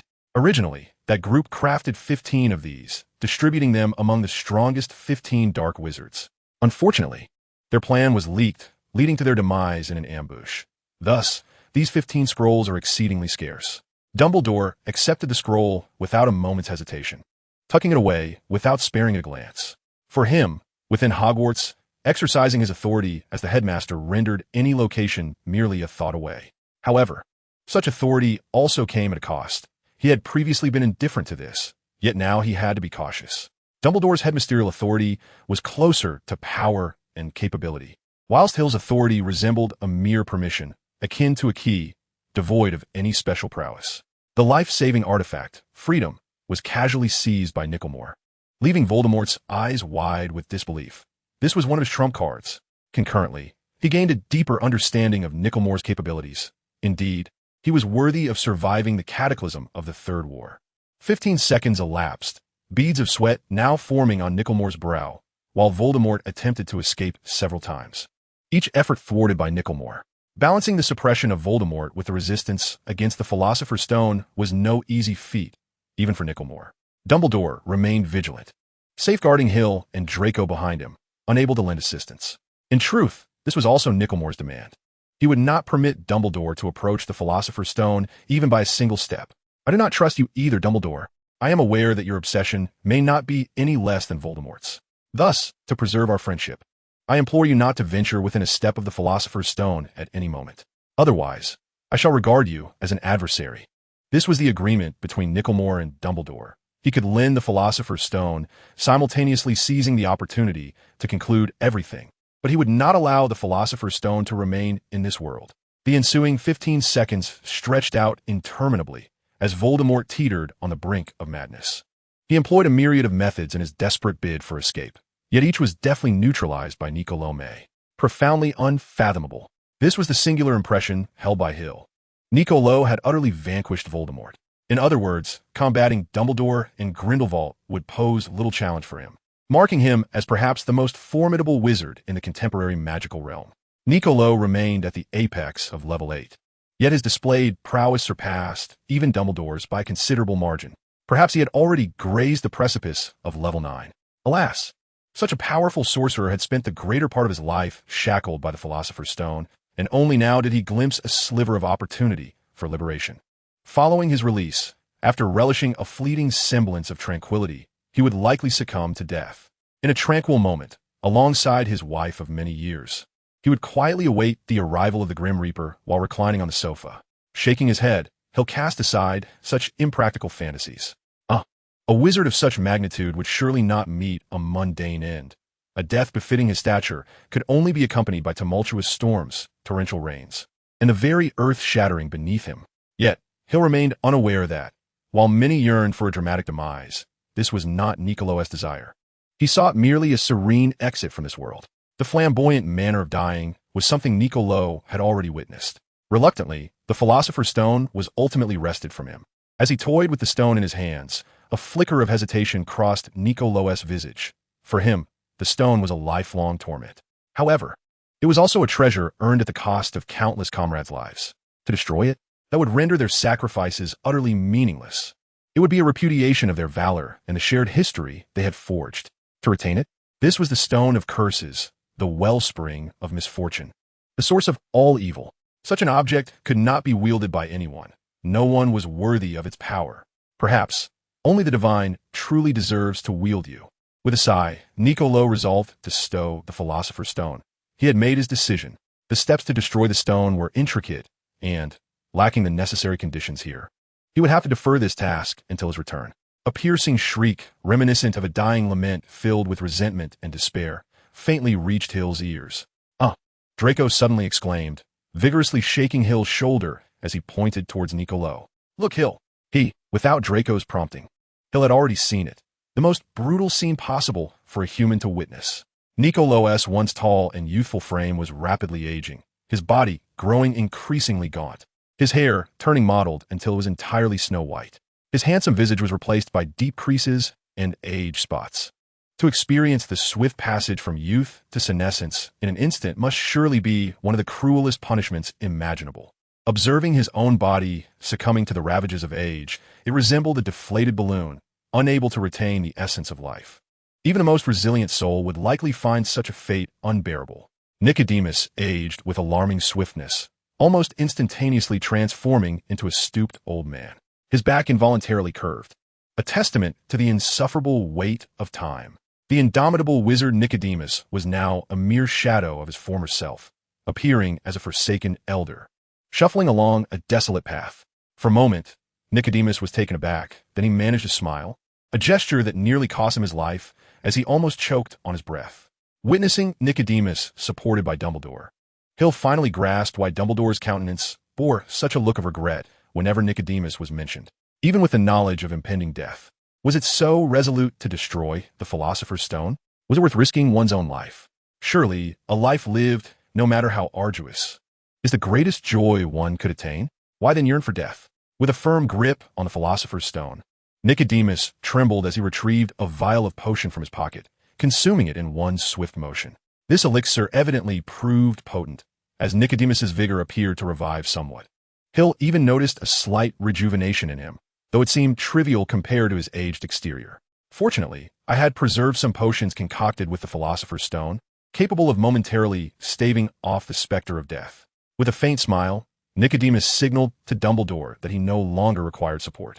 Gradually, he lowered himself against the wall, breathing a few labored breaths before uttering, I have triumphed, have I not? This statement was directed at the Philosopher's Stone, for at the cost of his life. He had finally liberated himself from its grasp. For centuries, Nicodemus had waged an internal battle, persuading himself to forsake the chance of survival in exchange for a fleeting moment of peace. After hundreds of years of hesitation, the actual act took less than half a year. A joyful resolution, indeed. Nicodemus had finally freed himself from the Philosopher's Stone's control. Hill and the others remained unharmed, and Dumbledore once again emerged victorious in his wager against Voldemort, who now found himself a captive. But what of Voldemort? Alas, it was too late. Nicodemus's hand, though feeble, still seemed to clutch the Philosopher's Stone. His eyes held no glimmer of life as he lay quietly on the ground, blood staining his robes. You poor old fool. How naive you are to think you are the ultimate victor. Grasping the bloodied Philosopher's Stone, Voldemort cackled triumphantly, declaring, You have been forsaken by time. This era belongs to me, to the great Voldemort. Await my return, for it shall be the moment you grovel at my feet, pleading for mercy. And I shall generously bestow upon you the gift of death. Like all villains, Voldemort mockingly derided the assembled heroes. Indeed, anyone who had endured the torment of Voldemort would inevitably succumb to arrogance. However, after exchanging a few pleasantries, Voldemort shockingly prepared to flee without a moment's hesitation. Although Nickelme had fallen, there remained an enraged Dumbledore. Voldemort's life-saving trump cards had been significantly diminished by Nickelme, yet he still possessed an ultimate means of escape. Should he employ it, even Dumbledore would be unable to detain him. In the name of the illustrious Salazar Slytherin, I decree that apparition is permitted in this place. Dumbledore's expression changed. He gazed incredulously at Voldemort, murmuring, Is this your contingency plan? Have you also acquired permission? Chapter 39, Defeat and Flight. Is this your contingency plan? Have you also acquired permission? Dumbledore would not be mistaken, for he too was capable of such feats, and, as far as he was aware, only permission could achieve such an effect. The four founders, fearing that Hogwarts might be exploited by nefarious individuals, had not fully opened the school. They concealed many things, such as various secret chambers and the artifacts they left behind. Of course, there were also their permissions. The four founders, unlike the headmaster, held a status far more exalted, transcending all, existing in a realm above. And Hogwarts, as their crowning achievement, harbored their deepest efforts. For instance, the ceiling was enchanted because Rowena Ravenclaw had a fondness for astronomy, resulting in a solidified spell. They had perished, yet they bequeathed certain legacies. Upon hearing Dumbledore's words, Hill was naturally taken aback.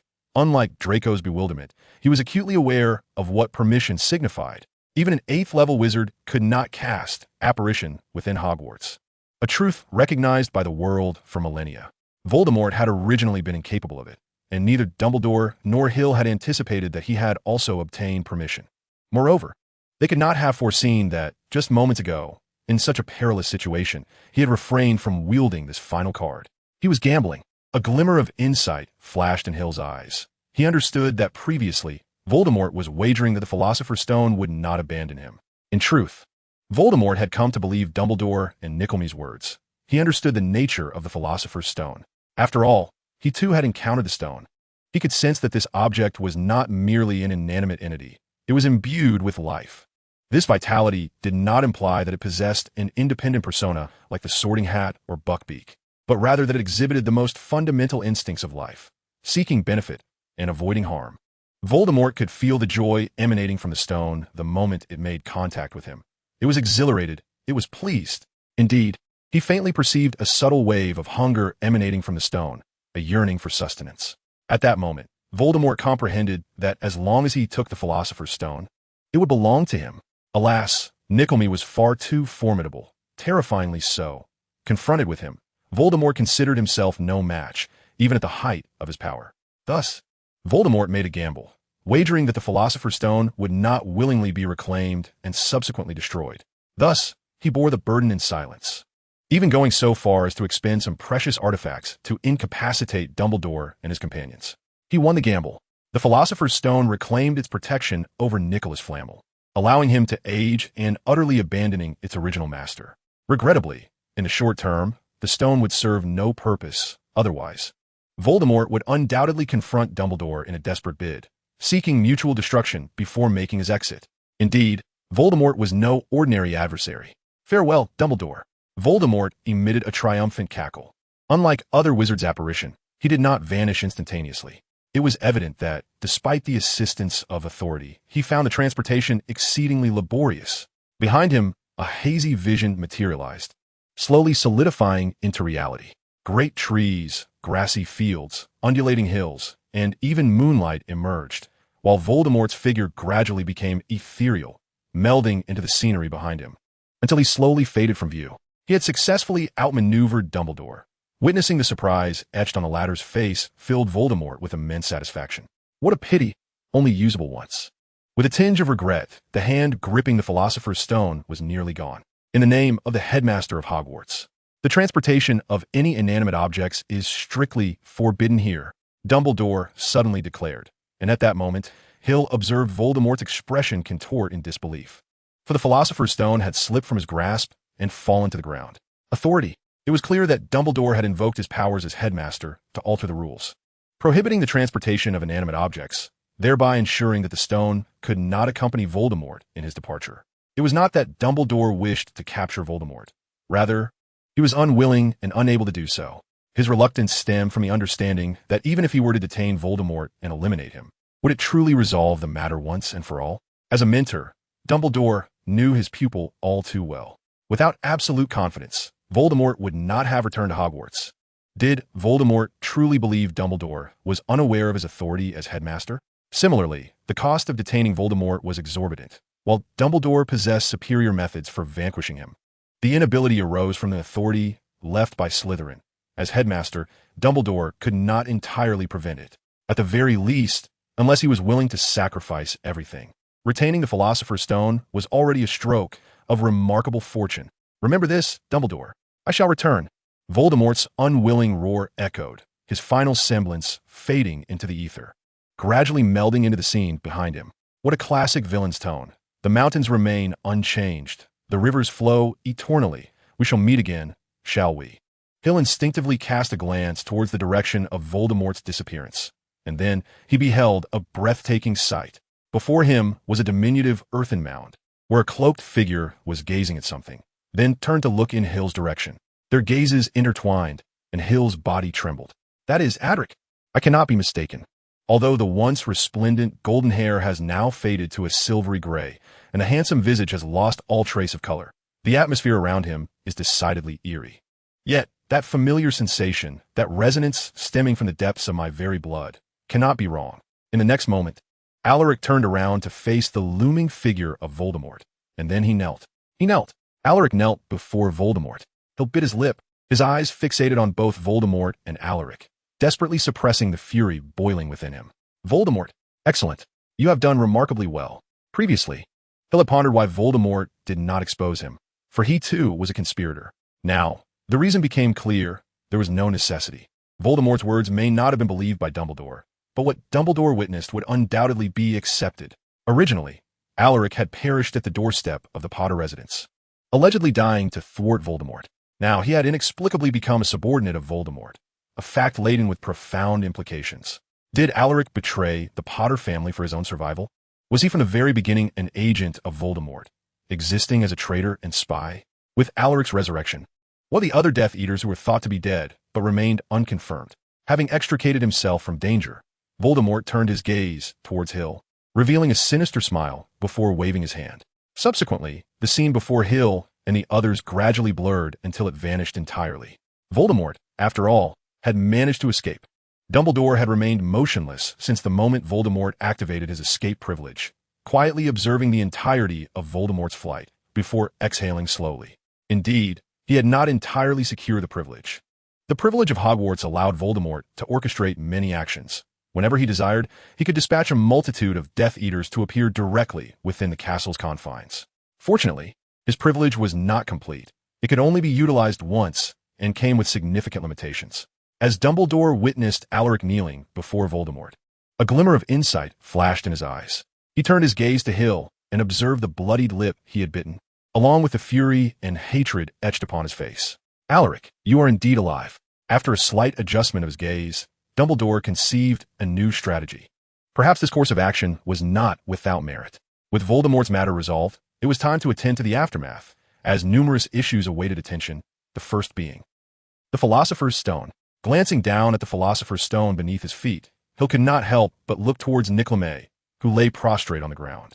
Voldemort's sudden assault had nearly cost this elderly gentleman his life. Had it not been for the astonishing defensive capabilities of his wizarding robes, he might have already met his demise. At present, the 666-year-old man had succumbed to unconsciousness, and Dumbledore had administered urgent care, ensuring that he would be stable for the time being. Bending down, Hill picked up the magical stone, acutely aware of a burning gaze upon him throughout the process. Suppressing his discomfort, he retrieved the stone and approached Nickleby, bending once more to place the crimson gem into his outstretched hand. Witnessing the scene, a peculiar expression crossed Dumbledore's face. He opened his mouth, yet no words emerged. Strange, did he not feel that calling? Indeed, this marks the second individual since Harry. Though perhaps it is different, his situation diverges from Harry's. Could it be tied to the issues surrounding the Fox family? Observing the faint smile of satisfaction on the unconscious Nickleby's face, Hill exhaled in relief. The noble deeds of this venerable elder were beyond reproach. In his heart, Hill sincerely wished that this gentleman could relish a well-deserved happiness in the twilight of his life. Now, gentlemen, Voldemort has fled, and it is time we deliberate upon certain matters. Hill and Draco turned to Dumbledore, acknowledging the necessity of such discussions. The 40th chapter concludes. This year, Slytherin has claimed the championship once more, has it not? That remains to be seen. Hill, do you possess any insights? Worry not, for soon a splendid spectacle shall unfold. Hill engaged in casual conversation with Terry, Lily, and others. He bore no injuries. Unlike Harry and the others who languished in the infirmary for days, he and Draco had both received what they desired from Dumbledore and departed with satisfaction. The Great Hall was resplendently adorned in Slytherin's green and silver, celebrating their triumph in securing the House Cup for a 7th consecutive year. A massive banner depicting the Slytherin serpent hung on the wall behind the main seating. I wonder what expressions will adorn those little snakes' faces. Hill glanced at Snape, who maintained his usual stoic demeanor, his expression as unyielding as ever. Even with Slytherin's victory, he revealed no particular emotion. Could Voldemort truly be oblivious to Snape's issues? That seems unlikely, or perhaps he feigns ignorance while fully aware. Before long, Harry, freshly emerged from the hospital, entered, causing a sudden hush to envelop the hall, only to be followed by a cacophony of voices. He made his way to the Gryffindor table, settling between Ron and Hermione. Moments later, Dumbledore arrived. and the din gradually subsided. Another year has passed. Dumbledore exclaimed with exuberance before we indulge in these delightful feasts. I must trouble you all to listen to the ramblings of an old man. What a remarkable year it has been. Surely your minds are richer than before. A whole summer lies ahead, allowing you ample time to digest these experiences and free up space for the forthcoming term. Now, as far as I'm aware, we must first proceed with the awarding ceremony of the House Cup. The specific scores for each house are as follows. 4th place, Gryffindor, with 312 points. 3rd place, Hufflepuff, with 352 points. Ravenclaw, 455 points, and Slytherin, 472 points. A thunderous cheer erupted from the Slytherin table, accompanied by stomping feet, while the students from the other houses gazed at them with cold disdain, for their first place was indeed quite the accolade. At the Ravenclaw table, everyone cast peculiar glances at Hill, for the margin was precisely 17 points. Ravenclaw and Slytherin were separated by exactly 17 points, the very amount that Hill had lost during the first class. Nevertheless, the Ravenclaws bore no ill will, as Hill had amassed 114 points this semester, far exceeding the score of 3rd place Hufflepuff by over 100 points. How infuriating! Just 17 points short. Everything was as anticipated, to be honest. I had expected the deficit to be greater. No matter, soon enough they would cease their laughter. Lily cast a curious glance at the serene Hill, her eyes sparkling with intrigue, for she knew he must possess some knowledge, as he had been mysteriously elusive lately, completely unaware of his recent endeavors. Indeed, a commendable performance, Dumbledore remarked, though several recent occurrences must also be taken into account. The hall fell into a profound silence, and the smiles of the Slytherins diminished somewhat. Ahem, Dumbledore cleared his throat. I have a final set of points to allocate. Let me see. The first is from Mr. Ron Weasley. Ron's face turned a vibrant shade of crimson, resembling a sun-kissed carrot. He had just won one of the most spectacular games of chess in Hogwarts history, for which I reward Gryffindor House 50 points. The cheers from Gryffindor nearly lifted the enchanted ceiling off its hinges, and the stars above seemed to tremble slightly. One could hear Percy loudly proclaiming to the other prefects, "It's my brother, you know, my youngest brother. He successfully navigated Professor McGonagall's giant chessboard." It took a while for the excitement to subside. The second award goes to Miss Hermione Granger. She faced the flames with composure, employing logical reasoning, and I shall reward Gryffindor House 50 points. The Gryffindors erupted into ecstatic jubilation, bouncing at the table as their score surged by 100 points. The third award is for Draco Malfoy, Dumbledore announced. The hall fell into an extraordinary hush. He exhibited immense courage and wisdom, not flinching even in the presence of such formidable foes. For this, I shall reward Slytherin House 50 points. The Gryffindors fell silent, incredulously gazing towards the Slytherin table, particularly at the furious Draco. Slytherin had also gained 50 points. The enthusiasm of the Gryffindors gradually waned, as they now found themselves further distanced from Slytherin. Draco's expression was one of vexation, while the other Slytherins remained eerily calm. The reason for their points increase was common knowledge throughout the school. They had thwarted the nefarious plans of the Dark Wizard seeking to steal the Philosopher's Stone. However, Draco epitomizes the essence of Slytherin, and both of his parents are Death Eaters. Confronted by the skeptical gazes of his fellow Slytherins, Draco could only curse Dumbledore silently in his mind. This was not part of their prior discussions. Damn it, that old fool. How am I to maintain my standing in Slytherin now?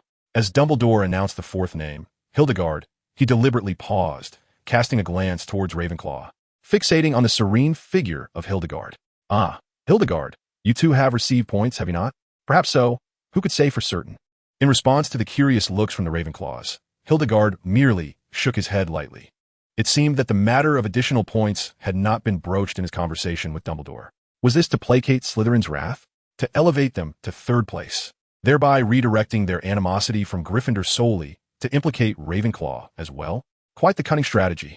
Truth be told, I ought to deduct 100 points from him, for he has violated the regulations I established at the onset of the term by entering that forbidden chamber. Dumbledore gazed contentedly at the astonished students, then deftly shifted his discourse. However, Mr. Fawkes is truly remarkable. He single-handedly navigated all the challenges. In the final moments, out of loyalty to his friends, he bravely returned to save them. Harry, Hermione, and the others stared incredulously at Hildegard. He overcame all the obstacles alone? When did this transpire? And why were they oblivious to it? Goodness, he has concealed far too much from us. Ron exclaimed with indignation, gauging that Hildegard's points would undoubtedly be substantial. Hermione and Harry exchanged a glance, a flicker of doubt passing between them. How many secrets remain hidden from us? Thus, I shall award Ravenclaw 70 points. The table erupted in jubilation. With Hildegard's 70 points, they surpassed Slytherin by 3. Splendid work, Hildegard.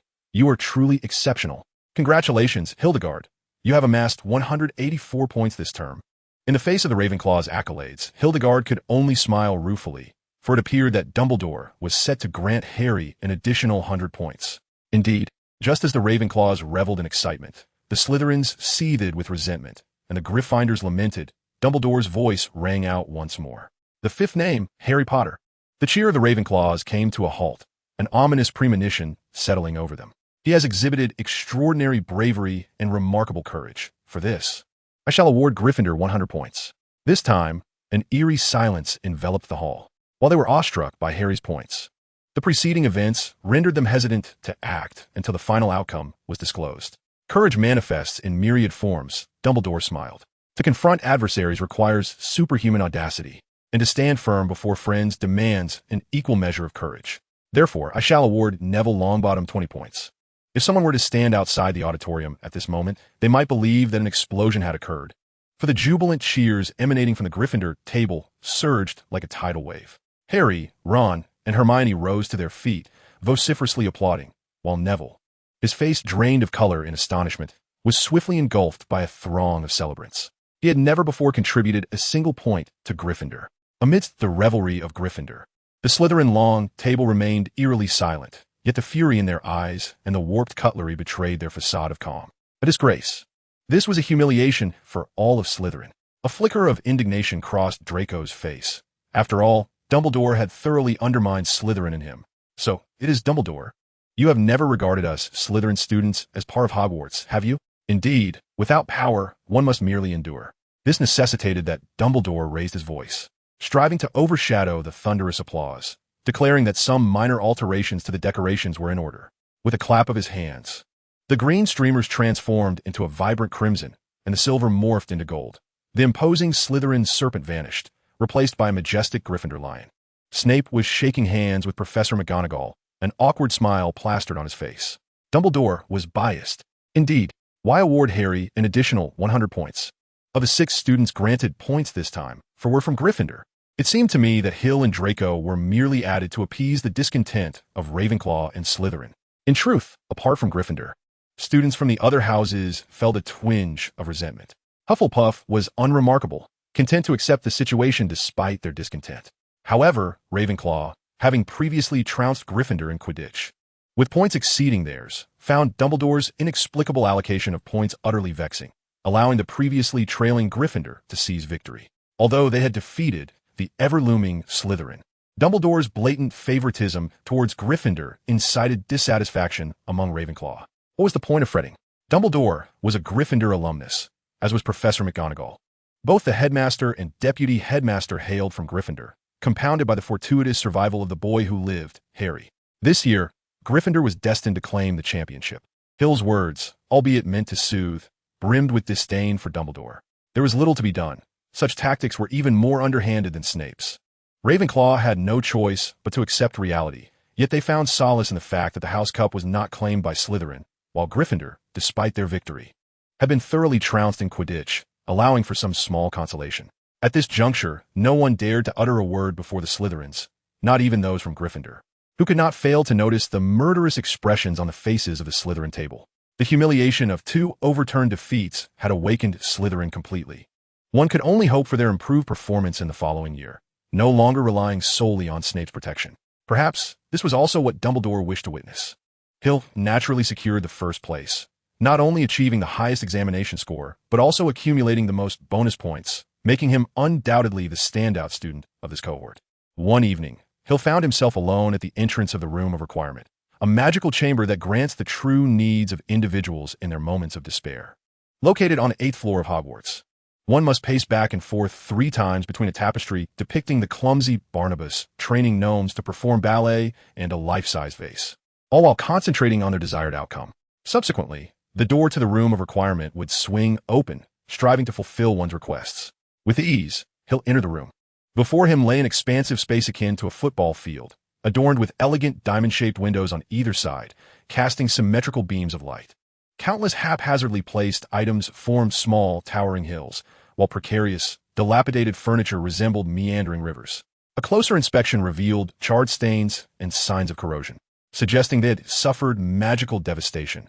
Thousands of books scattered about like rubble in a quarry.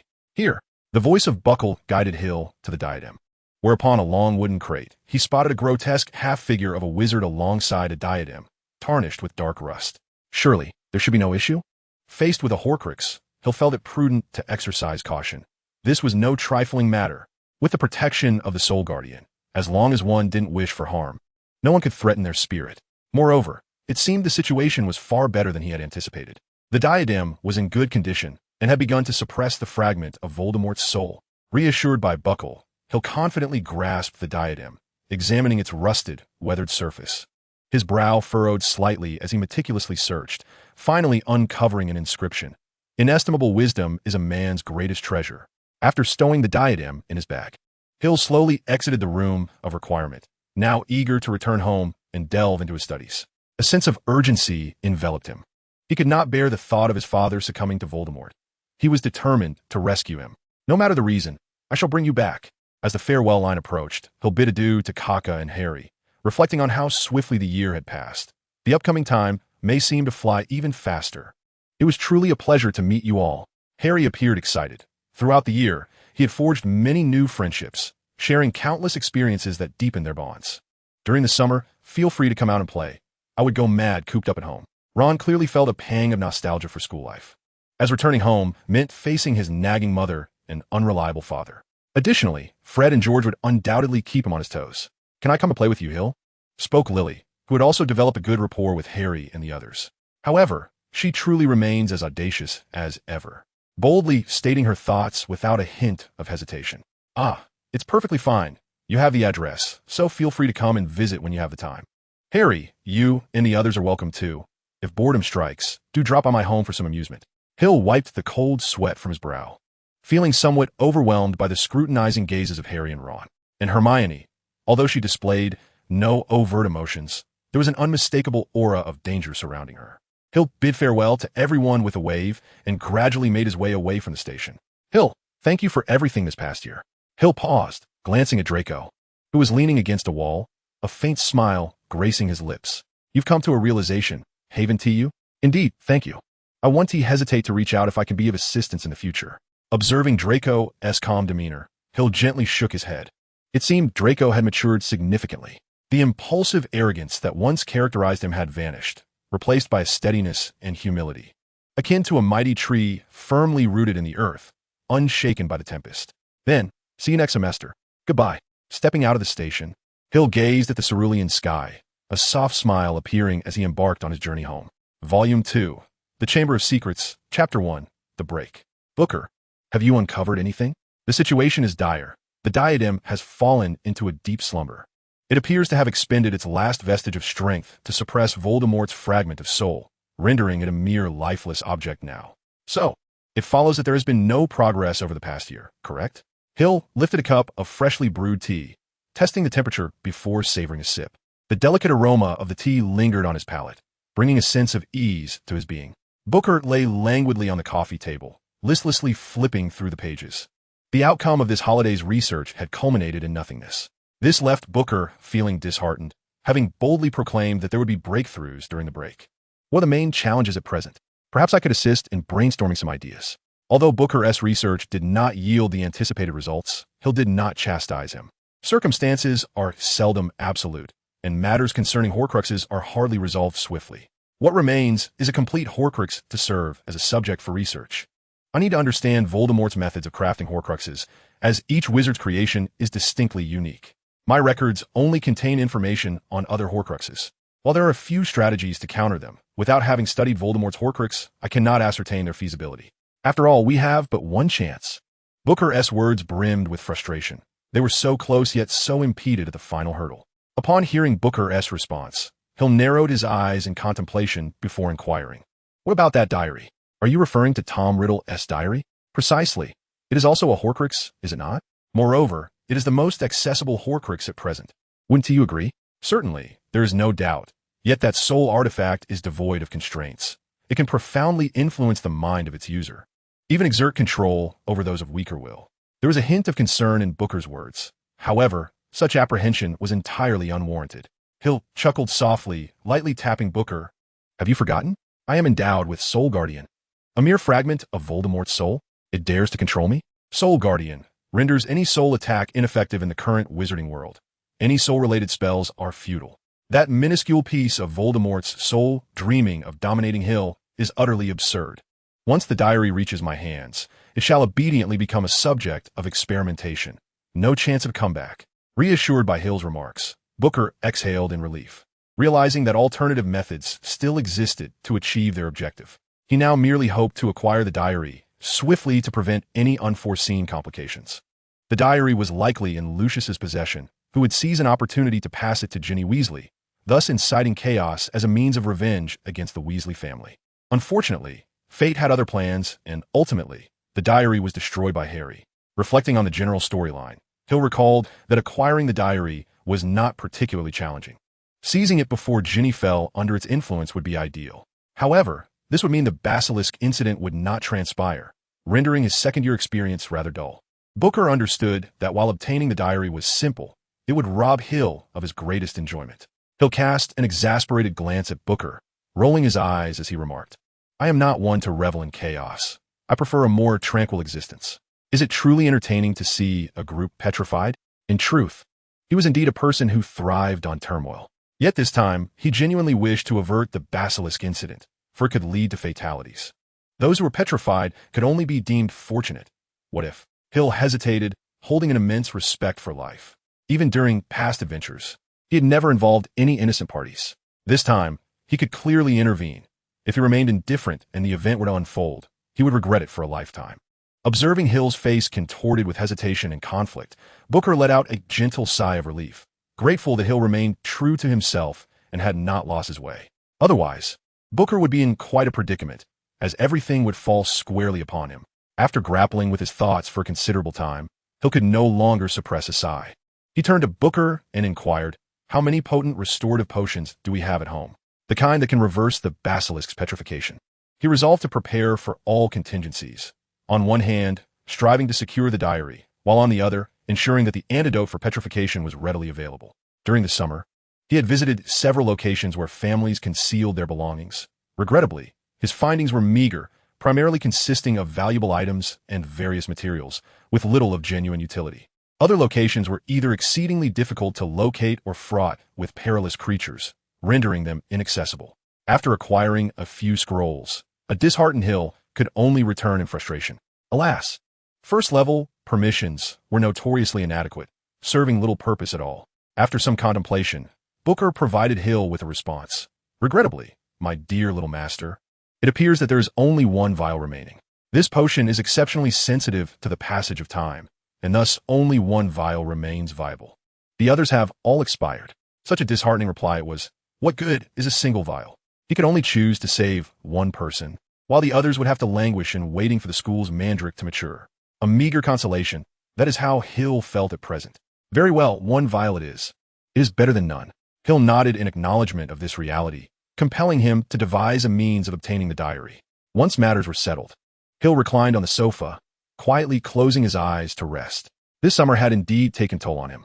However, he could finally afford a moment of leisure. Hill reluctantly opened his eyes, gazing at Kaka, who had climbed onto him and was playfully licking his face, nearly lulling him to sleep. All right, Kaka, what is it? Kaka leapt off Hill and circled around behind the sofa, returning with a letter clutched in its mouth. A new correspondence? Hill accepted the letter. It was from Lily. Speaking of which, Hill had written letters to his friends over the summer, but Harry's letter would inevitably remain unread, while the others had all responded to him. Among them, Lily's replies were the most frequent, as she had continuously invited Hill to visit their home. However, Hill had been too preoccupied of late to accept. Dear Hill, how has your summer been? My parents and I have returned from our travels in Northern Europe. It was truly breathtaking, and you must visit if you ever have the chance. I have brought you a small gift, but you must come in person to collect it. Do not feign busyness. For today is already July 30th. Surely you are free now. I have invited you 6 times already. Do not keep a girl waiting too long. That is not the behavior of a gentleman. I mentioned you to my parents, and to my surprise, my mother knows yours. They seem to have been classmates. Would you like to learn more about your parents? Then come to my house. Otherwise, I shall not divulge anything. Lastly, wishing you a very happy birthday. Gazing at the exquisite calligraphy on the letter, Hill could not help but sigh. It seemed he truly must pay her a visit. If he did not, he would remain forever in the dark regarding his parents' past. Although he had inquired about their situation with Dumbledore, Hill still found him somewhat unreliable. He had particularly noticed the complexity of Dumbledore's expression upon seeing Adric, confusion, anger, and a hint of joy all mingled therein. Evidently, Adric had quite a history with Dumbledore. Hagrid had also mentioned that they had worked together at one point, and with a little deduction, it was clear that Adric was likely a member of the Order of the Phoenix. Dumbledore should have taken special care of Hill, being the descendant of a prominent member of the Order. Yet, Hill could sense that Dumbledore's gaze toward him was devoid of any warmth. Indeed, although Dumbledore's demeanor is amiable and his words gentle, often accompanied by a smile, there is never a trace of warmth in his gaze when directed at Hill. That look instinctively reminds Hill of Voldemort. When Voldemort first encountered him, it was with the same piercing eyes. Subsequently, Voldemort employed the Legilimency spell in an attempt to extract Hill's memories. Clearly, Dumbledore must harbor certain thoughts regarding Hill's memories, or perhaps his sentiments toward the Fawkes family. Perhaps there lies something he desires to possess. Regardless, that decrepit old man is utterly untrustworthy. Indeed, not an ounce of trust can be placed in him. Contemplating this is utterly futile. One must simply remain vigilant. Thus, Hill swiftly set the matter aside. Yet, if a situation arose that compelled one to trust him, what would one do? Carefully stowing away Lily's letter, Hill furrowed his brow and glanced at Book. Is it already July 30th? He had been so preoccupied lately that he had lost track of time. In the blink of an eye, it was already July 30th. Indeed, it is July 30th. Your birthday. Book, lounging on the coffee table and enjoying the breeze, sat up, revealing that he too was unaware. Naturally, after all, he had been asleep for decades at a time, so it was unreasonable to expect him to remember such monthly milestones. Unbeknownst to him, a year had already slipped by. Hill stared blankly at his teacup, reflecting on how swiftly the year had passed. Time had indeed flown by. In the past, days seemed to stretch on like years. Oh, back then, each day felt as though it lasted an entire year. Book was passionately recounting, when Hill inadvertently spilled half a cup of tea on him. Observing the sudden silence from Book, Hill remarked coolly, "Let us refrain from discussing the past. I do not wish to hear about it again. Do you understand?" After a brief pause, Book nodded obediently. It was, after all, inappropriate for him to broach such topics. "Very well, prepare yourself. I must pay a visit to Lily's home, hoping to acquire what I seek." Hill rose, gripping Book in his hand as he proceeded towards the door. Awoo! Kaka scampered after Hill, then climbed onto his shoulder, settling comfortably. Upon opening the door, Hill unexpectedly smiled, causing Book to become quite anxious. There was no denying that Hill was at his most perilous when he smiled. "Tell me, does this count as a visit to meet the in-laws?" Huh. Chapter 2. Reminiscence. "Hey Lily, could you please stop pacing in front of me? You're making my head spin." Watching Lily neurotically pace back and forth in the living room, Stand-Up felt an overwhelming sense of pressure, simultaneously harboring immense irritation towards the culprit responsible for his daughter's state, that rascal named Hill Fawkes. No. This vase should be placed here. Disregarding Stun's complaints, Lily meandered through the living room, occasionally rearranging various small trinkets, such as vases, while muttering to herself, entirely oblivious to her father's presence. Stun. Lily's peculiar behavior had commenced since that fateful letter was dispatched. Early that morning, she had roused Stun, who was blissfully asleep in bed, and nearly dragged him to the bathroom, insisting he brush his teeth thrice and wash his face 5 times. Moreover, she had even used a razor to meticulously remove the proud tuft of hair from his chin, covering his now smooth jaw and stroking his face, which felt as if a layer of skin had been stripped away. While experiencing the soreness of his gums, Stun vowed to make that scoundrel pay. If I cannot best Adric, surely I can deal with the son. With that thought, Stun suddenly felt invigorated. Adric's son was a target he could not easily let slip away. However, is your daughter truly capable of allowing such a thing to occur? Somewhere distant, he let out a heavy sneeze. Lifting his head to gaze at the bright sunlight, he shook it, convinced that someone was speaking of him. It must be Lily. Apologies, but the one speaking of you is a peculiar uncle, not the Lily you had envisioned. After pacing for several hours, Lily confirmed that the living room was devoid of any further mess to tidy, and she shifted her focus to the kitchen. There, her mother, Tina, was preparing food. Upon seeing her dutiful daughter enter, Tina tossed a few sausages into the pot, turned around, and with a mischievous glint in her eye, regarded Lily. Noting her serious expression, she cannot resist asking, "How can you be so certain Hill will arrive today?" Without a moment's contemplation, Lily exclaimed, "He will definitely come today." As if realizing her emotions were slightly amiss, a faint blush crept across Lily's face. Tina smiled, sensing that her daughter had developed feelings for someone. Yet, would it lead to something? His name is Hill. Hill Fox, is it not? Although she was already aware of the boy's name, Tina felt compelled to reconfirm. The boy's father was Adric.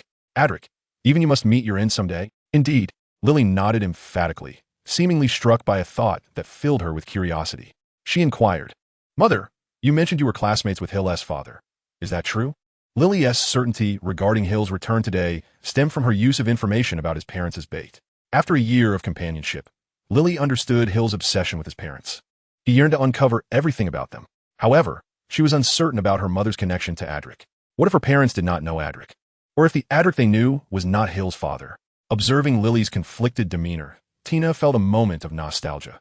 This daughter was strikingly reminiscent of her younger self. In her youth, she had often found herself in similar situations. Yet, my daughter possesses a strength far surpassing my own. In Lily, there resides a courage that Tina has long yearned for. Each time she believed she had summoned that bravery, the moment she confronted him, the words would retreat into the depths of her throat. Then, she would return to her dormitory, fuming and stamping her feet, tearing at her hair in an overwhelming regret. When she finally resolved to voice her feelings in those concluding days, he preempted her with a statement that utterly shattered her inner defenses. "Helena has finally agreed to marry me. Courage, that timid version of myself, now seems utterly detestable." "Mother, what are you thinking about?" Tina felt her body shaken by an unseen force. It was Lily, who, noticing her mother's distraction, inadvertently pulled her back from a reverie. "Apologies. I was lost in thought," Tina replied, a hint of regret gracing her features. Although she wished to avoid revisiting those memories, she did so for the sake of her daughter. "Mother, do you truly know Hill's father, Adric?" Tina nodded slightly, turning to retrieve the sausages from the pan, then tossing in other ingredients. This was also an effort to mask her emotions. She couldn't let her daughter see her embarrassment. "Adric Fox, right?" "Indeed. I am acquainted with him. We were once quite good friends." At this, Tina's body involuntarily trembled. His wife was named Helena, and their son was called Hill, correct? "Yes," she affirmed. "Your father is a Hufflepuff, while I am a Ravenclaw. We graduated in the same year as Adric. That cohort included many, even Harry Potter's parents." "Indeed. You are also a Ravenclaw. How could I have forgotten?" Lily gently tapped her forehead with her fist. "In that case, it is not surprising that you know Adric. So, what kind of person is Adric?" "Adric, well, he was 21 years ago at Hogwarts." "Adric, where do you wish to go?" A timid girl with faint freckles inquired of a boy beside her, an air of restlessness surrounding the first-year students. "Ravenclaw. Our Fox family has always been Ravenclaw," the golden-haired boy replied, adjusting his slightly slipping glasses with a smile. His words bore a soothing charm, at least in the eyes of the girl who found them comforting. All-knowing Adric, kind-hearted Adric, tall and handsome Adric. The girl's heart brimmed with the image of Adric, stemming from the innocent stirrings of adolescence, that purest form of affection. "Please, not Hufflepuff," she murmured to herself, even though her entire family belonged to Hufflepuff and she had previously aspired to join them. Yet, upon encountering the golden-haired boy, her resolve wavered. "Aha, you will surely be sorted in a Hufflepuff." A voice suddenly erupted in her ear, startling the girl into tears. "Ahaha!" The instigator, a boy with raven-black hair, let out a triumphant laugh as he patted the shoulder of another boy beside him. "Look at these naive freshmen. They are simply delightful." A little scare, and the LL burst into tears. The boy next to him, also with dark hair, irritably brushed away the prankster's hand and replied with exasperation. "I must say, Sirius, scaring a girl to tears is hardly the act of a gentleman. You are a member of the Black family. Could you not exhibit a hint of noble demeanor?" Sirius, the boy in question, wore a mocking expression as he disdainfully retorted, "Noble demeanor? Bah, James, do you truly believe that once I enter Gryffindor this year, that old codger will not disown me from the family?" Sirius and James began to discuss their respective families, completely disregarding the girl whom Sirius had frightened to tears. To them, it seemed inconsequential. "You must apologize to her." Sirius turned to see Adric, his expression grave. A smirk played at the corners of his mouth as he remarked, "Well, if it isn't the all-knowing Adric. What is this? Are you sticking up for that girl?" Sirius had always held a profound animosity towards nobles. "You must take responsibility for your actions." Adric's previously gentle smile vanished, replaced by an air of seriousness and determination. It was amusing to witness an 11-year-old take such matters to heart, yet there was no hint of jest in Adric's demeanor. His message was unequivocal. You must apologize to that girl. Is it such a big deal to pull a prank? Sirius noticed the girl, still sobbing, sensing that perhaps the situation had escalated. Goodness, why is she crying so intensely? Did I truly go too far? For the first time, anger flickered across Adric's face as he lunged towards Sirius, nearly pressing his face against Sirius's as he shouted, "Are you only brave enough to bully girls? If you have any courage, confront me." Sirius instinctively took a step back, then, filled with embarrassment and anger, shouted back at Adric, "You think I won, T? Hey, Sirius. Don't be impulsive. Let us talk this out." James attempted to pull Sirius back, but he barely managed to budge him. Adric looked at Sirius, his expression dripping with scorn as he sneered, "Pathetic, only capable of bullying girls. What a disgrace to nobility." James sensed the brewing trouble and called out, "Remus, come help." Adric's words ignited a spark, turning Sirius into a veritable powder keg. With a furious roar, he broke free from James's grasp and charged at Adric, delivering a powerful punch to his face. "To hell with your nobility." Struck by Sirius's forceful blow, Adric fell to the ground, blood streaming from his nose. Yet his expression grew even more furious. "You got guts, I'll give you that. I'll be right here to retaliate." Struggling to rise from the ground, Adric let out a furious roar and lunged at Sirius, the two tumbling to the earth, engaged in a fierce brawl. The freckled girl had ceased her sobbing, her eyes wide with astonishment as she witnessed Adric's menacing fist land squarely on Sirius's nose, only for Sirius to retaliate with a blow that shattered his glasses. "Stop fighting." A faint voice attempted to break through the chaos, but the two were no longer concerned with apologies. They were fighting for their dignity. In truth, Adric was no match for Sirius, yet he was more ruthless, enduring several blows without a whimper, instead pummeling Sirius's head with relentless vigor. Gradually, Sirius too ignited with fervor, casting aside all restraint to unleash a torrent of strikes upon Adric. "I'll help you." Seeing Adric at a disadvantage, a greasy-haired boy joined the fray, striking mercilessly at Sirius's face, nearly rendering him a battered mess. "Snape, how dare you?" Noticing that the opposing side had summoned assistance, particularly that insufferable individual, James could not contain himself and charged in to grapple with the greasy-haired boy, delivering a flurry of punches. Hey, James, Sirius, stop. You'll get expelled." A tall but slender boy called out to the combatants, attempting to intervene. "Expelled? So what?" The four boys briefly paused, speaking in unison, before resuming their fierce exchange. Shaking his head gently, the tall boy approached the tumultuous scene, bending down to extend a hand, only to be met with incredulity.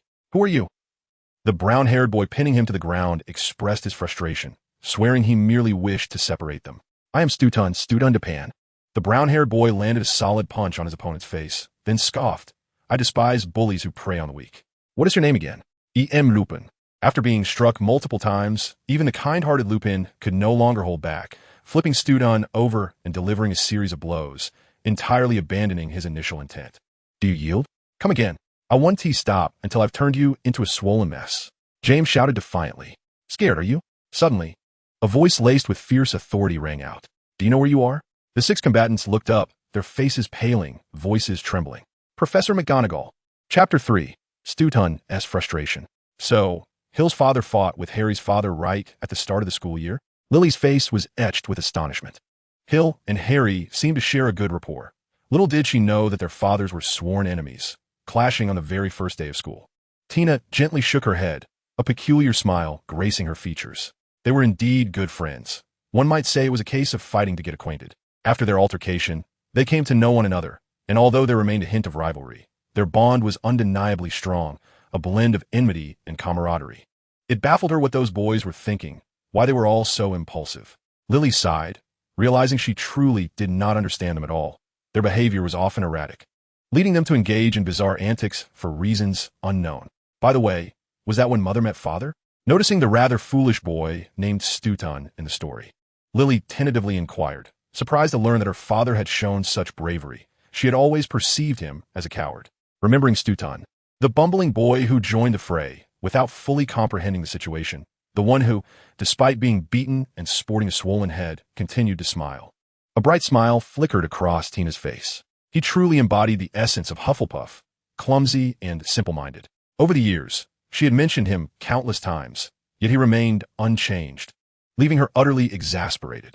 In the living room, Stutun let out a loud sneeze, rubbing his nose, and he placed the blame entirely on the innocent Hill, as he had never intended to let Hill off the hook.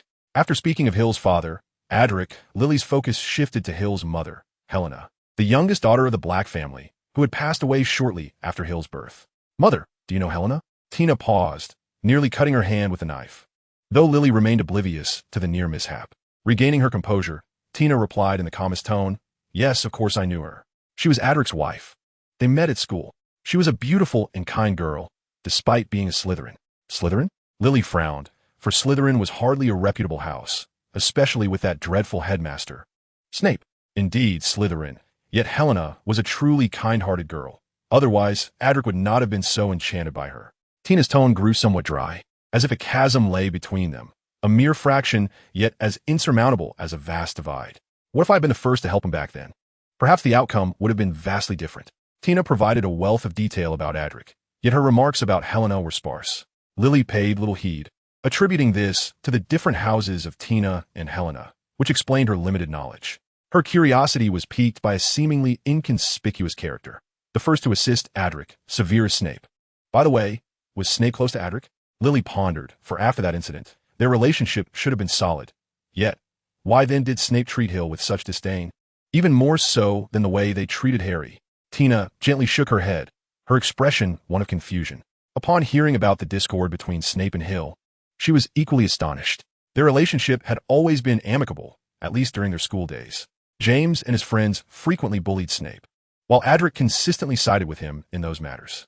As for your assertion that Snape harbors animosity towards Hill, it seems plausible that some conflict arose post-graduation.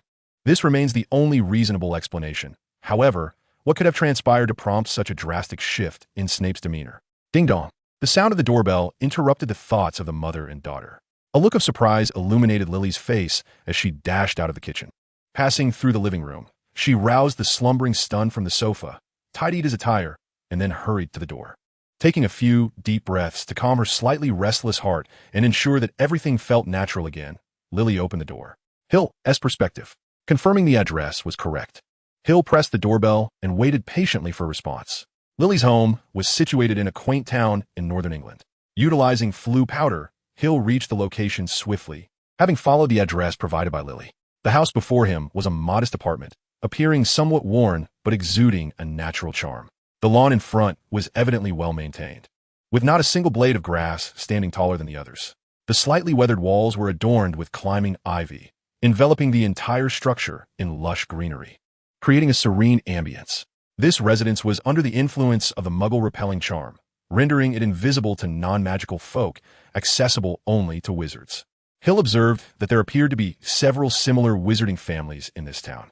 A sense of familiarity lingered. It felt as though something here was known to him. As Hill waited in idle anticipation, he suddenly received an unexpected message from Book. "Can you sense anything?" Hill furrowed his brow. This town appeared quite ordinary. What could evoke such familiarity for Book? Unclear, the perception came in fragments, not distinctly recognizable. Book's voice was tinged with uncertainty, finally stating, "Perhaps it is merely my imagination. I've been rather anxious lately." "Hey, do you even possess nerves?" Ignoring Hill's retort, Book was indeed on edge, for it had been untruthful, anxious about Hill discovering its deception. Book knew it could not divulge this information directly. The right moment had yet to arrive. This situation also illuminated certain matters that had previously eluded its understanding. So that is how it is, truly a clever scheme. Hill had little time to attend to Book's musings, for at that moment, Lily had opened the door. Gazing at the travel-worn Hill who had journeyed from afar, Lily was filled with excitement, her words momentarily escaping her. Meanwhile, Hill found himself at a loss for words. Should he greet her with a simple hello, remark on the pleasant weather, or express how long it had been since their last meeting? There is little that can be done, in Hill's perception. The current situation bears a resemblance to a visit to one's mother-in-law, an experience he has yet to encounter. Hill felt somewhat overwhelmed, despite having perused countless tomes. He remained woefully inexperienced in the realm of romantic interactions, though he fared slightly better than those who could not utter a single word. One might ponder, did none of his ancestors pen tomes such as Essentials of Courtship or How to Delight Your Girlfriend? In truth, one of his forebears composed a similar manuscript, chronicling his encounters with 19 women. The lewd voice of Booker echoed in Hill's mind. Yet, astonishingly, he did not feel repulsion. On the contrary, curiosity piqued his interest. He was eager to discover the secrets of seduction left behind by that notorious ancestor. It seemed he had perused all the books in his home, yet he could not recall the existence of such a volume. Of course, it would not exist. Booker's tone dripped with an air of inevitability. How could such a book ever find a place on a shelf? Did he think the matriarchs of you were blind? Hill fell silent. Indeed, even if that ancestor had been audacious, he would not dare display such a book in plain sight, lest it be discovered by his wife. Thus, he had concealed this tome within my records. Hill's eyes sparkled with intrigue. Possessing this manual of courtship would surely equip him to handle a girl like Lily without issue. Alas, this book requires a level 3 access to unlock. Booker's voice brimmed with mischievous delight. It seemed that 3 days without a scolding had emboldened him. He had completely forgotten Hill's terror. Hill's previously composed smile shattered entirely. Despite their lengthy exchange, only mere seconds had elapsed in the real world. Struggling to suppress the urge to unleash a furious reprimand upon Booker, he faced Lily, who wore an eager expression, and finally managed to utter, "Ah, the weather is rather splendid today." Hill forced a bright smile, only to be met with an unexpected downpour, rain cascading upon him without warning. With his lips twitching, Hill retrieved his wand and cast a waterproof charm upon himself, then turned to Lily, who was stifling laughter at the entrance, and weakly said, "All right, shall we go in?" Of course. With the path cleared, Lily led Hill into the house. After changing shoes, they made their way to the living room. The layout of Lily's home was rather minimalist, contrasting sharply with the opulence of Hill's abode. This apartment's decor was sparse, yet imbued with a warmth that enveloped him. Indeed, standing within the room, Hill felt a comforting embrace unlike any warmth found in his family's villa. A complex expression crossed Hill's face. 10 years ago, his own villa had exuded a similar ambience. "Father, this is Hill, my classmate from Hogwarts." Lily's voice, as melodious as silver bells, interrupted Hill's train of thought. He glanced in her direction, his brows furrowing slightly. Something seemed amiss. "Humph." Stoughton glared at the silver-haired youth before him with an air of displeasure. Indeed, this was undoubtedly the son of that rascal, Adric. The signature smiles they shared were unmistakable. "Adric, humph, if I can't deal with you, how could I possibly manage your son?" With a stern countenance, Stoughton's tone darkened as he addressed Hill in an almost menacing manner. "You are Hill?" "Indeed, Hill Fox." Hill replied with a slight nod. Stoughton's expression grew more frigid. His teeth clenched as he questioned, "Dare you approach?" Hill raised an eyebrow, perplexed by the situation. He looked toward Lily, who merely glared at Stoughton with indignation, seemingly prepared to prevent him from uttering any further nonsense. "You must be Mr. Stoughton Duping?" Hill, unperturbed by the interrogation-like questioning, casually seated himself on the sofa opposite Stoughton, resting his chin on his hands while maintaining a composed gaze. A flicker of embarrassment crossed Stoughton's face. This impudent boy remained remarkably calm, yet today would be his downfall. "Just look at the trouble you've caused." Stoughton forcefully slammed his hand onto the coffee table, inadvertently losing control of his strength, which resulted in the table overturning and the cups shattering across the floor.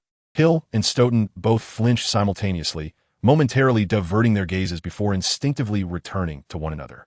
It appeared as though nothing had transpired, yet the sweat beads forming on Stoughton's forehead and the slight twitch of his lips betrayed him. Hill exhaled slowly. It seemed Stoughton was in for a rough time. "Father, there's something I wish to discuss with you." With a warm smile accentuated by adorable dimples, Lily uttered the words that caused Stoughton the greatest distress. Stoughton had failed to anticipate his daughter's demeanor. Though this brat was Adric's son, he was also a guest invited by his daughter. Moreover, he was the very first boy Lily had invited to their home. Stoughton cast a desperate glance at Hill, realizing that he was likely his only hope. However, until Lily dragged Stoughton away, Hill merely responded with a calm smile, infuriating Stoughton to the point where he nearly drew his wand to properly teach this indifferent boy a lesson. "Humph, do you think this will deter me? You are too naive." Chapter 4. I Shall Never Forgive You. Hill watched with keen interest as Lily pulled Stoughton into the kitchen, the latter casting accusatory glances at Hill. Yet, Hill completely disregarded him. After all, this was a matter for others to handle, and he would not interfere. As he observed Stoughton and Lily leave the living room, Hill stretched lazily, leaning against the sofa with Kaka in his arms, aimlessly surveying the furnishings of the room, though he found nothing particularly noteworthy. On the other side, Ston was dragged into the kitchen by Lily, where he was met with a torrent of reproaches. "Dad, wasn't it agreed upon? Hill is my guest. How could you do this?" With her head bowed, Lily clenched her fists tightly. exuding an intimidating aura that left Stan feeling alarmed. Ahem, it was merely a jest. Stan's explanation fell flat, his usual eloquence that could deceive even the shrewdest of wizards rendered ineffective in Lily's presence. Under Lily's furious glare, the carefully prepared words he had in mind were swallowed back down. Tina, observing the crestfallen Stan and the lingering anger on Lily's face, couldn't help but smile with delight. This father-daughter duo was indeed a treasure bestowed upon her by fate. All right, Lily, perhaps your father truly intended it as a joke. Let us not dwell on it any longer. Tina began to intervene on Stan's behalf, well aware of his penchant for mischief after years of marriage. A little joke here, and it was quite normal. Lily hesitated for a moment before reluctantly nodding, allowing the pitiful Stan some reprieve. Stan wiped the cold sweat from his forehead, mentally attributing all this turmoil to Hill. If it weren't for Hill, how could his beloved daughter treat him this way? How could the once adorable Lily turn so fierce? Adric, you scoundrel, must you compete with me on everything? Before Stan could formulate a plan to confront Hill, he suddenly sneezed. Perplexed, he glanced around, his gaze finally settling on the smiling Tina. Lily, why don't you step outside for a moment? Your father and I need to discuss something. Having gleaned the situation from Lily, Tina ushered her away and turned to Stan with an even warmer smile than usual. Of course, the ominous aura that inexplicably lingered around Tina was best ignored. Stan resigned himself to his fate, for the sake of bullying Adric's son. Tina would undoubtedly slice him into threads as fine as hair to feed the owls. Yet, Stan felt quite aggrieved. He hadn't even had the chance to rectify anything. After a long and anxious wait, the anticipated frying pan did not descend upon him, nor did the expected scolding. Even the nostalgic 540-degree spin he had come to expect was absent. In this situation, it could only mean one of two things. Either Tina had devised a more terrifying method to deal with him, or, Stan, are you still unable to let this go? Huh? In the living room, Lily apologetically explained the situation to Hill, clarifying that Stan was merely joking. As she spoke, apprehension coursed through her. Surely Hill wouldn't believe such an excuse. Would he? Would he storm out in anger? Watching Lily's face etched with worry and conflict, Hill gently shook his head. How could he possibly cling to such trivial matters? Surely, Lily underestimated him. It's all right. Your father is quite amusing. Engaging with him is rather enjoyable. Upon Hill's remark, Lily found herself increasingly uncomfortable. She attributed all the blame to Stutton, anticipating that he would surely regret his actions today once Hill departed. He would lament not having drawn his wand and given Hill a good thrashing to relieve his frustrations.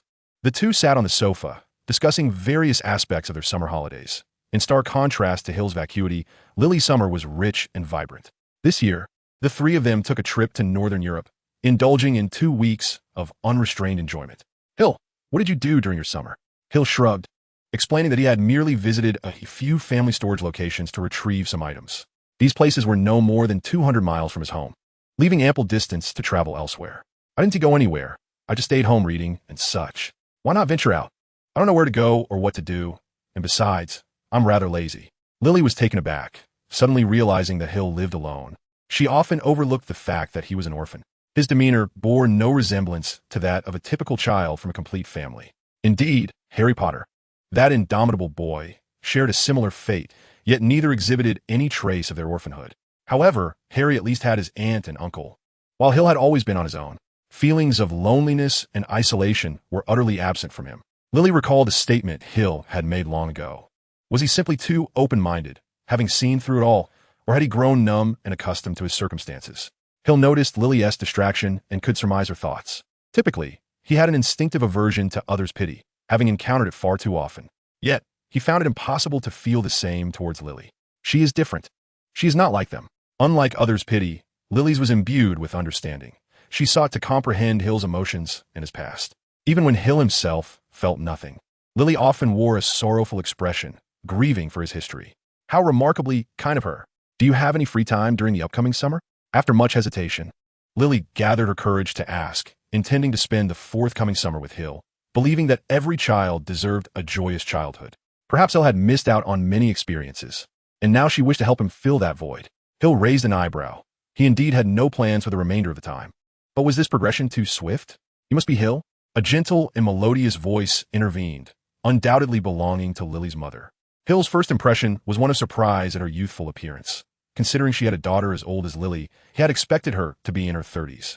Yet Tina bore no visible signs of age. Even so, Hill vaguely sensed that even a decade hence, the individual before him would not appear significantly aged. I am Hill, Hill Fox. Upon hearing this revelation, Tina felt her heartbeat quicken. Yet another fox. Slowly, Tina approached the sofa and seated herself beside Lily, while Stout cautiously followed suit. Careful not to utter a sound, the living room fell into a profound silence, with Hill reclining on the sofa, cradling Kaka in his arms. Opposite him sat Lily and her family, all intently gazing at Hill. How peculiar this feels, Tina mused, her eyes sweeping over Hill with a hint of dazed nostalgia. Over 20 years ago, another fox had sat before her in much the same manner.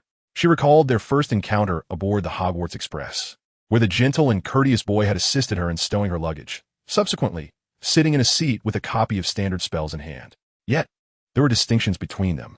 Adric had hair that gleamed like gold, whereas Hill's was silver.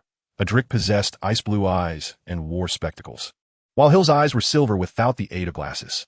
Beyond their appearances, their temperaments diverged greatly.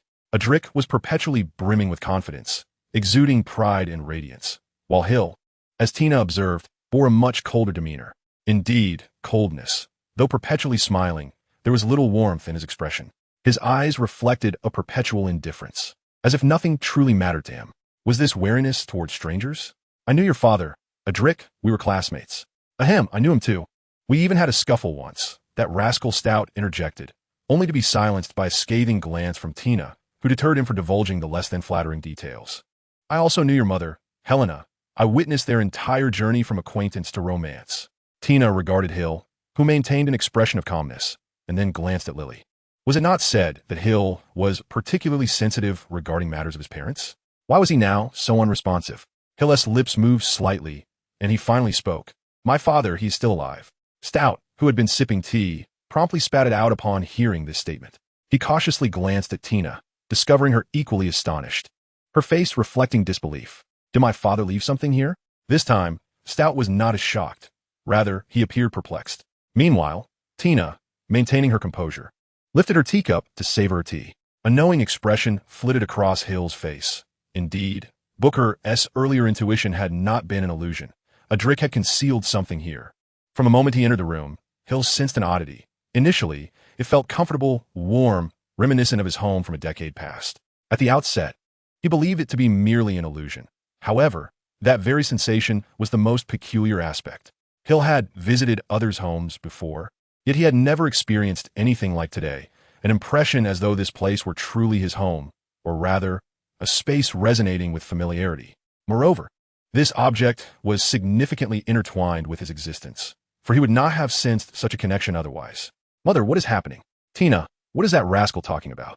In response to the inquiries from her husband and daughter, Tina quietly finished her cup of tea, set it down, and turned to Hill, asking, How do you know? By feeling. Tina nodded, seemingly acquiescing to this rather dubious explanation. Come with me. You are entitled to know these things. Rejecting Lily and Stuns, pleased to accompany them.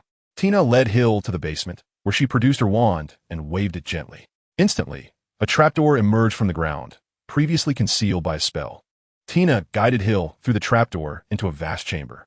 Observing the surroundings, Hill's lips moved a few times before he finally uttered a statement laced with fury and murderous intent. I shall never forgive you, Adric. Chapter 5. The Invitation from Nicklim. Eopoludisa, E. No need to say more. You're not at fault. Adric is. Leaning against the sofa, Hill stared vacantly at the ceiling. A week had elapsed since that fateful day, yet the images of that encounter continued to haunt him. Book, why would Adric do such a thing? I will not forgive him. A fierce hatred consumed Hill, a feeling so intense that he wished for Adric's demise. Ironically, not long ago, he had felt grateful for Adric's survival, yet now he yearned to see him dead. You are mistaken, my dear young master. What am I mistaken about? Is Adric in the right? Hill's usual composure was utterly absent. He resembled a powder keg, ready to explode at the slightest spark. It was not a lack of calmness, but rather that incident had shattered his tranquility. Specifically, I cannot elaborate, but I wish to convey one thing. You should trust your father. Book, no longer the unreliable companion, now appeared remarkably serious. Having always assumed the role of Hill's mentor, the current situation demanded utmost caution, for a single misstep could yield dire consequences. Is it due to insufficient authority? Hill pondered. Since learning of Adric's continued existence, he harbored an unsettling sensation that Book might abandon him. Authority, undoubtedly, was a significant factor, Adric's authority vastly surpassed Hill's, implying that if Adric desired, he could easily take Book away, and Book would likely lack the capacity to resist. Authority was one aspect, but it merely limited your access to certain information, such as what you observed and its intended purpose. Most importantly, Adric is not as deplorable as you might think. Hill shrugged lightly, shaking his head as he pointed to a letter on the table, stating, Adric, I shall inevitably seek clarity on this matter. I have a premonition that I will encounter him soon. Now, let us ascertain how to address this situation. The letter, received today, contained rather intriguing content that remained somewhat elusive in meaning. Nicolaim, you say? Why would he send a letter to you? Book had perused the correspondence, which was indeed sent by Nicolaim, or rather, relayed through Dumbledore. The essence of the letter was an invitation for Hill to visit him. The most formidable alchemist invitation seemed peculiar, especially considering Hill's only interaction with Nicolaim was a fleeting encounter during Voldemort's attempt to seize the Philosopher's Stone.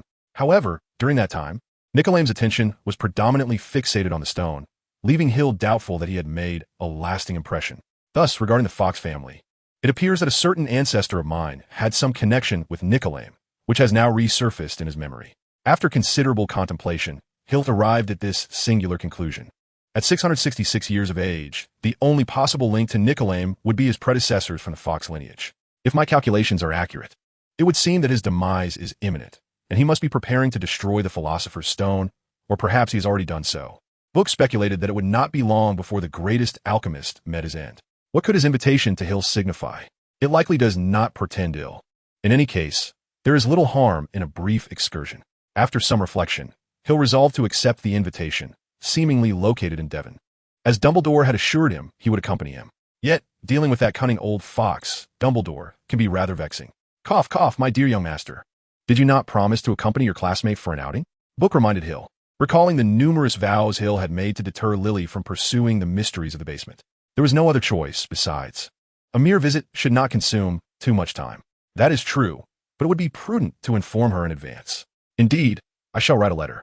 By the way, why doesn't Lily's family install a telephone? That would certainly simplify matters. An inexplicable invitation. One morning, Hill and Dumbledore apparat to Devon, materializing directly before Nicolaim's residence. The environment surrounding Nicolaim's abode was quite pleasant. It appeared to be a village inhabited by wizards, with neatly trimmed hedges lining the roads, adorned with a variety of climbing plants, vibrant with life. Following Dumbledore through a thicket, they emerged into a breathtaking landscape of verdant hills and serene waters, with deep woods that, in Eastern terms, could be likened to a peach blossom spring. Nestled beside a small lake stood a house with brown tiles and white bricks, billowing smoke from its chimney, suggesting that its owner was likely preparing breakfast. Here lies our destination. Dumbledore halted 10 meters in front of the house, turned, and addressed Hill. Well, I will leave you here. The rest is up to you. What does this signify? As the headmaster, my time is quite precious, and it is you that Nick wishes to see, so I shall not accompany you further. Hill nodded slightly, signaling his understanding. In the next moment, Dumbledore vanished with a flick of apparition. Taking a deep breath, Hill cradled Kaka in his arms and took a decisive step forward. In an instant, the world spun around him, and he felt as though he were plummeting from a great height, the sensation of weightlessness prompting him to instinctively reach out for the sky. Yet he grasped nothing but air. Indeed, I knew it wouldn't be so simple. Dumbledore had hinted earlier that the remainder was up to him. Was this a test? Everything unfolded, just as Hill had anticipated. In the next moment, a familiar scene materialized before him. Isn't this where the mirror of Aris displayed? Observing a family of three, a smile crept upon Hill's lips, intrigued by the sight. What does this mean? Just as Hill's words trailed off, the idyllic tableau of the family began to shift. This alteration caused Hill to furrow his brow, the smile on his face gradually fading. The once bright and warm room dimmed. The golden-haired youth and the dark-haired beauty vanished, leaving only the silver-haired infant lying quietly on the floor, neither crying nor laughing, merely gazing at Hill. A manifestation of the past? Hill felt a twinge of disappointment. Was this truly all that the great alchemist Nickelmere's trial entailed? No, it was not a recollection from the past, for he possessed no memory of this scene, merely a fabricated illusion. Seemingly realizing something, Hill lifted his gaze towards the heavens and chuckled softly. Apologies, but I have been endowed with Soul Guardian, Soul Extraction, and the like are entirely ineffective against me. You must be at your wits' end to concoct such a ludicrous scenario. No response followed. The space was enveloped in silence. save for the cold stare of the infant on the frigid floor. Gradually, the infant began to grow, or perhaps mature, eventually transforming into a silver-haired boy that mirrored Hill.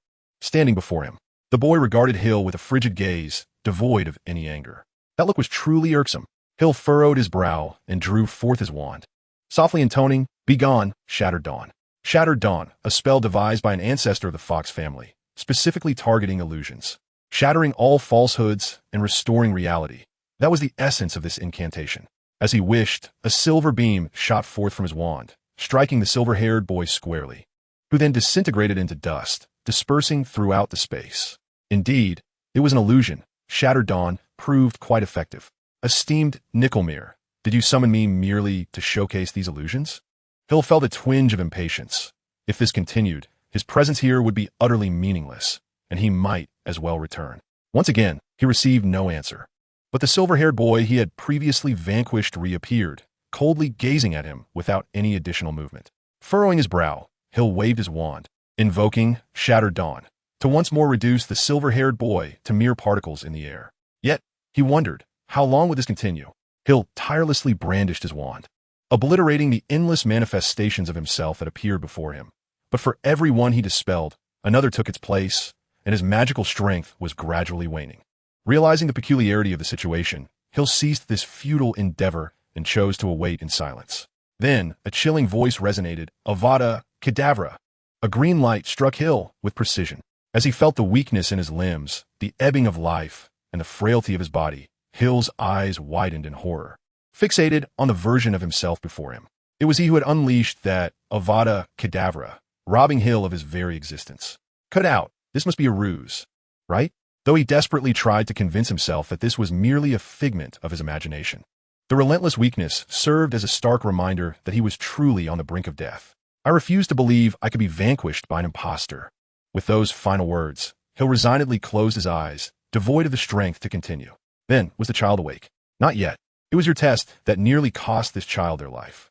Who knows? Changes have occurred, and they are quite troublesome. Just how troublesome? It is not a dream. It can be seen as a potential future. One day, he could be the one to slay himself.